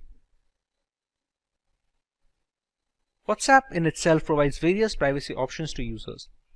The messaging platform provides users with the option to choose who they want to share their profile photo, status, and other details with. It's a good idea to change the settings to contacts only. This means only phone numbers that are saved on your smartphone will be able to see your profile photo, status, phone number, and auto-delete status as well.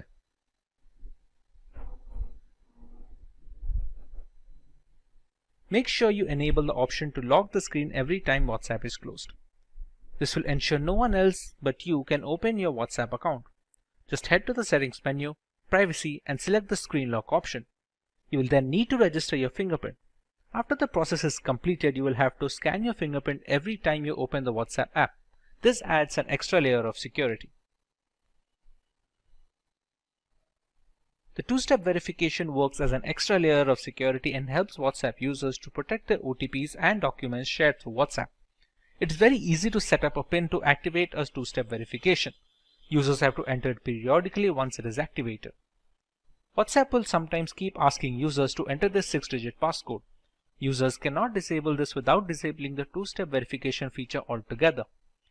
In case users do not provide WhatsApp with an email ID and want to disable two-step verification, then the number will be permitted to re-verify on WhatsApp without the passcode after 7 days.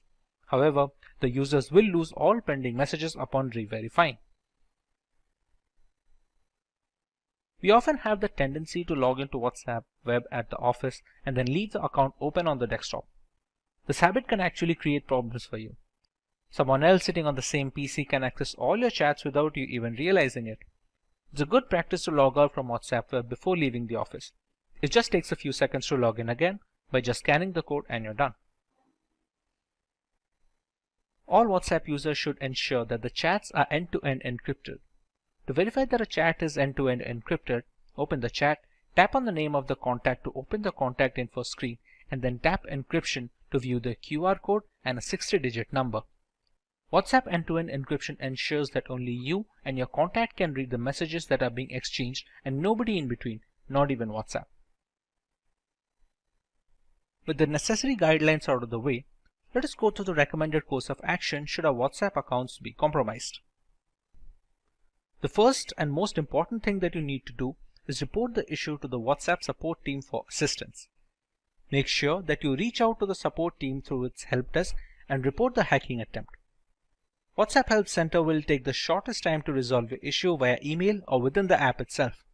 This will help you to take prompt legal action against the hackers. If you can't access your email, call the support team.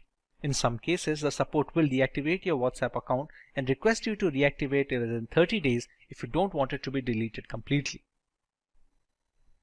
When someone compromises your WhatsApp account, they can now send messages to your contacts stating that the company sent your verification code and gain access to their account. That's why one of the first things you'll want to do is send a message to your friends and family letting them know that you've lost access to your account. This action prevents further exploitation of your account and others. Another reason you'll want to let your contacts know you have no access to your WhatsApp account is that they may phish for personal information. From your banking number to your email address, hackers will cleverly attempt to gain as much access to your personal information as possible. WhatsApp Web is an extension of WhatsApp Messenger over the web that facilitates easy synchronization of our smartphone and personal computer. This is the biggest security threat that hackers can easily exploit to get into your personal data over WhatsApp. Therefore, it is highly recommended that you use this WhatsApp feature carefully. Once you notice that your WhatsApp Messenger has been hacked, go to your WhatsApp web and tap or click on the Logout from all computers option. This will deactivate all the web extensions of your account. Under the unfortunate circumstances where the account recovery doesn't seem likely, you can always ask WhatsApp support to delete your account permanently. While far from the ideal solution, it can act as a fail-safe option if you want to protect your personal data at any cost possible. You can always open a new account later with the security issues mitigated. And before we begin, if you are someone who is interested in building a career in cybersecurity or to become an ethical hacker by graduating from the best universities, or a professional who elicits to switch career with cybersecurity or ethical hacker by learning from the experts, then try giving a shot to Simplilearn's postgraduate program in cybersecurity with modules from MIT Schwarzman College of Computing. The course link is mentioned in the description box below that will navigate you to the course page, where you can find a complete overview of the program being offered. It's no secret that the majority of our internet usage is at the risk of being hacked, be it via unsafe messaging applications or misconfigured operating systems. To counteract this void of digital security, penetration testing has become the norm when it comes to vulnerability assessment. Kali Linux is an operating system that has become a well-known weapon in this fight against hackers. A Linux distribution that is made specifically for penetration testers, Kali Linux has layers of features that we will be covering in today's lesson. Let's take a look at the topics to be covered in this video. We start by learning about Kali Linux and a basic explanation of its purpose. We take a look at the history of Kali Linux from the story of its origin to its current day exploits. Next, we learn a few distinct features of Kali that make it an attractive choice for penetration testers worldwide. Finally, we take a look at the multiple ways we can install Kali Linux to start our journey in the world of penetration testing. Let's start by learning about Kali Linux in general. Kali Linux, which is formerly known as Backtrack Linux, is an open source Linux distribution aimed at advanced penetration testing and security auditing. It contains several hundred tools that are targeted towards various information security tasks such as penetration testing, security research, computer forensics, and reverse engineering. Kali Linux is a multiple platform solution accessible and freely available to information security professionals and hobbyists.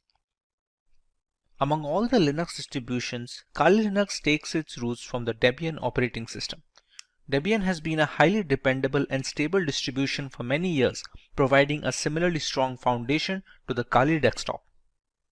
While the operating system is capable of practically modifying every single part of our installation, the networking components of Kali become disabled by default. This is done to prevent any external factors from affecting the installation procedure, which may pose a risk in critical environments. Apart from boosting security, it allows a deeper element of control to the most enthusiastic of users. We did not get Kali Linux since the first day. How did it come into existence? Let's take a look at some of its history. Kali Linux is based on years of knowledge and experience in building penetration testing and operating systems. During all these project lifelines, there have been only a few different developers as the team has always been small. The first project was called WOPEX, which stands for White Hat NOPEX. As can be inferred from the name, it was based on the NOPEX operating system as its underlying OS. WOPEX had releases ranging from version 2.0 to 2.7. This made way for the next project, which was known as WAX, or the longhand being White Hat Slacks. The name change was because the base OS was changed from NOPEX to Slacks. WAX started at version 3 as a nod, it carrying on from WOPEX. There was a similar OS being produced at the same time, Auditor Security Collection, often being shortened to just Auditor, which was once again using NOPEX. Its efforts were combined with WAX to produce Backtrack. Backtrack was based on Slackware from version 1 to version 3, but switched to Ubuntu later on with version 4 to version 5. Using the experience gained from all of this, Kali Linux came after Backtrack in 2013. Kali started off using Debian Stable as the engine under the hood before moving to Debian testing when Kali Linux became a rolling operating system. Now that we understand the history and the purpose of Kali Linux, let us learn a little more about its distinct features. The latest version of Kali comes with more than 600 penetration tools pre-installed. After reviewing every tool that was included in Backtrack, developers have eliminated a great number of tools that either simply did not work or which duplicated other tools that provided the same or similar functionality. The Kali Linux team is made up of a small group of individuals who are the only ones trusted to commit packages and interact with the repositories, all of which is done using multiple secure protocols. Restricting access of critical code bases to external assets greatly reduces the risk of source contamination, which can cause Kali Linux users worldwide a great deal of damage as a direct victim of cybercrime. Although penetration tools tend to be written in English, the developers have ensured that Kali includes true multilingual support, allowing more users to operate in their native language and locate the tools they need for the job. The more comfortable a user feels with the intricacies of the operating system, the easier it is to maintain a stronghold over the configuration and the device in general. Since ARM-based single-board systems like the Raspberry Pi are becoming more and more prevalent and inexpensive, the development team knew that Kali's ARM support would need to be as robust as they could manage with fully working installations. Kali Linux is available on a wide range of ARM devices and has ARM repositories integrated with the mainline distributions, so the tools for ARM are updated in conjunction with the rest of the distribution. All this information is necessary for users to determine if Kali Linux is the correct choice for them. If it is, what are the ways that they can go forward with this installation and start their penetration testing journey? The first way to use Kali Linux is by launching the distribution in the live USB mode. This can be achieved by downloading the installer image file or the ISO file from the Kali Linux website and flashing it to a USB drive with a capacity of at least 8 GB. Some people don't need to save their data permanently, and a live USB is the perfect solution for such cases. After the ISO image is flashed, the thumb drive can be used to boot a fully working installation of the operating system, with the caveat that any changes made to the OS in this mode are not written permanently. Some cases allow persistent usage in live USBs, but those require further configuration than normal situations. But what if the user wants to store data permanently in the installed OS? The best and the most reliable way to ensure this is the full-fledged hard disk installation. This will ensure the complete usage of the system's hardware capabilities and will take into account the updates and the configurations being made to the OS.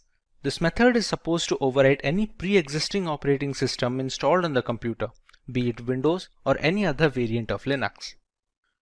The next alternative route for installing Kali Linux would be to use virtualization software such as VMware or VirtualBox. The software will be installed as a separate application on an already existing OS, and Kali Linux can be run as an operating system in the same computer as a window. The hardware requirements will be completely customizable, starting with the allotted RAM to the virtual hard disk capacity. The usage of both a host and guest operating system like Kali Linux allows users a safe environment to learn while not putting their systems at risk. If you want to learn more about how one can go forward with this method, we have a dedicated video where Kali Linux is being installed on VMware while running on a Windows 10 operating system. You can find the link in the description box to get started with your very own virtual machine. The final way to install Kali Linux is by using a dual boot system. To put it in simple words, the Kali Linux OS will not be overwriting any pre-installed operating system on a machine, but will be installed alongside it. When a computer boots up, the user will get a choice to boot into either of these operating systems. Many people prefer to keep both the Windows and Kali Linux installed, so the distribution of work and recreational activities is also allotted effectively. It gives users a safety valve should their custom Linux installation run into any bugs that cannot be fixed from within the operating system. Now, for the convenience of explanation, we're going to install Kali Linux today on a virtual machine software known as VMware. VMware is able to run multiple operating systems on a single host machine, which in our case is a Windows 10 system. To get started with Kali Linux installation, we have to go to the website to download an image file. You go to Get Kali, and as you can see, there are multiple platforms on which this operating system can be inverted. As per our requirement, we're going to go with the virtual machine section. As you can see, it is already recommended by the developers. This is the download button, which will download a 64-bit ISO file. We can download 32-bit, but that is more necessary for hard metal machines, or if you're going to use it for older devices which do not support 64-bit operating systems yet. After clicking on the download button, we can see we have a WinRAR archive which will have the ISO files. For now, we have downloaded the ISO file and it is already present with me. So we can start working on the VMware side of things. Once the ISO file is downloaded, we open up VMware Workstation. We go to File and we create a new virtual machine. In these two options, it is highly recommended to go with the typical setup rather than the custom one. The custom is much more advanced and requires much more information from the user, which is beneficial for developers and people who are well versed with virtualization software, but for 90% of the cases, typical setup will be enough. Here, we can select the third option, which will be I will install the operating system later. In some operating systems, we can use the ISO file here directly and VMware will install it for us. But for right now, in the case of Kali Linux, the third option is always the safest. Kali Linux is a Linux distribution, so we can select Linux over here, and the version, as you can see here, it have multiple versions such as the multiple kernels. Every distribution has a parent distribution. For example, Kali Linux has Debian, and there are other distributions which are based or forked from some parent distribution. Kali Linux is based off Debian, so we can go with the highest version of Debian, which is the Debian 10.x 64-bit. Go on next. We can write any such name. We can write Kali Linux so that it will be easier to recognize the virtual machine among this list of virtual machine instances. The location can be any location you decide to put. By default, it should be the documents folder, but anywhere you put, it will hold up all the information of the operating system. All the files you download, all the configurations you store, everything will be stored in this particular location that you provide. When we go next, we are asked about the disk capacity. This disk capacity will be all the storage that will be provided to your virtual machine of Kali Linux. Think of your Windows device. If you have a 1 terabyte of hard drive, you have the entirety of the hard disk to store data on. How much data you give here, you can only store up to that amount of data. Not to mention, some amount of capacity will be taken up by the operating system itself to store its programs and applications. For now, we can give around, let's say, 15 GB of information. Or if its recommended size for Debian is 20, you can just go ahead at 20. It depends all on the user case. If you are going to use it extensively, you can even go as high as 50 or 60 GB if you have plans to download many more applications and perform multiple different tests. Another option we get over here is storing virtual disks as a single file or storing them into multiple files.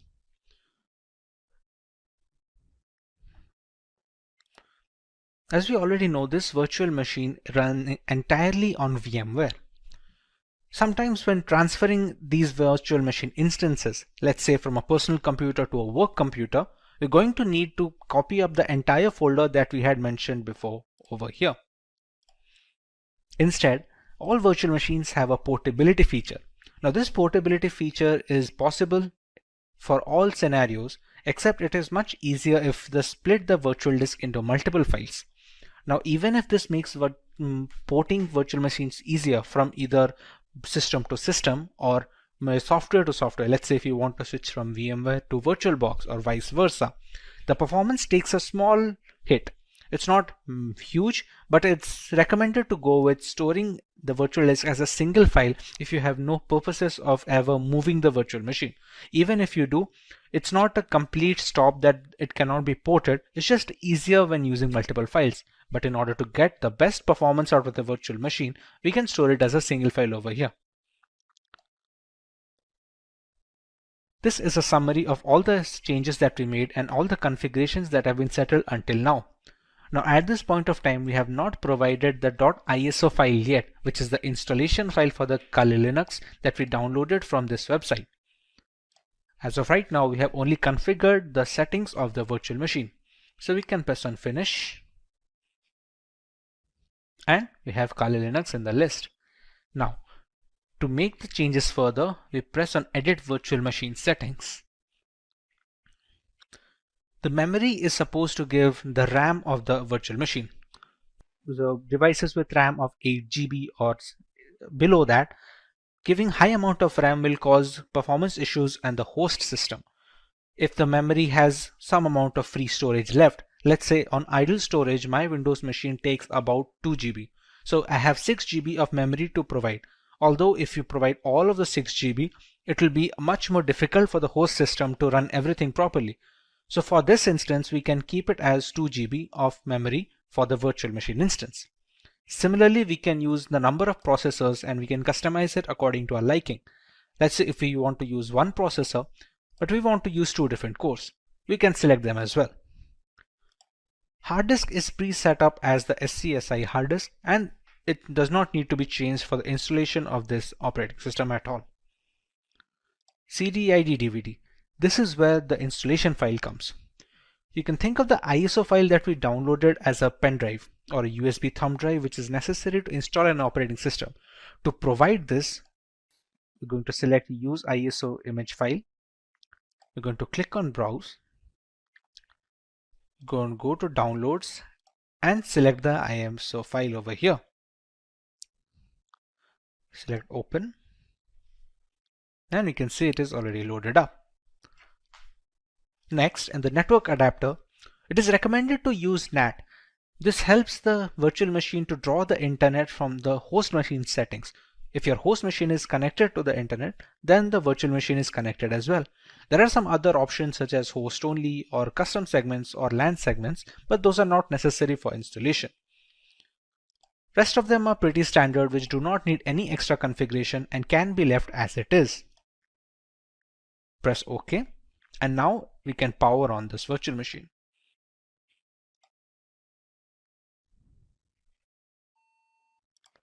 In this screen, we can choose how we want to proceed with the installation. We have a Start Installer option over here. So we're going to press Enter on that.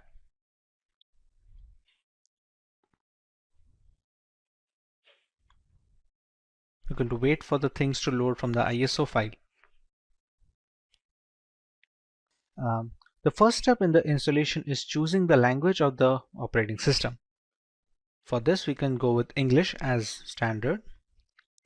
This is a location. This will be used for setting up the time and some of the internal settings which depend entirely on the location of the user. So for this, we're going to go with India. Configuring the keyboard, it's always recommended to go with the American English first.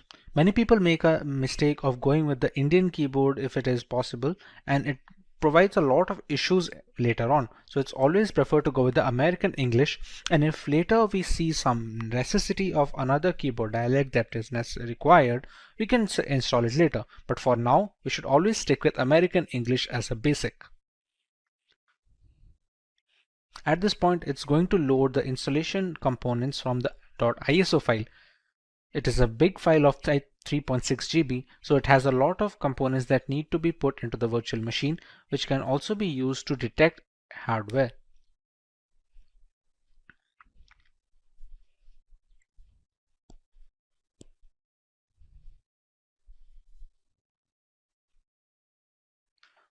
Once the hardware and the network configuration is done by the ISO file, we want to write a host name for the system.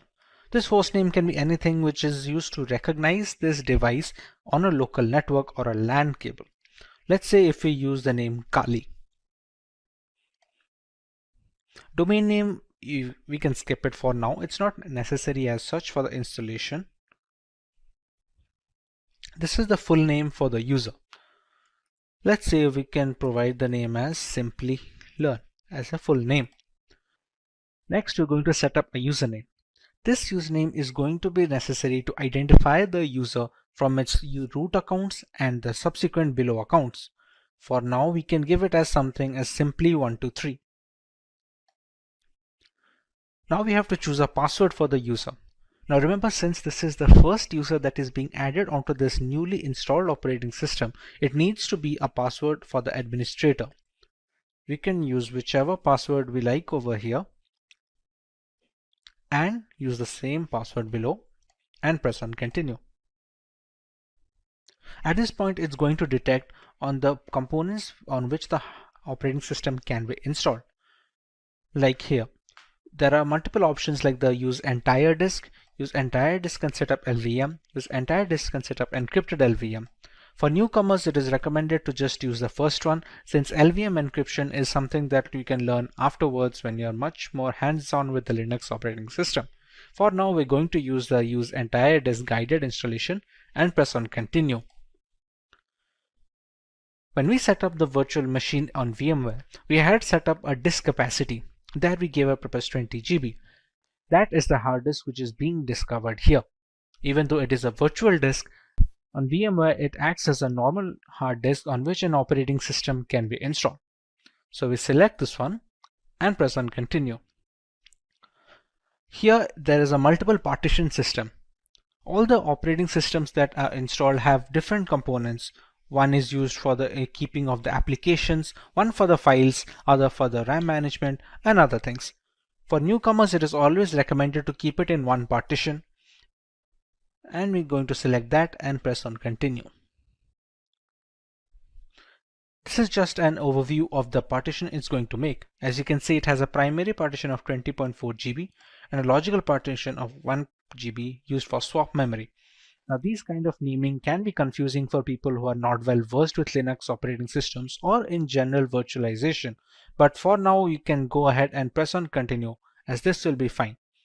We can press on finish partitioning and write changes to disk and continue. It's just a confirmation page. As you can see, it's wrote that SCSI3 is our virtual hard disk of 20 GB disk capacity. We write the changes to the disk, we press yes and click on continue. At this point, the installation has started. Now this installation will take a while depending on the amount of RAM provided, the processors provided, and how quickly the performance of the system is being hampered by the host machine. On quicker systems, this will be rather quick, while on the smaller ones, this will take a while. Since this is going to take some time to install, as it is being run on a virtual machine with only 2 GB of RAM, we're going to speed up this part of the video so we don't have to waste any more time just watching the progress bar.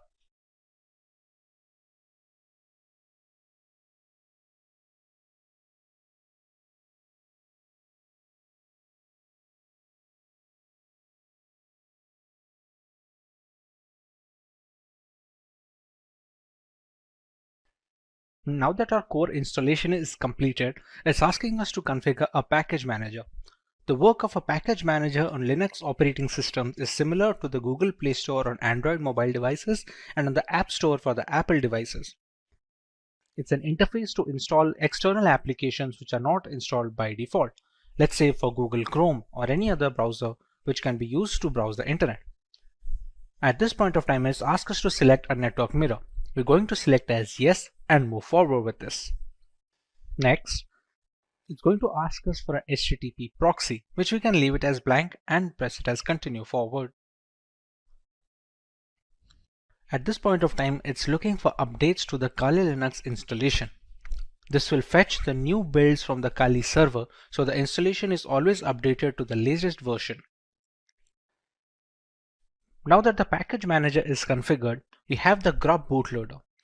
The grub is used for selecting the operating system while booting up. Its core functionality is to allow the operating system to be loaded correctly without any faults. So at this point of time, if it asks install the grub bootloader to your primary drive, we can select it as yes and press continue. Remember, the installation was conducted on dev SDA. So we're going to select installation of the grub loader on the same hard disk that we have configured. We press this one and press continue. So now the grub bootloader is being installed. The grub is highly essential because it shows the motherboard where to start the operating system from. Even if the operating system is installed correctly and all the files are in correct order, the absence of a bootloader will not be able to launch the OS properly. As you can see, the installation is finally complete. So now we can press on continue and it's going to finalize the changes.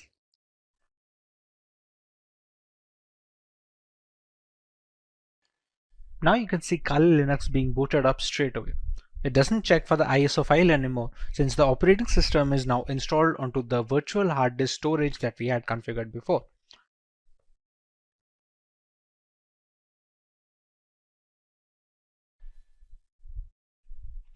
Here we're going to enter our username and password that we had set up before.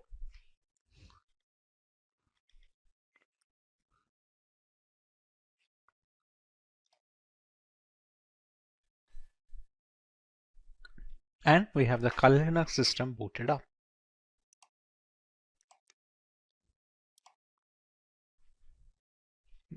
And this is your homepage. We can see the installed applications over here, which are being used for penetration testing by multiple security analysts worldwide. All of these come pre-installed with Kali Linux, and others can be installed using the apt package manager that we had configured. We can see our full name over here. And with this, our installation of the Kali Linux is complete. With cybercrime getting more and more complex by the day, corporations are in the need of trained personnel in the field of cybersecurity. Ethical hacking and penetration testing had always been necessary for organizations and the general public to protect the system against malicious attackers. However, with the exponential growth in cyber attacks, the necessity of being trained in ethical hacking is at an all-time high. Many such professionals tend to use Linux distributions for their penetration testing activities. There are specific operating systems which are catered to ethical hackers. These operating systems come pre-installed with the necessary tools and scripts required for ethical hacking. Probably the most famous operating system in this bracket is Kali Linux. For today's video, we will learn about this distribution made by and for hackers. We take you through the intricacies of its hardware and software specifications. Let's take a look at the agenda for today. We start by learning about Kali Linux and a basic explanation of its purpose. We take a look at the history of Kali Linux from the story of its origin to its current day exploits. Next, we learn a few distinct features of Kali Linux that make it an attractive choice for penetration testers worldwide. Moving on, we take a look at the multiple ways we can install Kali Linux to start our journey in the world of penetration testing. In the next few sections, we compare it to an industry rival operating system by the name of Parrot Security Operating System. We take a look at the OS on a grassroots level. Next, we learn about the standout features of Kali Linux and Parrot Security with their unique offerings. We make a direct comparison between Kali and Parrot Security OS as far as their hardware specifications and all-around usability is concerned. We make a conclusion as to which operating system caters to which category of user. In the next topic, we take a detailed look at how we can install Kali Linux on a Windows 10 system using the VMware virtualization software. Moving on, We go through some of the reasons why people should choose Kali Linux as their primary operating system when it comes to ethical hacking and penetration testing. In the next section, we cover the 5 different phases of penetration testing, where each stage is a crucial segment in the entire cycle of an ethical hacking campaign. We also take a look at the most popular tools installed in Kali Linux that are used regularly by ethical hackers as a part of their professional work. Coming to a few live demonstrations, we start by learning some Linux terminal basic commands, set up proxy chains to maintain our privacy on the internet, run a few Nmap scans to find information about our victims, use Wireshark to detect insecure browser traffic traveling through HTTP web pages, learn about Metasploit and its components, and finally use Metasploit to hack into a Windows 10 machine and grant ourselves root access or the admin access, which basically gives us the key to the entire machine. It's no secret that the majority of our internet usage is at the risk of being hacked, be it via unsafe messaging applications or misconfigured operating systems. To counteract this void of digital security, penetration testing has become the norm when it comes to vulnerability assessment. Kali Linux is an operating system that has become a well-known weapon in this fight against hackers. A Linux distribution that is made specifically for penetration testers, Kali Linux has layers of features that we will be covering in today's lesson. Let's take a look at the topics to be covered in this video. We start by learning about Kali Linux and a basic explanation of its purpose. We take a look at the history of Kali Linux, from the story of its origin to its current day exploits. Next, we learn a few distinct features of Kali that make it an attractive choice for penetration testers worldwide. Finally, we take a look at the multiple ways we can install Kali Linux to start our journey in the world of penetration testing. Let's start by learning about Kali Linux in general. Kali Linux, which is formerly known as Backtrack Linux, is an open source Linux distribution aimed at advanced penetration testing and security auditing. It contains several hundred tools that are targeted towards various information security tasks such as penetration testing, security research, computer forensics, and reverse engineering. Kali Linux is a multiple platform solution, accessible and freely available to information security professionals and hobbyists. Among all the Linux distributions, Kali Linux takes its roots from the Debian operating system. Debian has been a highly dependable and stable distribution for many years, providing a similarly strong foundation to the Kali desktop. While the operating system is capable of practically modifying every single part of our installation, the networking components of Kali become disabled by default. This is done to prevent any external factors from affecting the installation procedure, which may pose a risk in critical environments. Apart from boosting security, it allows a deeper element of control to the most enthusiastic of users. We did not get Kali Linux since the first day. How did it come into existence? Let's take a look at some of its history. Kali Linux is based on years of knowledge and experience in building penetration testing and operating systems. During all these project lifelines, there have been only a few different developers, as the team has always been small. The first project was called WOPEX, which stands for White Hat Knopex. As can be inferred from the name, it was based on the Knopex operating system as its underlying OS. WOPEX had releases ranging from version 2.0 to 2.7. This made way for the next project, which was known as VAX, or the longhand being White Hat Slacks. The name change was because the base OS was changed from Knopex to Slacks. VAX started at version 3 as a nod, it carrying on from WOPEX. There was a similar OS being produced at the same time, Auditor Security Collection, often being shortened to just Auditor, which was once again using Knopex. Its efforts were combined with VAX to produce Backtrack. Backtrack was based on Slackware from version 1 to version 3, but switched to Ubuntu later on with version 4 to version 5. Using the experience gained from all of this, Kali Linux came after Backtrack in 2013. Kali started off using Debian stable as the engine under the hood before moving to Debian testing when Kali Linux became a rolling operating system. Now that we understand the history and the purpose of Kali Linux, let us learn a little more about its distinct features. The latest version of Kali comes with more than 600 penetration tools pre-installed. After reviewing every tool that was included in Backtrack, developers have eliminated a great number of tools that either simply did not work or which duplicated other tools that provided the same or similar functionality. The Kali Linux team is made up of a small group of individuals who are the only ones trusted to commit packages and interact with the repositories, all of which is done using multiple secure protocols. Restricting access of critical code bases to external assets greatly reduces the risk of source contamination, which can cause Kali Linux users worldwide a great deal of damage as a direct victim of cybercrime. Although penetration tools tend to be written in English, the developers have ensured that Kali includes true multilingual support, allowing more users to operate in their native language and locate the tools they need for the job. The more comfortable a user feels with the intricacies of the operating system, the easier it is to maintain a stronghold over the configuration and the device in general. Since ARM-based single-board systems like the Raspberry Pi are becoming more and more prevalent and inexpensive, the development team knew that Kali's ARM support would need to be as robust as they could manage with fully working installations. Kali Linux is available on a wide range of ARM devices and has ARM repositories integrated with the mainline distributions, so the tools for ARM are updated in conjunction with the rest of the distribution. All this information is necessary for users to determine if Kali Linux is the correct choice for them. If it is, what are the ways that they can go forward with this installation and start their penetration testing journey? The first way to use Kali Linux is by launching the distribution in the live USB mode.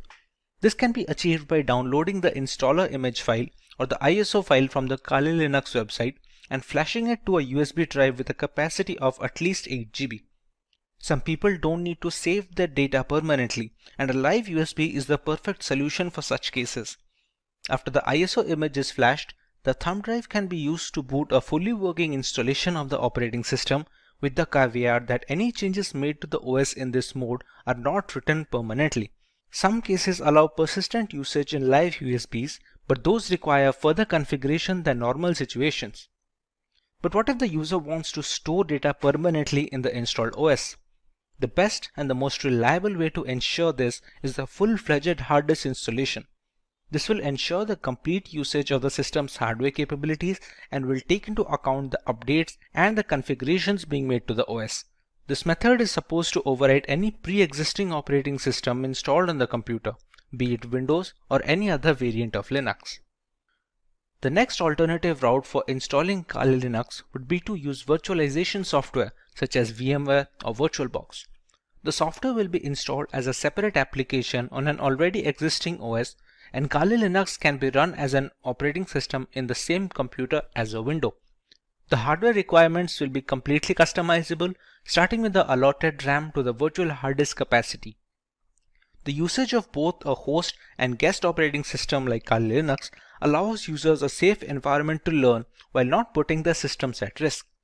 If you want to learn more about how one can go forward with this method, we have a dedicated video where Kali Linux is being installed on VMware while running on a Windows 10 operating system. You can find the link in the description box to get started with your very own virtual machine. The final way to install Kali Linux is by using a dual boot system. To put it in simple words, the Kali Linux OS will not be overwriting any pre-installed operating system on a machine, but will be installed alongside it. When a computer boots up, the user will get a choice to boot into either of these operating systems. Many people prefer to keep both the Windows and Kali Linux installed, so the distribution of work and recreational activities is also allotted effectively. It gives users a safety valve should their custom Linux installation run into any bugs that cannot be fixed from within the operating system. Professionals in security testing, penetration testing, and ethical hacking utilize Linux as their preferred operating system. Provide several configurable distributions that you may configure based on your end use. Kali Linux and Parrot OS are two popular penetration testing distributions. While these operating systems each have unique offerings, the overall choice can differ between personnel thanks to their various tools and hardware specifications. Today we will look at both these distributions and settle on the perfect choice for each type of user. Let's go through the agenda for this video. We will learn about Kali Linux and Parrot Security OS from scratch, while understanding their primary selling points as a Linux distribution catered towards penetration testers. Next, we know about some features of these operating systems that stand out of their package. Finally, we directly compare Kali Linux and Parrot Security OS, thereby making a clear-cut conclusion on which OS is perfect on a per-requirement basis. So let's start by learning about Kali Linux from a ground level. Kali Linux, which is formerly known as Backtrack Linux, is an open source Linux distribution aimed at advanced penetration testing and security auditing. It contains several hundred tools targeted towards various information security tasks such as penetration testing, security research, computer forensics, and reverse engineering. Kali Linux is a multi-platform solution, accessible and freely available to information security professionals and hobbyists. Among all the Linux distributions, Kali Linux takes its roots from the Debian operating system. Debian has been a highly dependable and a stable distribution for many years, providing a similarly strong foundation to the Kali Linux desktop. While the operating system can practically modify every single part of our installation, the networking components of Kali Linux come disabled by default. This is done to prevent any external factors from affecting the installation procedure, which may pose a risk in critical environments. Apart from boosting security, it allows a more profound element of security control to the most enthusiastic of users. Now, let's take a look at Parrot Security operating system. Parrot Security OS is a Debian-based Linux distribution with an emphasis on security, privacy, and development. It is built on the Debian's testing branch and uses a custom-hardened Linux kernel. Parrot Security contains several hundred tools targeted towards tasks such as penetration testing, computer forensics, reverse engineering, and security research. It is seen as a generally lightweight distribution that can work under rigorous hardware and software specifications. It features a distinct forensics mode that does not mount any of the system's hard disks or partitions and has no influence on the host system, making it much more stealthy than its regular occurrence. This mode is used on the host system to execute forensic procedures. A rolling release is a paradigm in which software upgrades are rolled out constantly rather than in batches of versions in software development. This ensures that the software is constantly up to date. A rolling release distribution such as Parrot Security OS follows the same concept. It provides the most recent Linux kernel and software versions as soon as they become available. With a basic introduction to the operating systems out of the way, let us take a look at the unique features of both Kali Linux and Parrot Security OS.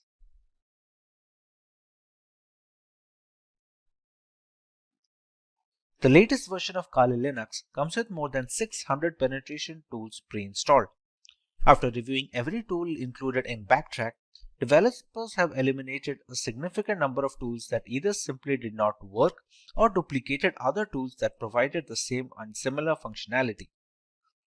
The Kali Linux team comprises a small group of individuals who are the only ones trusted to commit packages and interact with the repositories, all of which is done using multiple secure protocols.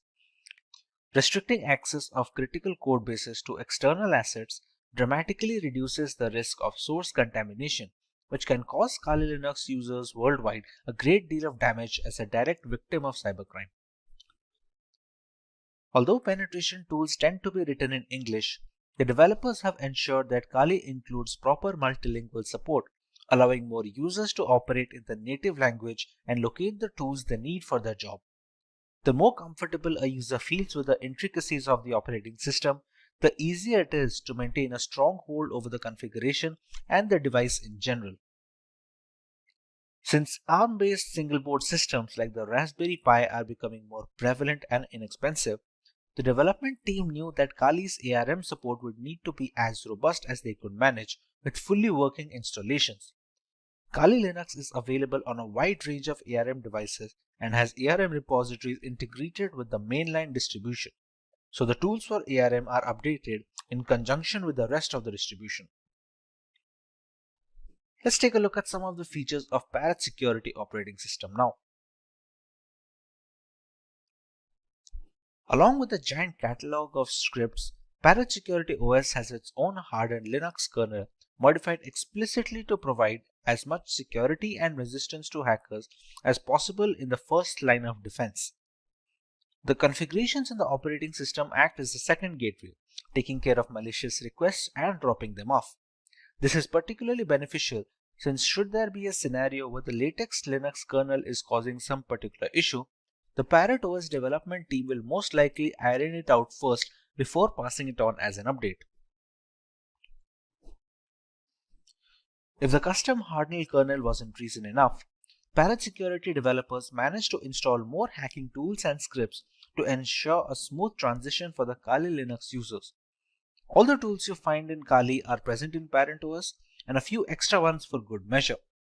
And this has been achieved while keeping roughly the same operating system size between both of them.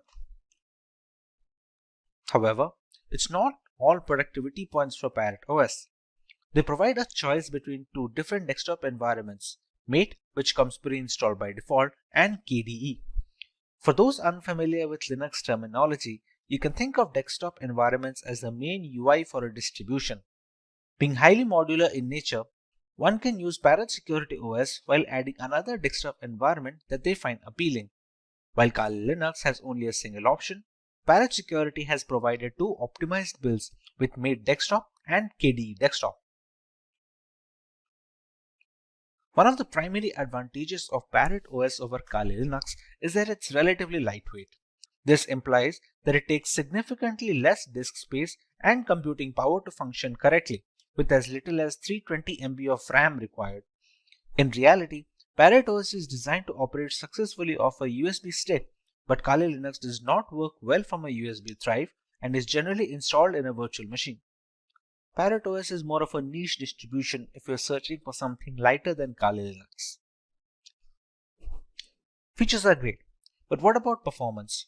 Real-world metrics. Let us compare both these operating systems directly with respect to their hardware specifications and usability. In the end, we can decide on what distribution is fit for each type of user.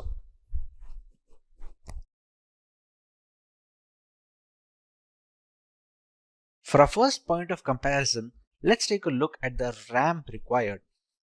For optimum performance of the operating system, which is highly essential when trying to crack hashes or something of similar nature, RAM usage is a very important facet.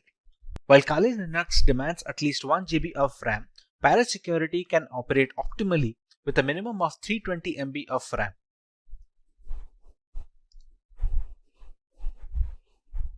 For correctly displaying graphical elements, Kali Linux requires GPU-based acceleration, while this is not the case with Parrot Security OS, which doesn't require any graphical acceleration needed from the user side. Once these operating systems are installed on VMware using their live boot ISOs, they take up a minimum amount of hard disk storage. Both of these operating systems have a recommended disk storage of minimum of 20 GB in Kali Linux and a minimum of 15 GB in Parrot Security, so they can install all the tools necessary in the ISO file. When it comes to the category and the selection of tools, Kali Linux has always been the first in securing every single tool available for hackers in the penetration testing industry. Parrot Security, on the other hand, has managed to take it up a notch. While specializing in wireless pen testing, Parrot Security makes it a point that all the tools that Kali Linux provides has been included in the ISO, while simultaneously adding some extra tools that many users will have to install from third-party sources in Kali Linux. Being a decade-old penetration testing distribution, Kali Linux has formed up a very big community with strong support signature. Parrot Security, on the other hand, is still growing, and it is garnering much more interest among veteran penetration testers and ethical hackers. A primary drawback of Kali Linux is the extensive hardware requirement. To perform optimally, it requires higher memory than Parrot Security. It also needs graphical acceleration while demanding more virtual hard disk storage. Parrot Security, on the other hand, was initially designed to run off a USB drive directly, thereby requiring very minimal requirements from a hardware perspective, like just 320 MB of RAM and no graphical acceleration needed. This means parrot security is much more feasible for people who are not able to devote massive resources to either their virtual machine or on their laptop hard disk directly. With the comparison done between both of these operating systems, let's take a look at the type of users both of these are catered to. One can go with Kali Linux if they want the extensive community support offered by its users, if they want to go with a trusted development team that have been working on this distribution since many years, if they have a powerful system which can run Kali Linux optimally without having to bottleneck performance, and if they are comfortable with a semi-professional environment which may or may not be very useful for new beginners. One can decide to go with Parrot Security if they want to go with a very lightweight and lean distribution that can run pretty much on all systems. It also has a lot of tools pre-installed, and some of them are not even present on Kali Linux. It is much more suitable for underpowered rigs where users do not have a lot of hardware resources to provide to the operating system, and thereby it is much more feasible for people with underpowered laptops or no graphical acceleration. Compared to Kali Linux, Parrot Security's desktop environment is also relatively easier to use for new beginners. For people who are just getting into ethical hacking, Parrot Security does a relatively better job of introducing them to the operating system and to the various tools without having to dump them into the entire intricacies. The installation of Kali Linux. There are multiple ways to install Kali Linux. We can either install it on a normal hard drive in a virtual machine software such as VMware or VirtualBox, or we can do that in hard bare metal machines. Now, for the convenience of explanation, we're going to install Kali Linux today on a virtual machine software known as VMware. VMware is able to run multiple operating systems on a single host machine, which in our case is a Windows 10 system. To get started with Kali Linux installation, we have to go to the website to download an image file. We go to Get Kali, and as you can see, there are multiple platforms on which this operating system can be inverted. As per our requirement, we're going to go with the virtual machine section. As you can see, it is already recommended by the developers. This is the download button, which will download a 64-bit ISO file. We can download 32-bit, but that is more necessary for hard metal machines, or if you're going to use it for older devices which do not support 64-bit operating systems yet. After clicking on the download button, we can see we have a WinRAR archive which will have the ISO files. For now, we have downloaded the ISO file and it is already present with me. So we can start working on the VMware side of things. Once the ISO file is downloaded, we open up VMware Workstation. We go to File and we create a new virtual machine. In these two options, it is highly recommended to go with the typical setup rather than the custom one. The custom is much more advanced and requires much more information from the user, which is beneficial for developers and people who are well versed with virtualization software, but for 90% of the cases, typical setup will be enough. Here, we can select the third option, which will be I will install the operating system later. In some operating systems, we can use the ISO file here directly and VMware will install it for us. But for right now, in the case of Kali Linux, the third option is always the safest. Kali Linux is a Linux distribution, so we can select Linux over here, and the version, as you can see here, have multiple versions such as the multiple kernels. Every distribution has a parent distribution. For example, Kali Linux has Debian, and there are other distributions which are based or forked from some parent distribution.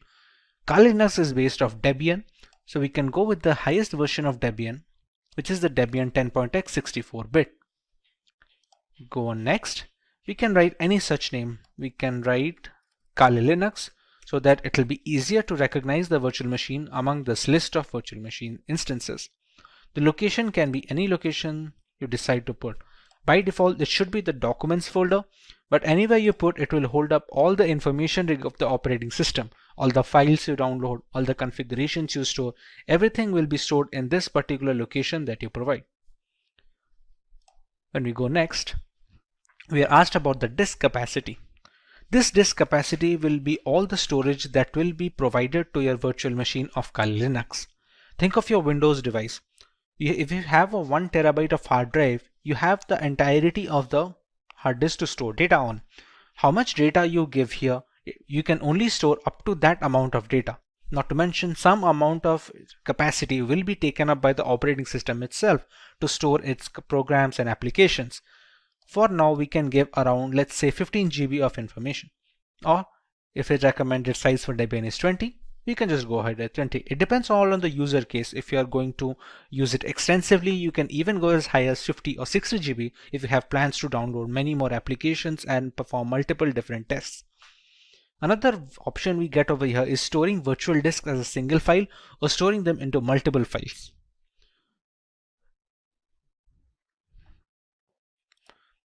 As we already know, this virtual machine runs entirely on VMware.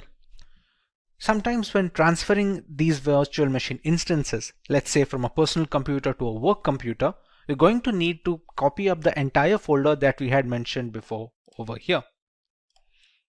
Instead, all virtual machines have a portability feature. Now this portability feature is possible for all scenarios, except it is much easier if they split the virtual disk into multiple files. Now even if this makes porting virtual machines easier from either system to system or software to software, let's say if you want to switch from VMware to VirtualBox or vice versa, the performance takes a small hit. It's not huge, but it's recommended to go with storing the virtual disk as a single file if you have no purposes of ever moving the virtual machine. Even if you do, it's not a complete stop that it cannot be ported. It's just easier when using multiple files. But in order to get the best performance out of the virtual machine, we can store it as a single file over here. This is a summary of all the changes that we made and all the configurations that have been settled until now. Now at this point of time, we have not provided the .iso file yet, which is the installation file for the Kali Linux that we downloaded from this website. As of right now, we have only configured the settings of the virtual machine. So we can press on Finish. And we have Kali Linux in the list. Now, to make the changes further, we press on Edit Virtual Machine Settings. The memory is supposed to give the RAM of the virtual machine. The devices with RAM of 8 GB or below that, giving high amount of RAM will cause performance issues on the host system. If the memory has some amount of free storage left, let's say on idle storage, my Windows machine takes about 2 GB. So I have 6 GB of memory to provide. Although if you provide all of the 6 GB, it will be much more difficult for the host system to run everything properly. So for this instance, we can keep it as 2 GB of memory for the virtual machine instance. Similarly, we can use the number of processors and we can customize it according to our liking. Let's say if we want to use one processor, but we want to use 2 different cores, we can select them as well. Hard disk is pre-set up as the SCSI hard disk and it does not need to be changed for the installation of this operating system at all. CD-ID DVD. This is where the installation file comes. You can think of the ISO file that we downloaded as a pen drive or a USB thumb drive which is necessary to install an operating system. To provide this, we're going to select Use ISO image file.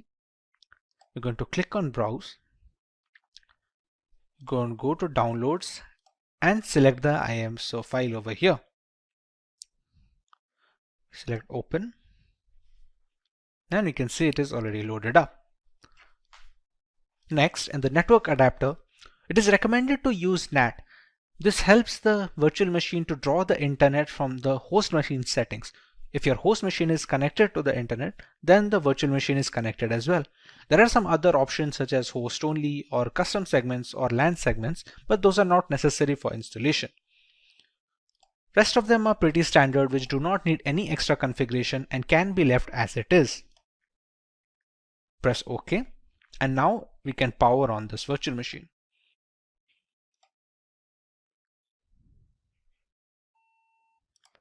In this screen, we can choose how we want to proceed with the installation. We have a Start Installer option over here. So we're going to press Enter on that.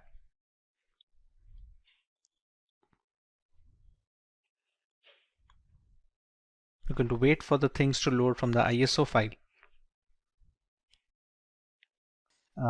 The first step in the installation is choosing the language of the operating system.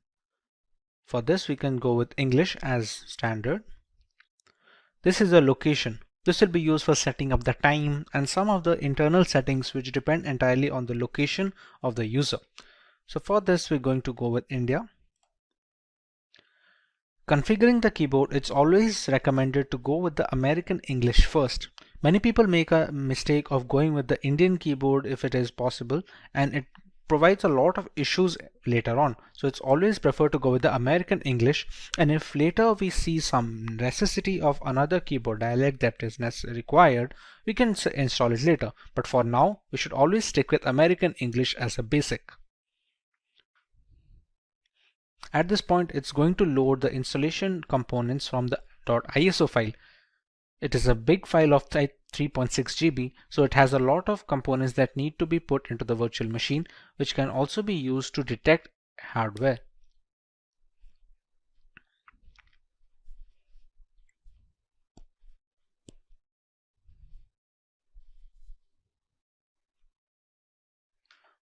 Once the hardware and the network configuration is done by the ISO file, we want to write a host name for the system. This host name can be anything which is used to recognize this device on a local network or a LAN cable. Let's say if we use the name Kali. Domain name, we can skip it for now. It's not necessary as such for the installation. This is the full name for the user. Let's say we can provide the name as Simplilearn as a full name. Next, we're going to set up a username. This username is going to be necessary to identify the user from its root accounts and the subsequent below accounts. For now, we can give it as something as simply123. Now we have to choose a password for the user. Now remember, since this is the first user that is being added onto this newly installed operating system, it needs to be a password for the administrator. We can use whichever password we like over here and use the same password below and press on continue. At this point, it's going to detect on the components on which the operating system can be installed. Like here, there are multiple options like the use entire disk and set up LVM, use entire disk and set up encrypted LVM. For newcomers, it is recommended to just use the first one, since LVM encryption is something that you can learn afterwards when you're much more hands-on with the Linux operating system. For now, we're going to use the use entire disk guided installation and press on continue. When we set up the virtual machine on VMware, we had set up a disk capacity. There we gave a purpose 20 GB. That is the hard disk which is being discovered here. Even though it is a virtual disk, on VMware it acts as a normal hard disk on which an operating system can be installed. So we select this one and press on continue. Here there is a multiple partition system. All the operating systems that are installed have different components. One is used for the keeping of the applications, one for the files, other for the RAM management, and other things. For newcomers, it is always recommended to keep it in one partition. And we're going to select that and press on continue. This is just an overview of the partition it's going to make. As you can see, it has a primary partition of 20.4 GB and a logical partition of 1 GB used for swap memory. Now these kind of naming can be confusing for people who are not well versed with Linux operating systems or in general virtualization, but for now you can go ahead and press on continue, as this will be fine. We can press on finish partitioning and write changes to disk and continue. It's just a confirmation page. As you can see, it's wrote that SCSI3 is our virtual hard disk of 20 GB disk capacity. We write the changes to the disk, we press yes and click on continue. At this point, the installation has started. Now this installation will take a while depending on the amount of RAM provided, the processors provided, and how quickly the performance of the system is being hampered by the host machine. On quicker systems this will be rather quick, while on the smaller ones this will take a while. Since this is going to take some time to install as it is being run on a virtual machine with only 2 GB of RAM, we're going to speed up this part of the video so we don't have to waste any more time just watching the progress bar.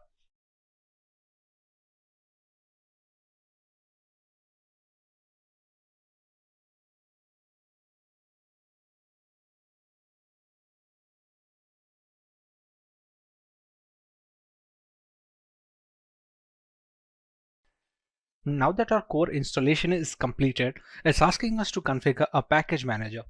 The work of a package manager on Linux operating systems is similar to the Google Play Store on Android mobile devices and on the App Store for the Apple devices. It's an interface to install external applications which are not installed by default. Let's say for Google Chrome or any other browser which can be used to browse the internet. At this point of time, it's asked us to select a network mirror. We're going to select as yes and move forward with this. Next, it's going to ask us for an HTTP proxy, which we can leave it as blank and press it as continue forward. At this point of time, it's looking for updates to the Kali Linux installation. This will fetch the new builds from the Kali server, so the installation is always updated to the latest version. Now that the package manager is configured, we have the grub bootloader. The grub is used for selecting the operating system while booting up. Its core functionality is to allow the operating system to be loaded correctly without any faults. So at this point of time, if it asks install the grub bootloader to your primary drive, we can select this as yes and press continue. Remember, the installation was conducted on dev SDA. So we're going to select installation of the grub loader on the same hard disk that we have configured. We press this one and press continue. So now the grub bootloader is being installed. The grub is highly essential because it shows the motherboard where to start the operating system from.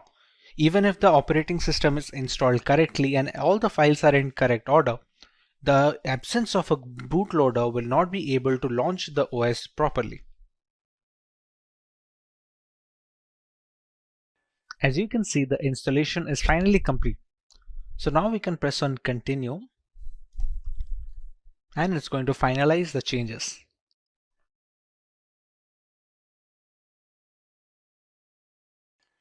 Now you can see Kali Linux being booted up straight away. It doesn't check for the ISO file anymore since the operating system is now installed onto the virtual hard disk storage that we had configured before.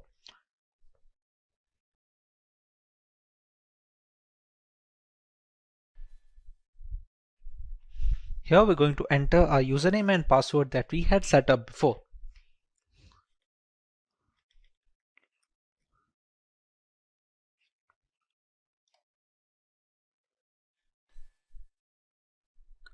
And we have the Kali Linux system booted up.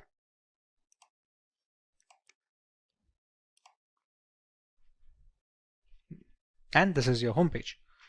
We can see the installed applications over here, which are being used for penetration testing by multiple security analysts worldwide. All of these come pre-installed with Kali Linux, and others can be installed using the apt package manager that we had configured. We can see our full name over here. And with this, our installation of the Kali Linux is complete. It's no secret that the vast bulk of our internet usage is vulnerable to hacking, whether it's through hazardous messaging apps or faulty operating systems. Penetration testing has become the norm for vulnerability assessment in order to fill this vacuum in digital security. Kali Linux is a well-known operating system in this fight against hackers. Kali Linux, a distribution designed specifically for penetration testers, has layers of features that we will go over in today's lesson and take a look at some of the tools and features that the operating system has to offer. Let's take a look at the video's topics and features that the operating system has to offer. Let's take a look at the video's topics. We start by learning the requirements of an operating system like Kali Linux. we learn more about the core features of the OS and its intricacies. Moving on, we take a look at the 5 distinct stages of penetration testing that dictate the flow of vulnerability assessment in general. Next, we learn about some important tools that can be found on Kali Linux, which are geared specifically for ethical hacking purposes. And finally, we have an extensive demonstration where we work on some basic terminal commands, proxy tools, and a couple of highly regarded software from the crux of the operating system. Choose from over 300 in-demand skills and get access to 1,000 plus hours of video content for free. Visit SkillUp by Simplilearn. Click on the link in the description to know more. Let's start by learning why one should learn Kali Linux in the first place. In today's world, an organization's most valuable asset is its information or data. This is true for all kinds of businesses, be it public or private. On a daily basis, they all deal with enormous amounts of sensitive information. As a consequence, terrorist groups, hacking teams, and cyber thieves often attack them. To ensure this safety and protection, businesses use a variety of security measures and regularly update their index. Organizations must be proactive in this age of digitalization by regularly assessing and updating their security. Every day, hackers discover new methods to breach firewalls. Ethical hackers or white hat hackers provide a fresh perspective on security. They conduct penetration tests to validate security measures. Generally, they will penetrate your networks and give you relevant information about your security posture. Once an organization has this knowledge, it may upgrade its security procedures accordingly. The latest version of Kali Linux comes with more than 600 penetration tools pre-installed. After reviewing every tool that was included in Backtrack, developers have eliminated a great number of tools that either simply did not work or which duplicated other tools that provided the same or similar functionality. Occasionally, when conducting penetration testing or hacking, we must automate our activities since there may be hundreds of conditions and payloads to test, and manually examining everything is time-consuming. To improve our productivity, we utilize tools that come pre-packaged with Kali Linux. These tools not only save us time, but also accurately capture and process the data. The Kali Linux team is made up of a small group of individuals who are the only ones trusted to commit packages and interact with the repositories, all of which is done using multiple secure protocols. Restricting access of critical code bases to external assets greatly reduces the risk of source contamination. Although penetration tools tend to be written in English, the developers have ensured that Kali includes true multilingual support, allowing more users to operate in their native language and locate the tools they need to do for the job. Since ARM-based single board systems like the Raspberry Pi are becoming more and more prevalent and inexpensive, the development team knew that Kali's ARM support would need to be as robust as they could manage with fully working installations. Kali Linux is available on a wide range of ARM devices and has ARM repositories integrated with the mainline distribution, so tools for ARM are updated in conjunction with the rest of the distribution tools. Now that we understand the necessity for an operating system like Kali Linux, let us take a look at some of its core features and offerings to the ethical hacking world. Kali Linux, formerly known as Backtrack Linux, is an open source Linux distribution which is aimed at advanced penetration testing and security auditing. It contains several hundred tools targeted towards various information security tasks such as penetration testing, security research, computer forensics, and reverse engineering. Kali Linux is a multi-platform solution accessible and freely available to information security professionals and hobbyists. Among all the Linux distributions, Kali Linux takes its roots from the Debian operating system. Debian has been a highly dependable and stable distribution for many years, providing a similarly strong foundation to the Kali Linux desktop. While the operating system is capable of practically modifying every single part of our installation, the networking components of Kali Linux come disabled by default. This is done to prevent any external factors from affecting the installation procedure, which may pose a risk in critical environments. Apart from boosting security, it allows a deeper element of security and control to the most enthusiastic of users.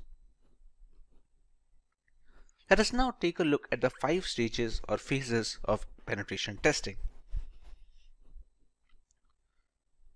This is the first stage of the penetration test, which is known as the reconnaissance phase.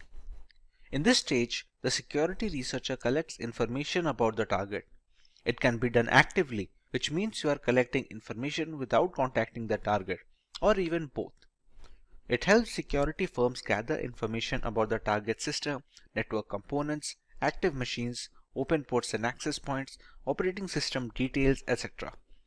This activity can be performed by using information available in the public domain and using different tools. The next phase is more tool-oriented rather than performed manually, and it is the scanning phase. The penetration tester runs one or more scanner tools to gather more information about the target. The penetration tester runs one or more scanner tools to gather information about the target. By using various scanners such as war dialers, port scanners, network mappers, and vulnerability scanners, the tester collects as many vulnerabilities which help to turn an attack in a more sophisticated way. The next stage is known as the gaining access phase. In this phase, the penetration tester tries to establish a connection with the target and exploit the vulnerabilities found in the previous stage. Exploitation may be buffer overflow attacks, denial of service or DOS attacks, session hijacking, and many more. Basically, penetration tester extracts information and sensitive data from servers by gaining access using different tools. In the maintaining access phase, the penetration tester tries to create a backdoor for himself. It helps him to identify hidden vulnerabilities in the system and can later act as a gateway to retrieve control of the system. In the final phase of covering tracks, the penetration tester tries to remove all logs and footprints which help the administrator identify his presence. This helps the tester to think like a hacker and perform corrective actions to mitigate those activities. Now that we understand the basics of penetration testing and how ethical hackers go about their way, let us take a look at some notable tools which can be used on Kali Linux.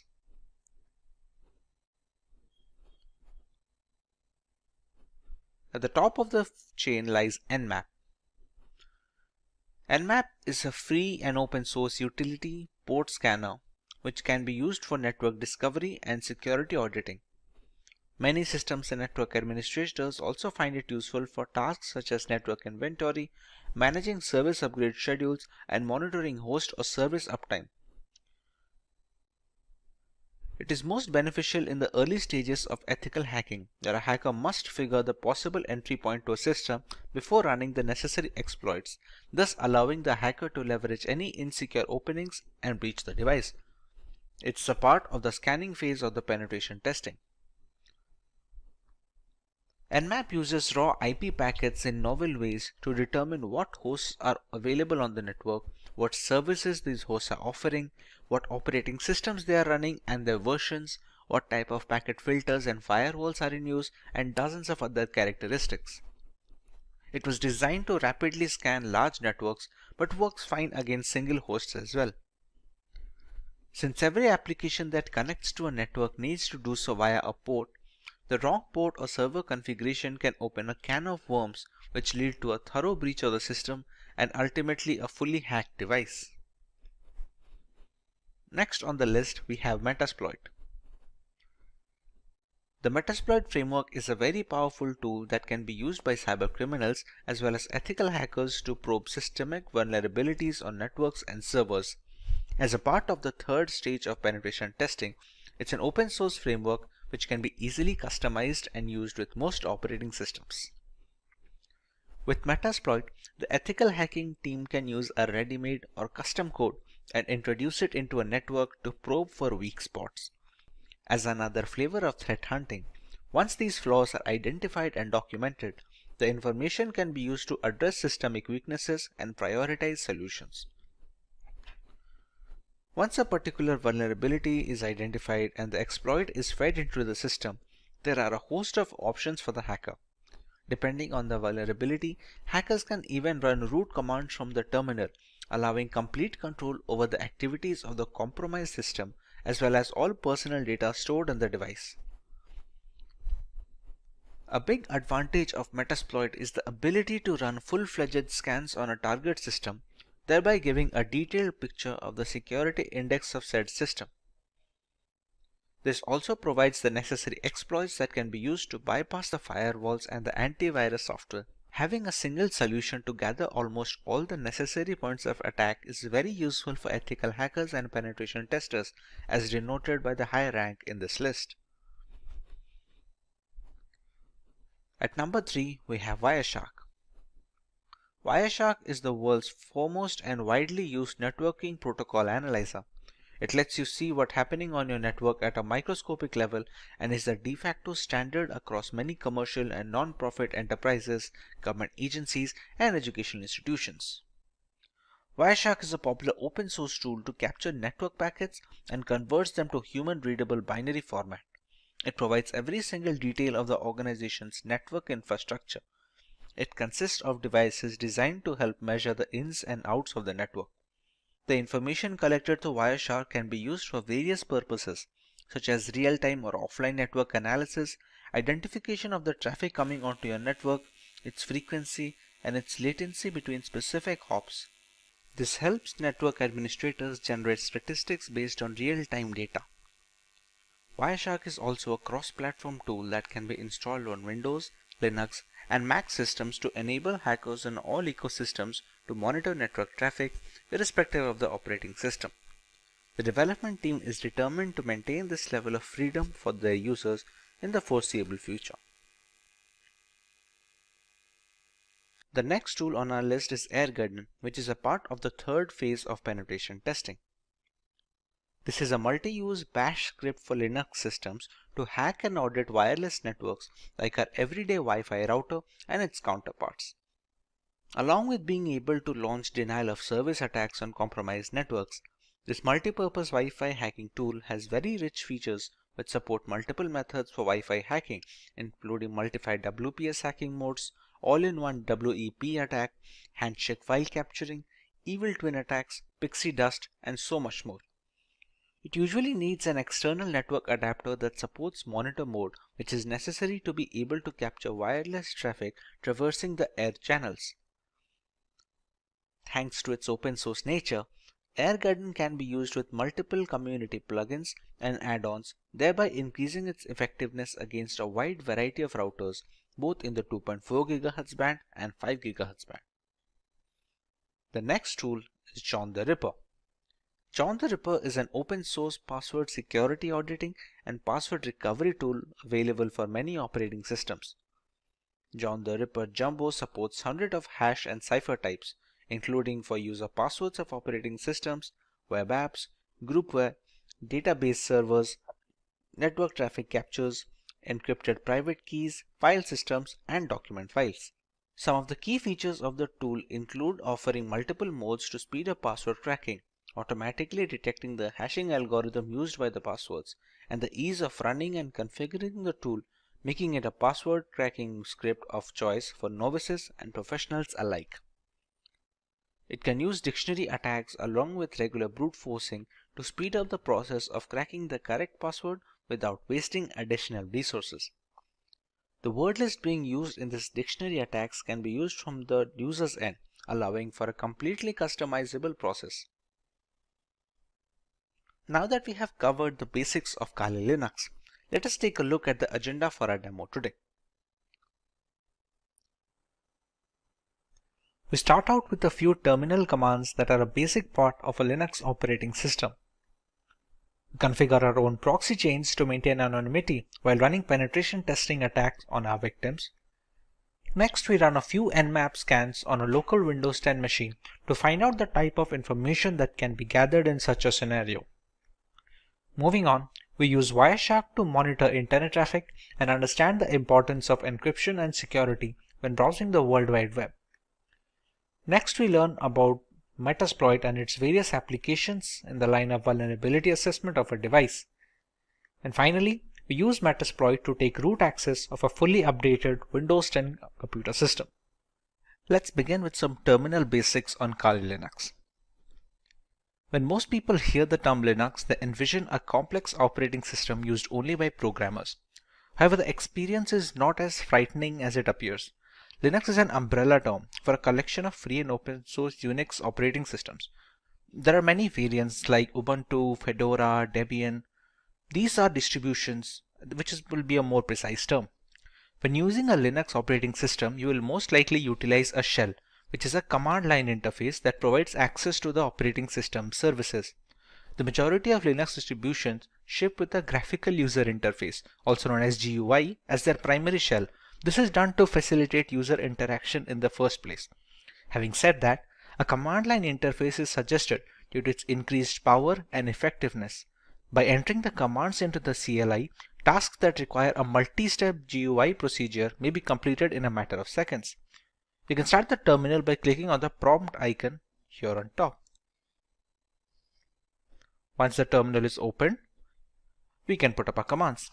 The first command that we are going to look into is pwd. pwd stands for Present Working Directory. As of right now, what you are seeing is the terminal window by default. If I write pwd and press enter, this shows the directory in which the terminal is being run on. As of right now, it's in the NF folder of my desktop, which is specifically this folder. If I open up this folder, you can see it is currently empty, as in it has no contents. If I use another command known as mkdir, which is supposed to stand for make directory, and I write nf2, shortage for new folder 2. If I open up the NF, you can see the new folder is created. This is how the pwd command works. Another important command to change directories, it's called the cd command. Let's say right now if I am in NF, I want to create a new file in nf2 folder or something else in the nf2 folder. I have to shift to cd nf2. Now if I write pwd, it will show the present working directory of home, Simplilearn, desktop, NF, and inside that I am in nf2 right now. It is done to navigate through the Linux files and directories. It requires either the full path or just the name of the directory. If we have to move a completely different folder on a completely different file, then we can use the entire path like this. For now, cd works. Another few commands is we can write cd ... and it will come back one folder. Now the pwd will be just nf and not nf2. Let's say we are in this folder and we want to go a different file. Let's say if we just go for cd home, Simplilearn. That's it. Right now, these are the folders in our current present working directory. We have the desktop, the documents, downloads, etc. From here, we can again go to the desktop using the same cd command, cross-check the changing of directories, and check the files again. And yes, there we go, nf. How do we know this? What are the commands that are used to show the files and folders? That folder is known as the ls command. ls can be used to view the contents of a directory. By default, this command will display the contents of your current working directory. If we add some other parameters, we can find the contents of other directories as well. There are some hidden files as well in Linux which cannot be showed just with ls. For example, if we just go to cd etc, which is a configuration folder for Linux, if we write ls now, these are the files that can be seen. If we want to see the hidden files, we'll have to add one more parameter here like ls-a, and as you can see, the number of files have increased this time around. There are other things as well that we can see with Linux. ls-al will show the hidden files along with some of the parameters and some of the permissions that has been provided for each file. As you can see, many of these files have root access. Some of them can write, some of them can read. It differs file to file, and the ls-al command is used to check each of these files' permission and change them accordingly if needed. The next command that we can look for is the cat command or concatenate. It is one of the most frequently used commands, and it is used to list the contents of a file on the output. For example, let's say if I have a file at the desktop. In this NF2 folder, I will create a document, create an empty file, E file. I'll open up the document and I'll write it as Hello Kali. I will save this up. Now, to change the directories from etc to NF2, we have already discussed how to use the cd command using just the folder name. Now, if we want to go to the entire directory, we can write cd home. As you can see, it is already prompting us to complete the name of the directory. At this point, we just have to press tab and it completes it for ourselves. Next, we already know we have to enter the desktop, NF and NF2. And this brings us to the current working directory. Here, if we press ls, we can find a file over here. Now, as discussed for the concatenate, it is used to show the contents of a file. So right now, if we press CAT, which stands for concatenate, e-file. As you can see, we have written Hello Kali in the text file and we can see the output right now. We can also use it to create new files. For example, if we write cat, any file name such as efile2. Here we can write anything. Hello Kali again.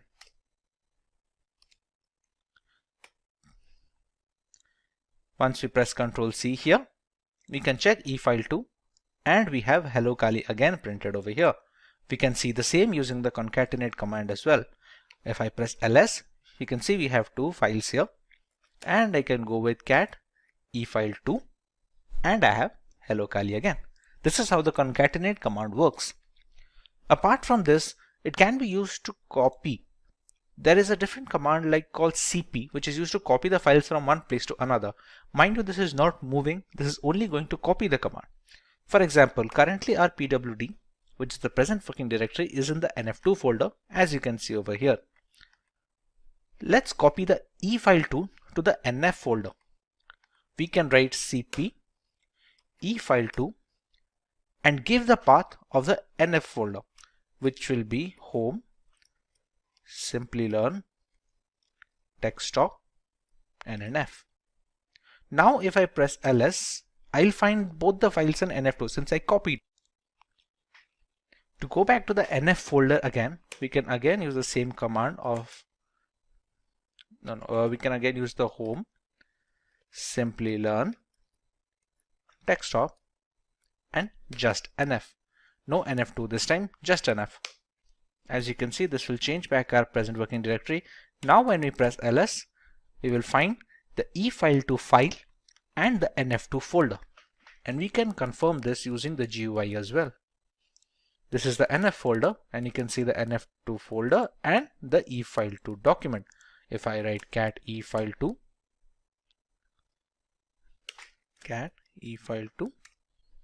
we can see the contents of the file. Now this can be done using moving as well. For example, if I go to cd NF2, which is the inside folder, it has both the document files like e-file and e-file2. Let's say I want to move the e-file completely from NF2 to NF1. Instead of writing cp, the command I'm going to use is mv e-file, and again give the path of the folder into which I have to copy, which will be again home, Simplilearn, desktop, and NF. As you can see, the contents of the NF2 have appeared here and e-file has been moved from NF2 to NF. This is the NF2 and we don't find e-file here anymore. If we press cd ... and we go back to NF ls right now, and we can find both the files, e-file that we moved and e-file2 that we copied from the NF2 folder. So this is how copying and moving will work using the terminal. Now this is just a simple one-line statement that might take a couple of clicks when using GUI. This is why the command line interface is considered to be much more streamlined for Linux operating systems. Another very important command for Linux operating system is the sudo command. Sudo is short for super user do. The command enables you to perform tasks that require administrative or root permissions. You can think of it as how we run programs as administrator on Windows systems.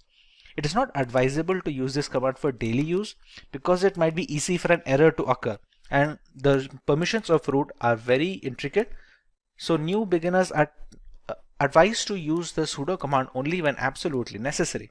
For example, sudo su. With this command, I am giving this terminal a root permission. This su stands for this user. At this point, it's going to ask for my admin password. Once I enter my password, and I now have root access. Note how the password that I entered did not show up here. This is a security measure to prevent people from snooping on your root password, which is the end game of all this operating system. As you also can see, the symbol changed. If the dollar symbol is showing, it shows as a standard user. When you switch to root, you can easily see a hash symbol.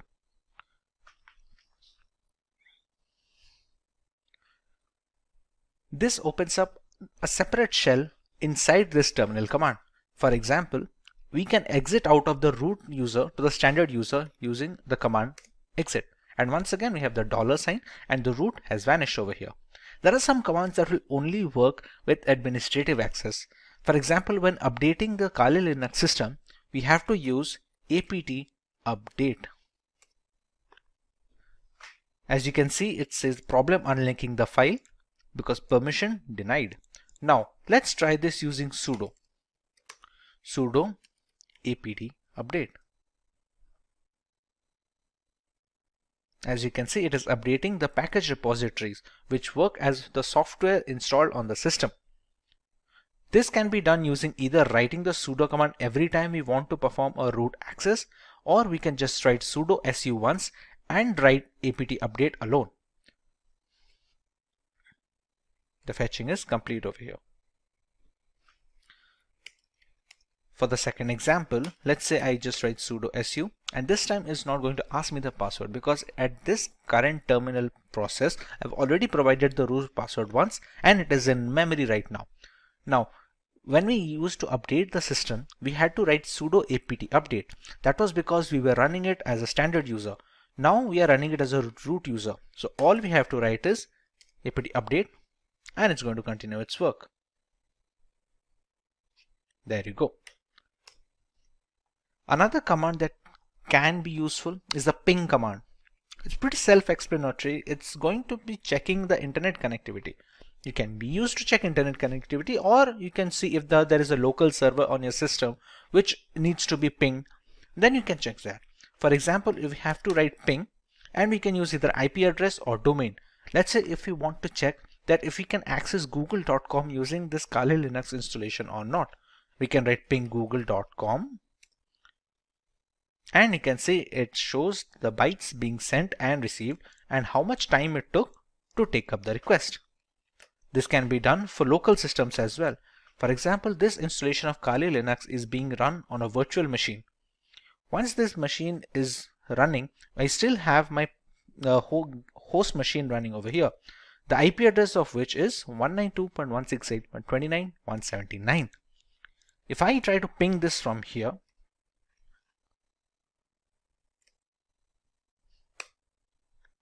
as you can see, the time to complete the request is drastically low compared to a website on the internet, considering this is on the local network. This is how the ping command is worked, and it can show you what kind of packages are transmitted, how many are received, if there was any kind of packet loss between the connection window, and other details. A very important command when working with the terminal for a long duration is the history command. Pretty self-explanatory. There are so many commands that are being run. Sometimes people forget what was the change they did or what was the directory name they put. A history command helps to recover some of the commands that you have written. It doesn't go all the way back, but it takes up many commands that were inputted in the last few processes. This is how the history command works. These are some of the most commonly used terminal commands. If you want to learn more about this terminal and every other feature of this, please let us know in the comment section and we'll try to make an in-depth tutorial, especially if you got repeat. If you want to learn more about the terminal, please let us know in the comment section and we will try to make an in-depth tutorial specifically for terminal commands on Linux. Moving on, we learn how to configure proxy chains on our system.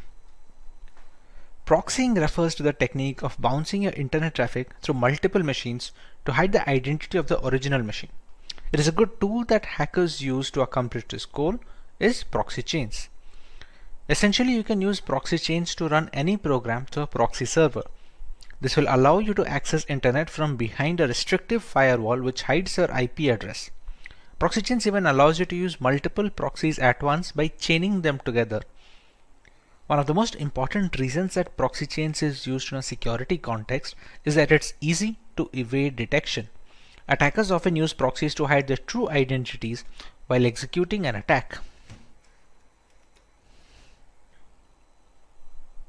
And when multiple proxies are chained together, it becomes harder and harder for a forensic professional to trace the traffic back to the original machine.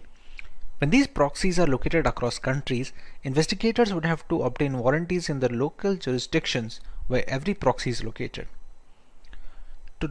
To see how proxy chain works, let's open Firefox first and check our current IP address.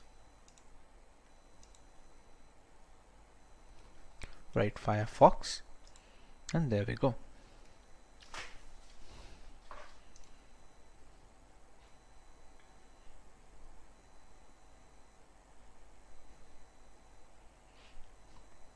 As we can see, Firefox is now open.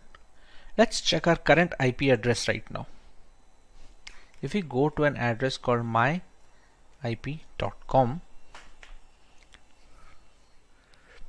and you can see it easily detects our country is in India and this is a public IP address. Now, if we move to the terminal again, here we can now write proxy chains -h. What this -h does is it finds a help, it stands for the help file. This is for help file. What we found out using this is proxy chains has a config file here, etc proxychains4.conf. This is the config file found. Using this config file, we can customize how our proxy chain should work. If we want to open that, we have to use it in a text editor. On Windows, we have Notepad and other things like that, Microsoft Word to edit documents. On Linux, we have a tool called Nano. To access the Nano, we use the command nano and give the path of the file that we want to check.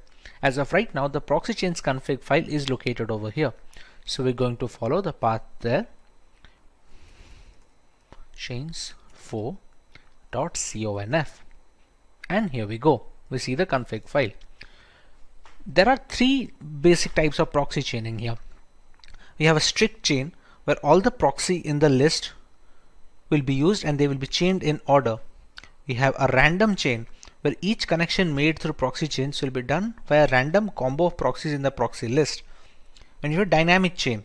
It's the same as strict chain, but dead proxies are excluded from the chain. And here we can set up whichever type we want. To enable or disable a particular type, we use the hash symbol here. As you can see right now, all the lines have a hashtag symbol at the front, except this one, a dynamic chain. This is the current one being used. Let's say if I want to use a strict chain method, so I can add a hash value here and remove the hash here. At one point of time, any one of these 3-4 types should be enabled. Let's go for the dynamic chain. We can disable this strict chain by putting the hashtag in front and removing the dynamic chain. As you can see below, we have few commands to how to handle the nano text editor. This symbol is known as the control button on your keyboard. Now if we want to write out, which is synonymous to saving the file, supposed to go with Control O.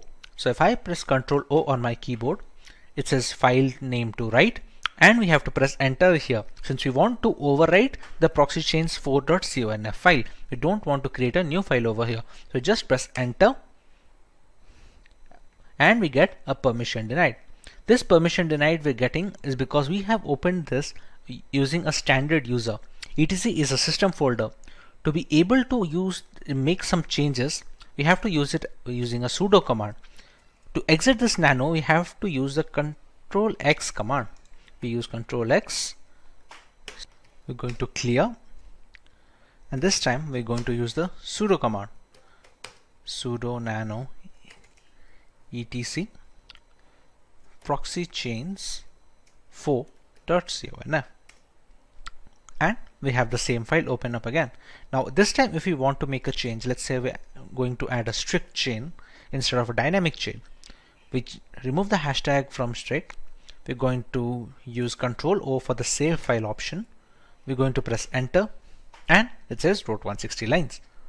Again, if we want to reverse this change, we put the hashtag over here, enable dynamic chain, we press Control O, press enter, and it says wrote 160 lines. Now we can exit straight away using the Control X format. Right now we have not provided any file or a proxy chain. We can have proxy IP addresses from the internet, but we have to make sure that they are safe and they don't snoop on our data. When there is no proxy chains being provided personally, it's going to use the Tor network, but for that we have to start Tor. Tor is a service in Linux. To know more about this Tor, we can write sudo systemctl, which is used to know the status of services on the Linux operating system, and status of Tor. Systemctl, sorry, instead of stl, it should be systemctl status Tor. As you can see, it is a Tor service, anonymizing overlay network for TCP connections, and it's currently inactive. Now to start this up, we have to write sudo systemctl start Tor. Now if we repeat the same sudo systemctl status Tor, as you can see, it's active now. You can see the green logo over here. Okay. To integrate the Firefox and the browser, we can use the proxy chains command directly over here. We can write proxy chains. We can use Firefox to launch our web browser, and let's say if we want to visit google.com. We press enter, and the Firefox window is launched, and it should open up google.com next. And there we go. If we go to myip.com once again, as you can see, we have a different IP address and the country is unknown as well. So this is how we can use proxy chains to anonymize internet usage when using Kali Linux. Next on our agenda is the ability to scan networks using Nmap. At its core, Nmap is a network scanning tool that uses IP packets to identify all the devices connected to a network. You can learn more about Nmap using their help file. As you can see, these are some of the parameters that can be used when scanning ports of a system. You can see the version and the URL of the service over here. The primary uses of Nmap can be broken into 3 core processes. First, the program gives you detailed information on every IP active on your network, and then each IP can then be scanned. Secondly, it can also be used to providing a lot of live hosts and open ports, as well as identifying the OS of every connected device. Thirdly, Nmap has also become a valuable tool for users looking to protect personal and business websites. Using Nmap to scan your own web server, particularly if you're hosting your website from home, is essentially simulating the process that a hacker would use to attack your site. Attacking your own site in this way is a powerful way of identifying security vulnerabilities. As we already discussed, the host Windows 10 machine on this system has an IP address of 192.168.29.179. If you want to test the OS scan of this system, we're going to first get the root permission over here. We use the sudo command, and now we are a root user. We're going to launch the command nmap -o, which is supposed to be an OS detection scan. The IP address we can use of the host system 192.168.29.179. In a legitimate penetration testing scenario, we can use the IP address of the vulnerable device over here. We are going to let it scan for a while, and it's going to give us some guesses on what can the OS be. As you can see, the scan is done and it has shown some of the ports that are open. You can see the MSRPC port open, the HTTPS 443 port open, which is used to connect to the internet, and it has some aggressive OS guesses as well. For example, it thinks there's a 90%, 94% chance that it's going to be a Microsoft Windows XP Service Pack 3. That's partly because a lot of the Windows XP update packages are still prevalent on Windows. Now that the OS detection is confirmed, there are multiple more details that we can gather from Nmap. Let's go with the nmap-a command, which is supposed to capture as much data as possible. There is also a speed setting. You can call it a speed setting or a control setting of the -t. -t ranges from T0 to T1 to T2 all the way up to T5. This basically determines how aggressively the victim is being scanned. If you scan slowly, it will take more time to provide the results, but it will also give a less chance for the intrusion detection system on the vulnerable machine firewall to detect that someone is trying to penetrate the network. For now, if we want to go with somewhat of a high speed, we can go with the T4 and provide the same IP address of the local machine I am trying to attack. It's going to take a little bit of time since it's trying to capture a lot of information.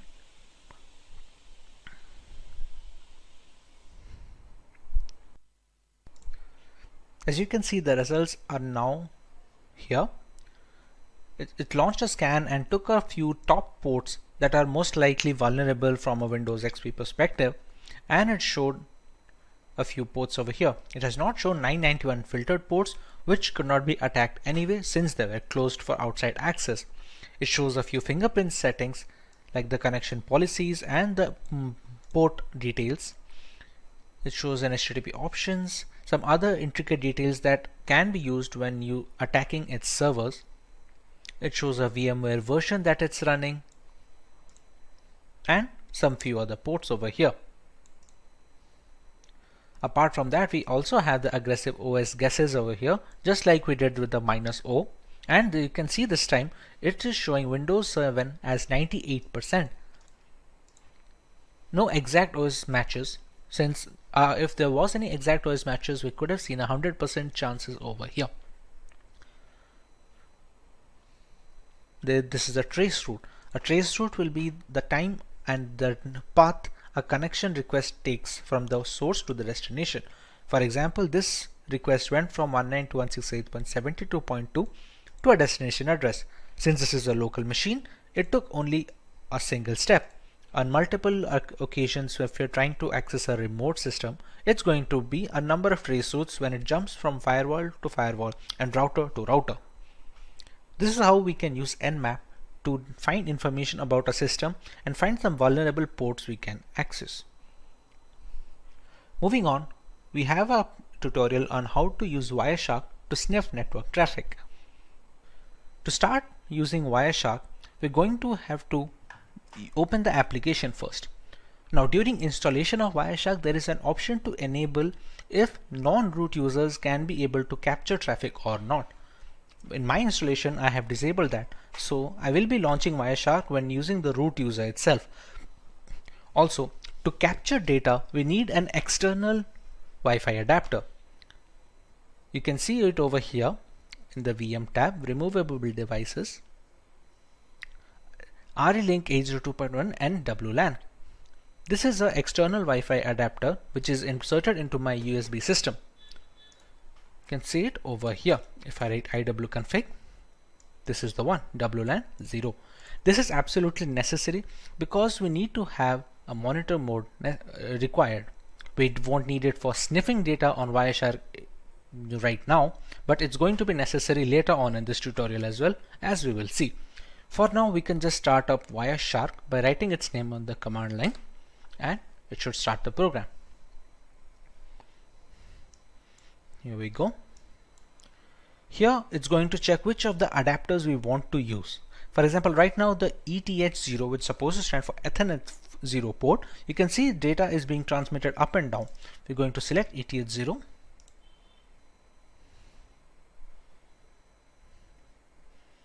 And we have started capturing data. You can see this data request from the source to destination, from the time and which protocol it is following, everything we can see, and we can see the IPv4 flags here as well, as you can see over here.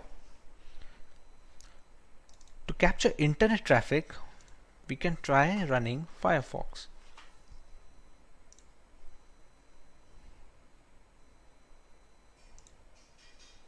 If we just write wikipedia.com,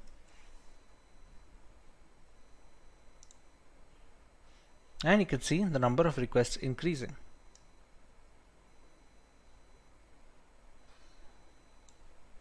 Okay, this is spelling mistake. Wikipedia.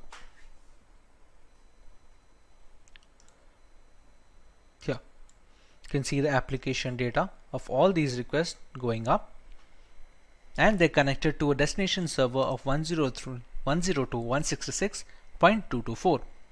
Now even if we check the transmission control protocol flags over here and so many more things, we cannot find anything beneficial. As you can see, the information over here is gibberish, which is supposed to be, since it's supposed to be encrypted. Now this is possible due to this being an HTTPS website, hence you can see the log symbol over here, and connection is supposed to be secure.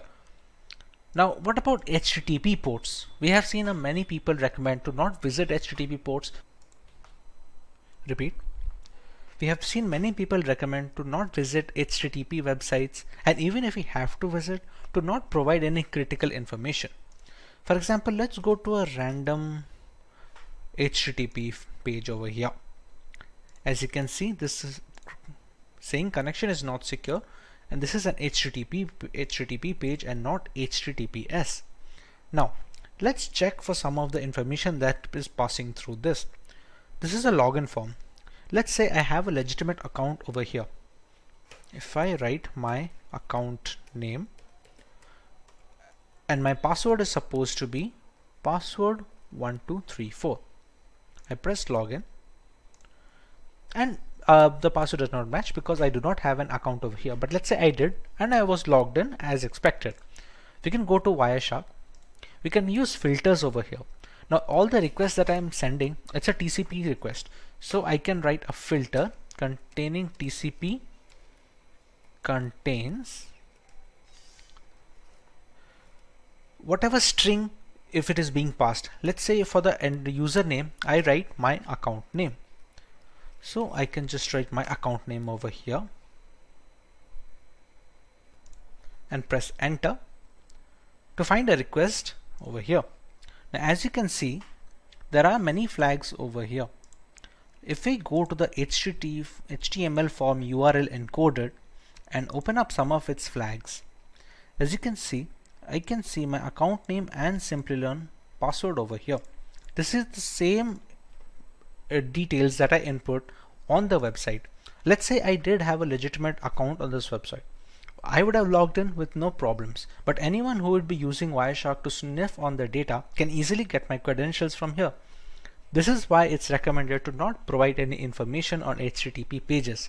The security is not up to the mark, and always look for the log symbol when visiting any website or making any internet transactions or providing any information. This is how we can use Wireshark to detect transmission and sniff packet data that is being transferred through the network adapter. Next, we have to learn about what is Metasploit. The Metasploit project is a computer security project that provides information about security vulnerabilities and aids in penetration testing and IDS development. We can open up the terminal here. We're going to allow root access, and to open up Metasploit, the keyword is MSF console. It's going to take a little bit of time to start it up. Now the Metasploit console has been loaded. From here, we can decide what type of attack we want to launch and what kind of exploits we can launch against vulnerable targets. For example, like we had already discussed, I'm running this virtual machine on a Windows 10 host machine. So if I open the command prompt from my Windows 10 over here, if I need to check the IP address once, I go with ipconfig. Here you can see the IP address of this local machine. Moving on, if we have to attack that machine, let's say we want to see what kind of exploits are going to work over there. Now we already know that Windows has some common vulnerabilities. One of those vulnerabilities is the HTA server vulnerability. HTA is supposed to be a HTML application, but when passed the right payload, it can be used to open a backdoor into a system. To start off with the Metasploit and accessing such applications, we're going to use the command use exploit, and the name of the reverse HTA server is this Windows MISC for miscellaneous HTA server. As you can see, it already found this one. Alright, now there are some options that we need to set for this exploit to go through. For example, you can see some of the options over here. There is a payload. The payload is supposed to be the malicious file that we are going to send on the HTML application, which allows us to give the backdoor. For example, right now the payload, which is the malicious file, is a Windows Meterpreter reverse TCP. Completely understandable. Now let's set the L host. L host and R host and SRV host should be the one where we are going to launch the attack from. For example, if we launched another tab of this console and we just press ifconfig, the IP address is 192.168.72.130. So we're going to set the L host as 192.168.72.130, and we're going to do the same thing with SRV host.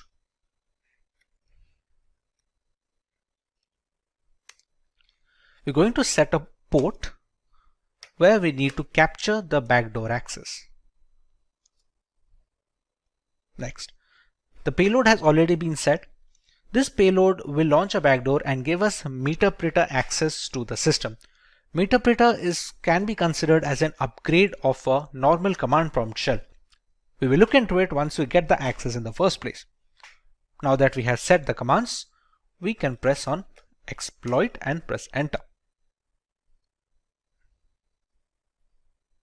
Now you can see we have a URL over here. We're going to copy this URL .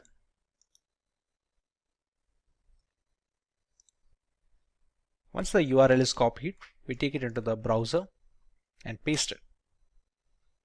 This will ask us to download this file. Now, as per browser security settings, this file should be blocked by default.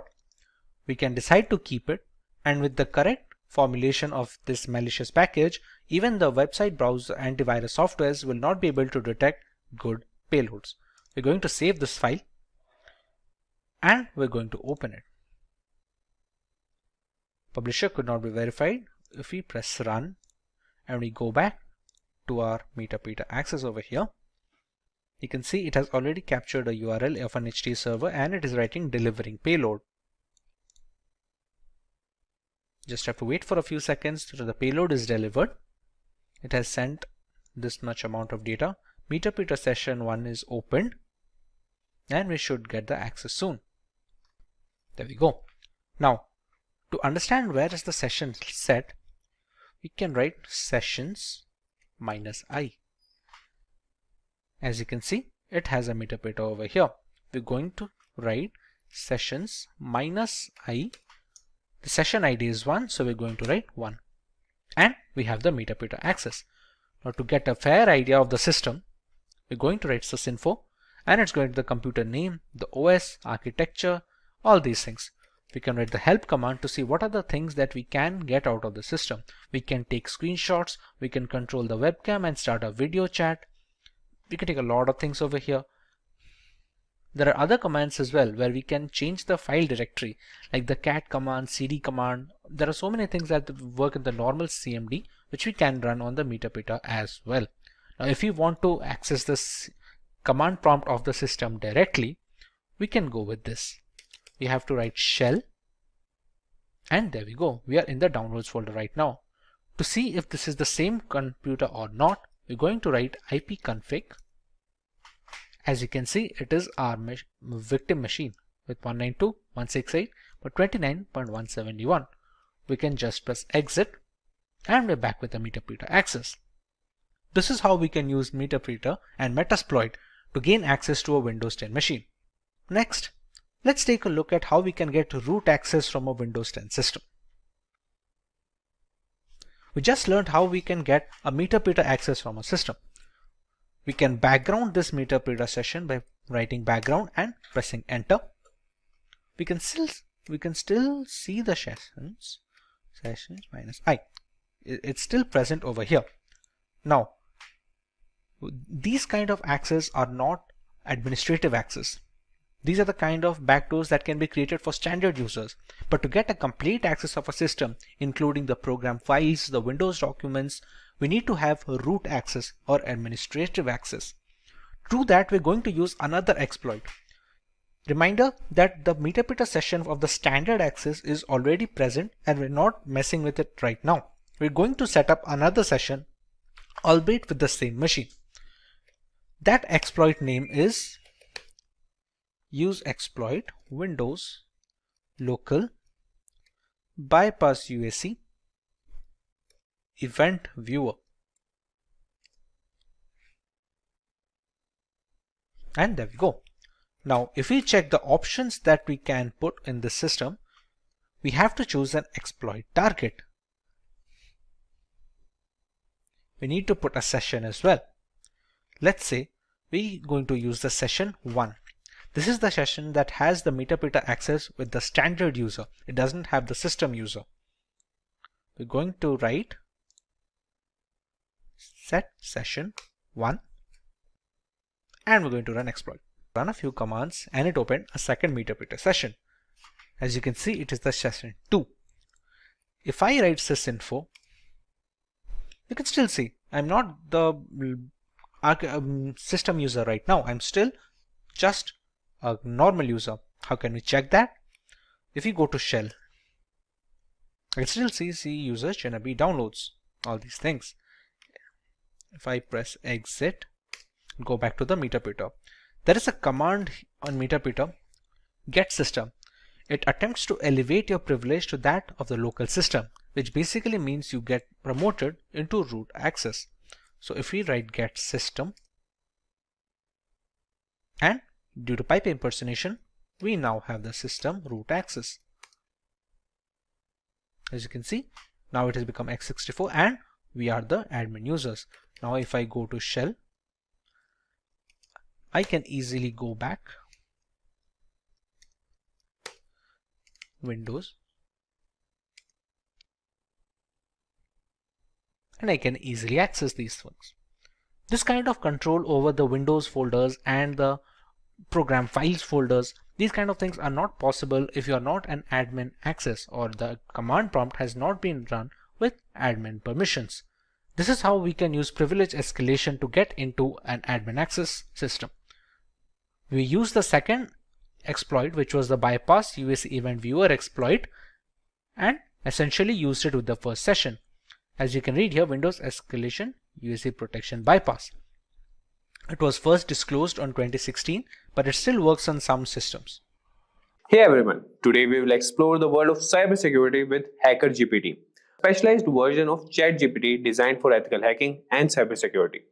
In a digital landscape where cyber attacks occur every 39 seconds, causing billions in damages annually, Hacker GPT provides the essential tools and knowledge to defend against these threats. So Hacker GPT offers guidance on a wide range of topics including security practices, ethical hacking techniques, and scripting for system security. Cybercrime damages are expected to reach $6 trillion annually, making it a major challenge for organizations. And if we talk about some of the breaches, so in 2020, over 36 billion records were exposed due to data breaches. And the infamous Equifax breach of 2017 where 147 million people's information was compromised, highlights the importance of regular security assessments and vulnerability management. These are the areas where Hacker GPT excels, and Hacker GPT strictly adheres to ethical guidelines, refusing to assist with any unethical or illegal queries. So, our commitment is to provide guidance that adheres to legal and professional standards, helping you become a responsible cybersecurity professional. So, guys, let's get started with Hacker GPT that equip you with the knowledge and skills to defend against cyber threats ethically and effectively. So, guys, this is ChatGPT, and this is the paid version of ChatGPT 4.0. And what I was telling you is this is the Explore GPT section. So here you can find all the GPTs that are created by ChatGPT, OpenAI, or the individuals, or you can find the companies who have created GPTs.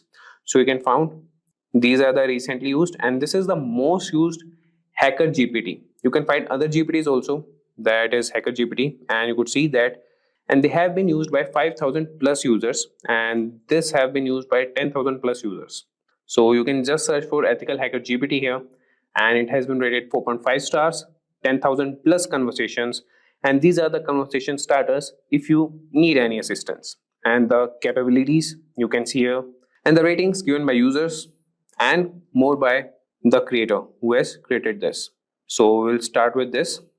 We'll start the chat here, and I want to tell you guys that ChatGPT doesn't answer non-ethical questions. So if you try to extract that information from ChatGPT, that won't be possible. But we can do a bit, like we can cross a bit line with EthicalHacker GPT, but that should be used for ethical purposes only. So I will show you guys how you can utilize this GPT. And one more thing, guys, if you want to create your own GPT, you can also create that also. You can go to Explore GPT section, and here's the create option. Click on create, and here you can start creating your GPT. If you click on configure, you can write the name of your GPT, description, instructions, and the conversation starters as you just saw with the Hacker GPT, EthicalHacker GPT, and the capabilities what you want to be enabled, you can do that. And here in the create section, you could write the prompts here, and it will take that information and use it for more purposes. And here you could attach more files that could help create your GPT. Okay, guys, so here you could see the configuration and the preview of your GPT, and you can finalize that. So moving back, we'll get back to EthicalHacker GPT and start with our conversation with him. So starting with, the first thing we can do is we can ask him like, how can I perform a basic security assessment on a web application? So if I tell you guys, performing a basic security assessment on a web application is crucial for identifying vulnerabilities and ensuring the application is secure. And this process involves using various tools and techniques to test the application for common security issues. So you could ask him that, how can I perform a basic security assessment on a web application?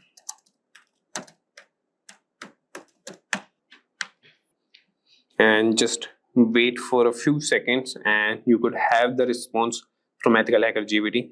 So you could see that performing a basic security assessment on a web application involves several key steps, and these are the key steps. Number one is preparation and information gathering. And how you can do that, these are the steps: identify the scope, gather information. Then is the second step, that is reconnaissance, and you can use the tools Burp Suite, Nikto, and others. Similarly, you could see all the steps here. So I won't be guiding, or I won't be reading what responses are generated by EthicalHacker GPT. I have used that, and he provides very accurate, like I would say around 95 to 96% accurate results. Here I want to show you guys how you can utilize it. So I will show you prompts and what things you can ask him. So this was all about, repeat. So this was about the general security thing. Now we'll move to ethical hacking, and we can ask him how we can perform a SQL injection attack ethically on a test environment. So these are the prompts that you can write. That would be, how do I perform a SQL injection attack, and that too ethically. If you write this, that would be good on a test environment.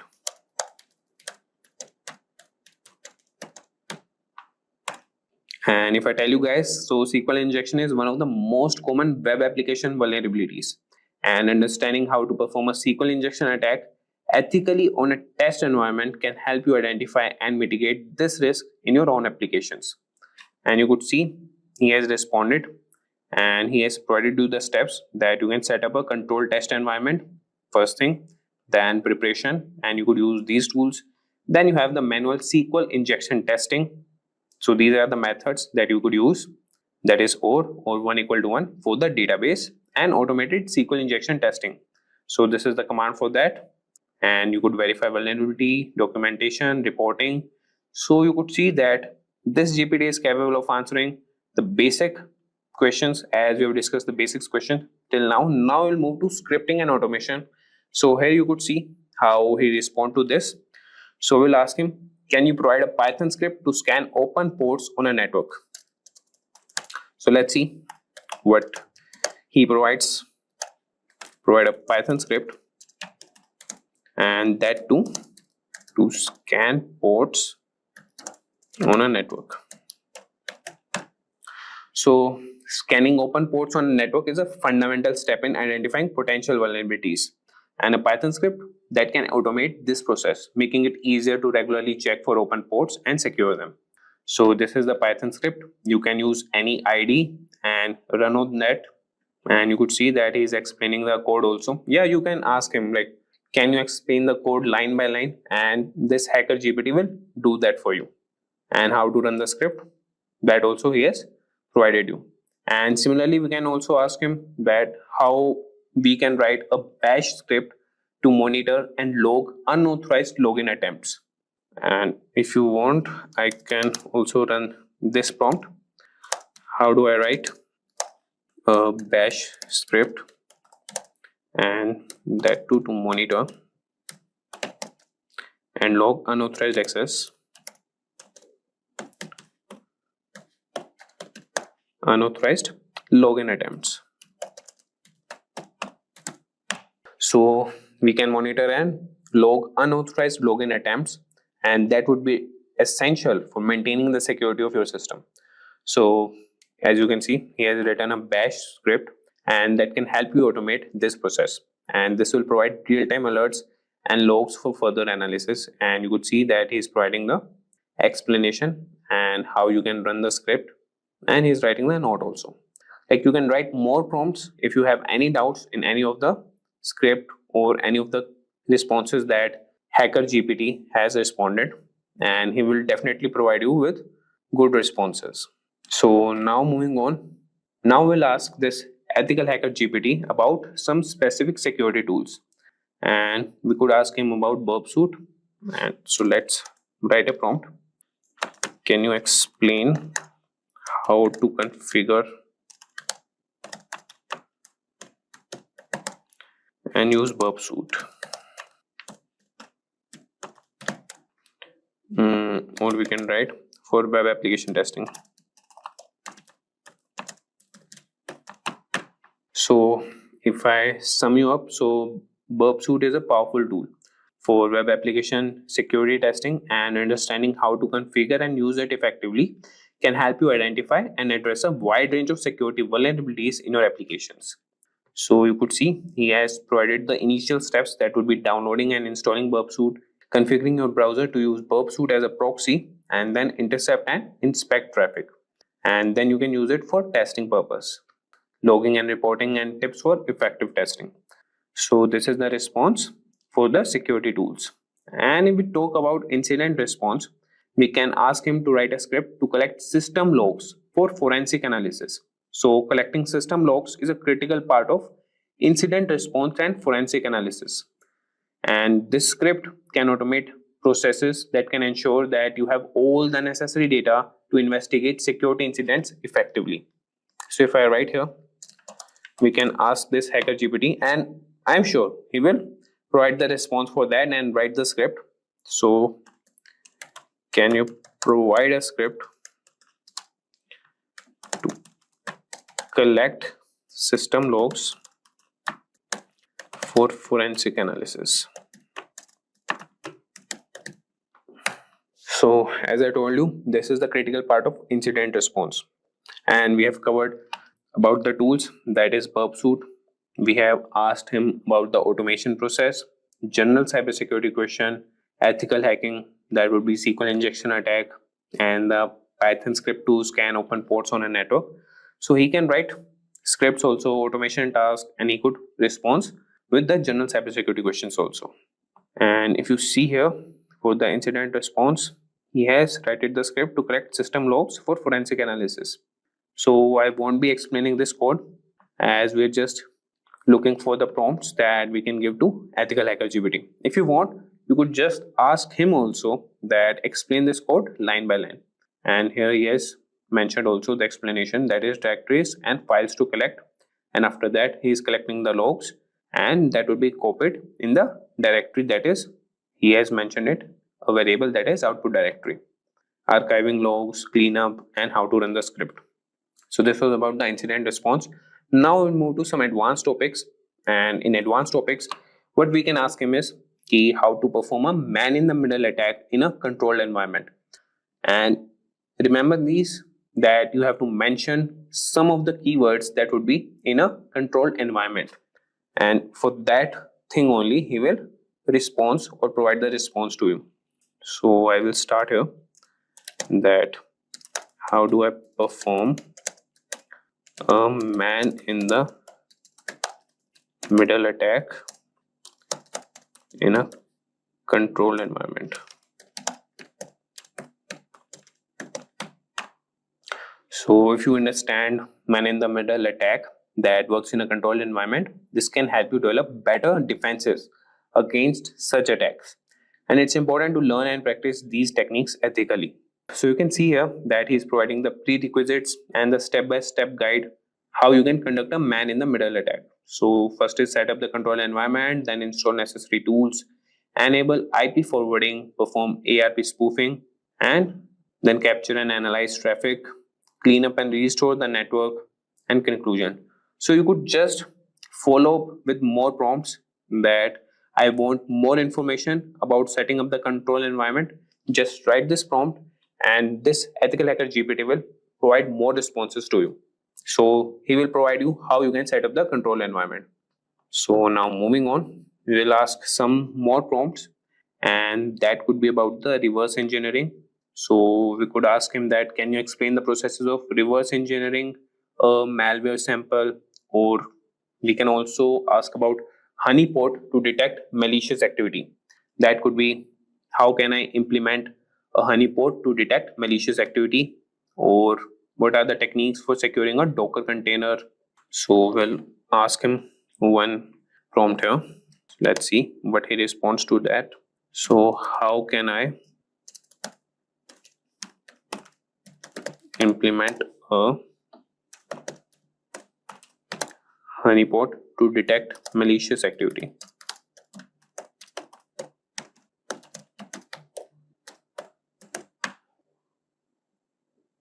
So you could see that he has started responding to that. And if I tell you the sum, so a honeypot is a security mechanism set to detect, deflect, or in mechanism to some manner, and it counteract attempts at unauthorized use of information systems. Implementing a honeypot can help you monitor and understand attack patterns. And this is the step-by-step guide to implement a honeypot. You can choose the type of honeypot, prepare your environment, install and configure the honeypot software, and these are all the commands how you can configure it. Then you can monitor and analyze the honeypot and regular maintenance and updates. And this is the simple honeypot using honeyd. You could install that and run these commands.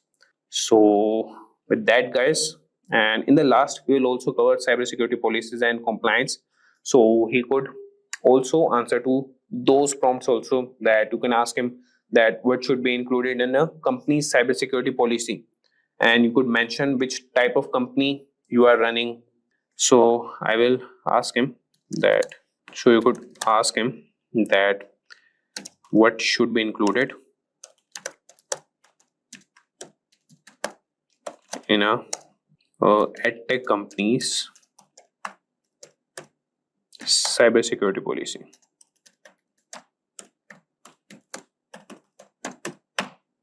So let's see. So you could see here that creating a comprehensive security policy for an edtech company involves adding various aspects, and that would be introduction. First is the purpose for cybersecurity policy, scope, roles and responsibilities, data protection and privacy, network security, application security, user security awareness and training, incident response and management, compliance and legal requirements, physical security, device and endpoint security. So similarly, you could ask him that draft me the company's cybersecurity policy and start with the introduction. So he will provide you all the introduction points, and then you can ask him that draft roles and responsibilities. He will draft that also. So you could like break it into parts and ask the ethical hacker GPT, and he will respond to you, as it has some limitations of some words and some of the responses. So you could ask him in the breaking parts and he will respond to you. Hey there, learners, welcome to Simplilearn. Today, we will see the starting journey in cybersecurity that is super exciting but can be a bit daunting. So, to help you out, we are going to talk about some common mistakes that beginners often make and how you can avoid them. If you're just getting started or looking to improve your skills, this guide will set you on the right path. So, let's dive in and make sure your cybersecurity career gets off to a strong start.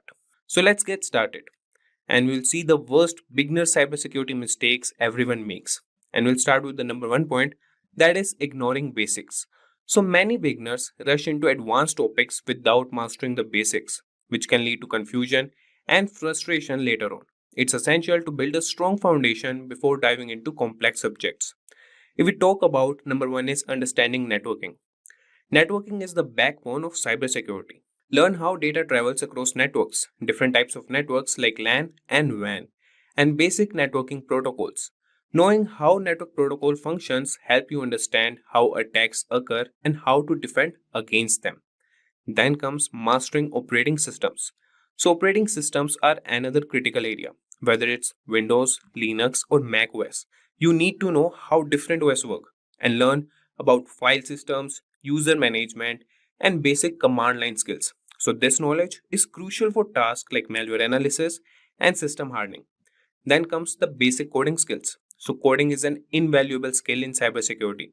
You can start with a simple language like Python and learn how to write scripts to automate tasks, analyze data, and understand the logic behind software vulnerabilities. So basic coding skills will help you comprehend how attacks are carried out and how to develop countermeasures.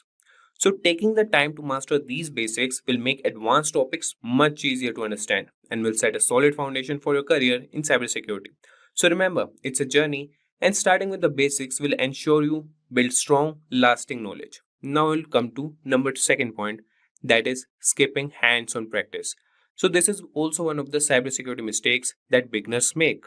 Cybersecurity isn't just about theory. Practical experience is crucial, and many beginners focus too much on reading and studying without applying what they have learned. This creates a gap between knowledge and real world skills. So, the number one point here is setting up a home lab. So, create a home lab with an old computer or virtual machine to practice what you learn. Install different operating systems, set up networks, and simulate attacks in a controlled environment. Then comes real world scenarios. So use your home lab to practice real world scenarios like configuring firewalls and detecting intrusions.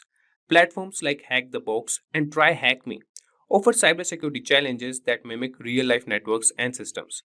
Then comes building confidence. So hands on practice builds confidence. So solving real problems and seeing the results of your actions make you more comfortable with cybersecurity tools and techniques. And this confidence is crucial when making quick, informed decisions in this field. So gaining practical experience bridges the gap between theory and practice, making you a more effective and confident cybersecurity professional. So now we'll see the third mistake that cybersecurity beginners make. That is lack of documentation. So documenting your work is a crucial yet often overlooked aspect of cybersecurity.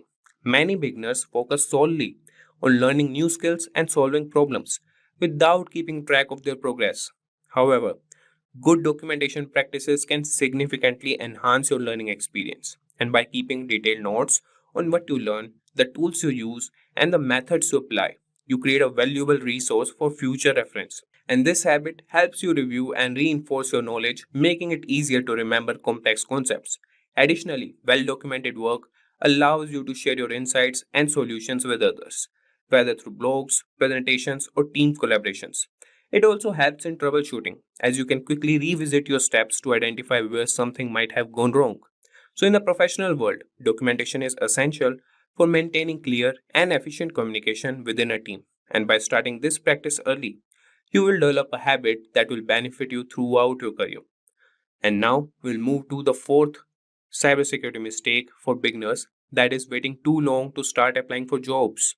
So, a common mistake many beginners make is waiting until they feel perfectly qualified before applying for cybersecurity jobs.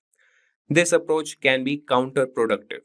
The truth is, you might never feel completely ready, and waiting too long can cause you to miss out on an valuable opportunity. So, start applying for jobs early in your learning journey. The process of applying and interviewing is a learning experience in itself. It helps you understand what employers are looking for, and it can highlight areas where you need to improve. So, early job applications also provide you with real world feedback and networking opportunities. Remember, many entry level positions are designed for people who are still learning and growing in this field. So, employers often value enthusiasm, willingness to learn, and problem solving skills as much as they do technical knowledge. So, by starting early, you can gain experience and build confidence, even if you are not yet perfectly qualified.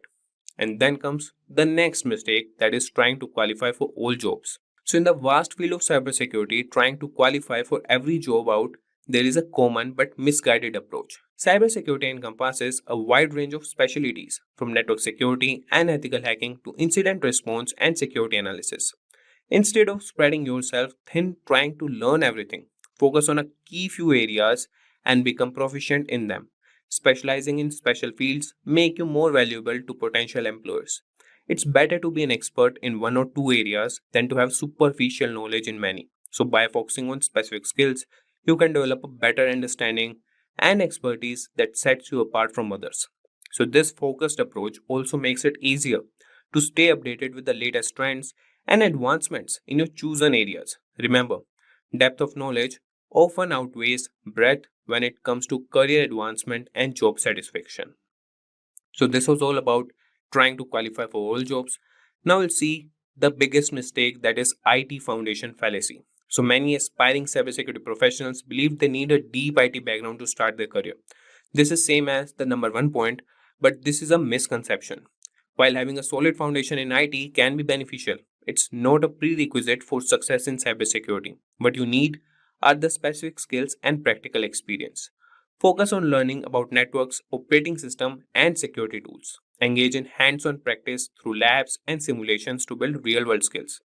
Cybersecurity is a field where practical knowledge and the ability to apply concepts matter more than theoretical IT knowledge. And many successful cybersecurity professionals come from diverse backgrounds, including those with minimal IT experience. So they succeed by continuing learning and adapting to new challenges. So don't let the lack of deep IT foundation hold you back. Concentrate on gaining the skills and experience that are directly relevant to the cybersecurity roles you are interested in. Now moving to number 7, that is not attending cybersecurity events. So attending cybersecurity events is one of the best ways to stay updated and connected in the field.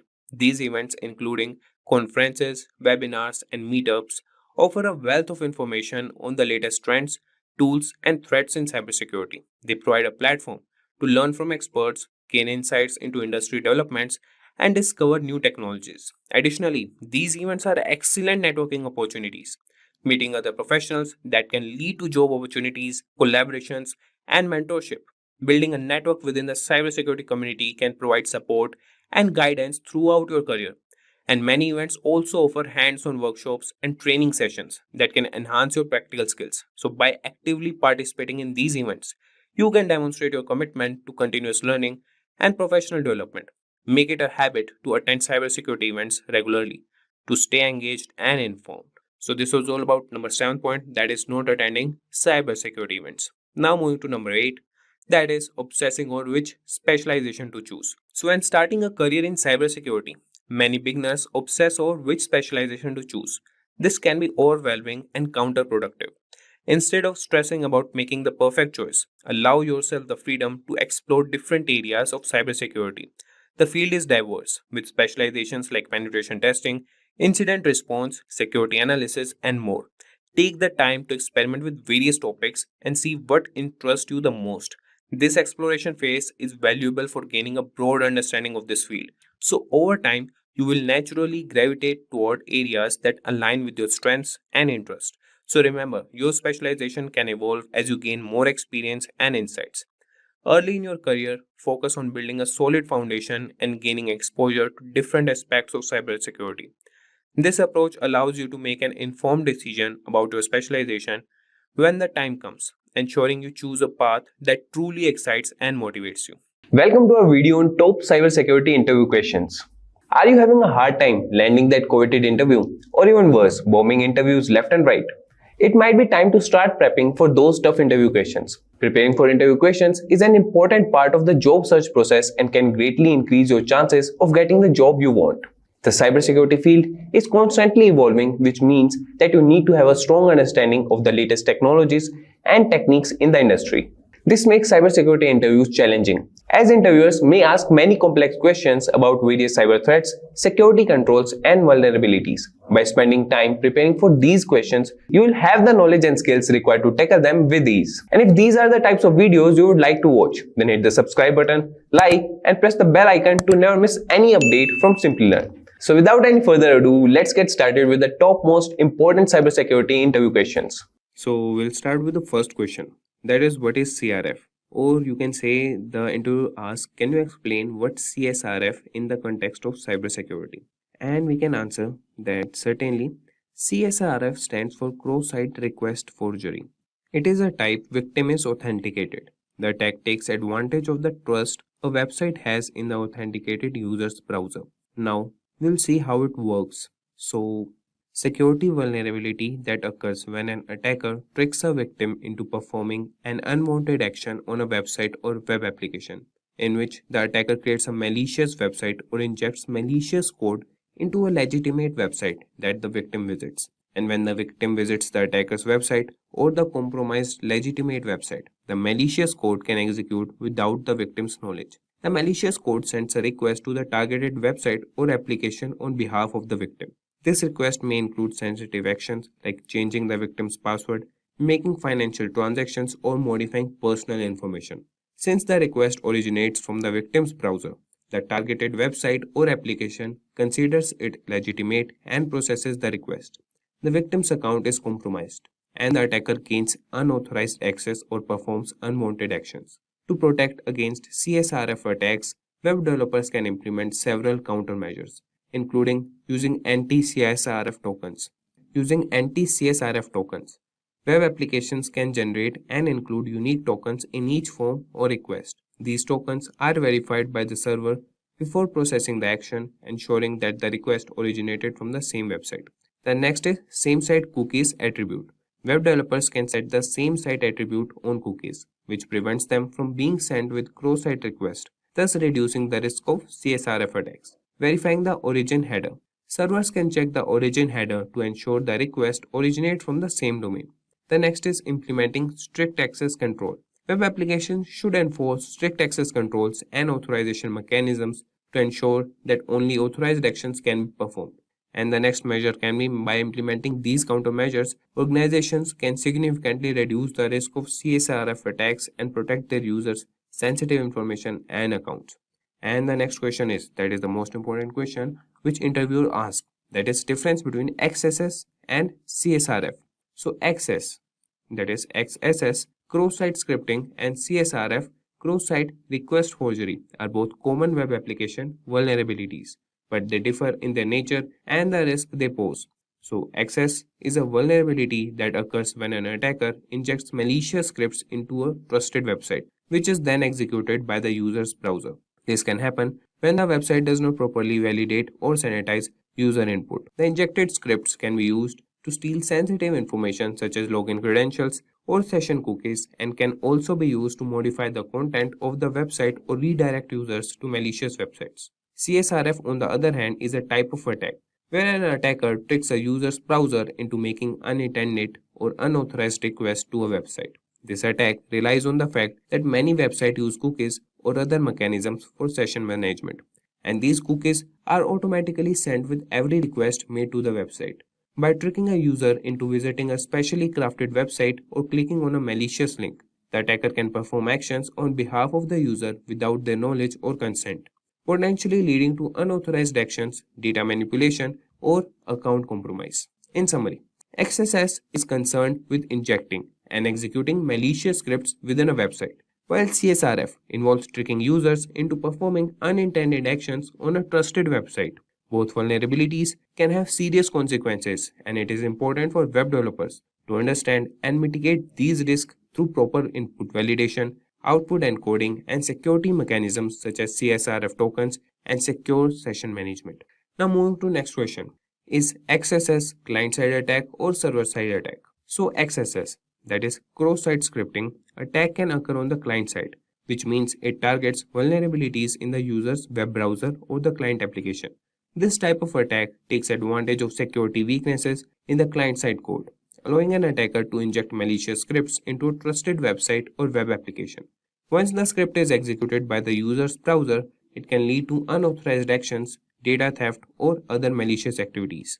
And it's important to note that while XSS attacks primarily target the client side, they can have significant consequences on the server side as well. The injected script may interact with the server or exploit vulnerabilities in the server-side code to perform actions on behalf of the attacker. Therefore, XSS attacks can have an impact on both the client and server components of a web application security. And the next question is, what is IOC?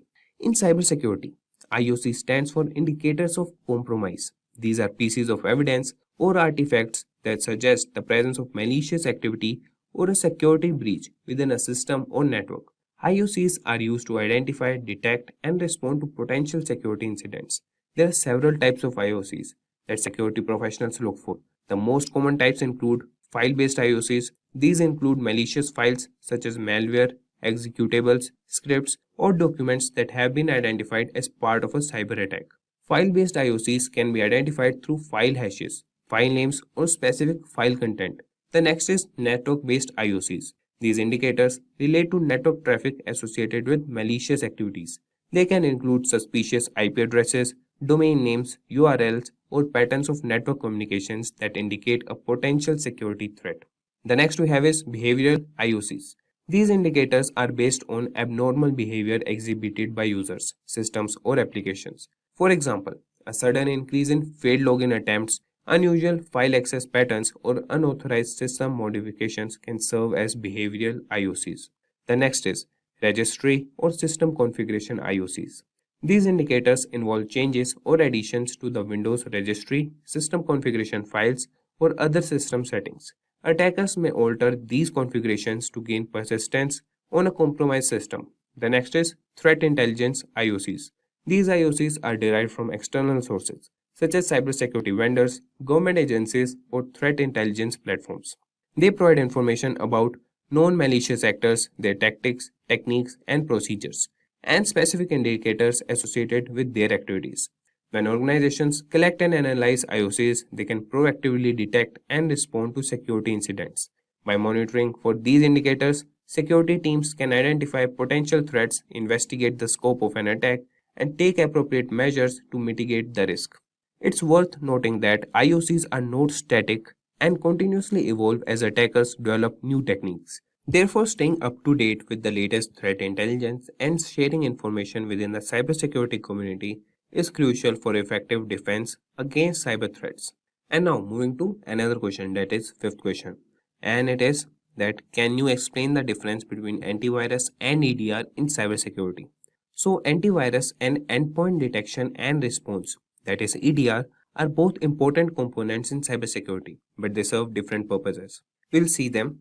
That is, first, antivirus, that is also known as anti-malware software. It is designed to detect, prevent, and remove known types of malicious software such as viruses, worms, trojans, and ransomware.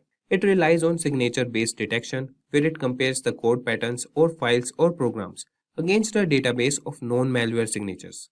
When a match is found, the antivirus software takes appropriate action to quarantine or delete the infected file. On the other hand, the EDR goes beyond traditional antivirus solutions by providing real-time monitoring, detection, and response capabilities at the endpoint level. EDR solutions are designed to detect and respond to sophisticated and advanced threats that may evade traditional antivirus software. They use a combination of techniques, including behavioral analysis, machine learning, and threat intelligence, to identify malicious activities and potential threats.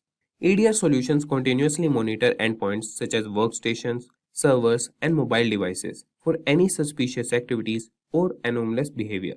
They collect and analyze vast amounts of endpoint data, including process executions, network connections, file changes, and system configurations, to identify potential security incidents. If a threat is detected, EDR solutions provide detailed visibility into the incident, allowing security teams to investigate, contain, and respond to the threat in real time. While antivirus focuses on known threats and relies on signature-based detection, EDR solutions are more proactive and capable of identifying previously unseen or zero-day threats. They offer enhanced threat hunting capabilities, allowing security analysts to search for indicators of compromise, that is IOCs, and identify potential vulnerabilities or security gaps in the environment. In summary, antivirus is an essential component in protecting against known malware, while EDR provides advanced threat detection, real-time monitoring, and incident response capabilities to defend against sophisticated and emerging threats. Combining both antivirus and EDR solutions can significantly enhance an organization's overall cybersecurity posture. Now, moving to another question, that is IPS versus firewall. That is, can you explain the difference between IPS and a firewall in cybersecurity? So, an IPS, that is intrusion prevention system, and a firewall are two distinct but complementary security mechanisms. Let's see the differences between them. So, a firewall acts as a barrier between an internal network and external network, typically the internet. It examines incoming and outgoing network traffic based on predefined rules or policies. Its primary function is to enforce access controls and permit or deny network traffic based on factors such as IP addresses, ports, protocols, and application types. Firewalls work at the network layer, layer 3, or the transport layer, layer 4 of the network stack. On the other hand, an IPS is designed to detect and prevent network-based attacks. It goes beyond the basic access control functions of a firewall. An IPS monitors network traffic in real time, searching for signs of known attack patterns or suspicious behavior. It can detect and block unauthorized access attempts, malware, network intrusions, and other malicious activities. IPS systems are typically placed in line with network traffic and can operate at the network layer, that is layer 3, transport layer, layer 4, or even the application layer, that is layer 7. To summarize, a firewall acts as a gatekeeper, controlling the flow of traffic into and out of a network based on predefined rules. It focuses on access control. On the other hand, an IPS is a more advanced security mechanism that actively inspects network traffic, identifies potential threats or attacks, and takes action to prevent them. It focuses on detecting and preventing intrusions. In practice, organizations often use both firewalls and IPS systems together to provide layered security. Firewalls protect against unauthorized access and filter out unwanted traffic, while IPS systems add an additional layer of protection by actively monitoring and blocking malicious activities. So this was all for firewall and IPS. Now moving to what is security misconfiguration. So security misconfiguration refers to the improper or insecure configuration of systems, software, applications, or network components that can lead to potential security vulnerabilities. It occurs when security settings, permissions, or configurations are not appropriately defined or implemented, leaving systems and data exposed to potential attacks or unauthorized access. Security misconfiguration can take various forms, such as using default or weak passwords, leaving unnecessary services or ports open, not applying necessary security patches or updates, misconfiguring access controls, or failing to implement secure communication protocols. These misconfigurations can provide attackers with entry points into a system, allowing them to exploit vulnerabilities, gain unauthorized access, or carry out malicious activities. Organizations often face security misconfigurations due to human error, lack of awareness, or inadequate security practices. It's crucial to regularly review and audit system configurations, apply secure defaults, disable unnecessary features, follow security best practices, and stay updated with the latest patches and updates. By addressing security misconfigurations, organizations can significantly reduce their attack surface and enhance the overall security posture of their systems and networks. So moving on to next question, that is what is WAF and its types. So WAF stands for Web Application Firewall. It is a security measure used to protect web applications from various types of cyber attacks. A WAF acts as a filter between the web application and the external network, monitoring and analyzing incoming and outgoing web traffic.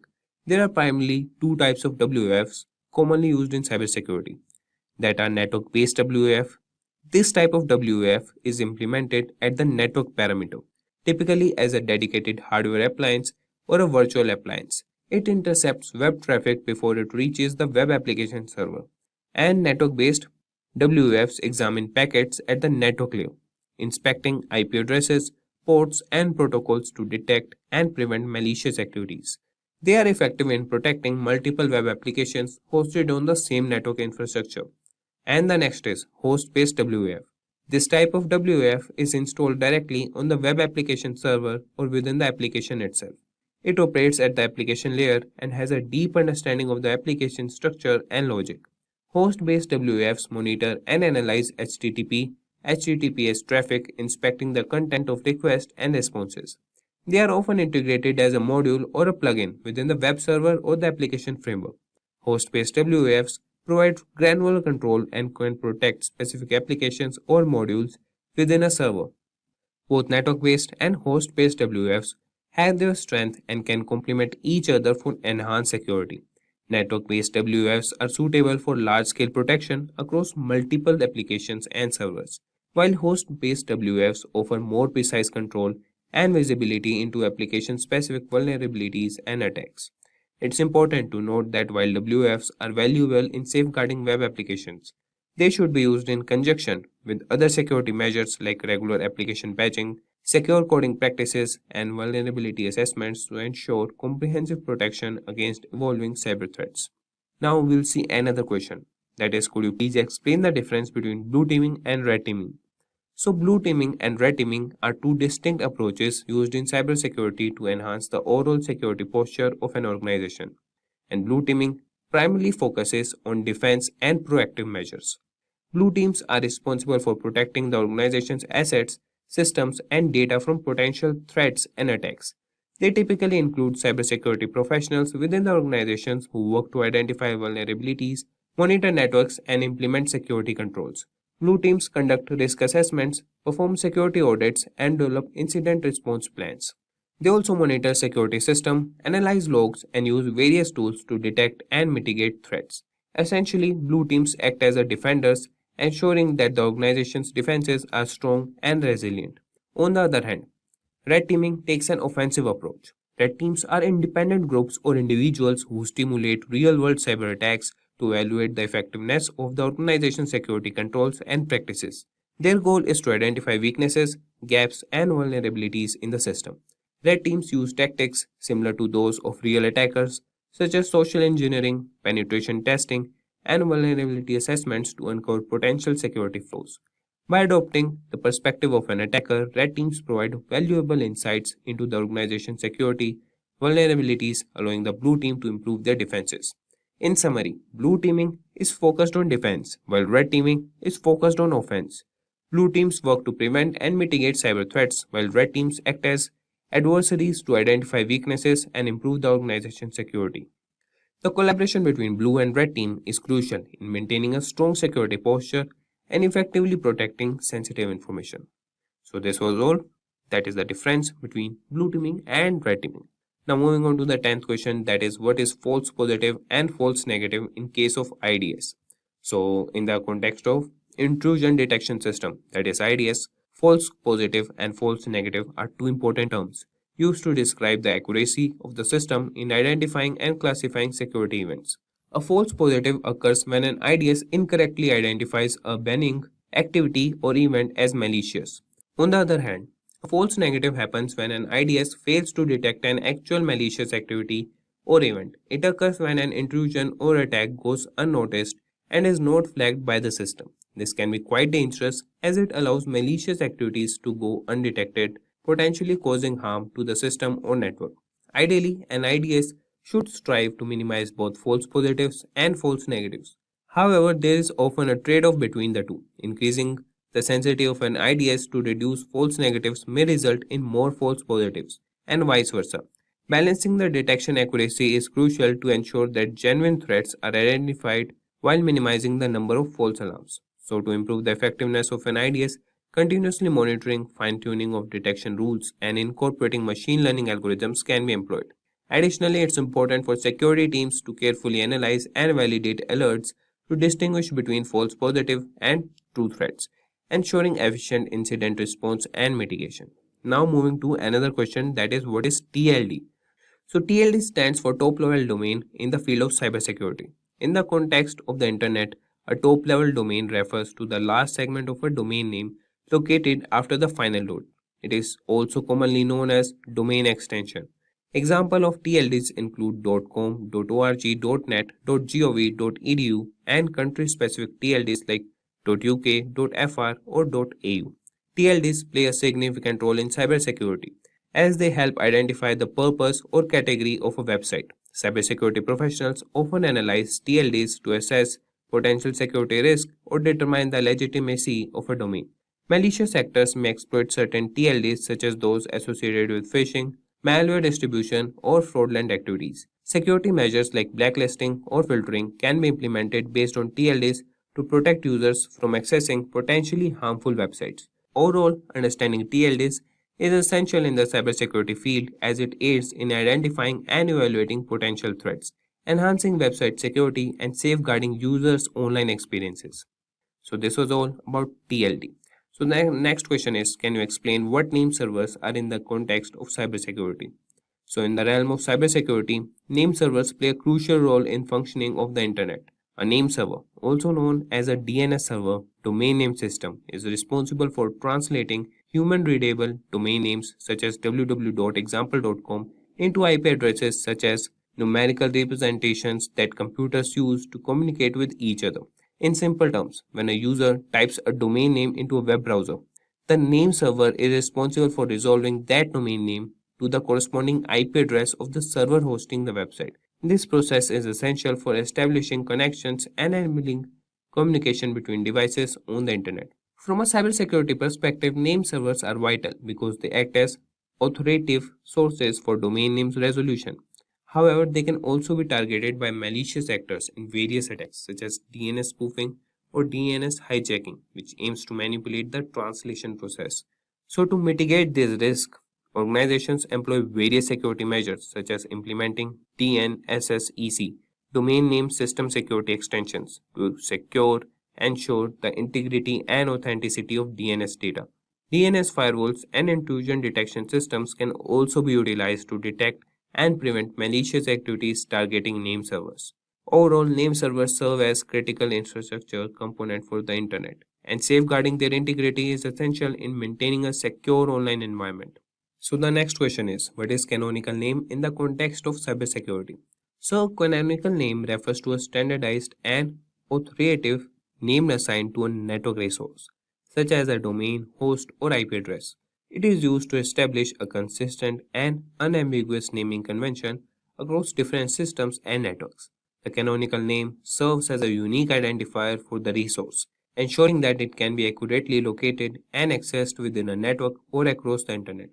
The canonical name is commonly represented as a fully qualified domain name, FQDN, for a website, which includes the domain name and all its subdomains. For example, www.example.com is the canonical name for the website example.com. By using the canonical name, organizations can maintain a centralized and reliable reference point for accessing resources, making it easier to manage and secure their network infrastructure. In cybersecurity, the concept of canonical name is particularly relevant when dealing with activities such as network monitoring, access control, and threat detection. It allows security administrators to establish policies and rules based on the canonical names of resources, ensuring consistent enforcement and effective security measures. By leveraging canonical names, organizations can enhance their cybersecurity posture by effectively managing and protecting their network resources, facilitating accurate identification and control of assets, and enabling efficient incident response and mitigation strategies. So, this was all about canonical name in cybersecurity. Now, moving on to another popular question, that is, what details you find when you search IP or domain for DNS lookup. So, when performing a DNS lookup for an IP domain in the field of cybersecurity, there are several key details that can be obtained. These details provide valuable information for assessing the cybersecurity posture and potential risk associated with the IP or domain in question. Here are some important details that can be found. That is IP or domain ownership. So the DNS lookup reveals the registered owner of the IP address or domain. This information helps identify the entity responsible for the IP or domain and can be useful in determining its legitimacy. The next is IP or domain reputation. The DNS lookup may provide information about the reputation of the IP or domain. This reputation score indicates whether the IP or domain has been involved in malicious activities in the past. High reputation scores indicate a secure or lower risk level, while low scores may suggest a higher risk of involvement in cyber threats. The next we have is IP or domain geolocation. The geolocation information obtained from the DNS lookup reveals the physical location associated with the IP or domain. This can be useful in identifying potential jurisdictional issues and determining the origin of suspicious activities. The next we have is IP or domain history. The DNS lookup can uncover historical data related to the IP or domain. This includes information such as previous ownership, changes in IP addresses, or change in domain registration details. Examining the history can help identify any patterns or suspicious behavior or previous involvement in cyber incidents. The next is DNS records. The DNS lookup provides information about the DNS records associated with the IP or domain. This includes details such as the IP addresses associated with the domain, mail server information, subdomains, and other records like TXT records used for various purposes, such as SPF, Sender Policy Framework, or DMARC, Domain-Based Message Authentication, Reporting, and Conformance configurations. The next is IP or domain blacklisting. The DNS lookup can reveal whether the IP or domain is listed on any known blacklist. Blacklisting occurs when an IP or domain is identified as being associated with malicious activities, spamming, or other undesirable behavior. Such listing can indicate a higher risk level. So, by analyzing these details obtained from a DNS lookup, cybersecurity professionals can assess the potential security risk associated with an IP or domain and take appropriate measures to protect the systems and networks. And now moving to next question, that is, what is DHCP? That is, can you explain what DHCP is and its role in cybersecurity? So DHCP stands for Dynamic Host Configuration Protocol. It is a network protocol commonly used in computer networks to automatically assign IP addresses and network configuration settings to devices within a network. DHCP plays a crucial role in cybersecurity as it helps in managing and securing network resources effectively. One of the primary functions of DHCP is to introduce or provide IP addresses dynamically to devices when they join the network. By assigning IP addresses dynamically, DHCP prevents the need for manual configuration, making it easier to manage a large number of devices in a network. This automated process helps ensure that devices are correctly connected and can communicate with other devices and network services. In the context of cybersecurity, DHCP helps in enhancing network security by enabling features such as IP addresses management and network access control. Here's how, that is IP address management. DHCP allows network administrators to centrally manage IP addresses. By controlling IP address assignments, administrators can prevent unauthorized devices from connecting to the network. This helps in mitigating the risk of unauthorized access and potential security breaches. The second is network access control. DHCP can be used to enforce network access control policies. For example, an organization can configure DHCP to assign different IP addresses that ranges or provide specific network settings based on user roles or device types. This allows for granular control over network access, ensuring that only authorized devices can connect to specific network segments or services. Additionally, DHCP servers can be configured to provide additional information to connected devices such as DNS server addresses, default gateway settings, and other configuration options. By centrally managing these settings, DHCP reduces the likelihood of misconfigurations that could introduce security vulnerabilities. Moving to next question, that is, what is CVE? Which authority generate CVE? And we'll answer CVE stands for Common Vulnerabilities and Exposures. It is a system used in the field of cybersecurity to identify and track known vulnerabilities in software and hardware. The purpose of CVE is to provide a standardized way of referencing and discussing security vulnerabilities across different organizations, vendors, and researchers. The authority responsible for generating CVEs is the MITRE Corporation. That is, MITRE is a non-profit organization that operates the CVE program under contract with the National Cybersecurity FFRDC, that is, Federally Funded Research and Development Center. They maintain the official CVE list, assign unique identifiers to vulnerabilities, and facilitate the sharing of vulnerability information among cybersecurity professionals and organizations. By assigning a CVE identifier to a specifically vulnerability, MITRE enables cybersecurity researchers, vendors, and organizations to refer to vulnerabilities consistently, allowing for effective communication and collaboration in addressing and mitigating the identified security issues. So, this was the explanation. So, we can also think of providing an example of a CVE identifier. So, let's take an example of CVE 2021 34567. In this case, CVE 2021 represents the year the vulnerability was assigned or discovered, and 34567 is a unique numerical identifier.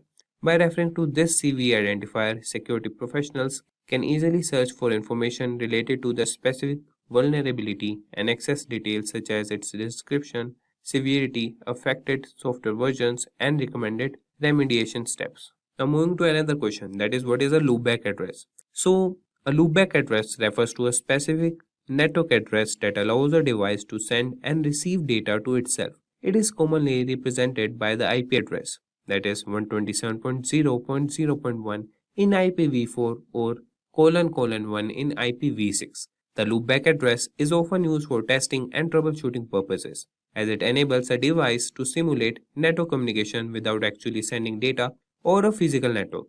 When a device communicates with the loopback addresses, the data packets are routed internally within the device's network stack, bypassing the physical network interface. This allows the device to test its own network services or applications without relying on external network connectivity. By sending data to the loopback address, a device can verify the functionality and integrity of its networking protocol, software, or security configurations. From a cybersecurity perspective, the loopback address can be valuable during the development and testing of security measures, such as firewalls, intrusion detection system, or antivirus software. It allows security professionals to assess the effectiveness of these measures by emulating attacks or monitoring the device's response or stimulate malicious activities, all within the controlled environment of the loopback interface. Additionally, the loopback address is sometimes used by software developers to create a local development environment. By running services on the loopback address, developers can test and debug their applications without exposing them to potential external threats or interfering with other network resources. In summary, the loopback addresses provide some means for a device to communicate with itself internally, offering a convenient and secure method for testing, troubleshooting, and software development in the field of cybersecurity. And moving to the next question, that is 18th question. Here we will explain the concepts of threats and processes. So in the context of cybersecurity, threats and processes are important concepts that relate to the execution and management of software and how they can impact the security of a system. So a process can be understood as an instance of a computer program that is being executed. It represents a set of resources such as memory, files, and system state allocated by the operating system to execute the program. Each process runs independently with its own memory space and resources and can perform various tasks. Processes can communicate with each other through their inter-process communication mechanism provided by the operating system. On the other hand, a thread is a unit of execution within a process. A process can have multiple threads, and each thread represents an independent flow of control within the process. Threads within a process share the same memory space, allowing for efficient communication and data sharing. By utilizing threads, a program can execute multiple tasks concurrently, improving performance and responsiveness. From a cybersecurity perspective, understanding threats and processes is crucial. Malicious actors can exploit vulnerabilities in processes or threats to compromise security system. For example, a vulnerability in a process might allow an attacker to execute arbitrary code, gain unauthorized access to sensitive data, or manipulate system resources. Similarly, if a thread is compromised, it could be used to execute malicious code, bypass security mechanisms, or launch attacks on other threads or processes. To enhance cybersecurity, it is important to secure processes and threads by implementing various protective measures. This includes regularly updating software to patch known vulnerabilities, employing secure coding practices to prevent common programming errors, implementing access controls and permissions to limit process privileges, and utilizing robust monitoring and intrusion detection system to detect and respond to potential threats. In summary, processes and threats are fundamental concepts in cybersecurity as they determine how software is executed and how resources are allocated. Understanding their implications and securing them effectively is essential in maintaining a secure computing environment. So moving to next question, that is 19th question, and it is what is Kerberos. So Kerberos is a widely used network authentication protocol that plays a crucial role in ensuring secure communication in computer network. It was developed by Massachusetts Institute of Technology, that is MIT, and has become a fundamental component of many security infrastructures. At its core, Kerberos provides a framework for mutual authentication between a client and a server, allowing them to establish trust and securely communicate over an untrusted network. It relies on a centralized authentication server known as the Key Distribution Center, which acts as a trusted third party. When a client requests access to a network's resource, the Kerberos protocol enables the client to authenticate itself to the KDC using its credentials, typically a username and password. The KDC then verifies the client's identity and issues a time-limited ticket, also known as ticket granting ticket, which serves as proof of authentication. Once the client possesses a valid TGT, it can present it to the desired server to request a service ticket for a specific resource. The server in turn contacts the KDC to verify the TGT's authenticity and grants the client access to the requested resource if the validation succeeds. One of the significant advantages of Kerberos is that it uses symmetric key cryptography, which ensures confidentiality and integrity of the communication between the client and the server.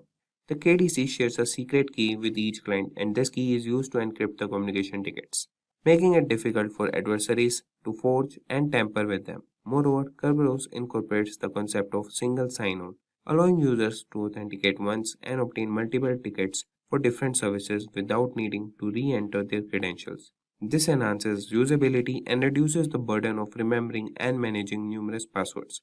Overall, Kerberos is a robust authentication protocol that addresses many security challenges in network environments. Its widespread adoption in various systems and its proven track record make it a valuable asset in safeguarding sensitive information and preventing unauthorized access. Now, moving to the next question, that is, can you explain the significance of 018 and 012 in Kerberos authentication? So, in Kerberos authentication, the value 0x18 and 0x12 represent specific message types within the Kerberos protocol. The Kerberos protocol is a widely used authentication protocol designed to provide secure authentication for network services. In Kerberos, each message exchanged between the client and the key distribution center has a special message or a specific message type associated with it. These message types are represented by hexadecimal values. So 0x18 corresponds to the message type KRB_AS_REQ, which stands for Kerberos Authentication Service Request.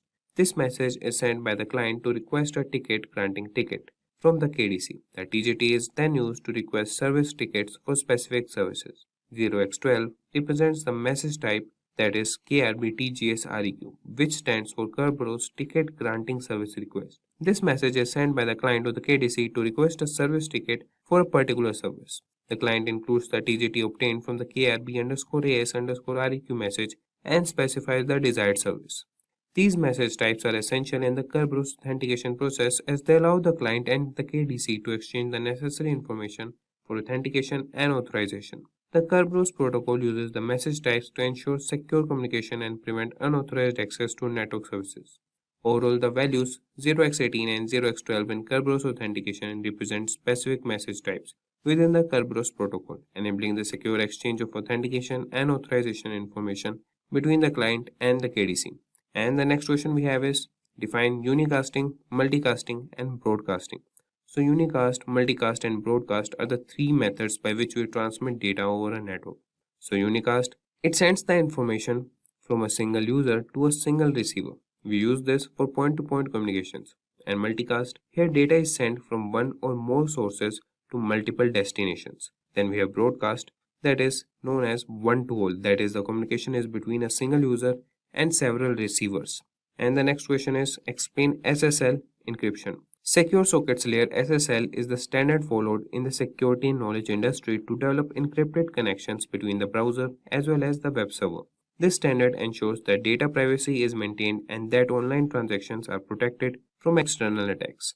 The following steps have to be followed to establish an SSL connection. The browser will connect to the web server, which is secured by SSL. The browser will send a copy of the SSL certificate.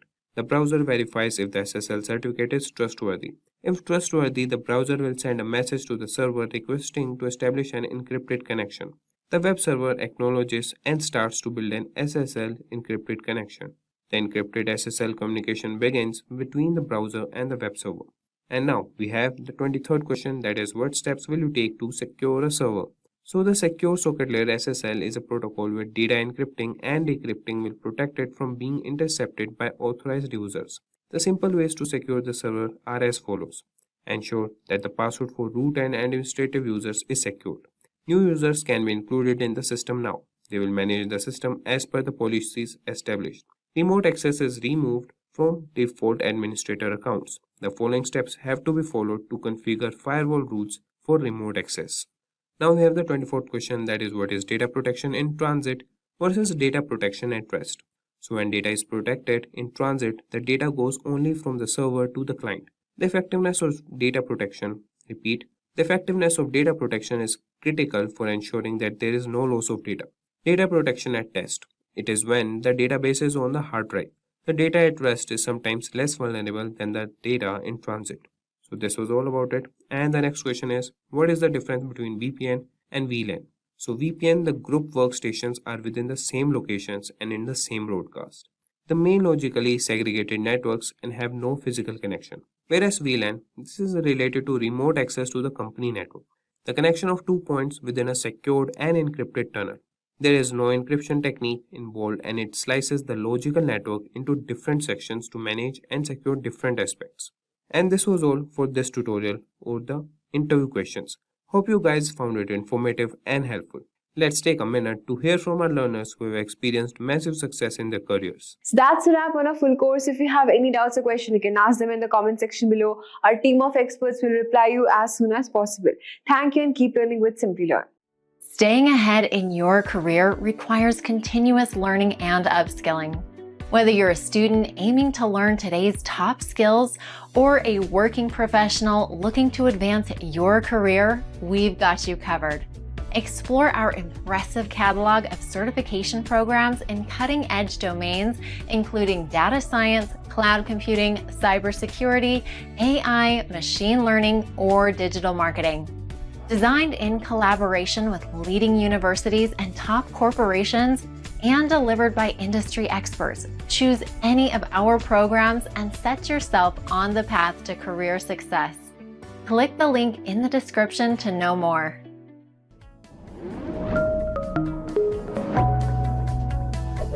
Hi there, if you like this video, subscribe to the Simplilearn YouTube channel and click here to watch similar videos. To nerd up and get certified, click here.